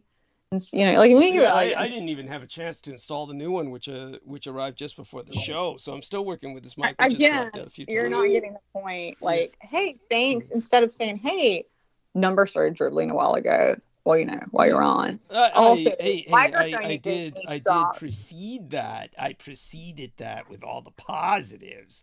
The numbers. What positives? Yeah. Are there flowers at my fucking door? Is there a check in the fucking mail? Are you fucking me where I'm coming? No. We'll get to that. And at any rate, so it's. I love you. Have a good night, baby boy. Yeah, thank you, darling. Let's put it this way. Nice to meet you, Brooke. Yeah, I feel Teddy Bass. Thanks for chatting with me. Cheerleading of you is as irritating as you find George Knight when he says yes whenever I'm speaking to you. So, oh my God, yeah. Teddy, you're my hero now. Yeah, I did say that. Every fucking time George is. This is a good thing. I love Teddy. I already did love Teddy, but now I really love Teddy. Yeah, I'm sorry I got on your nerve there, Doug. I didn't mean to, man. I'll try not to speak over talk. No, it's just you don't talk over the fucking host, Teddy. It's just something I talk over the fucking host all the time, bitch. Yeah, it's different. I tolerate you. So with that, I love. Thank you for tolerating. Yeah. Also, although you shouldn't have tolerated me on that one show, like I don't know why you didn't put me on my misery. I didn't really think it was. I do want to talk to you about that for different reasons than you might think. It has nothing to do with what you were kind of dwelling on. But I could see why it was irritating to you because Ian West did keep returning to it with his comments. Oh, after I heard it, I realized it was not as bad as I fucking thought at all. And I can't believe Ian West fucking did that shit. Fuck you, Ian. I heard it all. And my apology note, which you will read later, which you read part of it on the fucking line, but there was a personal apology note, which says, I apologize. And then it is not for what you think. It is for me not being sober enough to tell you what I think. Which, obviously, right. So that was a word twist, but I just meaning like the message is clear. The message was clear. Like I want to be able to tell. I didn't say it sober. I said, like obviously it was Super Bowl. I apologize. Did not even realize I'd spoken with you. But I do apologize for that. And at the end of the day, apologize to anybody, like anyone that I offended or said anything and obviously was too louder than myself, which I'll always be loud, and I am, but God forbid, being like that was inebriating. What time are you going to the MD? I have to be there at 8, so I've got to leave at 7:30. 7:30. So that's like how long is that from now? So I have to get in the shower at 6, and it's 4, so I have to get in the shower in 2 hours. Oh, okay. Do you just want to stay on the show till that time? Well, that's kind of what I plan to say now. But like, I know I didn't plan to stay on the show. I just, at that point when I came on, I was like, well, there's a possibility I will not go to sleep and then just have to sleep tomorrow. At this point, but no, I don't need to stay on the show. I'm fine. Like, I'll just get up or late, sit here, what the fuck ever I'll do. I mean, because what I can do is have Mr. Bass hang up, and you can just stay on with myself while I go into the mode, and then you can interject if you feel that you have something constructive to say. Yeah, that's fine. I can mute myself, and if there's something I think of, which usually I don't, unless I'm, crazy angry at you at something or drunk, which I'm not either one right now. God forbid. You must be a good with your new Pisces moon. Pisces new moon tonight, by the way, guys. And make your new moons revelations. But that's again another thing. Anybody listening? I mean, there's obviously you're generally good. There's a few comments you made I'll talk about personally with you. We don't need to fuck you. Don't even say I made any comments that were negative unless you want to go with I would just let's put it this way. There's a sense of decorum or something that might take a little work or polish. Okay, no, so I'm not doing, so that's what you're not getting, and that's what Peter Moon didn't get. I'm not looking to be the girl that doesn't say fuck, if that's what you mean, or the girl that's not.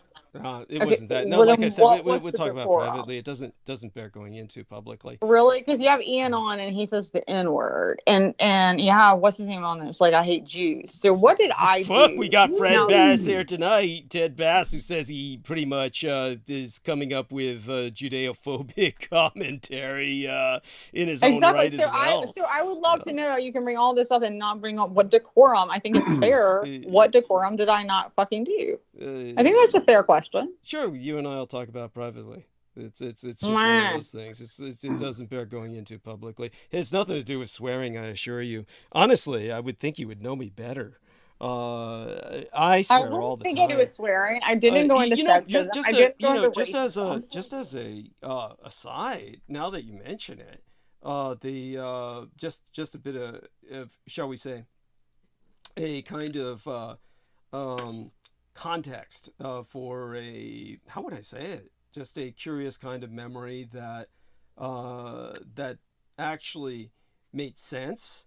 The way Judith Agert said it in one of her saner moments, when it's amazing how astute people can be and just how off they can be in so many other ways.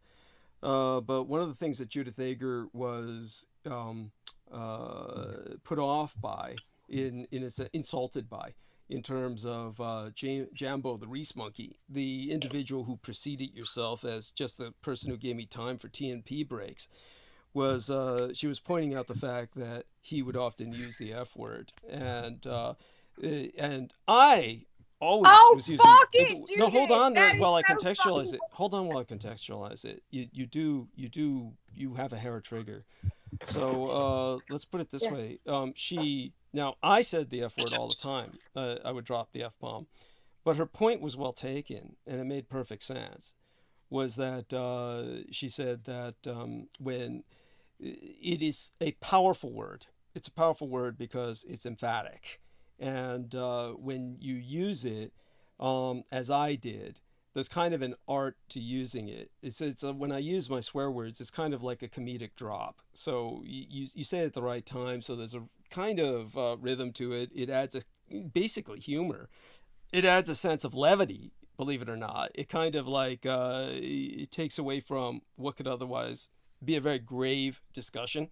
So the way I did it, there was a point to it, and it made sense. But he was swearing all the time because he was enraged, and basically it was a power trip on his part. This is a masculine thing. It has nothing to do with you. It's like when you get two males together, then the interaction is very different, and people need to learn their boundaries in a different way. So in his case, he was trying to grab power. So he was disempowering myself as just the person who's there to provide me TNP breaks by dropping the F-bomb. And so it is a power grab in that sense. So we did ask him several times to stop dropping the F-bomb, that he could swear with any other word he wanted, that he could use any other profanity that he wished, but don't drop the F-bomb because it was supposed to be my property. And but he kept doing it. Just another factor, of course, but ultimately, ironically enough, it wasn't the factor that caused him to be off the show. That was entirely his own doing, and it was one that he blamed me for, which is interesting enough. If you notice the pattern of all of the people attacking me, which I know Brooke has noted the pattern, whether it's Salman Sheikh or Jambo the Reese Monkey, Jameson Reese, or any of the people attacking me, you'll notice, honey, that none of them will ever attack Peter Moon. That they will never touch him. He is sacred to them.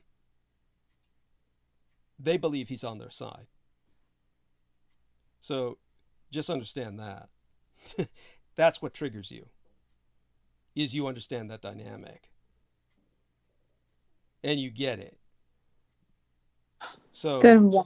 Yeah, but if that's the truth, like, then I don't understand you, because if I'm understanding that you see what I'm saying? You're putting me in a no-win situation. I'm either so triggered by that in him and something internally that I can't get down, or I'm wrong on him and there's something internally I need to feel guilty about and get him. But either way, it doesn't matter. Let's put it this way: it's a work situation. You have to take it as a work situation. We work, and we can't choose who we work with. We can, in an ultimate sense, like if we say, I quit, and then try to relocate, but that's not reality. Nobody really has that option, certainly not in any regular sense. We are dealt hands, and we deal with those hands because we're stuck. It's what we work with. And when it comes to the reality of the situation, you're triggered by what you perceive because you were forced to look into the situation, and you saw a dynamic, and then it makes the situation it's hard to understand, it's hard to perceive, and therefore it's triggering. So that being understood, understand that Peter Moon himself is certainly not going to be working with these people in any conscious sense. But what they perceive about him is that he's either conversion material or that he's already on their side. So that's self-evident. It's self-evident by their behavior. It's based on nothing other than their behavior that I'm saying this. So that being said, when it comes to just some general parameters, it's a different dynamic between men. So I do want Ted Bass to understand that as a guest on my program, the one thing you do not do is you do not talk over the host as a man. Okay, so it's different with Brooke, because it's not an ego thing. It's not a. It's not a. It's the boundaries and spaces are not being invaded. There is, of course, I mean, since you brought it up, why not talk about some sensitive things like decorum or whatnot. I could bring up some things that she does do, but that I think is probably best saved just for private talk, because it's not really all that. Obviously, I don't take it seriously enough to interject whenever women are seen more emotional, I believe, is what you're saying. Like, we are more emotional. I mean, that is what we were more. Well, understand another thing, that you're not dealing with your average man when you're dealing with myself, because I'm mistaken for a woman half the time. So I understand. Why do you think I talk to you at all? Thank you. I mean, I understand what happens to women. I understand because I get men come up behind me and slap my ass. I get the pinches, and I get a number of things that women go through. I understand. I get. But when it comes, and I have been groped as well, so I know what you mean, man. And I certainly didn't mean any offense to you, Douglas. So thank you. It's just don't talk over the host when I'm no. Basically, and for sure, and I am here, so I am listening. Yeah, and at any rate, that being said, what we can do is, if you wish, honey, was there anything else that you wish to inform Mr. Bass about concerning his chart? I mean, if there's anything else to share with him that comes to mind. No. I mean, well, the thing is, I can't even read over. Like, I would have to read that chart for an hour or more to really study it myself to even give him the in-depth. So there's nothing I can give him more than just there's nothing more I can give you than the basic I just gave you right now, just to know where your rising is and those things. But no, and besides, we want to hear what you have to say, Douglas. I mean, with me, I just go into geopolitics. By the way, George Knight says much love, Douglas. So apparently he's out there. I don't know if he's available. He has been called earlier, so he could jump on the bandwidth whenever he wants. So obviously he hasn't taken that option. He's probably very busy at work. But as for what I have to say, for the next 4 hours, I'd probably just go into the politics. Admittedly, he's probably waiting for me to jump off, so I'm going to jump off now. Well, okay. Well, it's been. I know you need to do yours, so you need us both to jump off, right? I'm sorry. What did you say about your me? Okay. Is that what you were saying? Is why you're jumping off? Okay. It's just you speak so quickly. I know, and it is such a bad thing to speak. I'm trying to slow down. To speak quickly and to be Southern. I think I've said this before, because having that Southern accent that a lot of people don't get, Southern American, not South American, Southern American. It's like you're used to at least hearing like Paula, Dean or somebody be like, well, and so we will. But then when you have somebody who's like, well, and so we will do this, and I'm going to jump off right now. Like, it's like the same accent, but it's so fast. It's like fucking Cajun, I think, to people. Like I told you, my mother's, all my friends growing up, their moms, I can remember one mom sitting there and being like, me and my friend ran up. We were like 8 years old. And I remember turning around, and they were sitting on the porch steps. They were the neighbors. And she said, "What did your daughter just say?" I didn't understand what she said. Yes. Why does she talk so fast? She talks so fast, and the other girls. And I remembered it hitting me. How little things as a kid, you just remember. And it hit me then, but never really hit me then until later. And obviously, it's come up over and over. Like, I don't understand you. You're talking too fast. And I'm like, damn, I don't talk like. I talk Southern when I would hear myself, but I'm like, like there's so much I want to get out at one time. It's like I can't get enough out. So, yeah. By the way, there is something that I will respond to here while I have the advantage of both of you being here. Because I'm really concerned if my voice is actually going to be with me. So let me see if I can use it before I even let you go in terms of trying to conduct any monologue. So one of the things that popped up as a theme that I noticed with Ted Bass is some of what could only be interpreted by the majority as Judeophobic kind of themes that cropped up in his narrative. Now, and see, I would like to ask you about that. Go ahead. I'm not arguing about it. There's no argument here. In terms of, it's not what I decide.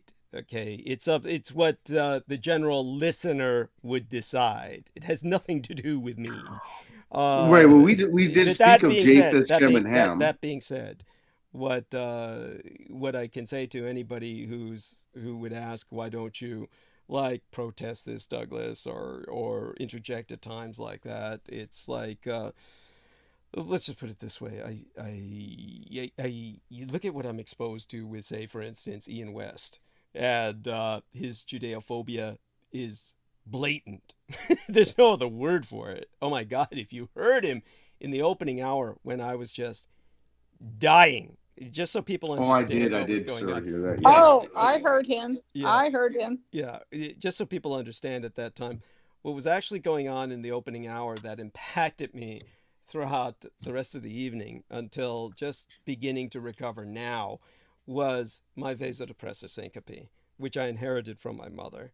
So this is what happens when at times I indulge in just too much food, really. And my body is not meant to process solid food. So as a person who should be much more hematophagic than I am, even on holidays where I get an opportunity to feed on blood, the point is that there's a lot of solid food that comes with holidays as well. And I have to admit, even though I eat nowhere near as much as a baseline human, I do eat enough of it where it clogs up the system, so to speak. So it was just awful. It was one of those points where, I was fantasizing about calling the ambulance, but it didn't come to that point, thank God. But it was bad. And during that time, I'm not using that as an excuse, like, oh, I would have said something if I had felt better.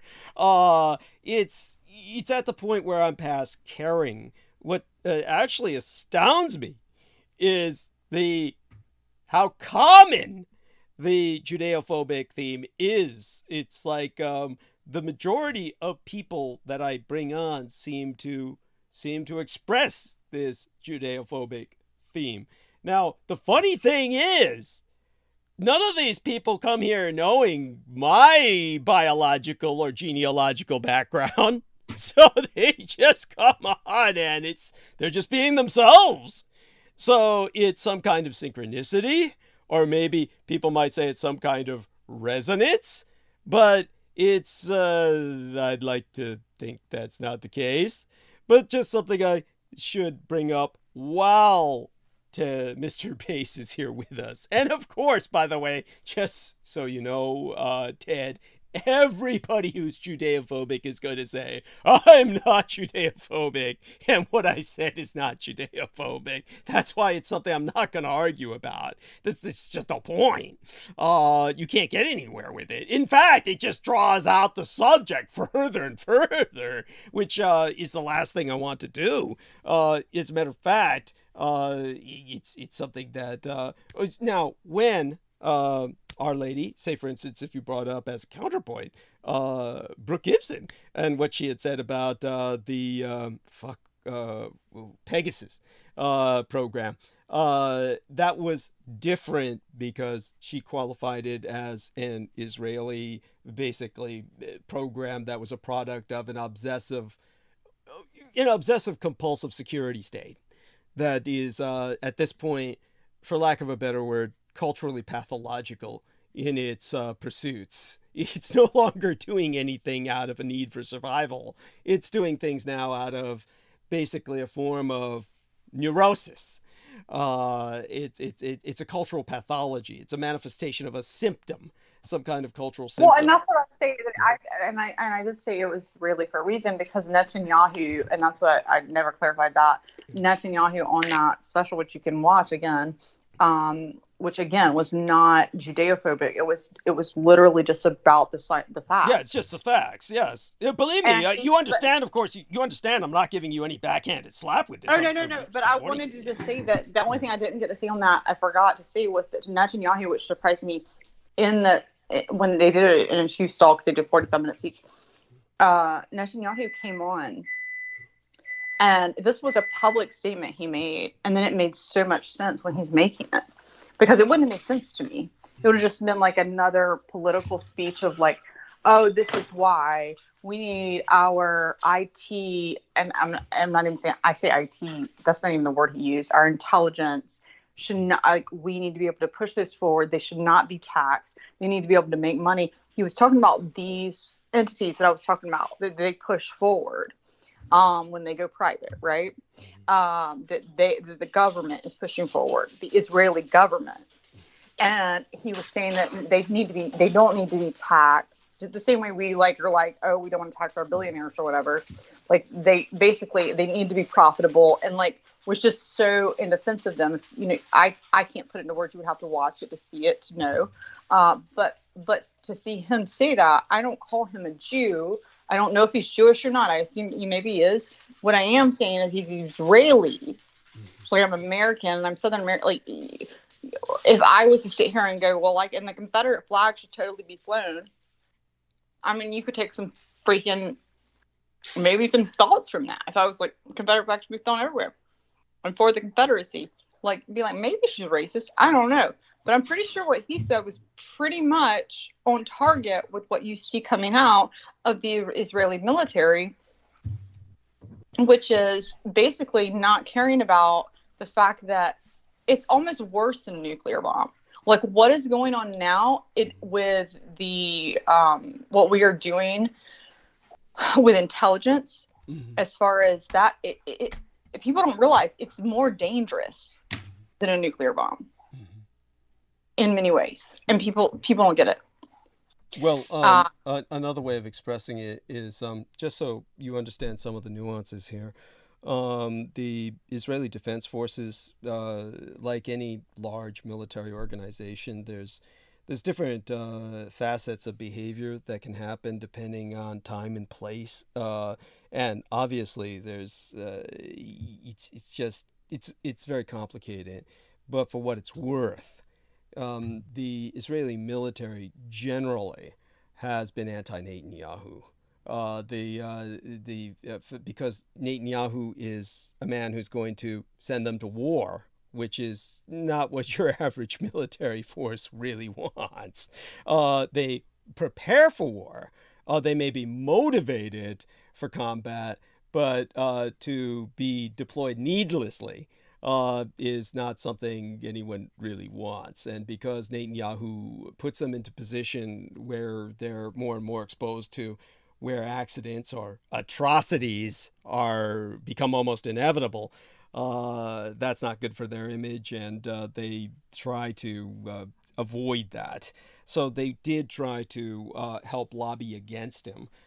He would be more supported by political reactionaries and the police state. So it's kind of like, it's very, very parallel to the Republicans in America. It's the majority of people voting for them. It would be somewhat different here. You get mostly military would vote for the Republicans. Also the police as well. Most of them are ex-military. Israel's a bit different because they still have a draft. So unlike America, where everybody's volunteering for the military, then because people are drafted in Israel, it's kind of like, who wants to be drafted and go to war, right? So there's more of that reticence. So there you go. It's just some nuance for you. But yeah, Netanyahu's a very, very evil person, and he represents the absolute worst of humanity, or inhumanity. There's nothing good to say about the son of a bitch. But when it comes to that it's just a lot of things coming out of Israel. But how long has he been running? But question: how long has he been running? Forever. I mean, he's been. So think of this. So then, what I'm saying is, he's been running this program. Yes, he's been this evil, and you can have the majority, just like there's a large part of even Republicans. I think I would think they're smaller than they should fucking be for sure, but that's because of media. But again, whether you go to Russia or anywhere, Netanyahu, if he has that, and he has a huge amount, it doesn't even matter, of the military, if they're not standing up against, which is basically what you've been seeing with Pluto and Capricorn for the last since 2008. Okay, is a breakdown of political structures, meaning people have to eventually stand up, and you usually don't see that until after it comes out of there. But a breakdown of political structures and power structures. So hopefully you will see that there as well, is what I'm saying. But in the short term of what we're saying that is going on, he has had control. And when I said you don't need tons of people to go in to make these systems, he didn't need the majority of the military to agree with him. What he needed to know was he had to get the power to get the smartest people. Who were the smartest? He had power. He had money. He was running it, right? Mm-hmm. And he could go in and he could find who's the smartest people they're going to recruit. Who are the people he's going to recruit? Who are the people that are going to be on the side he's going to be able to recruit to get to run these systems, to create these systems? And that is what he did. Yeah. He didn't need the majority. He only needed a minority. Oh yeah, I know. That's what makes it so offensive. That's truly what's so abusive about all of this. By the way, again, to put this into perspective for you, just the seriousness of the situation. Like Brexit in England won by only like a percentage of 1%. That's no majority. England, of course, is now in a horrible situation where the majority of people regret voting for Brexit, but the Tories and at this point even their version of Democrats, which are basically the Labour Party, which is actually far closer to communists than America's Democrats are, and the Tories are just reactionaries along the line of pathological Republicans. They basically both agree on one thing. They both agree on sticking with Brexit. So the British people are governed by two parties in a two-party state, very similar to America's, except those two parties are bipartisan on the one thing the British people no longer want. So you have a potential for civil war / revolution in England that's as strong as in America's. And it's the same in Israel. To give you an idea. England needed that forever. England has needed that forever. And I think that's what I was saying, like duality. Like if you just go back to your overall duality, don't you have to think you don't get worse till you get better? You don't get better till you get worse. Sometimes like you don't grow until you hit the bottom. And, look at what England has done as far as, I'm not putting down the Queen herself as a person, but the power structure and what it did, whether to so many countries, sometimes you have to fall. I mean, just personally in your life. So as a country, it's the same thing. Look at the lineage of Philip, her husband. What about Philip?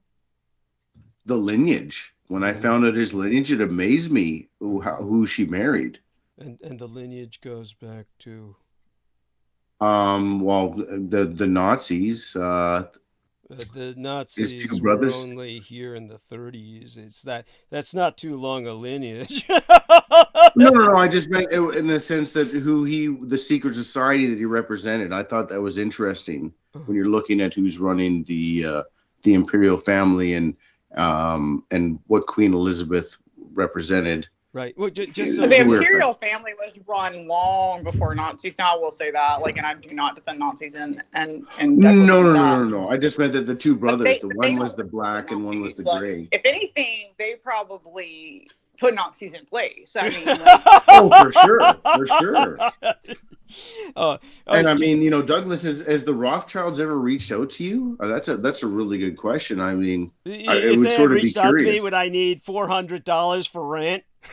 I guess not the microphone and everything else, right? Yeah, so, yeah. I mean, dude, I'm like producing this literally sitting on my bed, what Judith Ager used to call my deathbed, because I spend time on it either sleeping or sitting up and working when I'm in the crypt at all, which I prefer not to be. But yeah, it's basically and just to remind everyone, I do need $400 to make rent, so let's raise those funds. And definitely, I did tell our dear Michelle Carmela Sultana, I did want her to help me raise funds for my rent, honey, and she deigned not to show up tonight.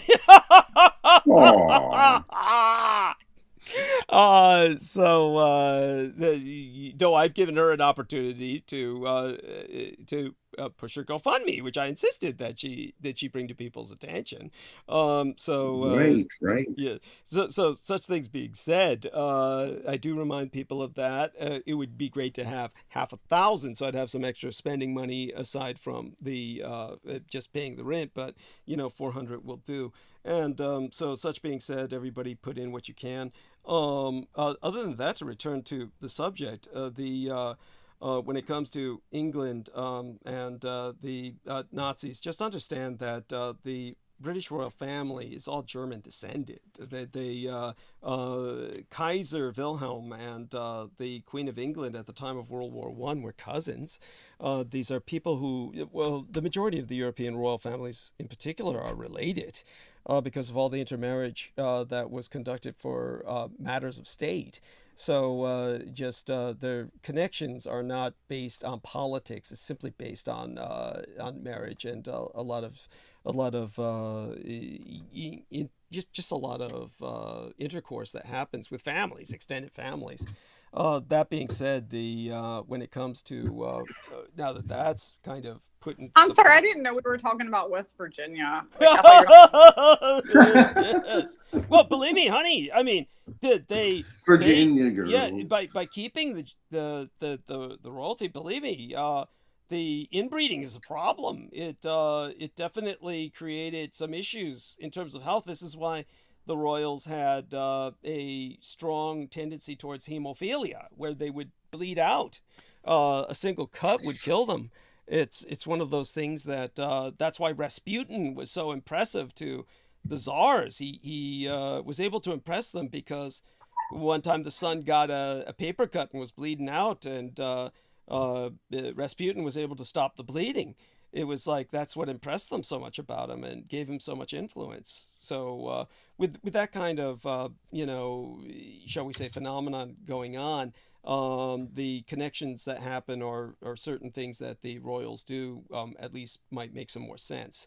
As for the Civil War situation, yeah, Britain obviously is going to go through. It's going to get a lot worse before it gets better. As for the Israel, they're very similar. They're going through half their population is liberal progressive. The majority of their population, you understand their original heritage, the foundation of the state of Israel, were a bunch of atheistic socialists. None of these people were religious. They were communists. And so when they established the state of Israel as a racist, Marxist, apartheid state, they basically later on changed as they brought in more and more practicing Jews. And this added a big element of religiosity that they weren't originally founded on.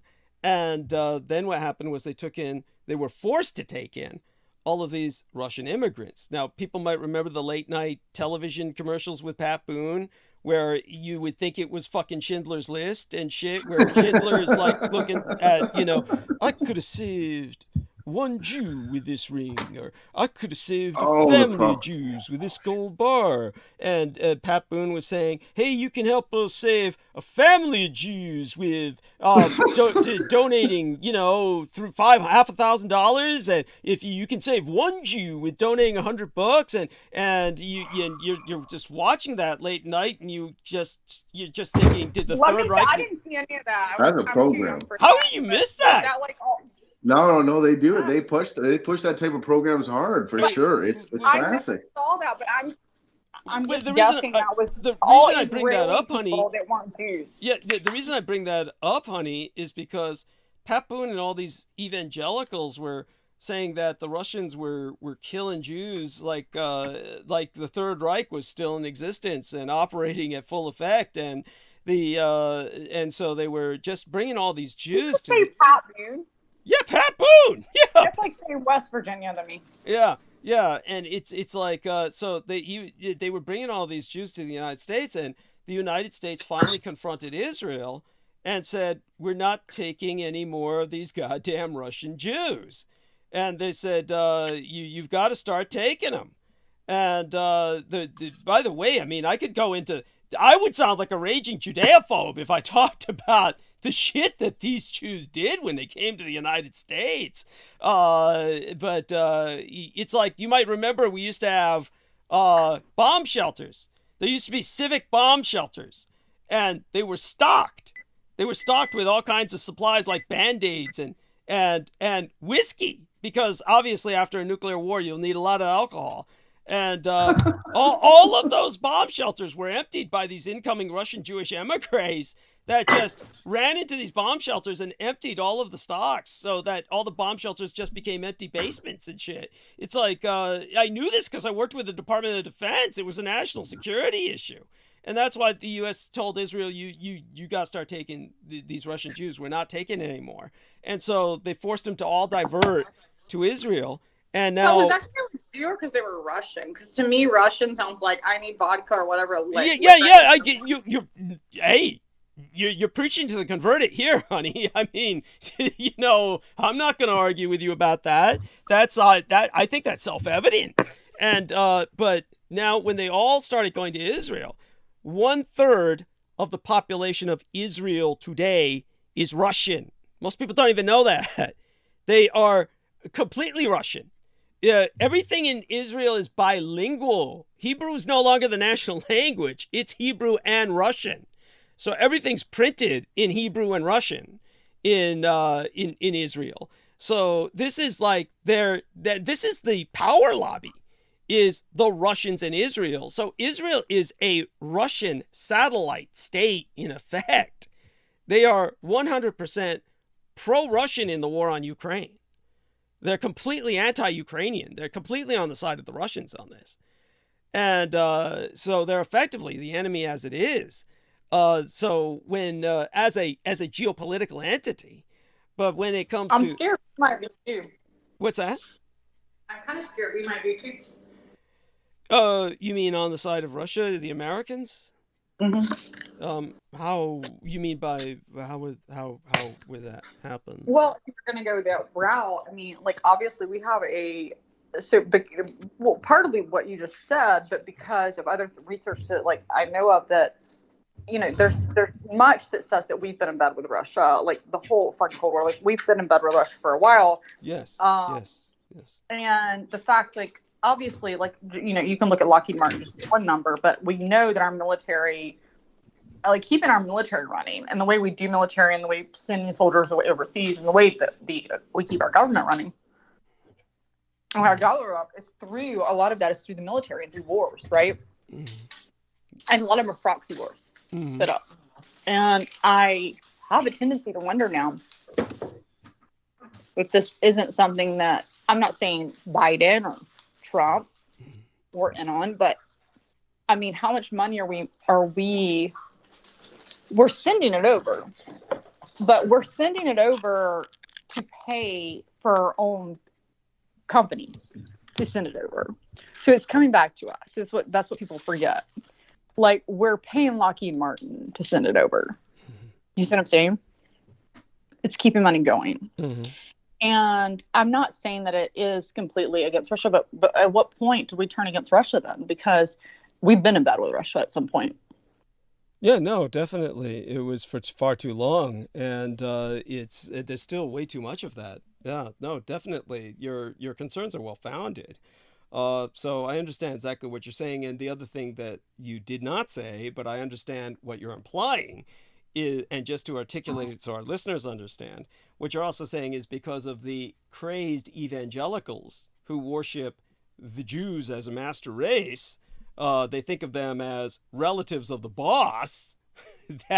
So they just basically will try and slave circuit our entire foreign policy to Israel.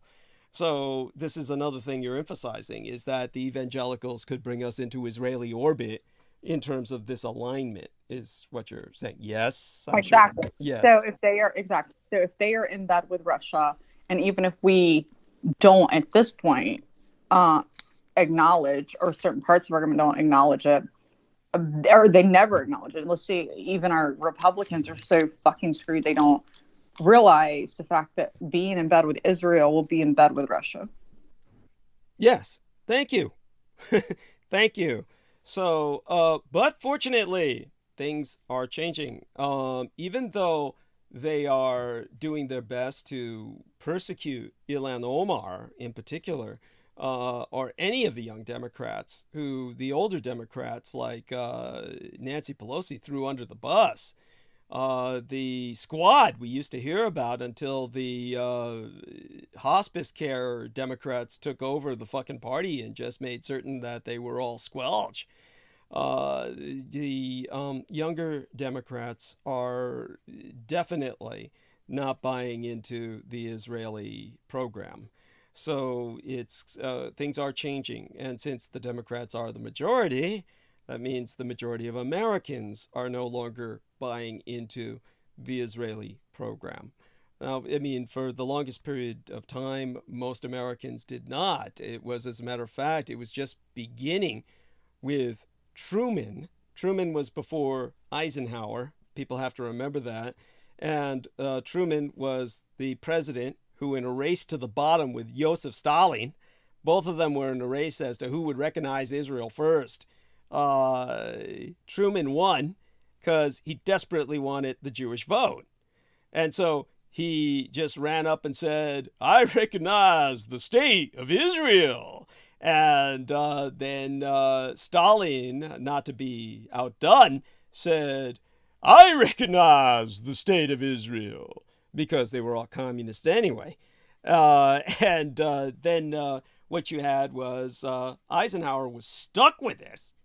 And at the time of the real crisis, the big bullshit you always hear is the Cuban Missile Crisis. The Cuban Missile Crisis. Oh, this was the most dangerous time in American history, in world history. I mean, mankind could have exchanged nukes. It was all bullshit. Complete and total bullshit. And they'll throw that out as that red herring, that diversion. The real crisis that actually was of that level of gravitas, far more than Cuba, was the Suez Canal crisis. And at the time of the Suez Canal crisis, Israel, along with France and England, invaded Egypt. And when Israel, France, and England invaded Egypt, Eisenhower said, I'm ready to go to war. And he basically said, all you Jews in America had better start thinking like Americans instead of Jews. Now this was, imagine an American president saying that today. And he was ready to wipe Israel off the map. And that meant he was going to go to war against France and England as well. And he said, I want the military prepared to go against all three. So fuck Russia.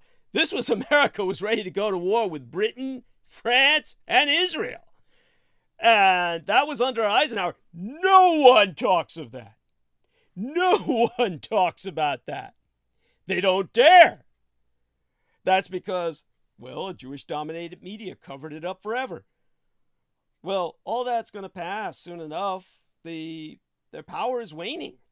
So America is becoming a very different place. It's no longer a bunch of white evangelicals kissing Jewish ass because they think they're relatives of the boss and worshiping them as the master race.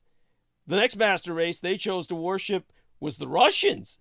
And for the longest period of time, due to World War II propaganda and everybody being raised on, oh, the Russians won the war. Without the Russians, we couldn't win the war. I mean, then the academics took up that battle cry. Well, it was always the academics from the beginning because they were all fucking communists that dominated America's academia for generations.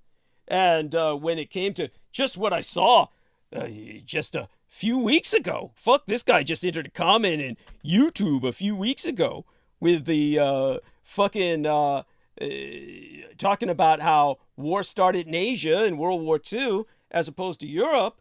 And of course, the Japanese had wars with the Soviet Union.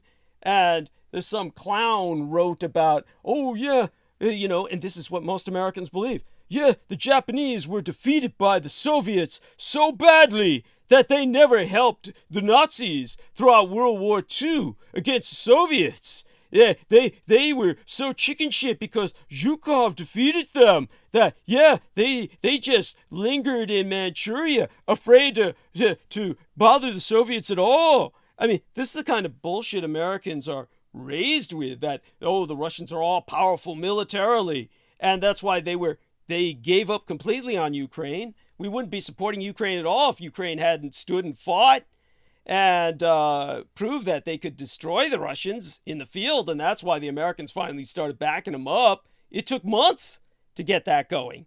But when it came to... I will say, give me, I won't say amen because that would be to amen, but yes, hallelujah. Like those, every Ukrainian that stood up and fought, like my heroes. Well, thank you. Well, they couldn't. Well, just remember, honey, they fought on the side of the Third Reich.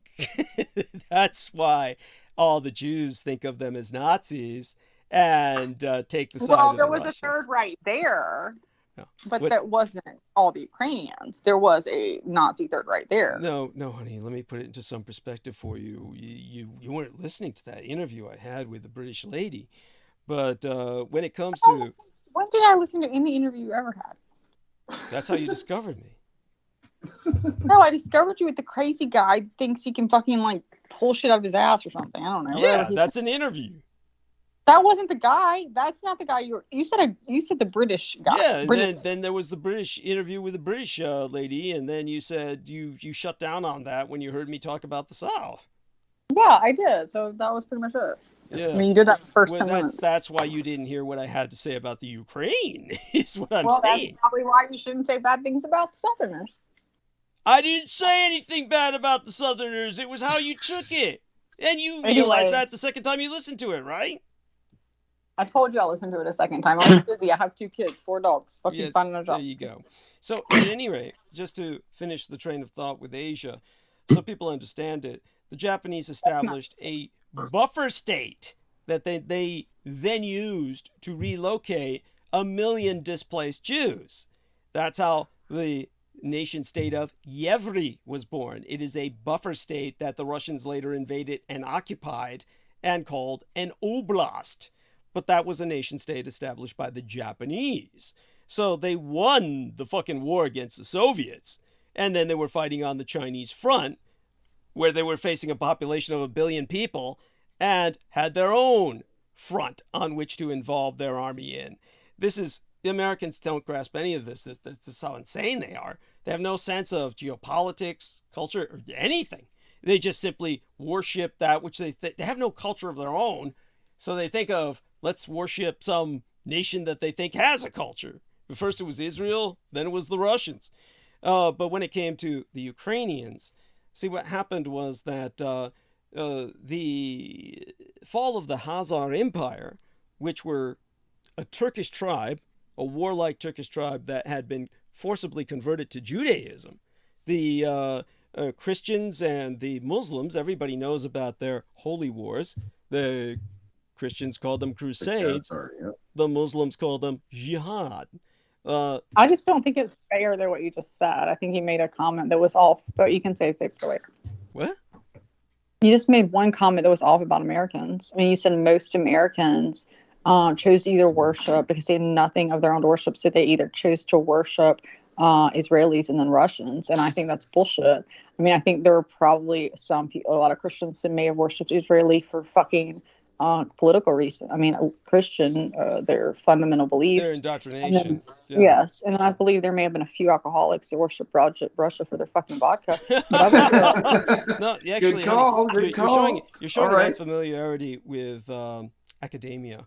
And I believe that most fucking, the rest of them fucking worship Africans for their dick size.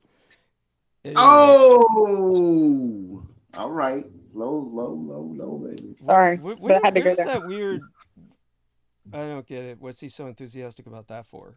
I mean, the last comment is like, it's funny, but it's like... It is funny because they have to... Where does it get the word from? I know, because maybe he's experienced the black dick and he knows. I don't know. Yes. So sweetheart, you know, a dang-a-lang a long time. That's all good, baby. So, such being said... And the Jews were the ones importing steroids to make American dicks smaller, by the way. At any rate, okay. That is true. You see them guys? Okay, without retreating Sorry. into... Okay. Now, I did not mean you to take that seriously. That was a total joke. I dated a guy in high school that was on steroids, and I made that a joke because that... To me, he was like qualifying that. Yes, thank you for qualifying that. That needs. I will qualify it because he was like the head. Because you notice, Ted Pace jumped on that, and it seems evident that he took it seriously and he has supported that. So that's what makes jokes like that are dangerous. So the seriously, in terms of the comment that I was making about the Russians, honey.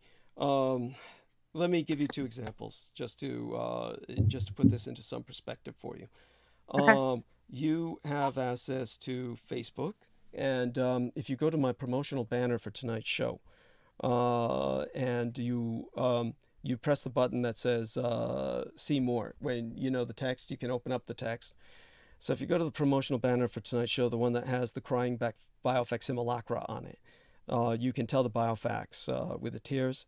If you see that one, and then you press the See More, and then you go down to Notes. And if you go down to Notes, then you'll see the Second World War note is denoted by a dagger footnote. So on that, you'll see the communist Colonel Evans Fortis Carlson, our most patriotic communist. So this is the man who was the most influential man in the United States Marine Corps. And he developed the unit known as Carlson's Raiders. And the Marine Corps also had paratroopers, which a lot of people never knew. They had paratrooper units. They had special forces like Carlson's Raiders. He was the man who designed Carlson. He designed the iconic Marine Corps K-bar battle knife, the combat knife. Was this before or after World War II? This is all before World War II. And Colonel Evans Fortis Carlson was a card-carrying communist. He communized his units. He said, we're not going to have officers, no commissioned officers, no enlisted men.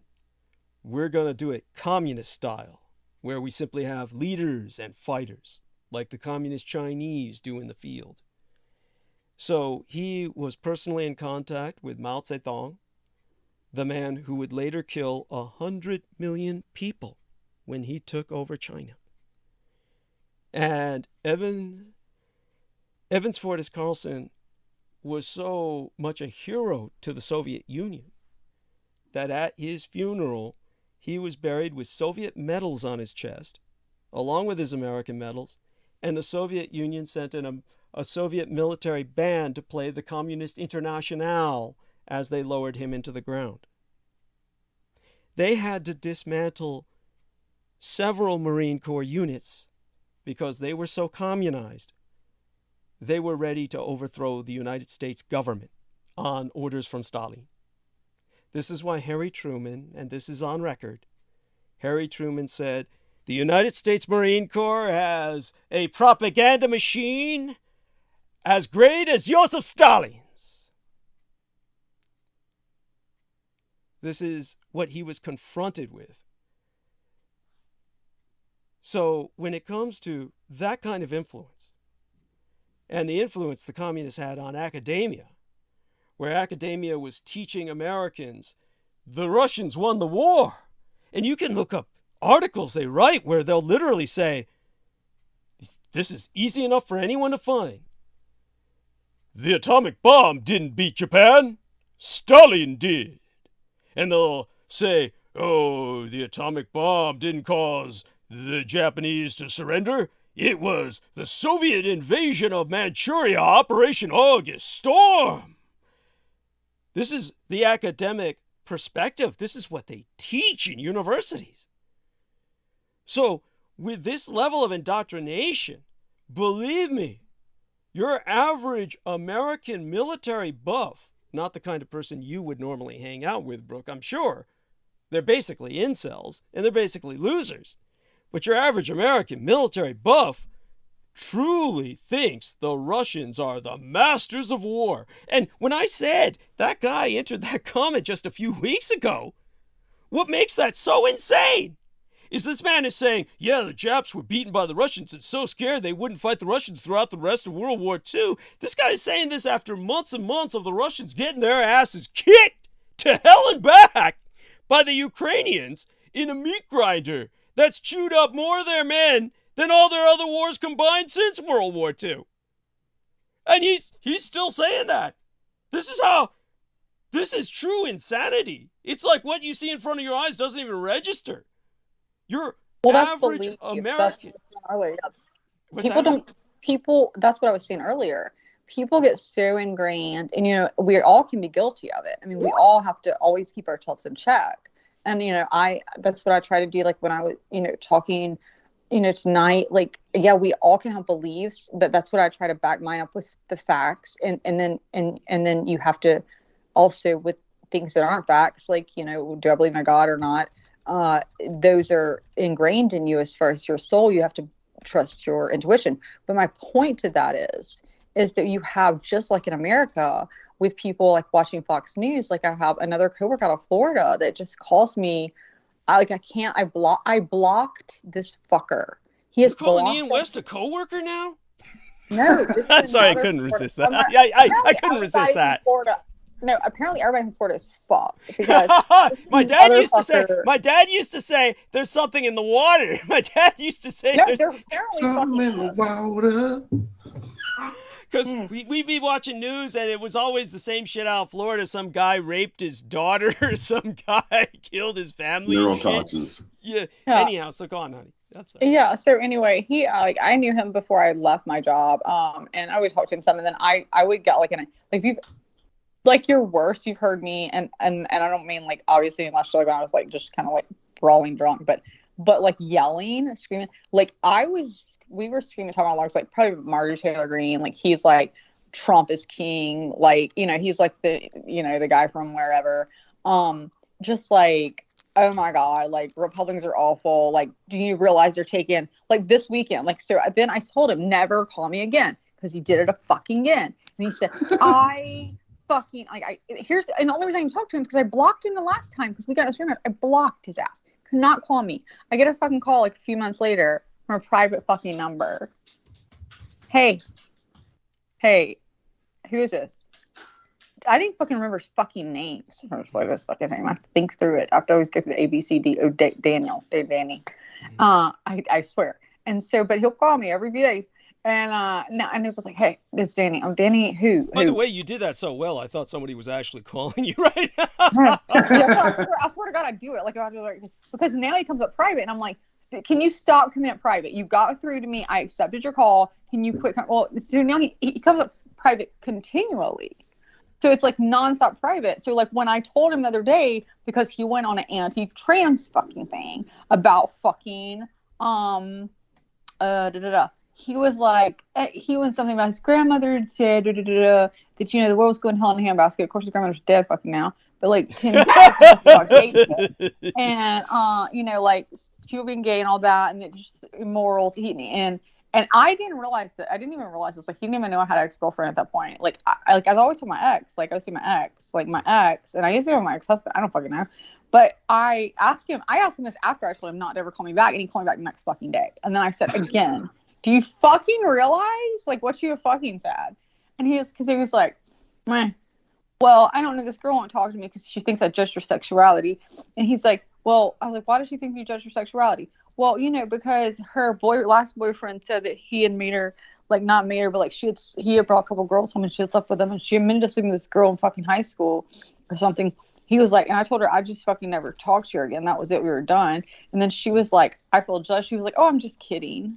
And she was like, later, she was like, she played it off, and then she told him later she didn't want to see him again, and she was like, well, I felt judged for my sexuality. And he's like, I don't see why she would ever bring that up again. And I'm like, well, that was a huge thing for her to tell you, and then you just went, I don't ever want to see you again immediately, and like, we're done. Like, you don't think she felt judged? And he's like, I don't see what the deal is. And he's like, but anyway, the world's going to hell damn basket anyway. And he was like, like, they're having, I was like, what do you mean? And he's like, then my grandmother's the gays, and then now they're having these kids. Well, all they're trying to turn into is where kids will have sex, where they can make it legal for kids to have sex with adults. And I said, what did you just say? They're just trying to make it legal for pedophilia to be legal. And I was like, so you think the whole gay movement and then the trans movement is all to make pedophilia legal? Like, that's the whole, like, everybody just wants to sleep with kids, right? That's what you're saying. Yeah. And yeah, that's what he said. And I said, yeah, like, don't ever call me again, like, ever. And then he had to call me the next day, and then I had to go the fuck off again. And yeah, he hasn't called back. But I mean, like, I told him, I just said, you've never sent me anything ever. I sent me something on it. And he was like, he did send me one thing, and I gave it to him. I gave him credit. I did. I said, you're right. I said, this one trans show, like, it was a not trans show, what am I trying to say? What am I trying to say? Drag show. It was a drag show, and it was a sexualized show. I could see on there, and because I told him when we were arguing, I was like, yes, I had drag shows at my church, dude. Like, you realize that? I was like, I was at my Southern Baptist church. Like, our choir director was gay, and we all knew it, even my grandmother, but that was no thing we would ever say or admit. If he even said, hey, he's single and he lives with a man, we would be like, hey, he's not gay. I mean, they're just friends, right? Like, there was just not possible to say that back then, right? But at the same time, the preacher could be in drag every Halloween, and every deacon would come out in drag every Halloween. And all the kids were there. We were all there. 8, 4, 3, 2, 12. We were there, and he's like, well, what did that do to you? Tell him it turned me gay. It made me fucking laugh with my grandmother because they were all coming out having fun, laughing and smiling. Like, it was just fun. And so, then, so Mouse parents were hung up. So then I was like, he said, well, it's just sexualized, blah, blah, blah. They're trying to make it like, and I was like, I'm pretty sure you're wrong. But he did send me an image of one, and an article, and I did look it up and watch some of the video, and it was sexualized. It was too sexualized, I think, to have young children there, for sure. And they were bringing the young children on stage. And so then I replied back to him. I said, is your problem, let me ask you this, if these women were women, as you see them, straight women, bringing kids on doing stage, the exact same thing, right, would you have a problem with it? And he wouldn't answer. That's what I love. Ignored my fucking comment, but then had the nerve to call and ask me an opinion on this girl that he's still in love with, that he is fucked up with. That's all he wants to call and ask me his opinion. And so I said, you ignored my question. And he said, well, which one? And then he said, oh yeah, I would definitely have a problem with that. And I said, okay, so then your problem is not with drag or trans. I said, your problem was with two things. Your problem is, number one, with bad parents and bad parenting decisions, because no parent should choose to take their child somewhere or keep their child in somewhere that is sexualized and hypersexualized. They shouldn't have them there. And number two, you have a problem with the establishment or people that would choose to be a part of the establishment to do sexualization in front of children. But the sexualization is what you have a problem with. It has nothing to do with the sexuality or how they are dressed as far as what is under their clothes. I said, so you need to get those two things straight in your head, because there are people that are straight. Yes, more men obviously abuse children than women. That is a known statistic. But they abuse girls and they abuse boys. But at the end of the day, there's less, actually less from the statistics overall, like child pedophilia in the actual trans and gay community, in the actual out trans and gay community, than there is in the straight claim community. Like that's a statistic. But and you could argue it, but I think it's pretty relevant. And I think the most relevant thing is that you're gonna have sick fucking people that think kids are okay to fuck, and you're sicker than fuck if you think by me saying, oh well, like I think boobs are nice and I also have boobs, that I also would like to fuck a little girl with no boobs, or like a 2-year-old, or like if a guy's like, I like that guy and he's 30 and you're 30, and he's like, well, I also am attracted to 2-year-olds or 7-year-olds. Like that, it's a different fucking thing. Those people have either been abused themselves and need help, or there's something, like whatever it is. It just makes me sick. But that is what the Fox News fucking community and the extreme right pushes. And then that's where all this is coming from. Actually, I would argue that it's what the right is becoming so radicalized at this point. There's no point in even saying extreme right, or it's basically Fox News represents the more moderate. The extreme right is online, basically reading a bunch of violent insurgency manuals. So at this point, it's the old people on palliative care that are watching Fox News. They're moderate compared to your average right-winger in America today. So but if those it's all fuckers radicalized. kill the fuck over, I need the old people to kill the fuck over, not my parents. But like, I get what you're saying. Can we just cut Florida off? Can we just like, how remember what's his name? Remember that guy that said Florida would fall into the sea? He was like what was his name? Edgar yeah, Casey. Can it go ahead and fucking fall? Actually, I think he said California, but California is going to fall too, but no, he said Florida would definitely fall. Did he really? I didn't even know that. It's like, well, hopefully it's anyhow. I don't put much stock in Edgar Casey. Let's just put it that way. That poor. I'm not saying that you should, but if there was something I was gonna want him to be right on, I mean, you've got a lot of people in Florida. I would like to just, but not cry about. Like maybe a good another drunk spell would be worth it, just to cry my tears. Not celebrate, maybe not do a Russian whole liter of vodka to be like, that would be a fucking horrible thing to think that all those Floridians went down into the ocean. Oh my God. And the manatees and dolphins are probably getting to eat their bodies, and the sharks are all feeding on them right now. And we're gonna I made a joke about Diana Fraser winding up in Florida. I told it to her while she was on air. She never really responded to it. I wasn't even thinking about Diana. I was thinking about the rest of them. But God. The joke I made about Diana was because she wasn't born in Florida. She wound up there living with her mother. And the joke I made was, I forgot who it was. Somebody asked her how she wound up there. And I said, she was interviewed about that once. She said, I threw a dart onto a map, and it bounced off the wall and fell into the wastebasket.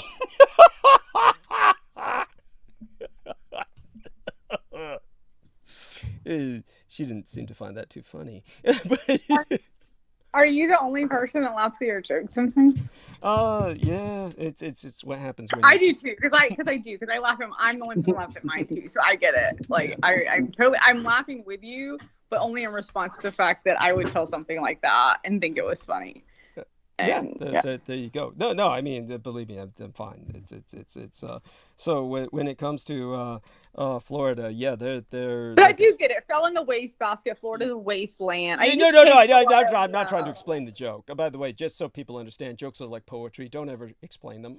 If somebody doesn't get it, don't explain it. It's like you read poetry to somebody. If they don't get it, there's no point in explaining it. But I know you get it. I know you got it. Poems? What's that? Poems? Poems. Did I say poems? Did I say that with an Asian accent? No, it's poems. I've always said poems. Oh, that's cute. So that's adorable. So yeah, that being said, to finish my thought train on Ukraine, so what happened with the Ukrainians was that, as I explained about I've explained now about the kind of fixation that many Americans have on Russians, which fortunately Brooke, to her benefit, to her bliss, was not aware of.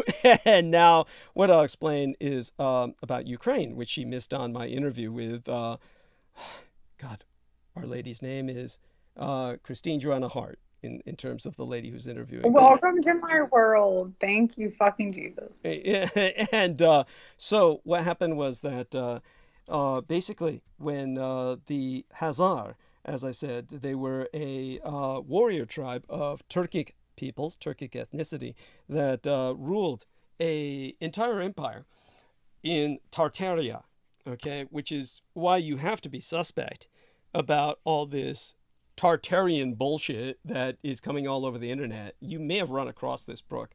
If you haven't, let me enlighten you. It's nothing worth looking at unless you're into pretty pictures about buildings, because I have recalled some Tartaria shit. I don't know what the fuck's going on with Tartarians. It's architecture porn combined with a big stupid conspiracy theory about why. Basically what happened was, just for Tartaria, just so people understand the fixation here, it really started with, there's this guy named Jim Mars, who thank God is dead, and another guy named Tex Mars. And I believe it was Tex Mars wrote this big book on the symbolism in architecture. And it was basically architecture porn. A lot of conceptual architecture that was never built, but was intended by the Soviets and other kinds of monumental buildings. Now, just to show you how important architecture can be, the Empire State Building obviously stands out. And the Empire State Building, believe it or not, was hit by a plane, just like the Twin Towers were. It was an American bomber that crashed directly into the Empire State Building, and the Empire State Building pretty much took it like it was nothing, because it's built out of what the pyramids are built out of, stone. It's a solid monumental block. So the whole point is, we used to build buildings like that could withstand crashes by fucking bombers and brush it off like a mosquito or a fly. And the whole thing is that they tore all these buildings down, and they started building in all this cheap ass fiberglass and shit that collapses whenever a fly crashes against the wind pane and shit. And so the theory was, all of these buildings have been taken down because of a conspiracy, and they all represent this worldwide empire, the secret empire of Tartaria. That's what the whole trip is. And that they are all taken down because of, QAnon. It explains it. And it basically, then it threads you into QAnon. So so everybody beware of Tartaria, stay the hell away from it. And it's the enemy. But all that being said, unless you're into looking at pretty pictures of stone buildings, which can be quite captivating in and of itself, then it's worth looking at only for that. But that being said, the term Tartaria. So that brings us back to Tartary, which is the peninsula on which the Armenians and the Azerbaijanis and the Caucasians, it's the Caucasus Mountains, it's where the word Caucasian comes from. It's the dividing line between Europe and Asia. By the way, just to show how bad Russian schools are, just as bad as American schools. I had some Russian idiot once. He was actually Kazakhstan he was from. He said, oh no, dividing line between Europe and Asia is the Ural Mountains. And I says, yes, east and west, that's the dividing line. The dividing line north and south is the Caucasus Mountains, you dumb ignorant fuck. And so anyhow, and that's where the term Caucasian comes from. So in terms of that, that's where the Khazar had established an empire, and then they were Judaified by force. So as I said, the Christians have what they call the Crusades, the Muslims have what they call jihad, and the Jews, their ancient culture, had their own form of holy warfare to force others to convert to Judaism. It was called Holocaust. So this is where their pathological desert god psychotically gave commands to exterminate entire peoples, and not just kill them, but burn their land unto the root, which meant kill everybody and make certain that nothing grows there again except for you by destroying everything that was representative of the enemy culture. And so this was a burnt offering to God, and therefore the ancient Greek term holocaustic, meaning total burning, and so a scorched earth policy. And therefore the Jews waged multiple holocausts like they did in Canaan, and ultimately did all the way up to the Caucasus Mountains, where they forcibly converted the Khazar. And the Khazar then, this Turkic people, became really violent, militant Jews. And they started an empire in which they enslaved the majority of the Slavic peoples, from which we get the very name for Russians and Ukrainians and Serbians and Czechoslovaks, and all of these Slavic peoples were once slaves, ultimately, of the Tartarian Empire. That's where their very name means slave, Slavic peoples. They change that, of course, and they'll say, it's the Slava, it's what we celebrate. Well, what they were celebrating was their fucking freedom when they were freed from slavery. So what happened was these Khazar, their empire fell, and they all became migrants, and they all just resettled further north and west into Eastern Europe. So from the Baltic to the Black Sea, you had this Jewish Pale of Settlement. Now, all anyone needs to do is look up the map, Jewish Pale of Settlement, and it's a fucking empire. It's from the Baltic to the Black Sea. The Jewish Pale of Settlement was where the Jewish people, having formerly been the masters of a slave-based empire, it would be like if the Confederacy fell and the elites, which were an extraordinarily small part of the Confederate society, just so everyone knows, your average Southerner was not a slave owner, not by a long shot. It's something like a fly speck of the population owned the majority of slaves in the South. Everybody else was just fighting because they were being invaded. So there you are, honey. See, I say things like that and you don't hear that. You hear me say something casually about the South and then you get all triggered and say, I'm sorry, I was in the bathroom. I just came back. Did you say something? Oh, what a bitch. Oh, that was, fuck you, bitch. Yeah, that's what I have to say. Said, fuck you, bitch. Anyhow, okay, that being said. So, then what happened was that when the Khazar resettled in that part of the parts they resettled in, which is basically all of Western Russia, and inclusive of Belarus, what became White Russia, and Ukraine, and the Baltic territories, they had all the wealth.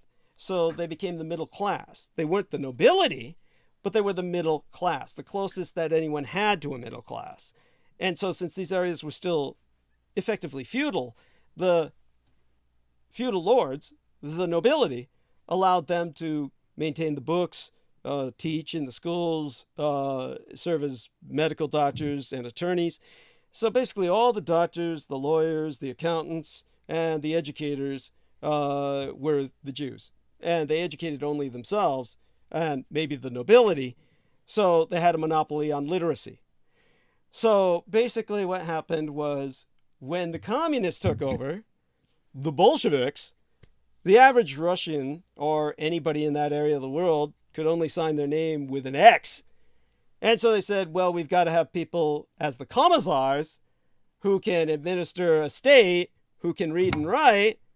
Well, those were the Jews.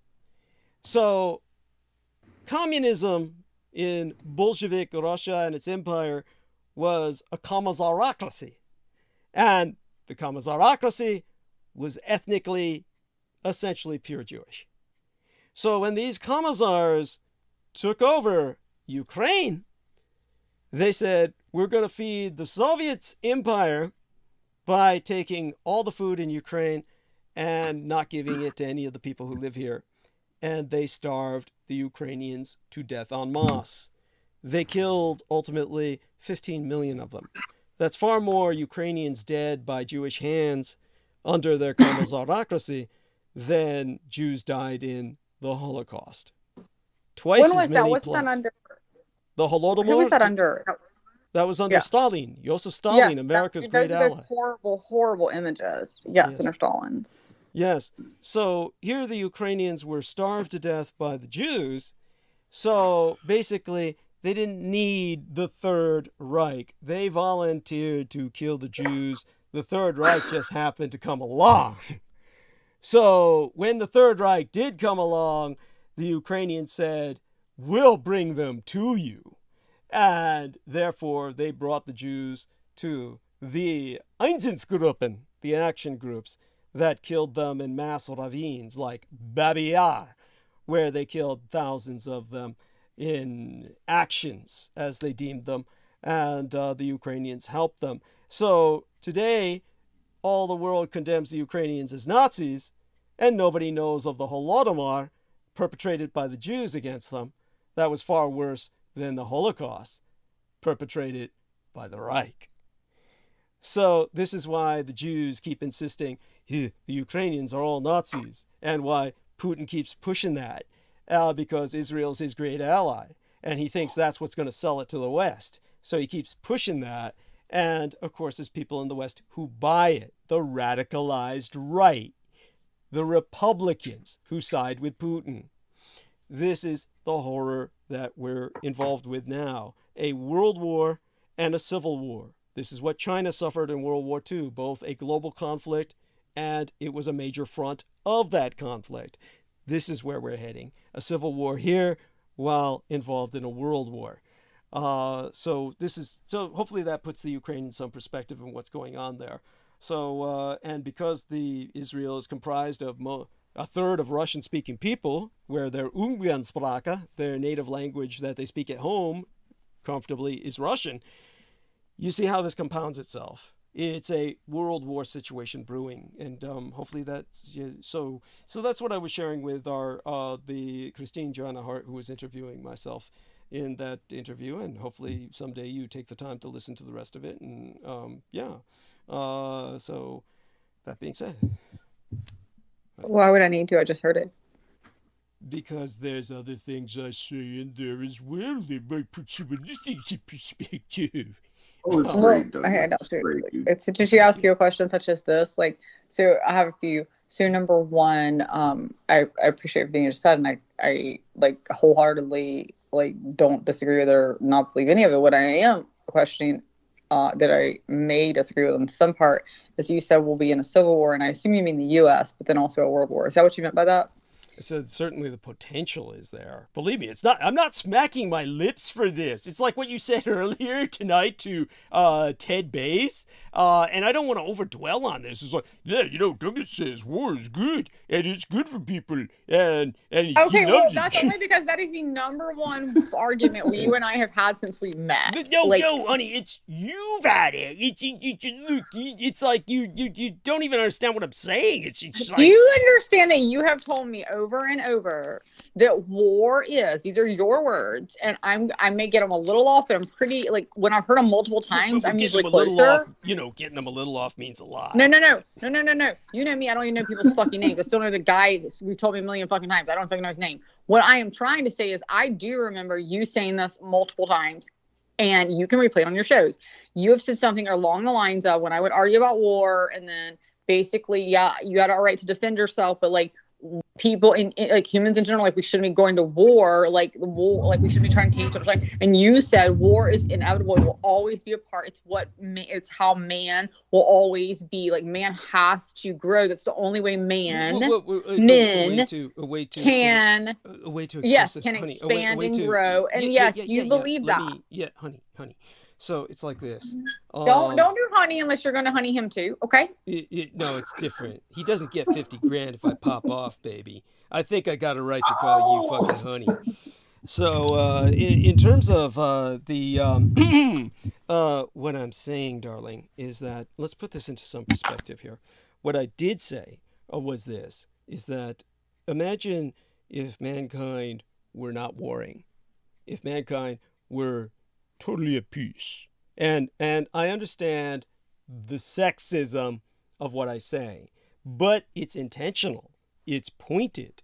It's, as I said, when our man Sammy Romero on one of our latest episodes, Sammy was bringing up my insistence that we have an all-female police force, because police work is social work and should not be shoot first, ask questions later at all.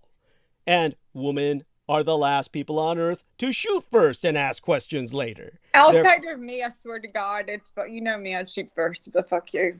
There we go. Actually, no, you know me, I wouldn't. I would ask a question, and then before you were done answering, and you'd be like, but honey, wait, and then I'd have already shot. Well, we're not talking about your relationship with me. We're talking about I'm just saying, but if I could shoot you and I love you, like in general, I'm probably going to kill a lot of people. Oh, yeah, there you go. I mean, there's always an exception. There's always an exception to every rule. But, okay, that being said, you see my general point. Generally, first off, men don't have periods. Except for me the other day, I really started cramping up and thought I was beginning to have one. I thought, Jesus, maybe it's all those years of drag.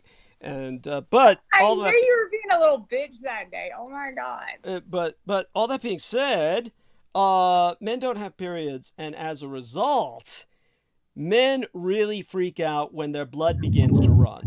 They don't see their own blood that often, so when they see it, they go into berserker mode. This is something that's natural. It's this rage. As a matter of fact, when I was auditing those medical courses at UCSF, we had at one point one of the lecturers who was talking about testosterone levels in the male primate, the human male primate, the human animal.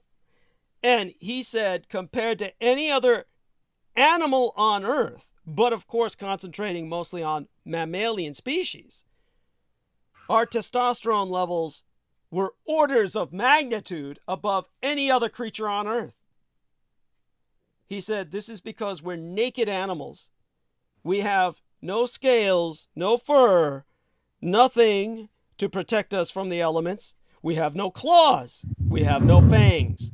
Nothing by which we can attack organically without tools or implements. The only thing that compensates for that is an overproduction of testosterone beyond any necessary levels.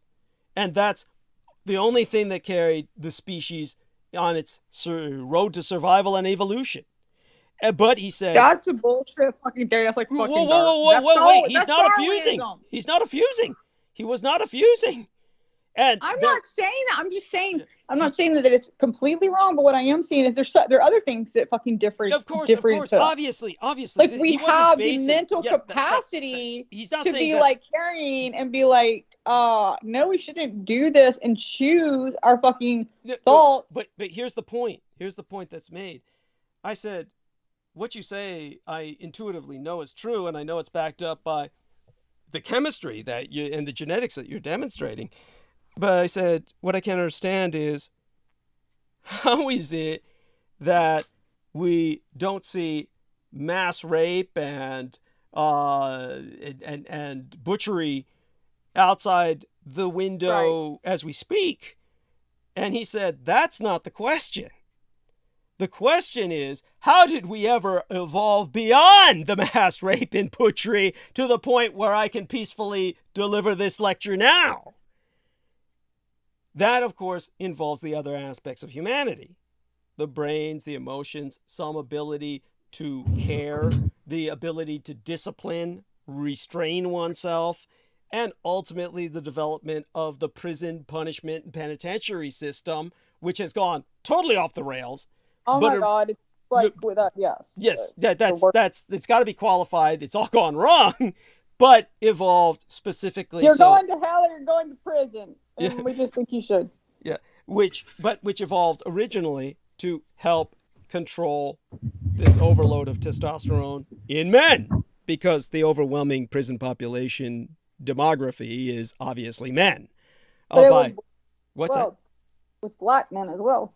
Yes, obviously. But also, if you look at the American prison system and go back to where that was started, that was after slavery. Yeah, yes, it's a direct continuity of chattel slavery. Yes, understood. So all that being qualified, the point is that you have these pale, hairless primates that are basically overcompensating with an enormous amount of violence. But then imagine if man were not warring. If man, and again I use this pointedly for all the reasons I've just articulated, if man were not warring and we were at peace, we'd be a termitary. We'd be like the Borg. We wouldn't have different cultures, different expressions of art, different languages. We'd all be melding into a mass of coffee-colored consumers. Into making love, not fucking war. Okay, let me give you a horror example from another lecture. Oh my God! Here's another lecture. Here's another lecture from one of the doctors who was pointing out that as a cardiologist, he was dealing with fight or flight syndrome. Now we're all familiar with that concept, fight or flight. And with fight or flight syndrome, basically, again, a product of our... Honey? I fight every time. Yeah, yes, there we are. Of course. Oh, God. What did I do to deserve you? It had to be horrible. So, all of that being said, so when you've got flight or fight, again, a product of our overarching survival instincts. You were a woman in our past life. And you fucking told me you were pregnant, and then you made me stick around, made me feel guilty, and raise these fucking kids with your ass. And I was like, fuck, I could be fucking all these fucking bitches. And then you fucking were like, yeah. You got me stuck around and stuck up. I was like, well, next fucking life, you're getting fucked. Yes. Well, at any rate, honey, so what this doctor was bringing up was dealing with fight or flight is obviously the reason for most stress, and therefore ultimately the reason for many cardiac arrests, myocardial infarctions, heart attacks. So what he discovered... Heart. If they have that weak a heart, they should die. It's like, you know what? That's just like putting a warning system on Tide Pods. Don't eat them. I mean, we have to have some like fight or flight and you have a heart attack. I'd be dead. But he provided us proof of evolution. So, like, you can't say that doesn't make sense. Evolution. Wait, I haven't finished. He provided us proof of evolution. He said what he was running into, along with other doctors, because of course they have to cross-reference. This isn't just some guy who's making this up. This is cross-referenced, where they're discovering there is evolving in humanity, urban humanity. Just so you know, the great anthropologist, Desmond Morris, the man who coined the phrase, the naked ape, the territorial imperative. He was a man who had the biggest balls I've ever seen on an anthropologist. I don't mean literally. He actually was proving the ranges of wolves, and also discovered that their behavior, he identified what constituted the alpha wolf and what constituted the omega wolf, etc. And one of the ways he proved his theory was because nobody would buy what he was saying, was he walked into a cage full of wild wolves.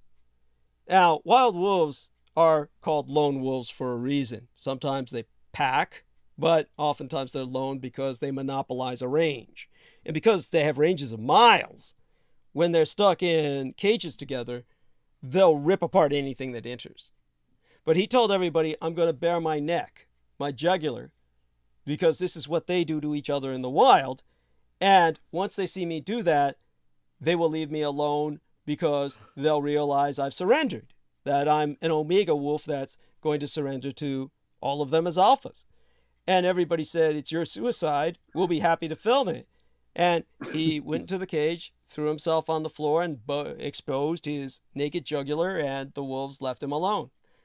So this is the kind of anthropologist we're talking about. And he's the man who coined the urban zoo. He called our cities zoos, that we as primates are not supposed to be so sequestered, so closely, so unnaturally and constricted. Fuck him. If he fucking made zoos, fuck him. No, he coined the phrase the urban zoo. I got you. Okay. No. Yeah, saying that we're putting ourselves in zoos called cities. So yeah, what's that? I said that has a true fact. I can see that. Thank you. So when he brought that up, the medical doctor who was delivering this lecture said, this is proven out by mankind's evolving in this challenging environment. And he said the way they're evolving is we're discovering in some patients that they have no capacity to produce adrenaline to fight or flee. And that means they don't get heart attacks because they don't stress. And so I said, well, what do they do? He said, well, really, they don't do anything. They go to work, and you can yell at them all day, and they don't care. It's like that movie. There's a movie about that, you know? Yeah, and he said, we've tested this out on volunteers from this group of this newly evolving humanity. There's no name for them. Nobody's developed a name yet. No one dares to.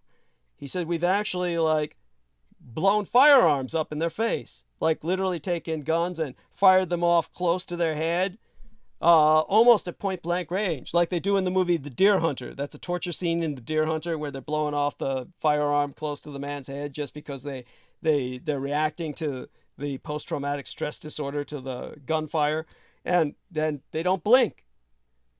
It's like he said they're human cows. So they're basically, if these people come to dominate society, there will be no war, but there will be nothing worth living for either. These are just people who blink and stare and maybe fuck and feed, reproduce more of themselves, but it's not like they contribute anything, and it's not like they really... That's exactly what the movie says, but okay. What's that, honey? No, you go ahead and finish. Well, that's it. I mean, is that a future you want? Is surrounded by people like that? You know what I would really like during this time? I have stayed completely fucking sober, and I am so pissed because I have never lost my fucking vape the entire time that I was drunk. But tonight, I can find my vape. If you want me to put vaping, I can't find it. Okay. Hey, congratulations for not going totally off. I'd expect you to be really ripping things up. I've been, the whole time you've been talking, I've been meeting you and looking under shit, okay? I don't know where it is. So I'm not losing my head.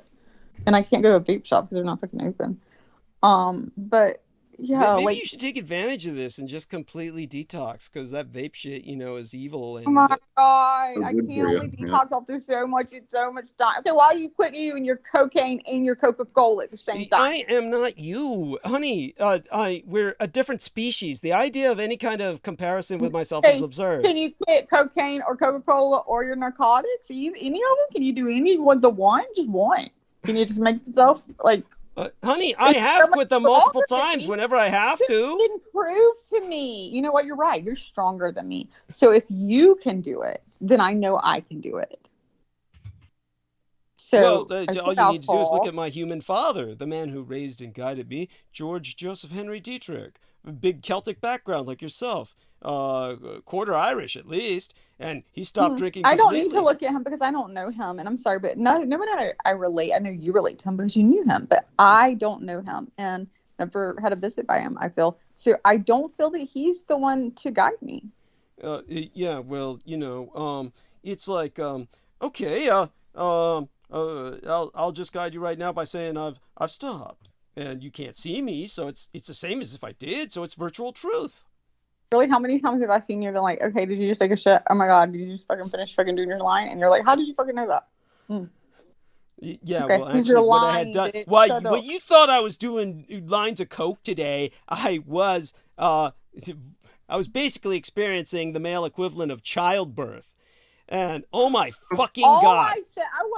All I said was I that almost killed me because Jesus. I knew when you said I take a break. I know your breaks and the long and short, and I was like, he's gonna be back by now. He's just listening. You're like, how do you know I was back? Because you'd be back by now, stuffing pillows and doing a line of coke or taking the shit. I don't fucking know, but you'd be back by now. But at any rate, honey, my point also with war is that, for instance, you give you side with self-defense. You're so lucky right now. You side with. If I had my vape, I would be going off, but I just like I'm so more. See, that's why we want you to stop. No. What I'm saying is I'm more focused on that than arguing. Like, you're right. But you understand, if I had stopped, then I have nothing else to focus on but arguing with you. But, like, I'm focused on looking under chairs and couches to see if it dropped.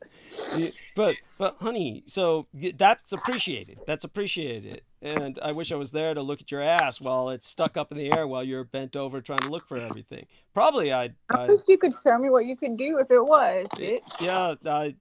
Yeah, well, I would deliver on that challenge, bitch. So, I don't mind you calling my bitch because, I am one in so many ways. But that being I also appreciate that because you know that I cuss and you know that my words, just like I know that your ex's words, like fuck, meant very different to her. And I know, like, my mother has had to get used to it because I think, one, it's generational. Two, but I presume you don't call your mother bitch. No. Or am I wrong on that? No, I don't call her a bitch, but I say fuck every other word. Like, I'm like, oh my god, I fucking, and I don't even realize I'm saying fuck. And then, like, everyone else apparently, is like you said, it's like, I use it for an explicitive. And I am sure when I started it at 14 or 15 or whenever the hell I did, maybe that's where I was like, I was from the good side of town. I'm guessing, I'm just looking back now. I was from the good side of town and I was trying to get, like, some, like, points in, be a badass bitch. Maybe that's where it came in. I don't know because I wasn't raised with a sailor for sure. But suddenly all I know is the word was in my mouth. Like, by the time I was fucking 20, it was just like, fuck. Like, I didn't know I was saying it. And I was like, my fucking shoes, where the fuck are they? I can't fucking find them. I could say fuck 20 times. My dad was like that. And by the way, just so people know what she was talking about, I remembered the term I was looking for. I couldn't remember the term I was looking for the other day when I was bringing that up with her. And she said that should be made the ringtone for whenever I come on air as, my cadence. It's basically a cadence is the word I was looking for. That when military men are jogging and shit, they sing these songs. And so that's I made it into a cadence whenever my dad came home drunk. Yes. Fuck, shit, son of a bitch, goddamn asshole. It's actually my voice is shot, so I can't do it with the tonality I did at the time. But you sing it like a military cadence, and that's what Florida boy Ian is. Like, when he can't, like, every time you get on the phone with him, like, he's just like, oh, folks, you can hear me, oh god. But see, now it's so weird. Like, I say fuck. I don't even realize I'm saying fuck. And obviously Peter means what are you doing good? And I was like, I don't even know what it's like. Did I cuss? I don't know. Like, and if I call somebody, and even bitch, like, to me, bitch is not really a word. Like, if I'm using a jovial like that. Now, if I'm like, fuck you, bitch, that's very different. Like, you should know. I'm like, fuck you, bitch. Like, that's different than like, oh, come on, bitch, you want to fuck me? Like, that's different thing, right? It's just how the word's used. But now I don't usually call people like, okay, if I call you an asshole, I'm usually negative. And if I say GD, like, I rarely say that. And I feel very guilty. I have a guilt complex. My mom does have me with that one. And I don't say it. And, like, I just don't say GD. And if I do, I catch myself, oh my gosh, I said GD. Like, how mad am I? I'm very mad or drunk or something if I said GD. God, please forgive me. I'm going to do 12 Hail Marys, and I'm not fucking Catholic. I don't even know what Hail Marys are, but I must do them. I think that's how bad it is. I'm on the floor whispering, by the way, looking under a couch. By the way, this is the typical porno scenario. She gets stuck under the couch. That's where she can't move, and the guy comes up and fucks her. This is I hope not. The porno I moment. see dog hair. Yeah. Oh God, her home must be dog hairs. I mean, people must No, inhale that. I just spent $800 on 2 vacuums. Okay. All right. No, yes. 2 Dysons because my other Dyson broke, so I bought 2 more. Oh Jesus Christ! I need your help. So I'm very clean on that, but my couch is low. This is what she spent her parents' money on. They gave her $1,000, and she spends it on this shit. They gave me $5,000. Shut up, bitch. Yeah. Exactly. So, darling. So my point is, you support the concept of self-defense, but the point is that, say, in order for people, a nation state, I will support war right fucking now on anything you say. If you can send me, or like your mother, like just say a prayer, like send Brooke her vapes and her knowledge right now. I'm praying that you never find your vapes, and I pray that you're forced to give up. I pray to God that you never get another hard on. Yeah. If I don't find my vape, you don't get a fucking hard on ever. You jerk off or nothing. I'll fuck you with your goddamn vape, bitch. So, okay. So that actually enjoyable because my vape is pretty. I would have a nice size vape. So that being said, oh my God! Oh my God! Oh my God! It's picture. Sad. It's like I mean, it's not that big. It's like only 5 inches. Oh, where did you fucking find it? Where did you find it? Next to the paper towels in the kitchen and the sink. I guess I was fucking like feeding the dog. I don't know. Yes. Oh my God. So now it starts. Now we hear that giant sucking sound. I swear to God. Oh, you want to hear us sucking? You haven't heard it. So did you hear us talk about you? Did you hear us talk about you? Did you want to hear a giant? No, I haven't. But you want to hear a giant sucking sound? Yeah. You want to hear one? I'll give you one.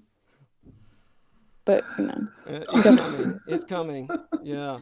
So we talk about your vaping. We talk about your vaping in the the apocalypse section of that episode. There it comes. No, Sammy told me tonight. He didn't tell me that. He told me he insulted me because he wanted to admit that he did since he called me.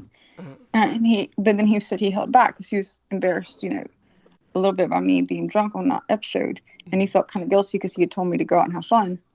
Yeah, he doesn't understand what that means for you. I don't know what's involved. I wouldn't even plan on going out. Never asked me. But, I mean, it's just like, what? Anyway, it didn't matter. It was definitely not his fault. But I said no. But I do need to know when he had told me that he had to go because of his baby. And he called me back. And I said, no, I need to know one thing. I got to think about it. I was like, and I cut fucking Ian off, man, because Ian betrayed me on something. I was like, I need to know what he fucking said. Like, for real. And he told me, I still don't listen, but he told me what he said. I listened to me, though. And here's what surprised me after all that shit Ian said. And it was like, Brooke was so bad. And I was like, God, none of these motherfuckers have actually hurt me fucking really bad. Apparently, I was bad. Don't get me wrong. I was embarrassed by myself. I definitely should have shut the fuck up. But there's times I'm sober and I should shut the fuck up for sure and embarrass myself. So, well, like I told you, mostly we were talking about your boy on a leash and making fun of him. But that being said, you and I will talk a little bit privately, just for some things that they're more curiosity than anything else. But they have some relevance to you and I. But that being said, so you support the concept of national self-defense. Yes. But in order for a nation to defend itself, you've got to have the capability to wage war. It's that simple. So you need a standing army and you need a draft. Without this, you cannot defend yourself. So wait a minute. So you've done a lot of talking, and I didn't have my vape, and I'll let you. So I think it's my turn. yes, because you were busy searching everywhere for your little. I'll admit, suck magnet. I was in some really good positions. Yeah, I wish I'd been there. I would have taken advantage of it. Yes. But you would have felt something better than your goddamn vape, honey. I might have forgot about the vape for a while. That was nice. But I would have needed it afterwards for sure. like give me a cigarette, that's a thing. Yeah. But I would have never said that I was against. I've never said that I'm against any country, especially at the stage we are. I mean, like, it'd be great if we're in like some idealistic society, obviously, but I've never said, hey, like, let's just go to, we don't have a military and we don't have defense capabilities and weapons and a draft if we need it, right? Never said that. You've never heard that come out of my fucking mouth. But whoa, wait. You didn't hear me accuse you of that either. Whereas on the other hand, you said Douglas Dietrich loves war, and he he masturbates while watching people get rocketed on. I have never said that, and that's a complete. I love your exaggerations, and it's fine. So, but you want to exaggerate, go ahead. I said, you kind of go in that direction. You kind of go, Douglas Dietrich says mankind needs war because it's his highest form of expression and shit. You said we could not, I said you said we could not advance as a fucking civilization. Like, what I've said is that it does, you can't argue with this.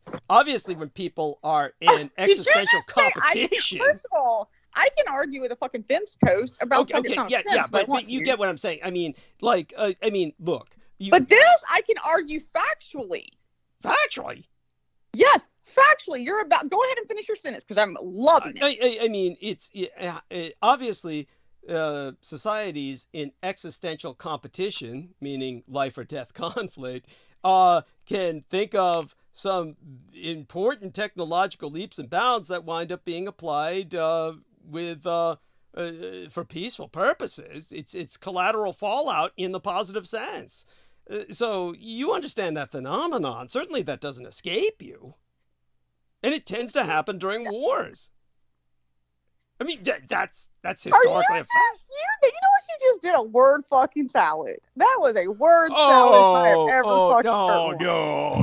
Yes, the fuck it was. And you know it was. Well, I'm saying, there are peaceful things that could come about. Do you not say that we as humans cannot develop peaceful concepts and that those come about by killing each other? Now I have to go full Ian West on you and just say, she's so disappointed in losing the argument that she has to, make do you these believe claims. that, Douglas, though? Do you believe that? Because he probably does. I don't think you do believe that shit. I didn't lose that fucking argument just fucking now, and you know it. Anyhow, it's not a question of winning or losing. We're not. Look, this isn't a graded exercise. Everything's win or lose. We're in fucking war, bitch. That's the only way that a woman or a man. I'm a woman. You're a man. Maybe I also am warring. Maybe as a woman, I also have testosterone. And the only way I advance myself is to war against another party. And if you're the other party, I'm warring. So it's win or lose. It's all win or lose, right? It's win or fucking lose. No, it's not. But that being said, then it's not win or lose. So if it's not win or lose, and you're right about that, then maybe you're wrong about war. You can't have it both ways. No. It's first off. So only man is a general sense, meaning collectively we can only advance if we war another tribe of. But if it's individually, there's no we shouldn't have like a win or lose. But win or lose definitely collectively, and that's how we advance. That's what you're basically saying. No. What I'm saying is certainly it's been a big part of our advancements, yes. I mean, a big part of our advancements should be continually, which is what you say, or it was a part of. Obviously, I realized that. And wait a minute, and even if you were going to go let me tell you, I just gave you a whole leg that I'm not even going to give you. I'm taking that leg back too. Was a big part of our advancements. Well, let's see. Was it a big part of our advancements? Let's see. Let's just talk about the Christians and Catholics when they went into South America and they took over all their religions and burnt all their books and told them they had to be fucking Christians. Was it a big part of advancement for the South Americans? Was it a big part of advancement for the Native Indians? Let me finish. Yeah. And Native Indians, when we came over and we're like, hey, you know what? We discovered this land. Well, how'd you discover it? Because we're here and we're living here. And it's ours, and you're going to be Christian. You know what? We'll give you a tiny piece you can live on after we kill most of them. Honey, was that advancement for the Native Americans? honey. Like, tell me, or was that win or fucking lose in advancement of one, a complete conquering to take something fucking away for advancement of another? Several points to be brought up here. It says, I said to Peter Moon earlier, and I brought this up with you, and you were making a point about how it is true that the Inuits, the various Native American polar nations, the Aleuts and Inuits and Akvig and various tribes of the polar north, the original inhabitants of those reaches. We're using big words with me as a southerner. Names of tribes. It's just the names of tribes. No, but what I'm saying is that you were bringing up the fact that you don't know the Bereans and the Greenlandians. I get it.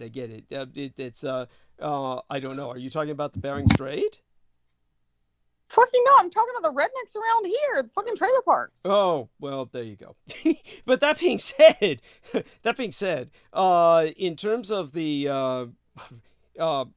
polar peoples, we have a situation where, as you said, it's not an urban legend. They have like 20 words for snow and ice because they're sensitive to their environment. They have to Don't get off topic. I hate it when you get off topic. You're going off. It's not off topic. You're lingering with no. As the native polar peoples, I'm trying to avoid using the term Eskimo, which is considered derogatory, as they have several. Why? I would so much rather be an Eskimo. It's so much a cuter term. I wish they called me an Eskimo. Yes, as they have a score of words for ice and snow, because of the it's life or death to them in their environment to identify ice thick enough to stand on, etc., and ice fish through. So we need really an expanded vocabulary for war. We need about 20 different words for war. We need an expanded vocabulary for everything. Love, sex. Yeah. Well, we're getting that. I've tried to educate people plenty of times about the need for expanded vocabulary concerning sexuality. So I do my bit in that regard. Sex, like it just be like, he's a gray, he's a yellow, he's a table. You just like how they fuck. Like he's a coffee table. Yeah. But so such being said, when it comes to war, what you're speaking of here's how I've described that phenomenon before. Toothbrush. What happened with the Europeans, the white Europeans who invaded the southern hemisphere, what happened was a white, savage, barbarian invasion of the civilized world. You're not making your life. No, hold on. Let me finish. The native Mexican culture. All you've done. Hold on. I'll get to complete my thought. Okay, I'll make my point. Don't keep interrupting, please.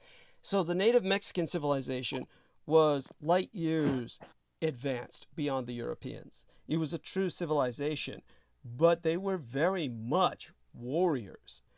Now the Chinese also waged Napoleonic level campaigns to the point where cannon was developed. And they were so high a civilization, having been the first to develop gunpowder, that they outlawed it. As a matter of fact, the Roman Empire attempted to buy that gunpowder from ancient China. The Latin term for gunpowder was fulminatum. The Romans were never able to secure that contract. The Chinese refused to sell it to them, and the emperor even told the Romans, not only will we not sell it to you, we will stop using it for war ourselves. So the emperor of China was so high on a civilized standard that he said, we will outlaw the use for gunpowder in warfare because this will simply exponentially accelerate in weapons development to the point where we will ultimately someday destroy the world with this. So he said, we outlaw it except as war against demons. This is why all the firecrackers are blown at every Chinese celebration, is to scare the demons away. It's used for spiritual warfare. So the gunpowder was relegated to fireworks and spiritual warfare, but not for use against other human beings. Now, the Chinese paid dearly for this.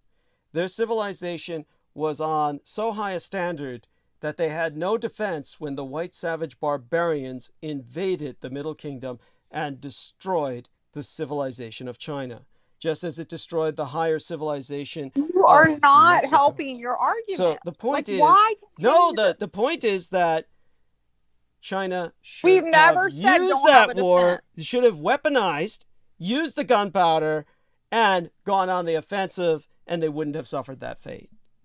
I'm making the argument for why they should have gone to war. Oh my God. Please stop. You can't argue with that. I will, but it will be in a different, it'll be the same way I fucking argued. You are saying that they should have fucking had a defense, which I have never said they shouldn't have a defense. If you live in a world where there are bad people like white fucking people, yeah, Europeans, white savages that come and, you know. Yeah, fucking anybody from fucking England, Vikings, I don't fucking know. Anybody from my heritage, I mean, we all should apologize. I mean, like, we still walk around I see a black person, I just put my fucking head down now. I'm sorry. Like, I have fucking slavery, fucking, like, fucked one of you before, but fuck my life. Like, I still feel guilty. Like, I don't know, like, you know, like, the fucking white people have done a lot of shit, horrible fucking shit, Christian people especially, in name of religion. But it's been going on, but not just white people. I mean, every race. Like, I mean, look at fucking what was his name? The father. What happened to the Mongolians, man? What the Mongols like? Genghis Khan. Genghis Khan, and what happened to them, man? I mean, they fucking fucked it up, man. They were like kings of the fucking world. Like, everybody's fucking scared of them, and then suddenly they're fucking nobody. Like, they really fucked that shit up. But at the end of the day, I mean, if that's what you want to go they with, were stopped, like, honey. They were stopped by war.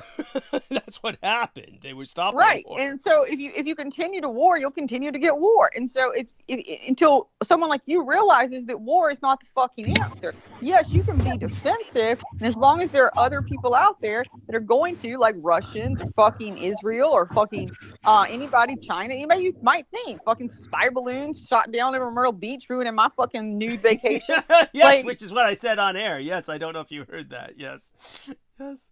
I said you were trying to, you know, work off those tan lines with an even tan, and then that stupid balloon I don't have came tan lines. I do a stand-up tanning bed, baby. There you are. But yes, I said that because of you. You told me that you said that. Thank you. Yes. I don't actually listen to the show. I said you blame me for it. Yeah. That's when I told you I did think it was hilarious that they, of all places, like, it flew from Alaska and it had to fly like, which state of the 50? We don't want to hurt anybody, but that's when remember I told you, I was like, you know, like, I mean, I was pro Biden, but maybe I should vote for Trump. I mean, he didn't try to shoot fucking shit down over South Carolina. He knew that was a red fucking state. So, but honey, look, so I understand, you got to give me credit for this. I understand the potential for overkill and overly massive destruction that can be wrought by things getting out of control. There's not, no. And war can easily get out of control. So, overkill. So that is not what I argue for is a balance of power on Earth. And with a balance of power on Earth, then we can expand into space, and therefore... Okay, Elon Musk, I will give him a call, see if he has an availability. Elon Musk has nothing... Elon Musk's fantasy, just so you know, is of a giant company town in his image on Mars. Okay? It's like, that's like a single... I'm just saying, you both want to expand into space, and you think that's the answer. It's a large part of the answer. You know what? And you've always said, when I get secular power, so he can get corporate power, and you get secular power, and we'll see a picture. You know, we have like that fucking mountain. You know that mountain? What is it? North Dakota, South Dakota. That was very special to, I can't remember what Indians, because I'm white, so I don't even know the fucking name. Dakota, Indians. But it was very special to them, like sacred fucking ground. And we were like, hey, how sacred is it? And they were like, it's really fucking sacred. And we were like, oh, we respect that. And then we were like, hey, so what do you think? So that sacred ground right there, we're going to carve, you like those 4 fucking white heads we fucking carved in it? Yeah, that's right. That's disgusting. Yeah. Yeah. So that'll be your secular power. We'll have your head and Elon Musk. I don't know. Maybe I'll come up with 2 other. That's fucking Mark. That. Okay. Now that we got that out of your system. Oh, the honey. So my idea is a balance of power, a balance of tension on Earth. Why my would even Oh, recommend. are you now getting Buddha-ish? Or are you No, getting no, Gandhi-ish? I've always said that. You just never Wait listened. a minute. Because Gandhi wouldn't be like, I am pro-war.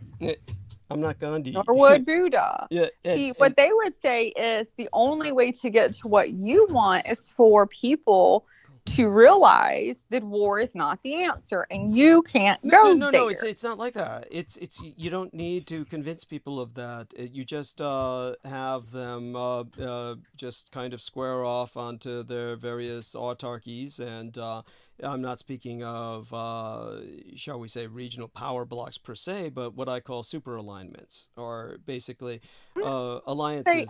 You just become enlightened. It's called enlightenment. I know that's a word that's way overused. No, you can't expect people to become enlightened, honey. Right, so that's my point. So it's what I told our dear friend, what's his name that's on tonight? Kirby Brown. Who? Kirby Brown. Teddy Bass? Yes. Teddy. Well, Kirby was like, I had a friend in elementary school named Kirby. And so I thought of Teddy. I guess like teddy bear, Kirby. Yeah, okay. Yes. So Teddy. So yes. I told with Teddy, and I said earlier night, I was like, at the end of the day, you can't like I think you have to realize that, we all have things that we fight for, but this world will most likely never be a peace where we're not meant. It's not meant. My taking that into account, I offer something that provides as close to just and lasting peace as one can get, but it takes into account. Yes, but you think that everybody's going to agree with that, and they're not, because what you're saying is, if not, so my point is, it doesn't take people to agree with it. It doesn't. So then you just are holding guns to their head and saying agree with it. It's not like that. It's like then how. It's basically. Let's take a look at this. There are certain realities. There are certain realities that people acquiesce to. Common sense, mutual survival. So there will be enough of a realization. The closest that I would have to a concept of kind of enforcing this on people would be, there was a interesting series of books that I personally dislike. This is going to be like another 4-hour fucking episode. I personally dislike this series of books because it's even though it was very pro-Japanese, it was also very Teutophobic, very anti-German, and it was written by a man using a pseudonym, and it was about the Shinano, the 7th carrier. Just so people understand, the Shinano was the largest aircraft carrier ever built before the advent. What if it was pro-Japanese but anti-American? Would you feel the same way? It was pretty pro-American, so it's hard to imagine that. I'm saying, but I'm asking opposite. I'm saying if the book were pro-Japanese, anti-American. That could disconcert me if it was presented in a way that I found that just wasn't constructive. I mean, it's kind of like you really don't understand me at all, honey. You really don't. I just don't think I don't agree with putting one race or civilization ahead of another. There shouldn't be anti-German. There shouldn't be anti-American. There should be anti-anything. But honey, the whole point of any work of literature or novel is conflict. There has to be a conflict about something. Even a love story has a conflict about certain things going on. I agree with it. You just said you didn't like it because it was anti-German. So why not? You knew there had to be a conflict. Why do you have to not like it because it's anti-German? But you want it pro-Japanese. What are you, for the man or the woman? I mean, which one are you pulling for in the book? Because when I read a love story, I'm either pulling for the man or the woman. You're distracting from the point. The concept, the key concept that. Oh my God! I'm not. Okay, I'm gonna shut the fuck up. But honey. You know you're distracting from the point because it's you just made the point. You said anyhow, love story. There's reasons that I dislike the book and I don't want to promote it, but there is an idea in the book that holds with me. Just so people understand, a good conceit of the book, what you would call the like a proposition that is the basis for the novel, is that the largest aircraft carrier in the world in World War II was the Shinano, and that was sunk at the very end of the war by an American submarine because it was undercrewed and had only basically the construction workers on it. But in the conceit of the book is that it survived the war and basically became of use militarily because the communist Chinese had gotten a satellite system up in the air that was now in a fixed orbit around the Earth and was able to use lasers to, at the speed of light, just blow up any jet engine or rocket powered vessel or unit out of the sky, meaning drones that were jet or rocket powered or anything that was basically going faster than a prop driven plane. So the reason that this is such an appealing idea is because if that technology were possible, then you basically eliminated one of the major destructive forces in the world, the propulsion for ICBMs, the jets, which can take out entire cities. A single jet could do that with the firepower that possesses these days. And it forced everyone back to World War II level plane technology. Now, the irony in the book is that because America sold all its World War II planes to the third world, they instantly became the superpowers, and the developed world found itself under siege by all of these third world nations that had all the air power. And the only defense they had was the seventh carrier, the Shinano. So, I mean, it had an interesting book, but it became the interesting concept, but he was obsessed with his anti-German, anti-Arab stance to present the Jews as the heroes. So it was all pro-Israel. So it was a big Israeli propaganda piece. Now, do you understand why I dislike it? Does that make more sense? It's so in terms of that, however, the idea is sound. I think that such a network should be put into our skies to basically eliminate rocket and intercontinental ballistic missile technology from being deployed. And so long as it's sensitive enough to get anything up to the size of a standard jet, and drones, which are actually quite large, jet-powered drones. Most people don't understand that. They're really big. So long as it's done that, I mean, you've already made the world infinitely safer. And at that point, people have to go back to fighting with World War II era air power. I mean, instantly, everybody has to get much, much closer in order to fight. That would help. I think that would be the closest I have to holding a gun to your head policy were I to have secular power. That would be maintained by the successor to the United Nations, which is obviously quite corrupt, and we don't really trust them with that kind of power because those would be the third world nations with all of the World War II prop jet planes that would be then having the gun pointed at everybody's head. So you don't want that. So it would have to be a successor state to the United Nations. And so does that make sense? Is that appealing? Do you understand the sense behind saying that? Maybe it's too No, abstract. I do. Totally. I get it. Oh, thank you. She's fucking vaping. It's like she put some real heavy duty psychedelic in there or something. She's I'm not vaping. I wish I was fucking asleep. Or I just woke up. Were you saying something? Wow, what a bitch. Man, this is the crap she pulls if you're having sex with her too. Oh, that's classic. I don't know. I think you just insulted yourself there, buddy. Yeah, well, there you go. It's remember, I don't think like other men. I'm just it'd be like lesbian sex for you. You'd be having it with another bitch essentially. If I cross-dress. Actually, I was thinking about lesbian sex earlier. You know what I was thinking about? And this is actually going back to the warship. So you were talking about that you told Sammy that all the women should be police officers, right? Because men can't stand the sight of their own blood. Like, they freak out. Whoa. Now you're conflating. I'm pretty sure that's what you said. You said that men don't like to see blood, like women are used to seeing blood. No, I didn't say that. There's plenty of men who like to see blood, but not their own. Men don't. Not their own, right, Yeah. right. Well, they're not used to it or something. Yeah. They're not used to. That's what you said. They're like not used to seeing blood the way like women are more used to because we see it monthly, obviously. Yeah. Right. And I was just thinking about the best sex I ever had, and like the bed was covered in fucking blood. Oh no! Yeah, it wasn't mine. Yeah, I remember it was that. all No. over my hands. Like my mouth, my hands, fucking covered. I mean, like, and it was Valentine's fucking day. Ugh. I like literally best, like, unbelievable. Like that story was told like for several years between us. Like it was great. I can't believe I'm telling it now, but I don't care because it was so fucking good. I get it. I mean, women become all sloppy and horny when they're having their periods because they know they can't get pregnant. It's that's Well, part. but no, it was another woman. It wasn't my I blood. understand.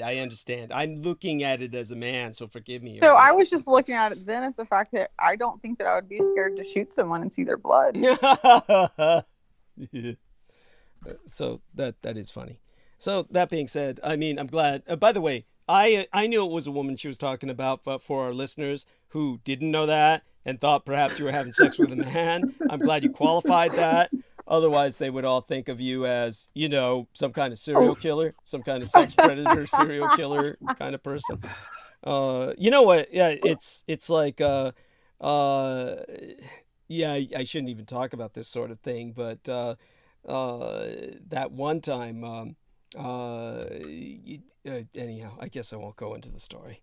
It's yes, you're embarrassed. I'm sure somebody's listening that doesn't like it. You're embarrassed. No, it's not that. The context, you know, I'd have to go into another story to explain it to you. I'm not quite sure you're up for that. You know, I mean, you know, I mean, I can go to sleep again. It's fine. Oh, what a bitch. I mean, really. I mean, if it's not, I mean, my story didn't put you to sleep. I mean, I told her a very quick story about some good sex and blood. If you want a little more details, the next morning I went to Starbucks and I went to put the hand out for the fucking drink. Yeah. And I grabbed the drink and I realized 3 of my fingers were still covered in fucking blood as I grabbed the drink back. But by the way, Shell Grace Guy was saying, I really want to hear all of this, but someone, meaning myself, has a low volume issue and I can't turn it up enough without the other voices being too loud.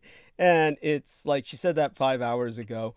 So at that point, I was still fucking, you know, probably Pete the Moon Man was still It was on. when Pete was on, yeah. It was, yeah. And I was just like, at that point, still dying. So it's like, try and understand the context, dear lady. So that's cute. It is what it is. It's funny, actually. It's quite funny. So that being said, where were we? We were talking about, oh yes, that man you killed and all the blood was all over the bed. You said it was the best sex you ever had. Yes, well, he gurgled after you slit his throat. Yes. And, he gurgled. Are you trying? Like, I didn't know that you were psychic.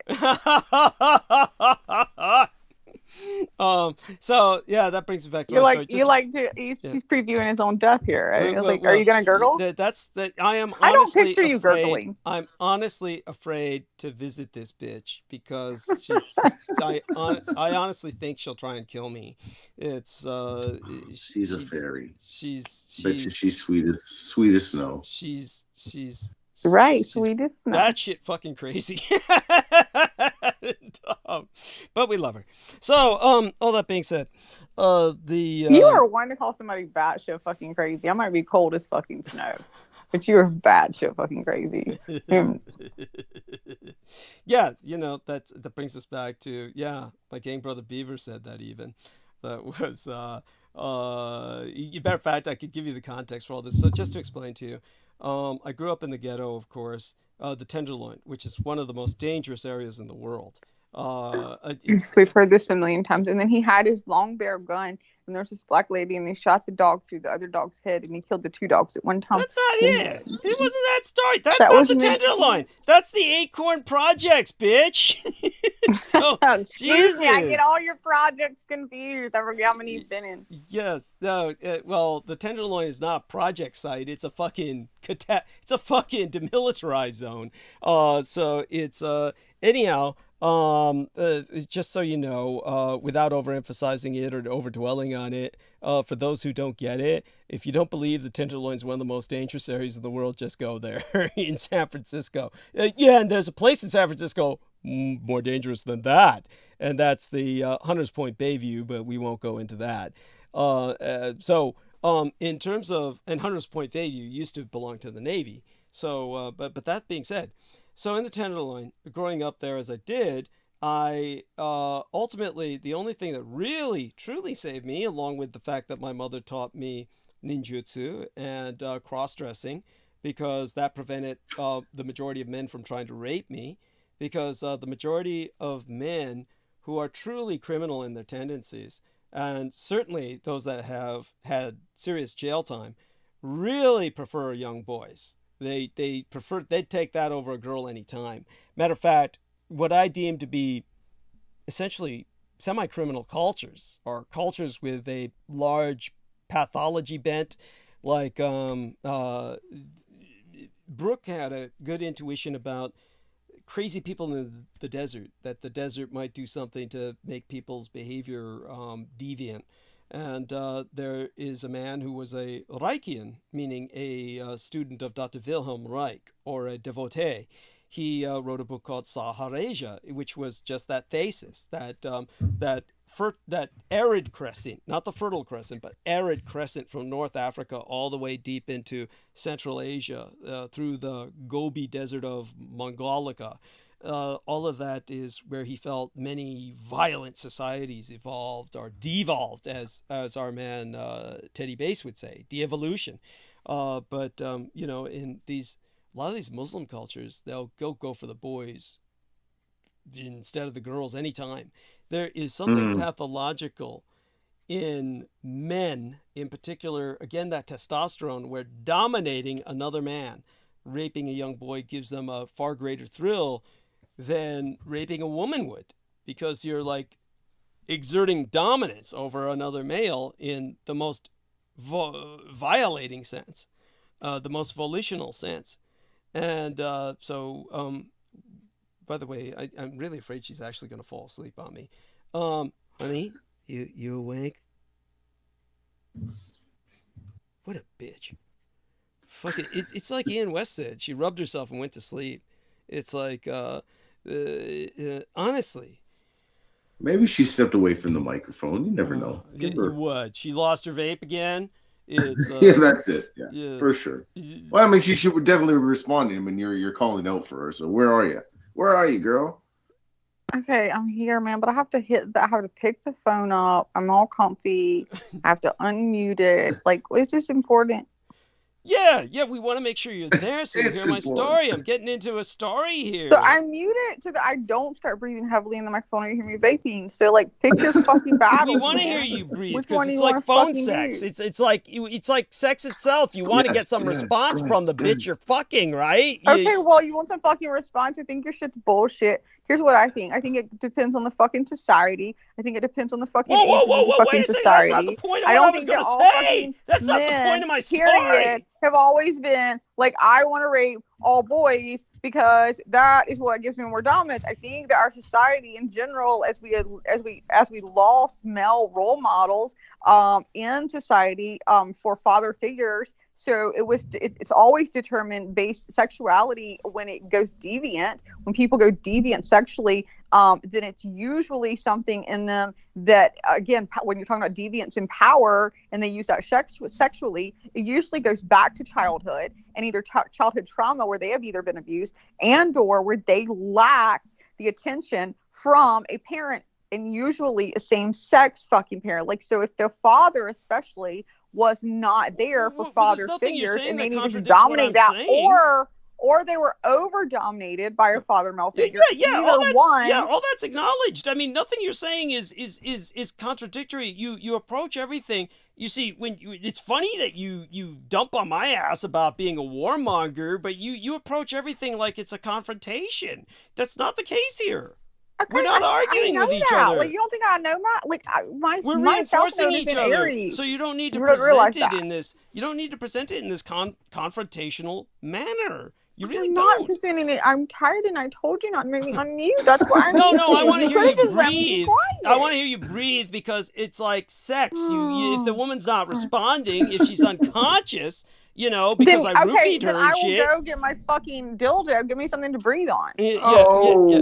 But you can dildo yourself too. Well, don't do that because then we'll hear that and then people get upset. But at any rate, no, I want to hear the breathing so that I understand that you're conscious. because, you know, that way I don't feel like I've roofied you, okay?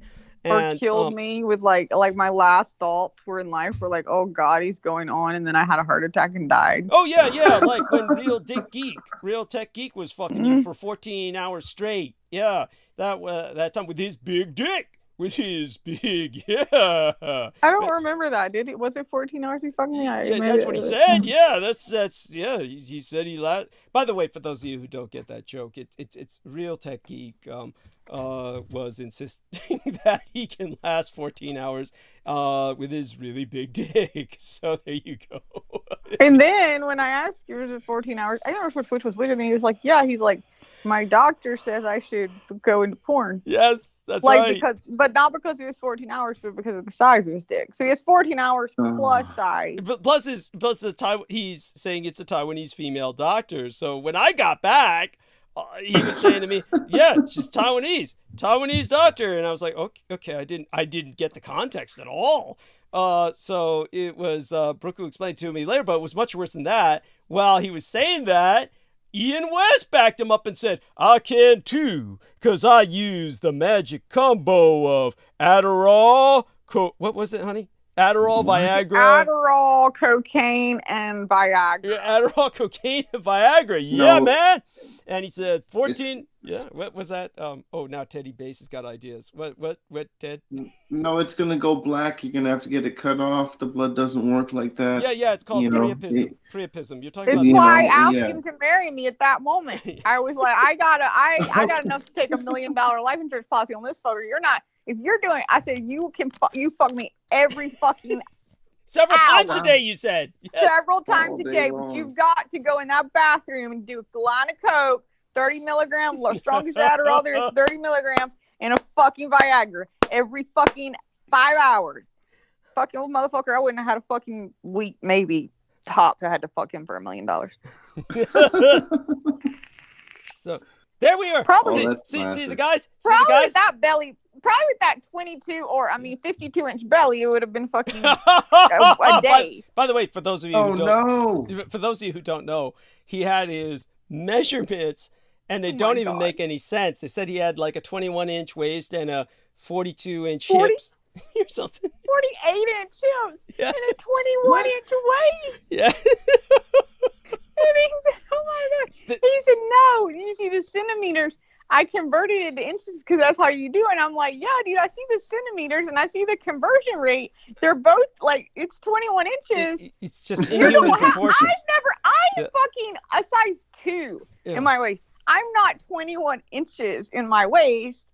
And you're not like 21.48. Even fucking Real Tech came on and was like 14-inch dick man was like, that's not fucking possible.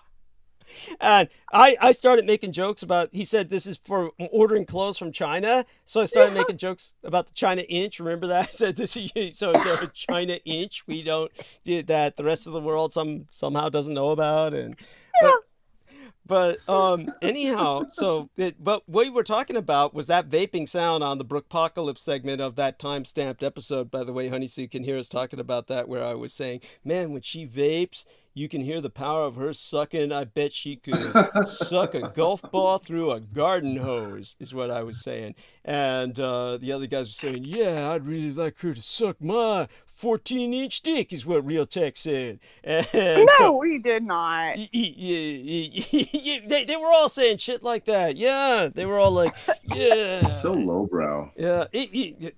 Dude, you're talking to... Brooke Gibson here was telling these guys what losers they were because she could get more pussy than them. She was saying, baby. That's what Peter Moon was all scandalized by. He woke up to hear that and he was scandalized. And that I could get more pussy than him? Yeah. That I've had more pussy than Peter Moon, probably? Now, honey, hey, he wakes up at around this time, okay? Jeez. So. Oh, I'm sorry. I've had more pussy than Peter Moon. I didn't mean to say probably. I think you've had more Peter than Peter Moon, too. Meanwhile, she's got, see, that's what I want to hear, that sucking sound.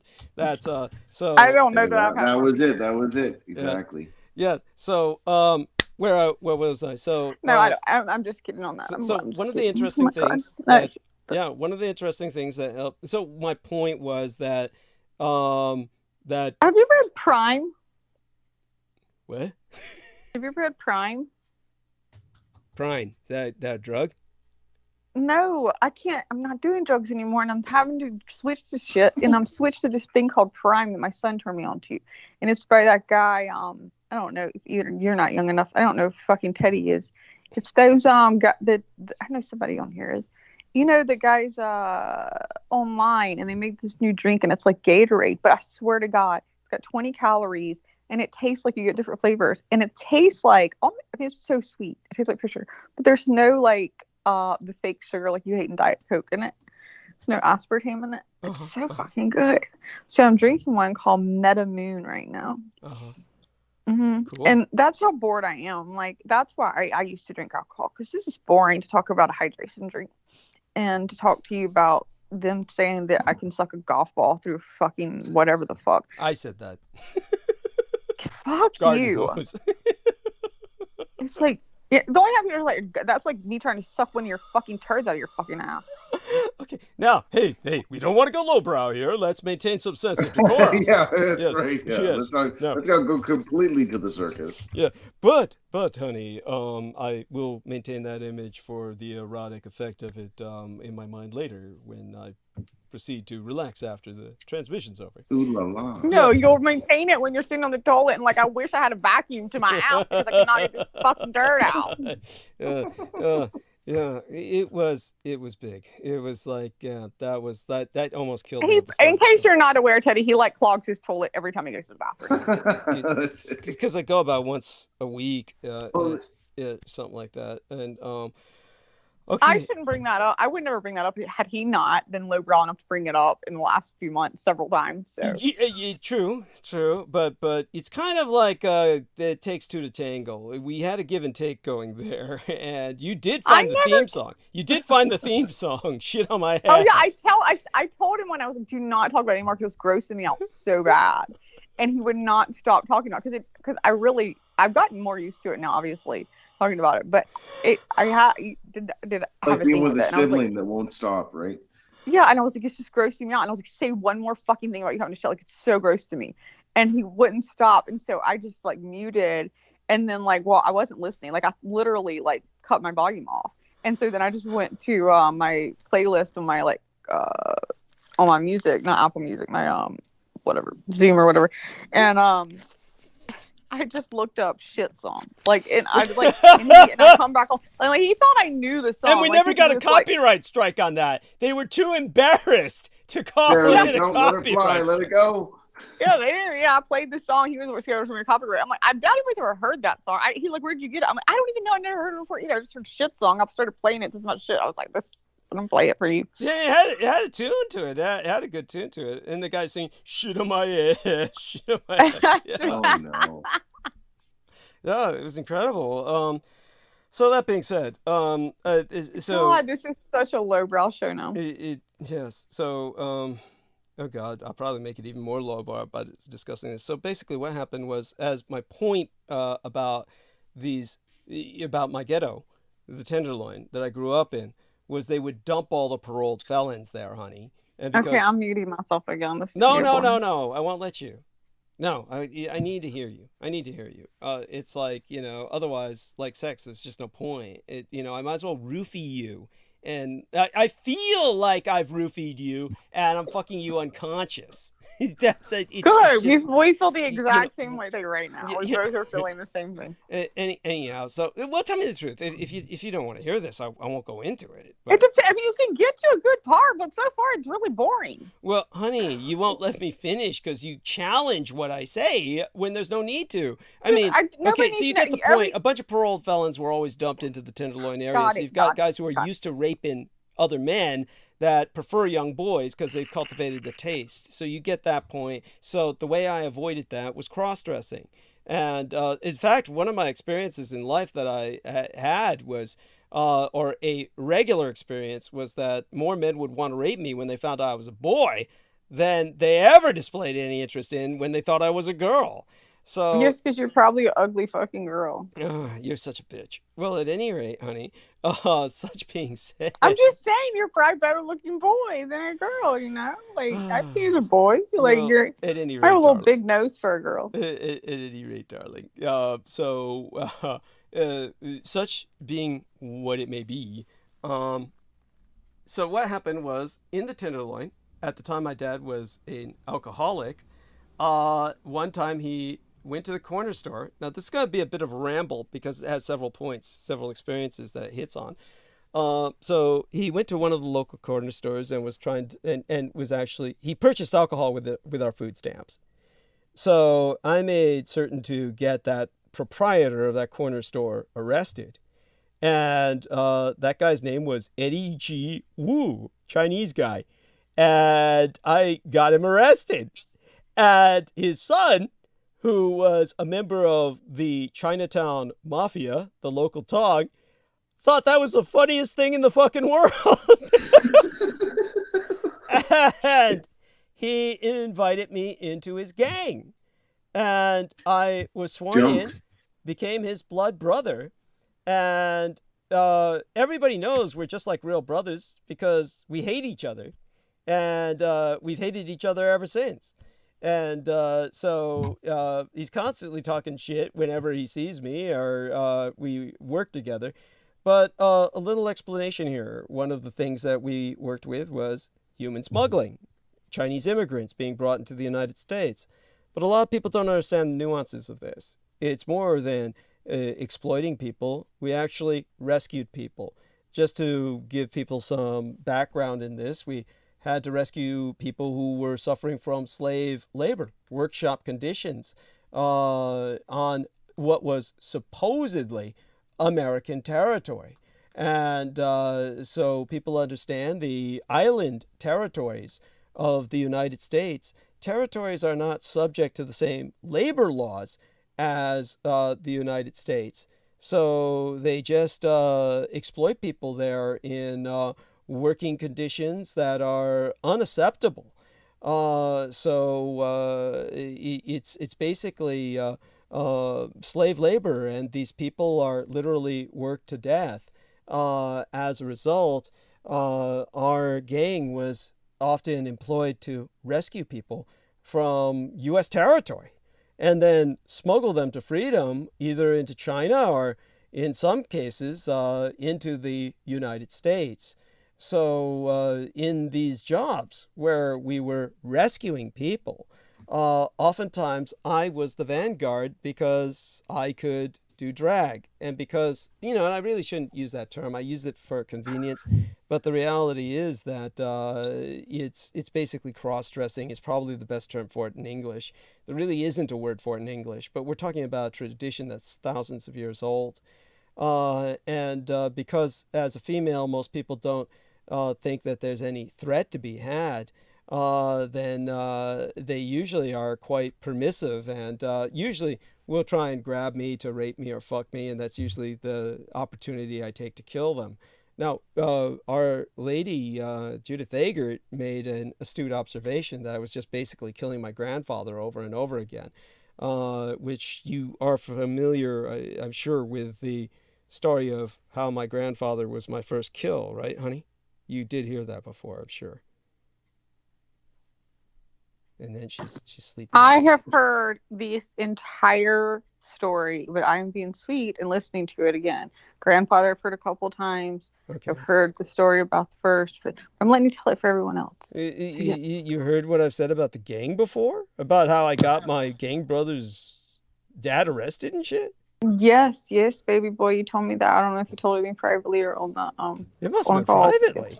Yeah, I had no. Wow, fuck. Well, there you go. Well, anyhow, so. Well, you're usually fucked up when we talk on a private call because it's the next fucking day. So I don't suppose there's been plenty of things.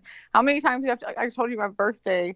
I told you my birthday, and then I even told you my birthday was the same as fucking Peter Moon's, like 5 fucking years. Like, and then like the 5th fucking time, and we had said it on air, me and Peter, and you're like, y'all have the same birthday? Like 2 weeks before. I'm like, it's been like 5 months, buddy. We've been saying that. Yeah. So your memory doesn't, I'm not going to call it age. I'm going to use drugs. Anyhow. But I have no right to talk. I don't even remember speaking to Peter Moon on that last Super Bowl broadcast. But it was Super Bowl, man. Fuck y'all all. I fucking enjoyed it. I made it memorable. Fuck you. Yes, honey. Yes, of course. Oh my God. I did. I made it great. I made it great. You did, darling. You did. I'm not arguing with you. I assure you. And I'm not telling the same story 5 times either. Wow. But honey, you certainly didn't hear me talk about rescuing people from like sweatshops in Guam and shit like that, right? No, I haven't. I just heard you talk about rescuing everybody else from fucking people in fucking other countries to fucking the dog lady and. No, no. Hold on a second here. You're giving people the wrong impression. You make it sound like I'm up around trying to impress you. I mean, it's just not my personality type. I don't go around trying to impress the ladies by saying, around. No, you just write books about how you fucking like saved all the fucking kids from fucking molestation. You stopped fucking Satanism. You fucking saved all these people and fucking when you're in the military. Well, I deserve you some. fucking dressed up like a girl. I deserve some credit. You got anyway, it. Mom, vampire, like. You don't impress anybody, right? But honey, no attention. Honey, it's one of those things where, I mean, it reminds me of another story that comes to mind with Judith Ager when I was talking. If you know what, I'm gonna be honest with you. You know why I think of her so much when I'm with you? Because you act just like the bitch. Really, you are Judith. I mean, Judith Ager there's something because you said her name like 45 times. Yeah, because you remind me so much of her. Really, you have the same personality type. She's the kind who would shut down her account over some kind of outrage, something like that. Well, I remember, so I was telling her the story one time about how during the Chinatown New Year's festival, some young girl who wanted to just see the Chinatown parade. She was like dressed in, the Chinese sari, the dress with the slit up the hip. So the hip really shows out. You've seen these Chinese dresses with the slit up the hip, right? And here's how I'm not like Judith Hager. I would have been like, and you didn't bring her home to fuck me. There you go. You're not like her in that regard. Yeah. So this young lady was wearing it the wrong way so that the slit was showing her crotch. And now she had thermal underwear on, meaning like biker shorts. She had like biker shorts on. So it wasn't like her crotch was exposed. But, I says, oh, hey, honey, let me show you. You're not wearing that right. And so I took her into a back alley, showed her how to wear it right, got it over her hip. And I could have showed her how to. I wish I could have showed her how to wear it right too, baby. Then I took her I would have been. That's where I would have gotten mad at you. But it would have been different. I would have been. I would have shared. You took her to a back alley when you could have put her in a taxi cab and brought her here. Honey, I would have shared. I've shared with my son a number of times when we both go out. He dresses as a boy and I dress as a girl, or other times we do the opposite, and it's just it's really amazing you can double team somebody like that.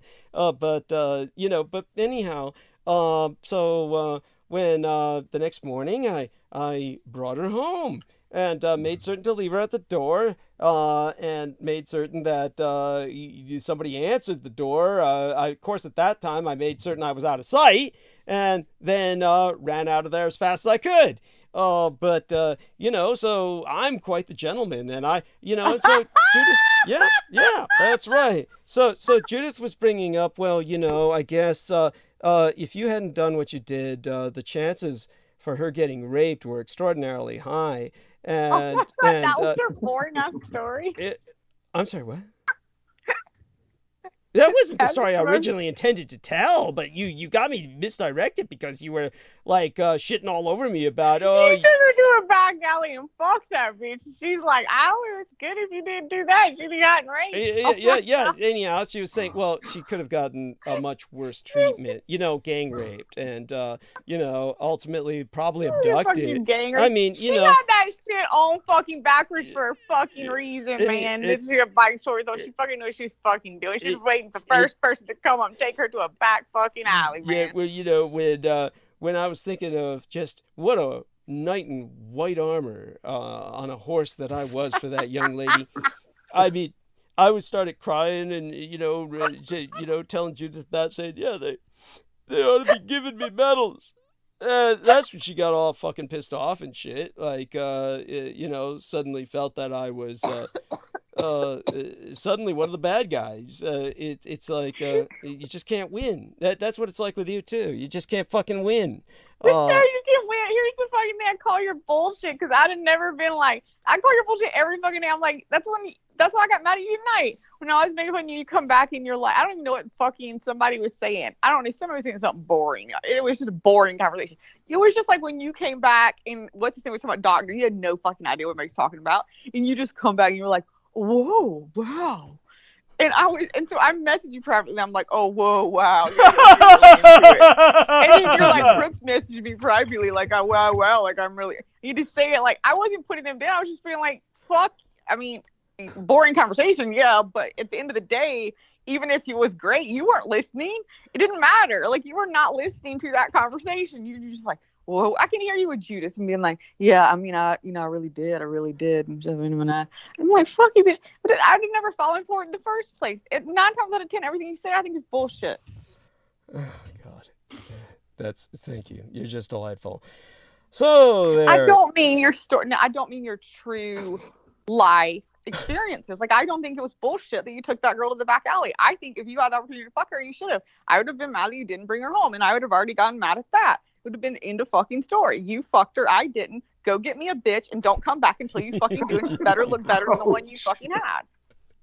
Well, at any rate, one of these days I'll show you the illustration I produced of it. I mean, it was at that point that, it was Judith and then I'm sure that made Judith feel better too when you produced the Judith Agert and Laura Lee Solomon were both, she looks awfully young, Douglas, is what Laura Lee Solomon was saying. And I'm saying, oh, they all look young to you and I. We're so old, right? And, that made them feel real good. That was a smart move. And then fucking Judith said her pelvis is really shaped strangely. It's like she's got a dick. And it's like, whatever. It's just like, everybody's a bitch. God. So, now I'm looking for where you were saying that. I'm trying to find it because it was funny as hell. Oh, where was it? It was, let me see now. It was before you started like ruminating about the, there she is. See, that's why you got to quit vaping. And as much as I like the sound, at any rate, I said exactly. I don't know how. You know what? I realized I don't know how to spell because you actually came back and you said "whoa." Yes. But look, it's like you said, I'm skilled, right? It's like you said, you're skilled. I said you're skilled, man, and then you had to come tell everybody. Brooks said, I came back and said, "Wow." Yeah, you said "wow" when she was saying something just now. Who was she? Who is the female? Whoever was on the apparently. And one of the things that I called her a bitch last time too, which I don't remember doing that Amy. either. Who? Amy? Yeah. Oh, okay. Did you say? Oh, yeah, that's right. Did I call her a bitch? You did. Holy shit. That's what. I don't remember that either because I didn't know I talked to Peter until Thursday, and then tonight I found out from what's his name? Sammy told me he was like on Super Bowl. He was like, yeah, and you told. Which he said he was laughing at that, but he said you told Amy. She said you said shut up, bitch. Yes, you did. Oh my God. Yes, you're. I don't remember. I mean, I really like. Well, I don't know why I said it. I didn't hear. And I. Well, you just pretty much came on and was calling me bitch, her bitch. We were all bitches to you. Yeah, it's but it was just my jovial bitch stuff. I mean, I wasn't being like, bitch. You were form of endearment. You were thank you. Exactly. You were pretty vicious, but I don't give a shit. I mean, it's like it's not my place to just stand up for anyone else who gets exposed to you behaving like that, and it's not my place to really respond. Thank you. I appreciate it. It's my place to be embarrassed or not, and I don't need somebody fucking apologizing for my actions. You notice your little leash boy. He was standing up for you like, no, that's crossing the line, Peter. That's crossing the line, Peter. He was saying that shit. I heard that at the fucking end. I did hear that shit at the end there. End. So that was. Yeah, that's when you cut him off, man. Yes. Well, it it was funny, but it's so stupid. So it is what it is. At any rate, and in the course of one of our anyhow, you okay there, honey? I'm not vaping. I just laid down and like I'm drinking. Like I actually like when you hear me that I haven't vaped in like several minutes. Like I just keep coughing because I laid back and I'm drinking that drink and I just wanted to lay down. So I put the recliner on my like I have a electric recliner on my. Aren't you afraid that at this point you'll fall asleep and not wake up in time for your appointment? Well, I can. That's why I'm hoping that you'll keep. Like I'm hoping you don't go any more boring stories. No, but I mean, whether I tell boring stories or not, how is that going to help you for making... So I'm just laying here while you're talking. I'm like, if you stay awake enough, I'm just thinking, okay, do I have to shower? I mean, I think I smell good enough. Like I showered yesterday. Maybe I can just throw on jeans. Yeah. And yeah. So just and a shirt. It's a doctor. Why don't you just go to sleep? Go to sleep and then wake up, set the alarm, and then wake up and throw your jeans on and go see the doctor. And he's not going to fucking. Because what time is it now? That's an hour. Is that an hour I have to be there? An hour and 12 minutes, man. No. Jesus. Okay, so it's like pretty much you almost need to stay on the rest of the show. I mean, you'll have to leave before the show is over, really. So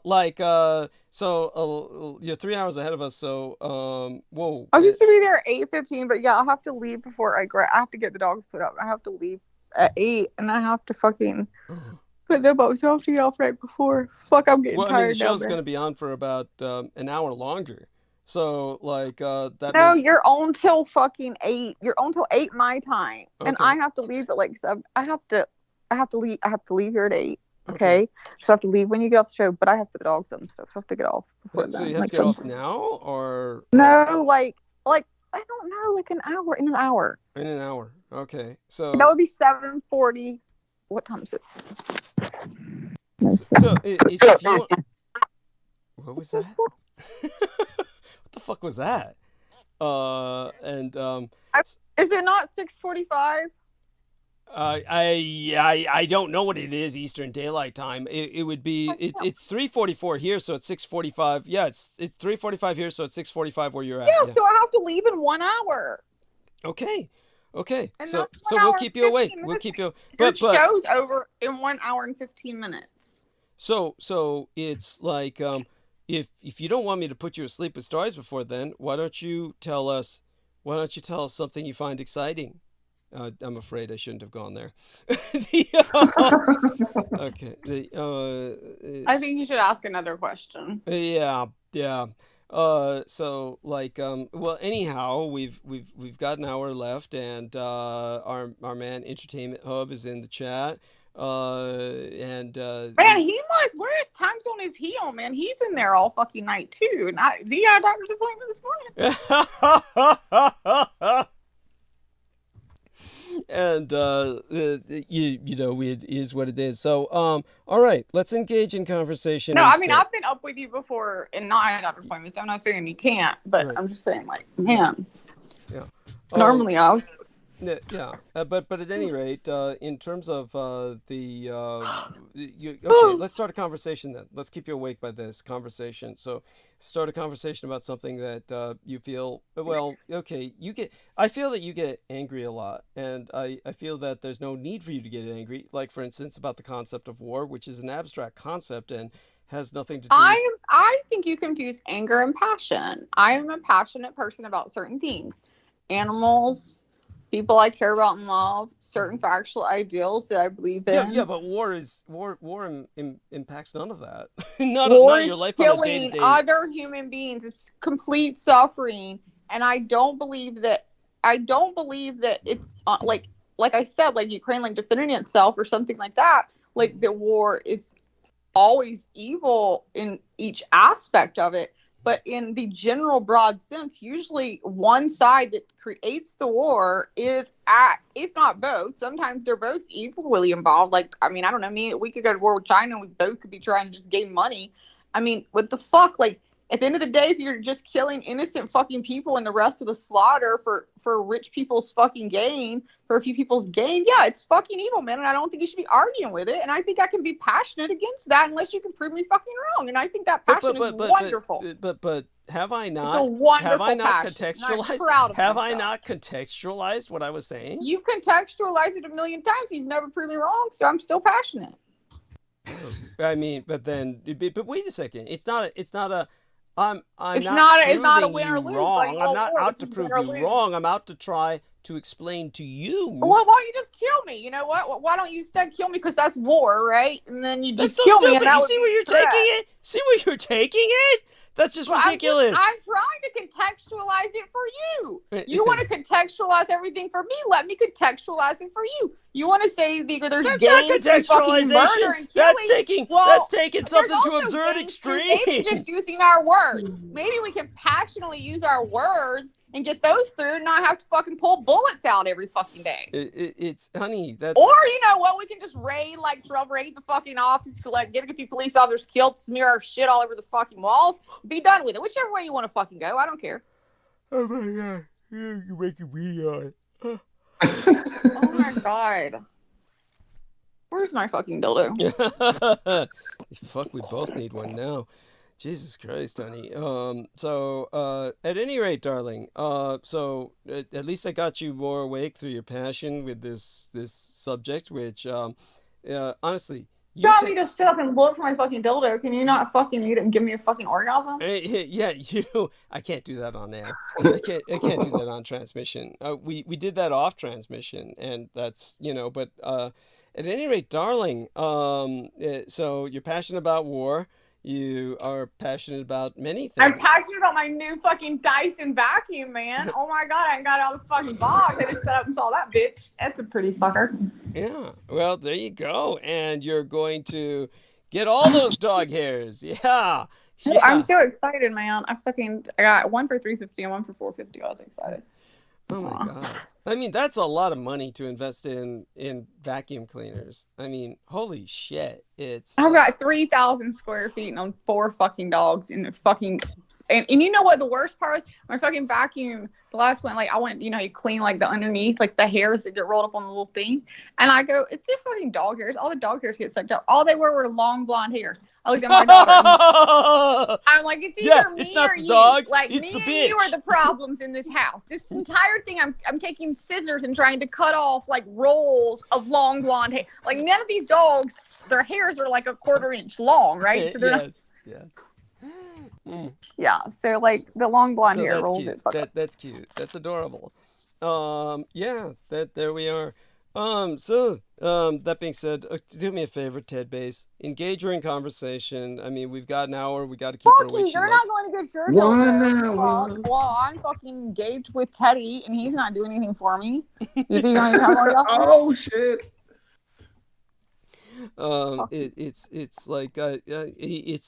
She wore me out. Jesus, she left me I'm just more power to her then. Yeah, good for her. I suppose it's astonishing. I'll wear you out. You have never. She's got to be cognitive though. Well, yeah, man. Well, she's going to this. She's got to go to the doctors. Yeah, you got to get her ready. Do not pass out, girl. You got a few minutes. So you got to get there. Oh God. Mm-hmm. Fuck, man. I'm passing out. Give me a line of your coat, man. I wish that was we need that. I need that Elon Musk shit where you could be a screen, and just be whatever you like. I'll have some guacamole. You want to taste it? And you can taste it through the screen. You'd be I have a line of Coke. You want to sniff it? Yeah, put it on the screen. That was the funniest thing about Ian West was, then he put that straw towards my nose and I reflexively inhaled. Yeah. Oh my God, has Teddy heard that story? Tell him. No. Tell me about this. This guy, he's fucking idiot. I'm sure you know Ian West. He's the one that when I first met I've talked to him once or twice. Yeah. They actually talked privately, believe it or not, trying to identify if they were clone brothers and shit. Oh my God! Fuck, I don't ever talk to Teddy again. No. It was weird. He had a dude sitting in the background. He was on the telephone and stuff, right? And he's just getting ready and stuff. And then he came on later. Well, the last time I was speaking to Douglas, but I don't know if I'm a hole in the wall. Well, good for you. Did you have some Coca-Cola or something? No, it's all that fucking whatever that prime drink is. My son's coming on. I was like, what the hell? Has it got CBD in it, or was it got THC, or is it just like no, a it's like monster vitamin drink? B, and I can't remember who the guy that makes it is. It's one of those like YouTuber people, and yeah, like Does like he Doug say Luck that the only way you can get women to like you is to beat him up and treat him like shit? Yeah, and stuff like that. He's not that one. No, but you know what? He fought him. That guy fought him. They fought. Okay. Because that guy that you're talking about that I hate so much, what's his name, is in prison. Tate. Mm-hmm. Tate. Romania Tate. This guy went up against him because Tate was putting him down so much, and so he said he would box fucking Tate. Tate did kick his fucking. I don't know why he said he would box Tate. This guy came into fame like not even on YouTube, like Instagram, whatever. Like when my son was watching him, he was like 10. This guy was like 14 or whatever. So then like he's grown up with him and his brother, and he's got to be like a millionaire, whatever the fuck he is. From like kids, like just watching him. So he's never a fucking boxer. Tate, at least, like what I will say about Tate is like he started by boxing and then he became an asshole online, right? Yes. This guy went backwards. He's just a crazy guy online, and then it's like, I'll box Tate. Yes, that's probably wasn't the smartest move. No. But I mean, obviously he's still doing okay. He's making these drinks that all these kids are buying, which I am now addicted to apparently. Okay, cool. Drinking.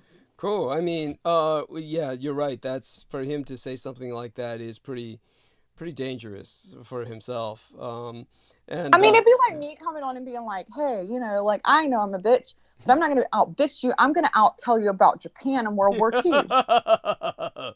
Yeah, I hear you, honey. I mean, yeah, I get it. That's pretty funny. Or you to come be like, "I'm going to tell you more about dogs and how to clean their anal glands." Yeah, right. Yeah, right.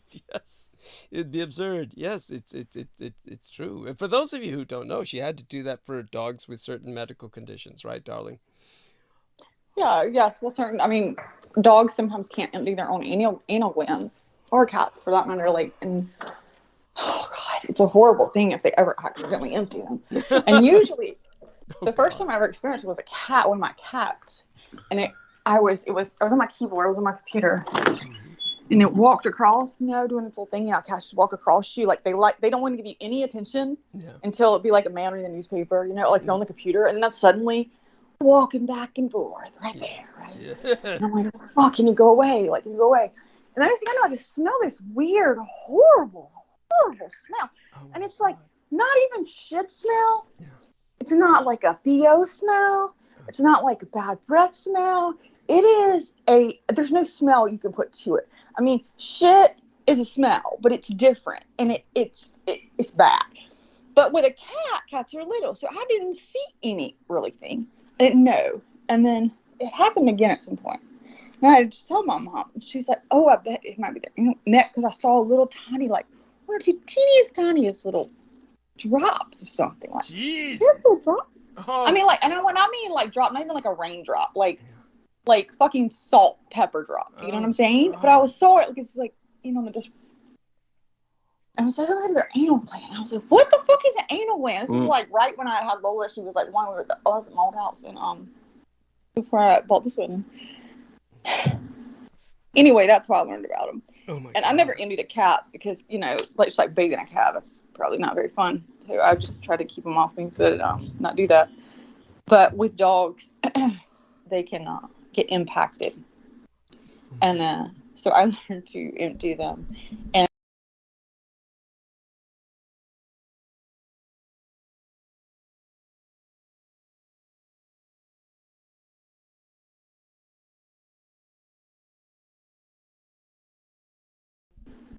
I could spray it out, but yeah, not fun.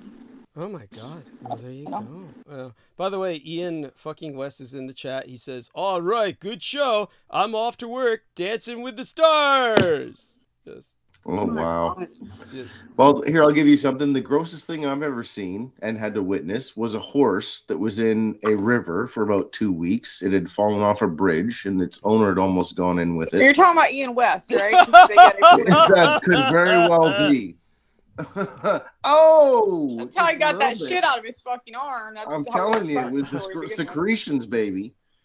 And so it was weird because the water does a strange thing to animals. So all the hair was gone. Its front legs were going one way, its other legs were going away. It took a long time to perceive what it was, and it had swole up the size of a beluga whale. Oh, jeez. This was dead. And it was dead, right? it was dead. You know, it had been underwater for about 2 weeks. And in the low tide, it got caught up on the rocks. And so some of my tracking friends, they told me where to go to find it. And for about a kilometer away, you could smell it. Ungodliest smell you could ever. And I had to look at it for a while to understand what that creature was at some point, because it was the most twisted and distorted looking thing I ever seen. And it had, like, wow, what the water does to creatures is very it's a strange. Horse. He's talking about a horse, honey. He's just yeah, so the horse was in the water, and the water had... Oh, I didn't hear the horse part. Yeah. It was a horse, yeah, and its internal organs had puffed out its rectum. Distended. So it's distended. and had blown out, and its neck was one way, and its legs was one way, and okay, let's be done with that. You're like that guy that took the image. You know that image on online of like this animal that washed up on the beach? Mm-hmm. It's similar to that. That's what it was. It was like something like that. And basically it was hairless. And then everybody was like, oh, look, it's a fucking alien creature. Like they went all over fucking, again, it was something Ian West fucking forwarded. I can assure you. He put it on his fucking, this proves that Nancy Pelosi is creating alien children underneath your secret base and fucking wherever. Are you serious? Yeah. I don't know, but continuity of government. Yes, I mean the picture went around, and I have no doubt Ian West put it on his shit. It's been 2 or 3 years since I don't know. I saw it. Yeah. Now I didn't know him then, but we know Ian West. The man that I'm talking about, the very first night he came on, said, "Hey," he didn't know me, and he's just like, "Hey," he's like, "Hey, Doug, hey, Doug, how you doing?" So how you doing? Doug was like, "So how are you doing, Ian? How are you doing? What's going on? But update us."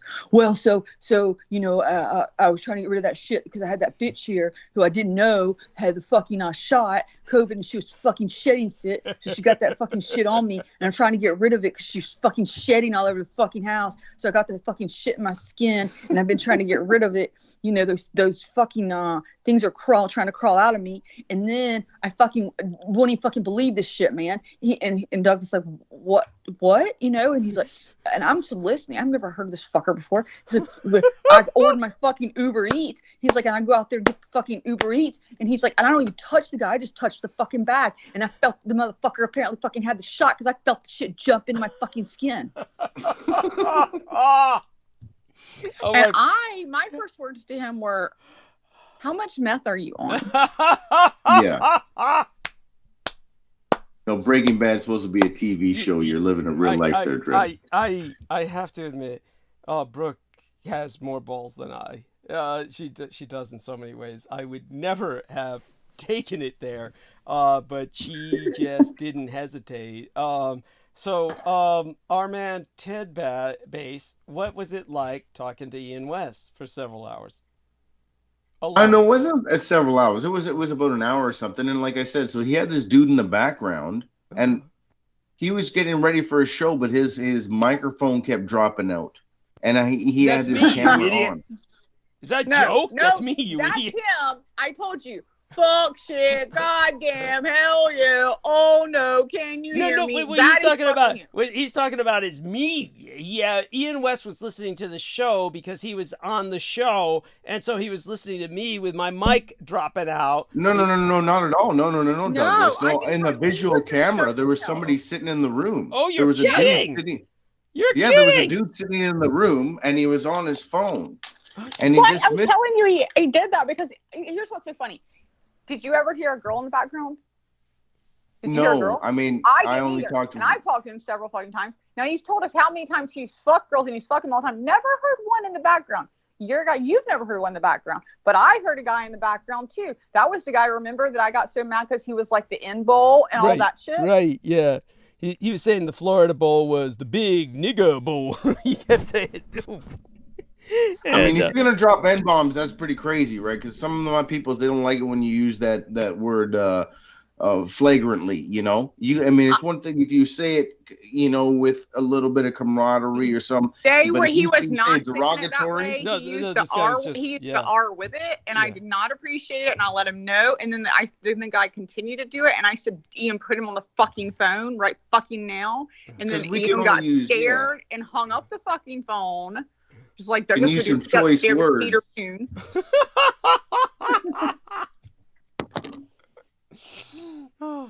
Apparently, this guy has a car, unlike Ian. So he like, you need Peter. You need this guy for this car. Well, tell Ted Bass why Ian does not have a car. Why he travels around on rocket tricycles.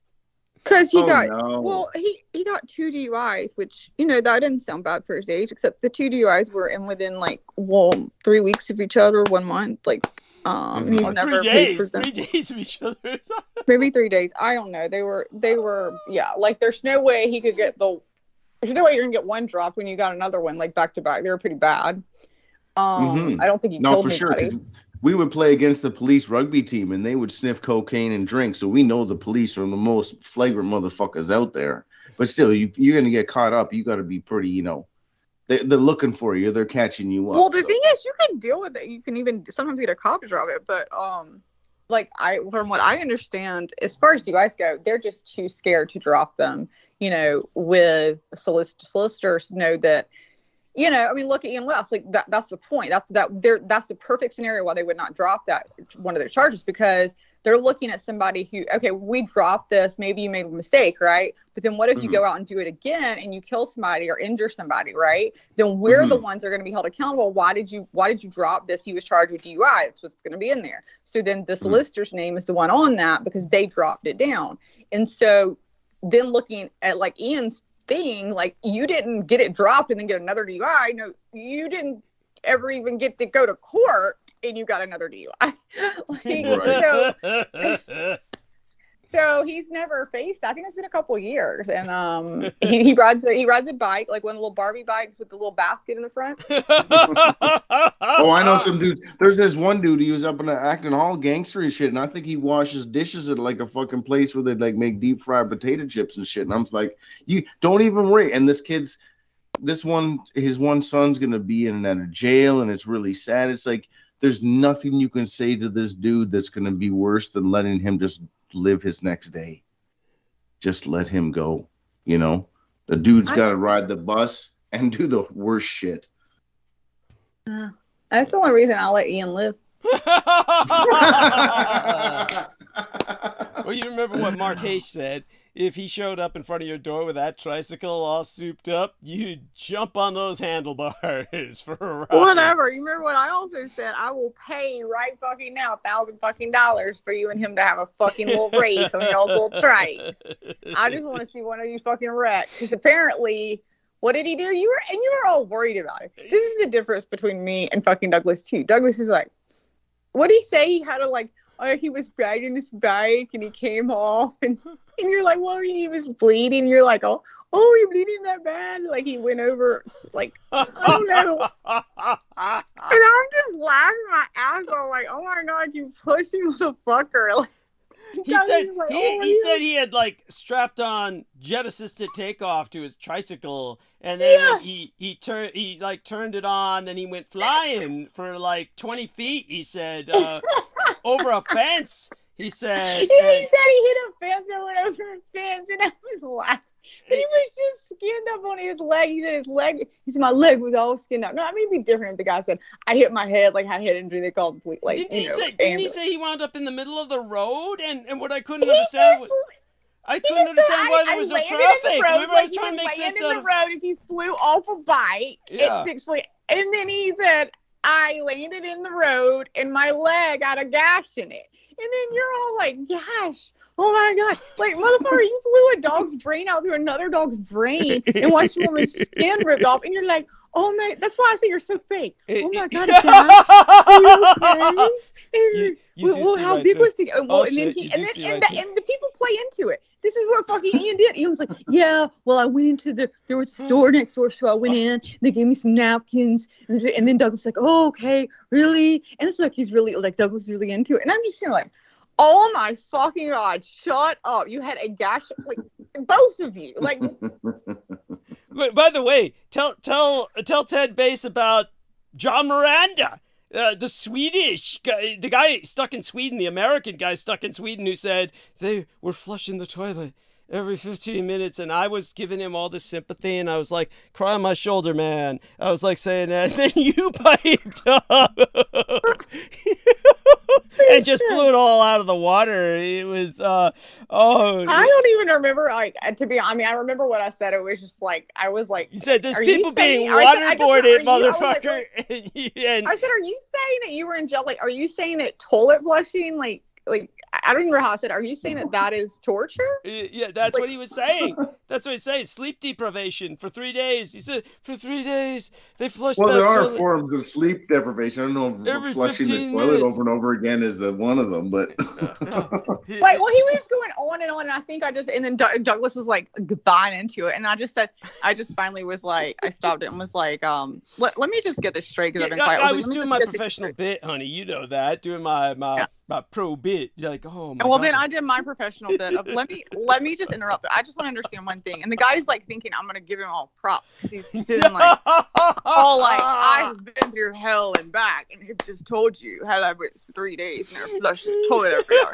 And I said, let me just get something straight. I was like, so you're saying that you suffered, you were, it was intense suffering to you, because you spent that was intense suffering. Like, it was pretty mental bougie place to actually have a toilet too, right? I mean, like, and he said, yeah, and and I said, so 3 days being somewhere where they flushed a toilet every hour. Was your head in the toilet? Were you being waterboarded?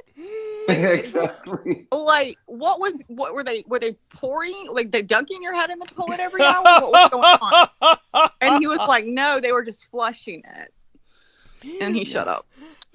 There's some serious things when they can compel you to do stuff that you wouldn't like to do, and see really how much gumption you got, right? So yeah, what sounds pretty whack, man. The man's whole life is just fucked. What I wanted to tell him was, you should have been sticking your own head in the toilet. That's right.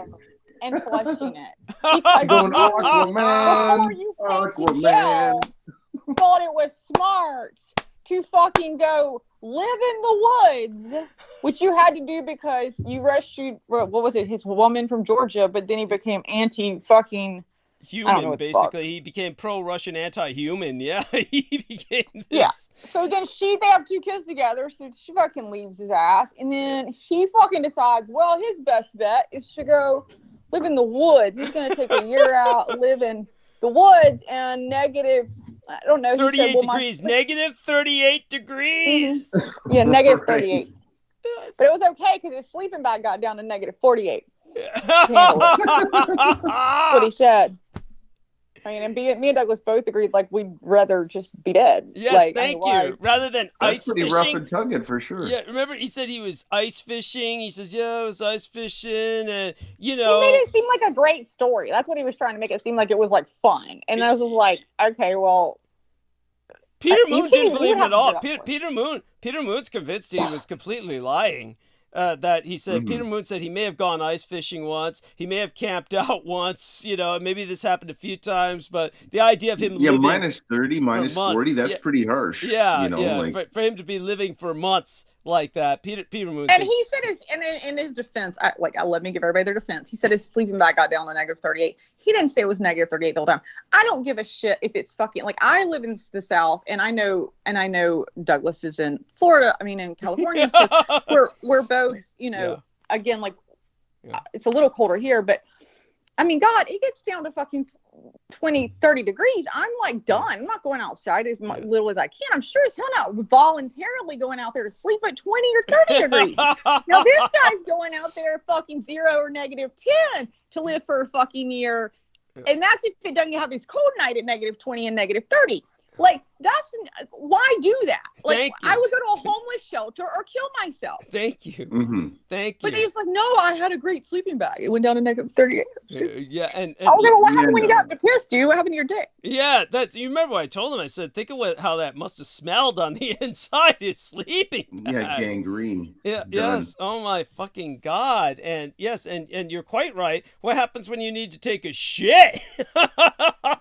Yeah, it doesn't work at that point. I would think it would just freeze as you came out? Like, could you even do it? Like, would it be stuck, like frozen? I don't know. Would your piss freeze as it came out? Like, would you see piss like as you peed, it just freeze in the air like an icicle? Yeah. Well, there's no comfort, that's for sure. Yes. No. This is just crazy.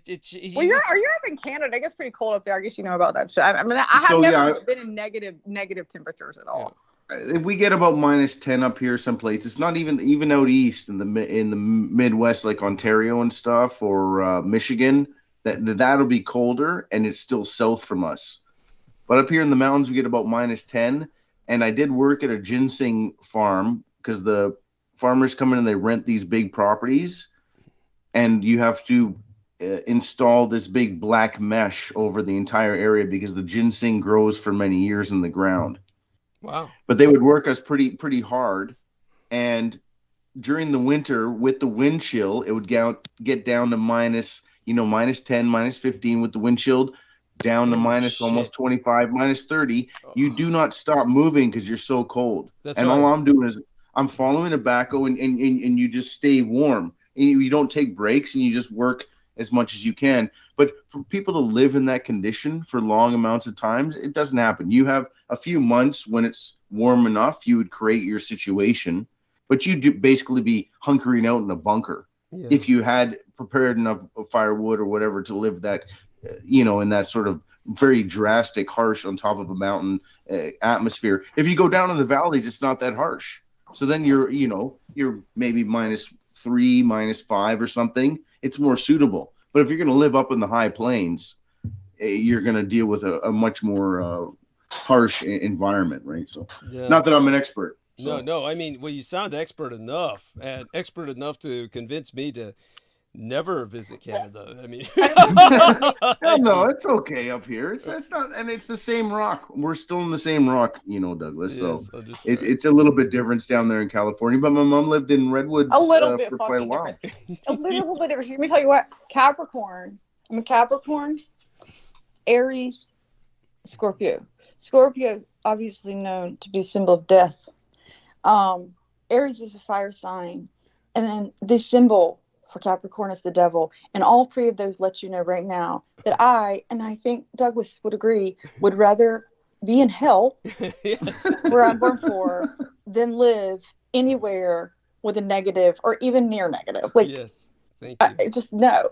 Yeah. Like, I mean, yeah, it's fine if you're going to get me inside with a fire, with a book, hot chocolate, heat going, pumping. Yes. Yeah. But maybe after a couple months. But by the way, I was wondering about Amy Como. She she's getting the wireless by sitting in front of that library in her car. She's got to have the heat on in the car, and that's got to expend energy. That's got to be expensive. The fuel. Why can't she just get fucking internet at her house? I don't understand it. And then what I was wondering was, and she runs the phone until she says the battery's gonna die, so she's going home to charge it. What I couldn't understand was, well, it's like, what do you do? Why not charge it with the car? Charge it. Yeah. What I couldn't understand was what happens if she needs to call for help? It's like, I mean, she's like, she's like, she's got that heated floor, she was saying, so she's got the heated floor, but how does she call for help? It's like, if she needed it, it's like, what if her phone didn't work? If that cell phone's all she has, she doesn't have a landline, that would be like dangerous. Holy shit. You spent a lot more time thinking about it than me. I'm gonna tell you that. I mean, I just figure if you choose to live somewhere like that, you got to figure the fuck out.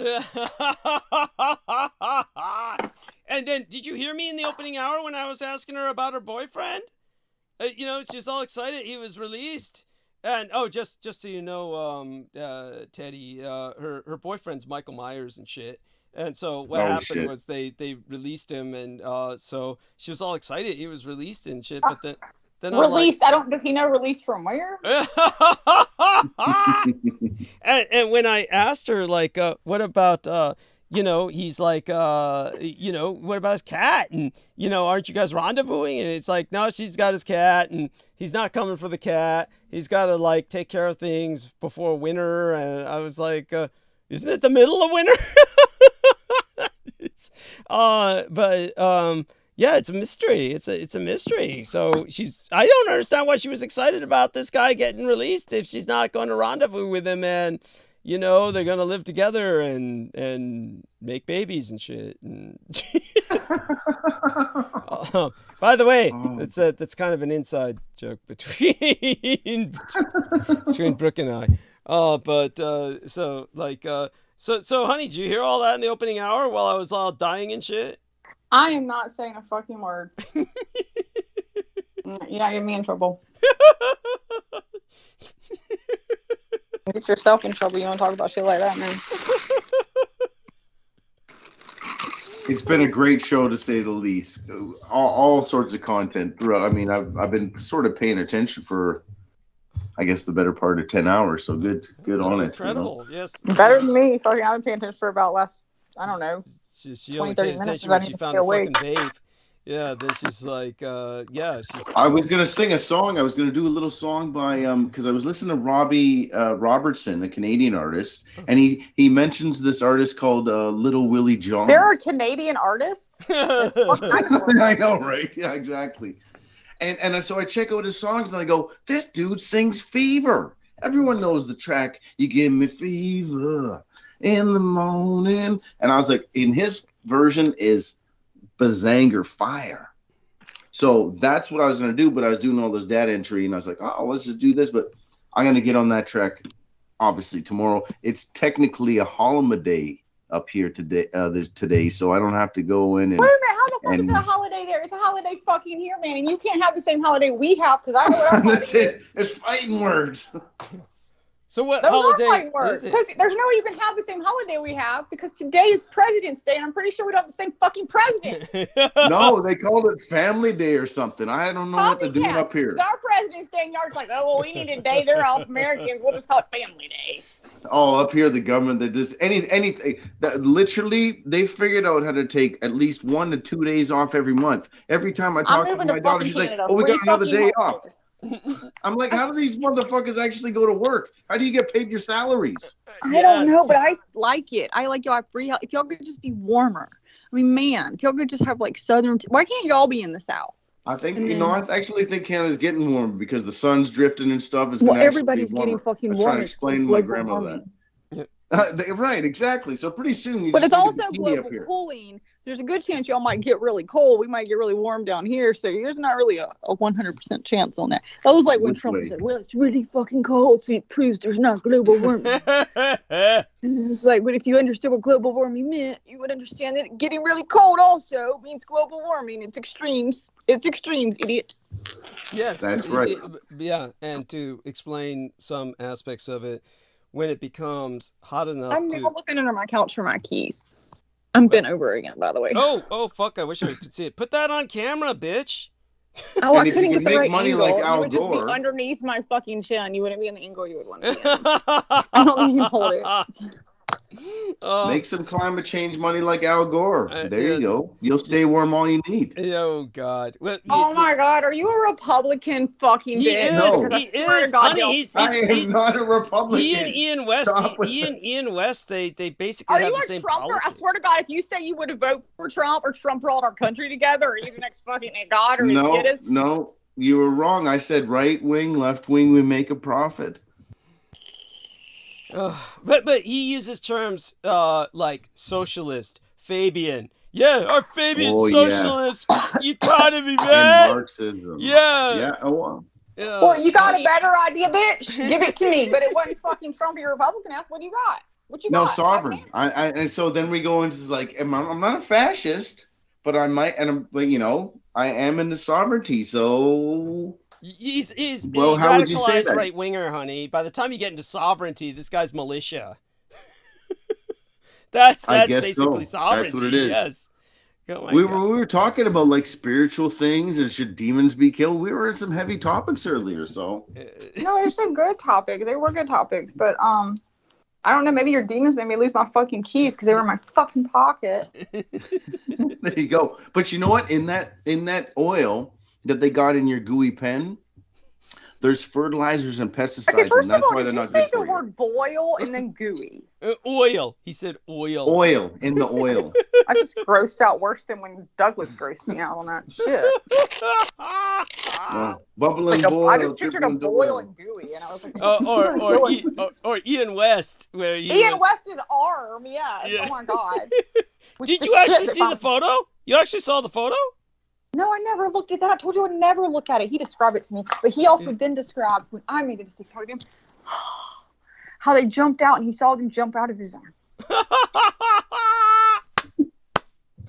Black bugs, right? Or what were they? What were they? They're white. I don't know. They're white. They're Yeah, little white. he was vomiting black bugs. He said he I vomits. said, how many days up were you, dude? Yeah. Yes. Yeah, that sounds like some meth induced, like, you know. Yeah, he dug into his hallucinations. skin. He dug a whole hole into his skin like it's permanently scarred. Yeah. Oh no. And then he no, said no. he tells everybody he didn't dig it, that they ate their way out. Yeah. That sounds like crocodile. That thing where the drug eats your skin away. Yeah, like it's crocodile. got it's you know, it's What got gasoline in it or something. Yes. Yes. Well, what saved him was his neighbor, okay? That was what Douglas was trying to get to earlier. I cannot put my fucking keys, man. Douglas said, this is a story he told like the second or third time he came on with me. And he's telling, again, I'm there. He's not necessarily telling it to me, but he's like, yeah. So good thing is, like, I feel better, like, but I was shooting up the ivermectin. I got the ivermectin and I was shooting it up from the fucking feeding seed. So he was shooting it up, which he told me to do, also, and to drink bleach and to bathe and bathe in Tide Pods. No, don't drink in bleach. Tide Pods. And they had to be blue Tide Pods so you could see the stuff money. Which, by the way, I have been very sick. And to be honest with you, I even considered it at one point, because I'm still sick. We were still trying to figure out what's going on. Like, I just had pancreas test last week. But he was convinced it was from fucking people being around people. Everything to him is parasites. Right. And I'm like, well, the fuck, maybe it's fucking right. Who the fuck knows? I'll bathe in some fucking Tide Pod. And I fucking did bathe in Tide Pod. And I will tell you this. I can fucking help me and fucking all, but my skin has never smelled so fucking good. Like, ever. Like, I have bought all this shit in the world. Like, for 3 days, I was walking around like, man, I bathed in 3 days and I smell like an angel. So I just letting you know, Tide Pods are good for that. I don't think they're good for curing parasites. If you have one or whatever. Yeah, no, for sure. And it depends if your body is alkaline or acidic. I mean, that the parasite thing is because a lot of the meat products and stuff we do consume does have things parasitic, sugars and stuff. But I don't consume meat. And there you go. So why would you be full of it? You know, I mean, that's because he says parasites, that people. So this is what Ian West, the person that you think, this is what he believes. The people that had the vaccines, so the vaccines had graphite in it. So the people that had the vaccines, they're on the slow kill method, meaning so it's killing the parasites in them, because the graphite's in there, but it's also killing them. But the graphite is. But therefore, these jumper things, whatever it's like he calls them, they then jump off the people that have had the vaccine. So when you're around anyone that's had the vaccine, it jumps onto you, and then you have it. But there's lots of graphene oxide and other things other than just the. You want to explain that to him? I mean, that's not me. I'm not. I know, but that's like saying, you're only going to get fluoride through your toothpaste. No, they put fluoride in all sorts of things. So we're not. There's no way you're not exposed to some of the. Fluoride in your water, most of it. And you drink bottled water, of course, and then you get tea and fluorosilicic Coke. acid. And if you go to McDonald's and get a Coke, there's water in that, and there's fluoride. If you look at what is some of the things that are in the fast food products, you may as well just say I'm taking poison, because you are. I mean, you know what? You got to pick your poisons, right? Yes. So I just try to pick the ones that are the best. And so there's no way we cannot be exposed to it. It's how much you're exposed to it. And what you're doing do you take iodine to unatrophy your pineal gland? Are you taking things to actively take the toxins out of your body? And that's where most people are. They're just going and buying more KFC and more deep fried foods and more stuff. And then they're like, I don't feel good. And it's like, well, it's because your body's probably full of fucking acid, man. Let me tell you, my body's full up, and I've spent actually today I spent another, but that was just for my skin, because I wanted for my skin some collagen and whatever the fuck, hyaluronic acid. But that was fucking $70, those 2 bottles. But I've spent now like $500 just at the health food store on vitamins in the last few months. So I have every vitamin you press in, like everything. I mean, from the silver, magnesium, NAC, fucking, you name it, it's fucking, I got a bottle of it, I can assure you. Vitamin C's, vitamin BD, all this type of stuff. Oh my zinc. God, fucking Take it, everything. get it. Vitamin C. Who's the dude that wrote Blade Runner? Do androids dream of electric sheep? Yeah, Philip K. Dick. Yeah. So he would take, I believe, massive amounts of vitamin C because it would break the membrane in the left and right hemispheres of the brain. And this was one of those, during the time, I think those dudes, they were really experimenting. Yeah. This is the 70s, right? So yeah. But vitamin C, I've heard, can do crazy things. They have Quaaludes, man. Even zinc.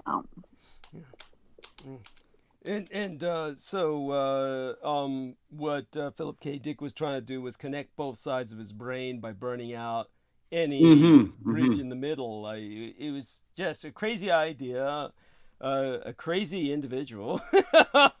Stupid as shit. I want the opposite. I want to be like a dolphin, where like I can just like always be awake. Like one half of my brain's fucking asleep. He wrote some crazy stuff though, right or left. You know, because that's what the dolphin does. Their brain splits, so they're always awake because one half of their brain sleeps. That L. Ron Hubbard stuff and the stuff that Peter Moon and Douglas talk about. But I'm seriously, he was on that stuff. He that was the thing. They were doing that stuff to take them drugs. So I don't mean to bring it back to that. No, I thought you were gonna like praise L. Ron Hubbard, and I was about to have to go. No, not a Scientologist at all. Just the drug aspect of that they were doing there. I think that is something that was going on. Definitely MK Ultra-ish. It's Crystal River feels the same way about old L. Ron Hubbard, that she doesn't relate to him at all. And believe me, I can get it. He Do you relate to L. Ron Hubbard, honey? Who, me? Nope. Yeah. No. No, darling. No. You said, well, Crystal Rivers didn't. That she just didn't. Like you did. No, I meant like Peter Moon did. Crystal Rivers got introduced to me through Peter Moon. She got into him. I thought you said she didn't relate. She did relate.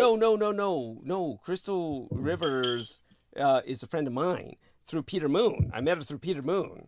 And basically, L. Ron Hubbard was obviously, Peter Moon talks about him a lot. So she was telling me, like you, she doesn't relate to L. Ron either. And I don't have much to relate to him either. I mean, it's just, let's just put it this way.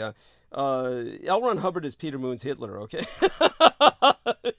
But the way he speaks to him about is when he works with him. So it's regardless of whether, his opinion on him. I was just mentioning that he was in that situation, which I find sort of interesting because if you look at all the characters coming out of that, whatever became NASA in the end of World War II, and then the Aleister Crowley sort of magic aspects of it, which encompasses the drug use, that was somewhere in there. So well, there you go. Well, I'm not trying to get too crazy. Understood. And oh my God, honey. I mean, believe me, Brooke, I wouldn't. I mean, I don't relate to L. Ron either. I just have to, say he definitely had his mark on the world. But he's definitely a hard person to relate to. All that being said, so we only have a few minutes left with Brooke. You say you can't find your keys, darling? Yeah, there's not going to be a point of going. Like, I can't find my fucking keys. Right. So where do you help her with your psychic abilities, Ted? Oh, God, I just don't want to.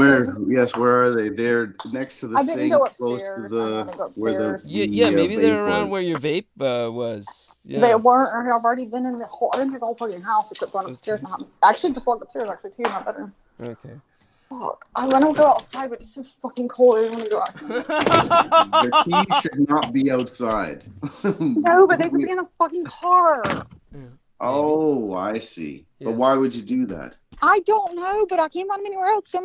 Possibly. I don't know. I got home last night and I was crazy. Well, take us with you. Take us with you outside to look in the car. I am.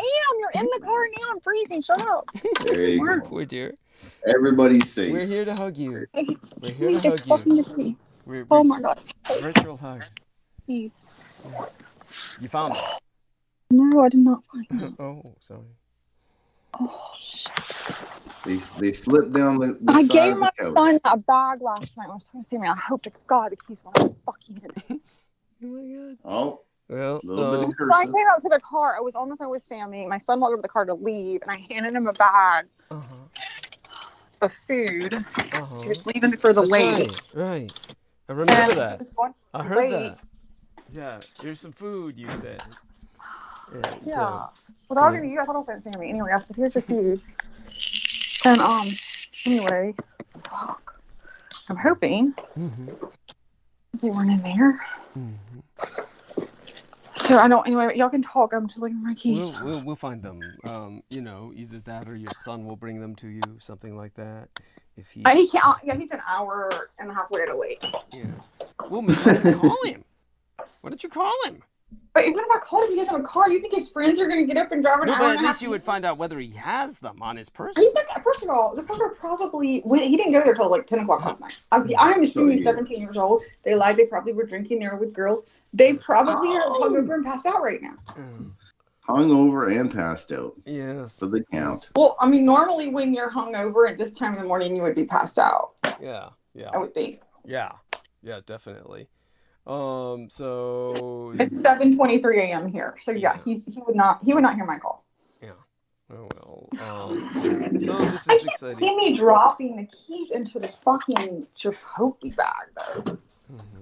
No, you would have What other noticed. bags did I have? I had the grocery bag. So Entertainment Hub in the chat. Why did he remove all his messages? Why would he retract all his messages? I thought they were fine. Entertainment Hub. You don't need to do that. Okay, are you sure you retracted them? Because sometimes they disappear. Yes. Wanted to talk to you about that. Are you talking about when I believe? Oh, we got George. Somebody else is back in the call here. Are they really? Who? Oh yeah, George. Is George Knight. George Knight. How are you, dear sir? Hello. Hi. Hello, Douglas. Yes, we're Hello, trying to Hello. give Brooke support while she looks for her keys, and so I understand the tension she's going through. How's your day going, dear George? Yeah, very well, Douglas. Been busy, and so I do realise it's the last half an hour till the end of the show, and I thought I'd jump on quickly just to let you know I'm off this coming Thursday. So on Wednesday's show, I'll be able to be with you for many hours, as long as you need me for. Oh, wonderful! Yeah. Thank you, and that's delightful. And so, oh, you hear that, Brooke? That must she's annoyed enough with the keys. No point pissing her off anymore. And so aside from that, basically what had happened was I came very close to a vasodepressor syncopal collapse earlier in the show, and I was just awful. And then everybody was bitching about, hey, Doug, your voice is really low and far away from the mic. And that's, of course, George, I was lying down naturally and basically trying to prevent myself from, just drowning in my own vomit. So it's but I didn't tell anybody, so it's understandable. So Ted Bass and Brooke Gibson basically helped me. Yeah, just pretty much sacrifice the night to kind of a fun night. I'd call it like a party night. So aside from all of that, yes, I'd like to talk to you privately sometime as well. Just catch you up on things and yeah, and how about whatever you can publicly speak of? How's your life going in general? The family and everything. Everything seems stable. Fine. Yeah, no, everything's great, going well, Douglas. Thank you. It's just been a bit busy and hectic at the moment.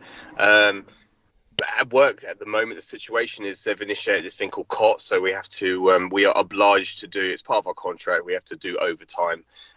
So I have to do an additional day a week. So for the next, that gives you more money to spend, that's for sure. It does. Yeah, time and a half. Yeah, so yeah, absolutely, Douglas. It's definitely worth it, especially in these times. Yes. Yeah, it's dire. Good God. What is CART an acronym for? I presume that's an acronym. Stands for something. Yeah, it's contractual overtime. Contractual overtime. Yeah. Okay. So that's what I've been doing, Douglas. And yesterday at work it was, and it's always the weekends. It was like that guy who told me about, I don't want that drop wire going across that way because I'm going to have planning permission to have development done in my back garden, which of course he was just being disingenuous. He wasn't telling I had that going back a couple of weeks ago on the Saturday. Then yesterday, I had the job. We had basically traffic management. We had these traffic lights put up for a two-way wave leave. So basically traffic can stop and allow us to safely work on the using a hoist. And so this is quite a big job, and the customer was so awkward. Oh. He was just completely, obtuse. He was just anal about everything, particular, very awkward, very hard work to working on his house. How old was he? He was older, much older than me. He said he served 30 years doing in telecoms technology. So he was working for Virgin. So that's Richard Branson's company. He was working for Virgin Media for 30 years. But he was claiming that he knew everything about fiber, but he actually doesn't know anything about fiber. I thought you said he was working for Virgins. She thought you said you were working for 4 virgins or poor virgins or something like that. Oh, bless. Yeah, for four virgins. I just heard. Yeah, I was like, how do you, like, is that a thing y'all do in Britain? You're like, well, we've got 4 virgins. Cool. Yes. But yeah. Sorry, I just couldn't help but hear that. That's what I heard. I didn't hear. Got it. Did you find your keys, honey? Thank you. Yes, I found them. Oh, thank God. She sounds so much happier. Yes. Good. Yes. Yeah, and but basically he was working with coaxial cables, which is just a single cable. But anyway, was he trying to impose? I'm sorry, go on with what you were going to say, but I was just wondering, was he trying to, he was trying to impose himself in what you were doing then? Yeah, quite trying to be a bit intimidating and patronizing in some way. Basically. But that's so pathetic. That's so fucking pathetic. It was. And then what I have to do obviously is go in and out of because I have to install the little white box that we do on the inside. So in order for me to get outside, I opened up his French doors, his patio doors, and he went, "Oh no, you didn't open them, did you?" I was like, "Yeah, I think outside." And he goes, "Oh, I can't even lock them. Oh, I'm gonna struggle getting them locked back up again." And so when he left the room, I locked it up for him. And I said, "Look, so I've just locked it for you." And he goes, "Oh, I bet you haven't." I was like, Jesus, what a fucking piece of shit. Come on. It's an old door. You got it to latch. What does he want, right? I mean, okay, Yeah, it was just literally the latch, up and then just turn the key. But boom, it was no trouble at all. But this guy's obviously, you don't know what his issue is. He's just got plenty of issues in his life. But yeah, it was probably because it was a Sunday. He was probably hanging. But yeah. Oh, God, it was such a nightmare. Take it out on you, though. But no one needs to hear my stories about work. It's just mundane, and you don't need to hear it. But yeah, that was the extent, Douglas. So I was glad to get home yesterday. Oh my God, I don't blame you. What do you do when you get home from a day like that? What do you do? I presume you slam a few drinks down, or you take a hot bath. What is it? Yes, George. Can you please explain to him what normal people do when they actually have a job and have to go to work every day, and don't just stay up 2 nights a week on the thing asking for money and then partying the rest of the week? I mean, not that he is not intelligent and hasn't earned it, but imagine if I was living with this bitch. Imagine if, which I tell you, I'm scared to death. I know she'd kill me. You know what would be great if you were living with me? I just pulled up to the gas station to go in and get a coffee, and you know what? I could take you to work. You could walk in and work, and I'd pick you up later. Yeah, that's it. Oh my God, darling. Oh my fucking God. I'm telling you, honey, rather than go into sales, why don't you just do the cam work I recommended? You'd make so much more money for both of us. You could share that with me. What cam? What are you talking about? Cam work. Fucking, ride that dildo. You'd seem to do it half the time anyway. Just do it on camera. Are you doing that for fucking money? Yeah, for money. Yeah, then you could give me some. It's called pimping. Well, you know what? If you were if you even related to the word pimp at all, I might. Yeah, I might even tell you better stories. Jesus fucking Christ! I mean, you know, George. The worst was I was trying to tell. I can assure you, if I was pimping for you, at least the stories wouldn't put me to sleep. You would fucking have better stories than the ones you do. Yeah, there. I mean, jeez. Trying to tell this young lady some stories, and she's like, the same story told me 54 times. Wow, like wow, now it's 54.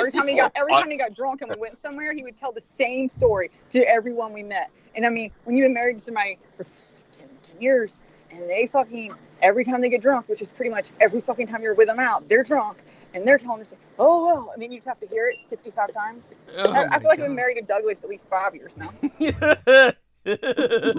This is like, at any rate, but we have George here, and he's going to tell us what regular, normal... I don't know how George has heard all your stories a million times. He just gets smarter and happier.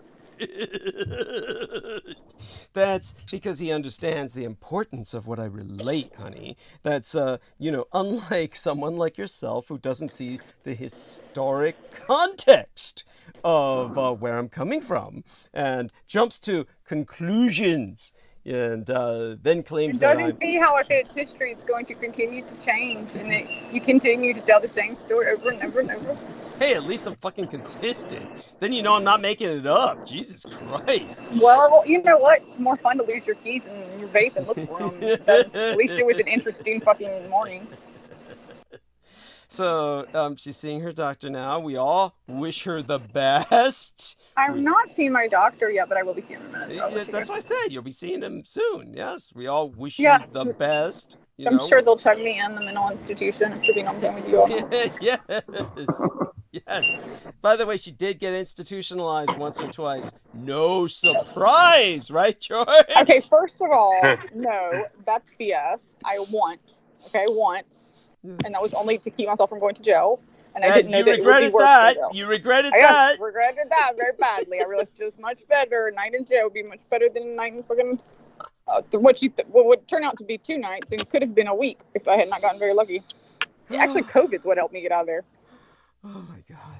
If you have insurance, they want to hold you minimum 72 to 1 week in South Carolina. It doesn't matter. Oh my God, that's true. They'll juice that insurance. Yeah, you're lucky. But then the crazy guy the guy that told me, my doctor's like, you don't need to be here. That's the one that got me out because my ex called. He was like, you don't need to be here. He's like, but they want to. He's like, here you are with insurance, and they're wanting to hold you. He said, and so I'm pushing you out. He said, but I've got another guy in here who was crazy. Like I told you, like some of the really crazy people. And he said he needs to be here. Like he needs to be here. Wow. He's like, but they're making me let him go because he didn't have insurance. Like it was like Medicaid or whatever, and it was just like basically only paid for. I guess he had been there like a week or something. He was really like mental. This is really, and he had to let him go. Yeah, this is why we have murder sprees. This is why we have violent homeless. Exactly. Yeah.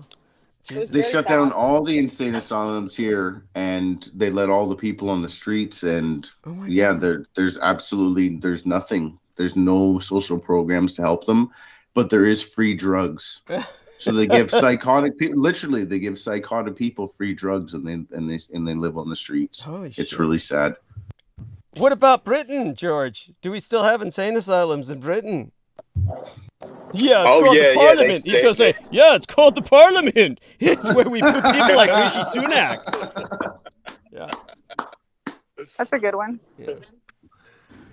So but yeah, no, they definitely are. Great one. Boom. Bing. So again, George, when you get home, so you've had a hard day like that. What do you do when you get home after a day like that? Well, it basically it's like one thing after another. One thing leads to another. So I can understand. When my wife, she was a bit. I got home about 5:45, and I finished at 4:10. So the day just dragged on. It prolonged because of circumstances, and and then she's not happy, obviously, and I'm like. Yeah, it is what it is. You have to, because what I'm doing is providing a service for people. You can't just get up and leave. You can't just, you have to make sure the job's done. So I can understand it's like, one frustration leads to another and it, it's just have ramifications. There's collateral to it. So, it wasn't and obviously I'm not drinking at the moment, Douglas, so I feel a bit more collected in my yes. Yeah, because before it was like I was drinking, like having a drink, almost on a daily basis. Just like one or two every night. But then I had like hazy fog. I would like try to recollect things, and I would forget things. I noticed that. I noticed that. So when you came on the show, you would be because I'm already nervous when I come on the show. Obviously, I've articulated that in the past, but. Nowadays, I'm a bit more sharp. My mind is more focused, so I can collect things a little bit more, comprehensively and coherently as well. And so that's the main thing. And like you said, just practice. You tagged me in something. Let me see if I can find that because I just... Oh, yes. Oh, God. Let me see if I can find that and then add that to the page. So let me look for that. And you hear that, Brooke? If you stop drinking, like... Our man George, he's a good example for you. There's your example. You can become a little sharper. Maybe even remember some historical facts that Douglas Dietrich shares rather than conflating them all. Yeah. First of all, people are hearing you in the gas station. Second of all, can you shut up? Second of all, I did quit fucking drinking. And so what do you want me to do? I mean, like, it was Super Bowl. I got drunk and cussed Peter Moon out apparently or somebody else. I don't know. I mean, but it was Super Bowl. What do you want? On the Super Bowl. I blame Sammy. He told her, "Go party, honey. Have yourself a good old time." Yeah, well, this is what you did to poor Ian West. You were up there. You got him a few points taken down off his Wawa. He'll never get that back. Yes. So okay. Now that all that's been said. So we have about a few minutes left. And, so everyone, say good morning. Say good morning to our listeners. We'll wrap up the show for today. Yeah, good morning, everyone. Yeah, good morning, everyone. And please support and donate any funds that you can spare to Douglas Dietrich, please, on his PayPal. What do you want to call it, Douglas? Is it address or PayPal holdings or PayPal order goes to just say PayPal. Just send it to Brooke. Just send PayPal. You can find his PayPal. Yeah. But by the way, George, I told Michelle Carmela Saldana that I wanted to raise funds for my rent tonight, and I invited her to come on and help me fundraise towards my rent, and she decided she wasn't available tonight. Oh no! By the way, you can read into that a bit because I always allowed her to, promote her own GoFundMe. So I guess, reciprocate the favor. Yes, a little tit for tat here is a bit difficult. Now, so Brooke, help me out here. Tell everyone paypal.me/Douglas D. Dietrich. Come on, honey, let's hear you say it. That feminine sales voice. You're supposed to be in sales. PayPal. What? What is it? PayPal.me. Me. As in me. And then /Douglas D. Dietrich. Yeah, / is what I always say. Brooke.Gibson.com. Fucking yeah. So I think they know what show they're on. So if they don't and they want to go for Gibson, they can. They don't know your name. But yeah, give it to Douglas, man, because honestly, we can't take him sober. So, yes, everybody. And we can't put him on the street. Then what will we do? Can you imagine a tent with all that shit you got in that house? Yeah, I know. Well, hey, I made a joke about that once. Me and Beaver were driving by. Some poor bastard had all this shit out on the street. And, I made a joke that I knew Beaver was going to make anyway. So I said, yeah, I used to have space for all this shit till Douglas came in and filled it all with his hoarder crap. Yeah. So aside from all that, people... Hey, they say California's got a really bad, from what I understand, homeless problem. Yes. I don't believe, though, as bad as it is, and the pictures I've seen are pretty bad. Yeah. I would say, though, if your ass got on the street, it might be bad for you, but I'm pretty sure then when they saw your shit, it might be the first time California has to clean their act up. I mean, there's only so far you can go till they're like, we can't go here. That's too low. That's too much.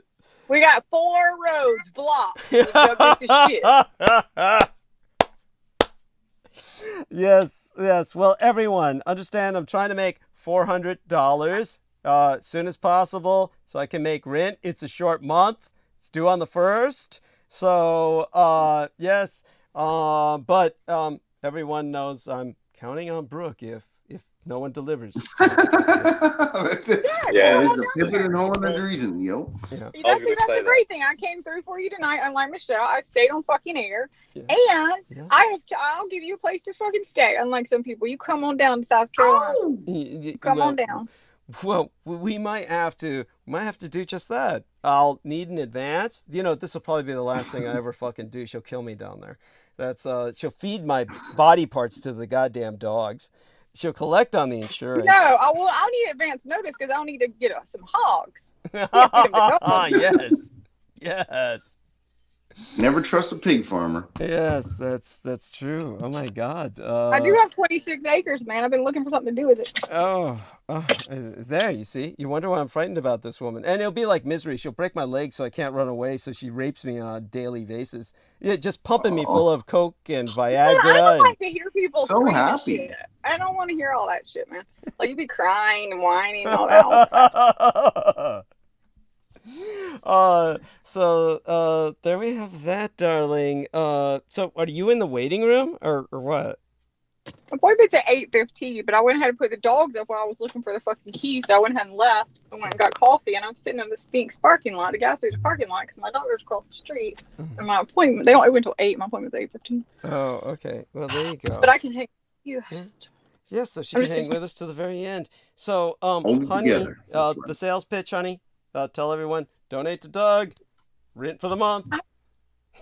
Donate to Doug so he does not have to move to South Carolina and I have to feed him to hogs. Okay, if you like him at all, you should probably donate to him. If you don't like him and hate him, you should probably not. Thank you. But if you really hate him, like, you probably go to hell because you're sentencing him to death, and then you're partly responsible for his murder. Yes. You should probably donate.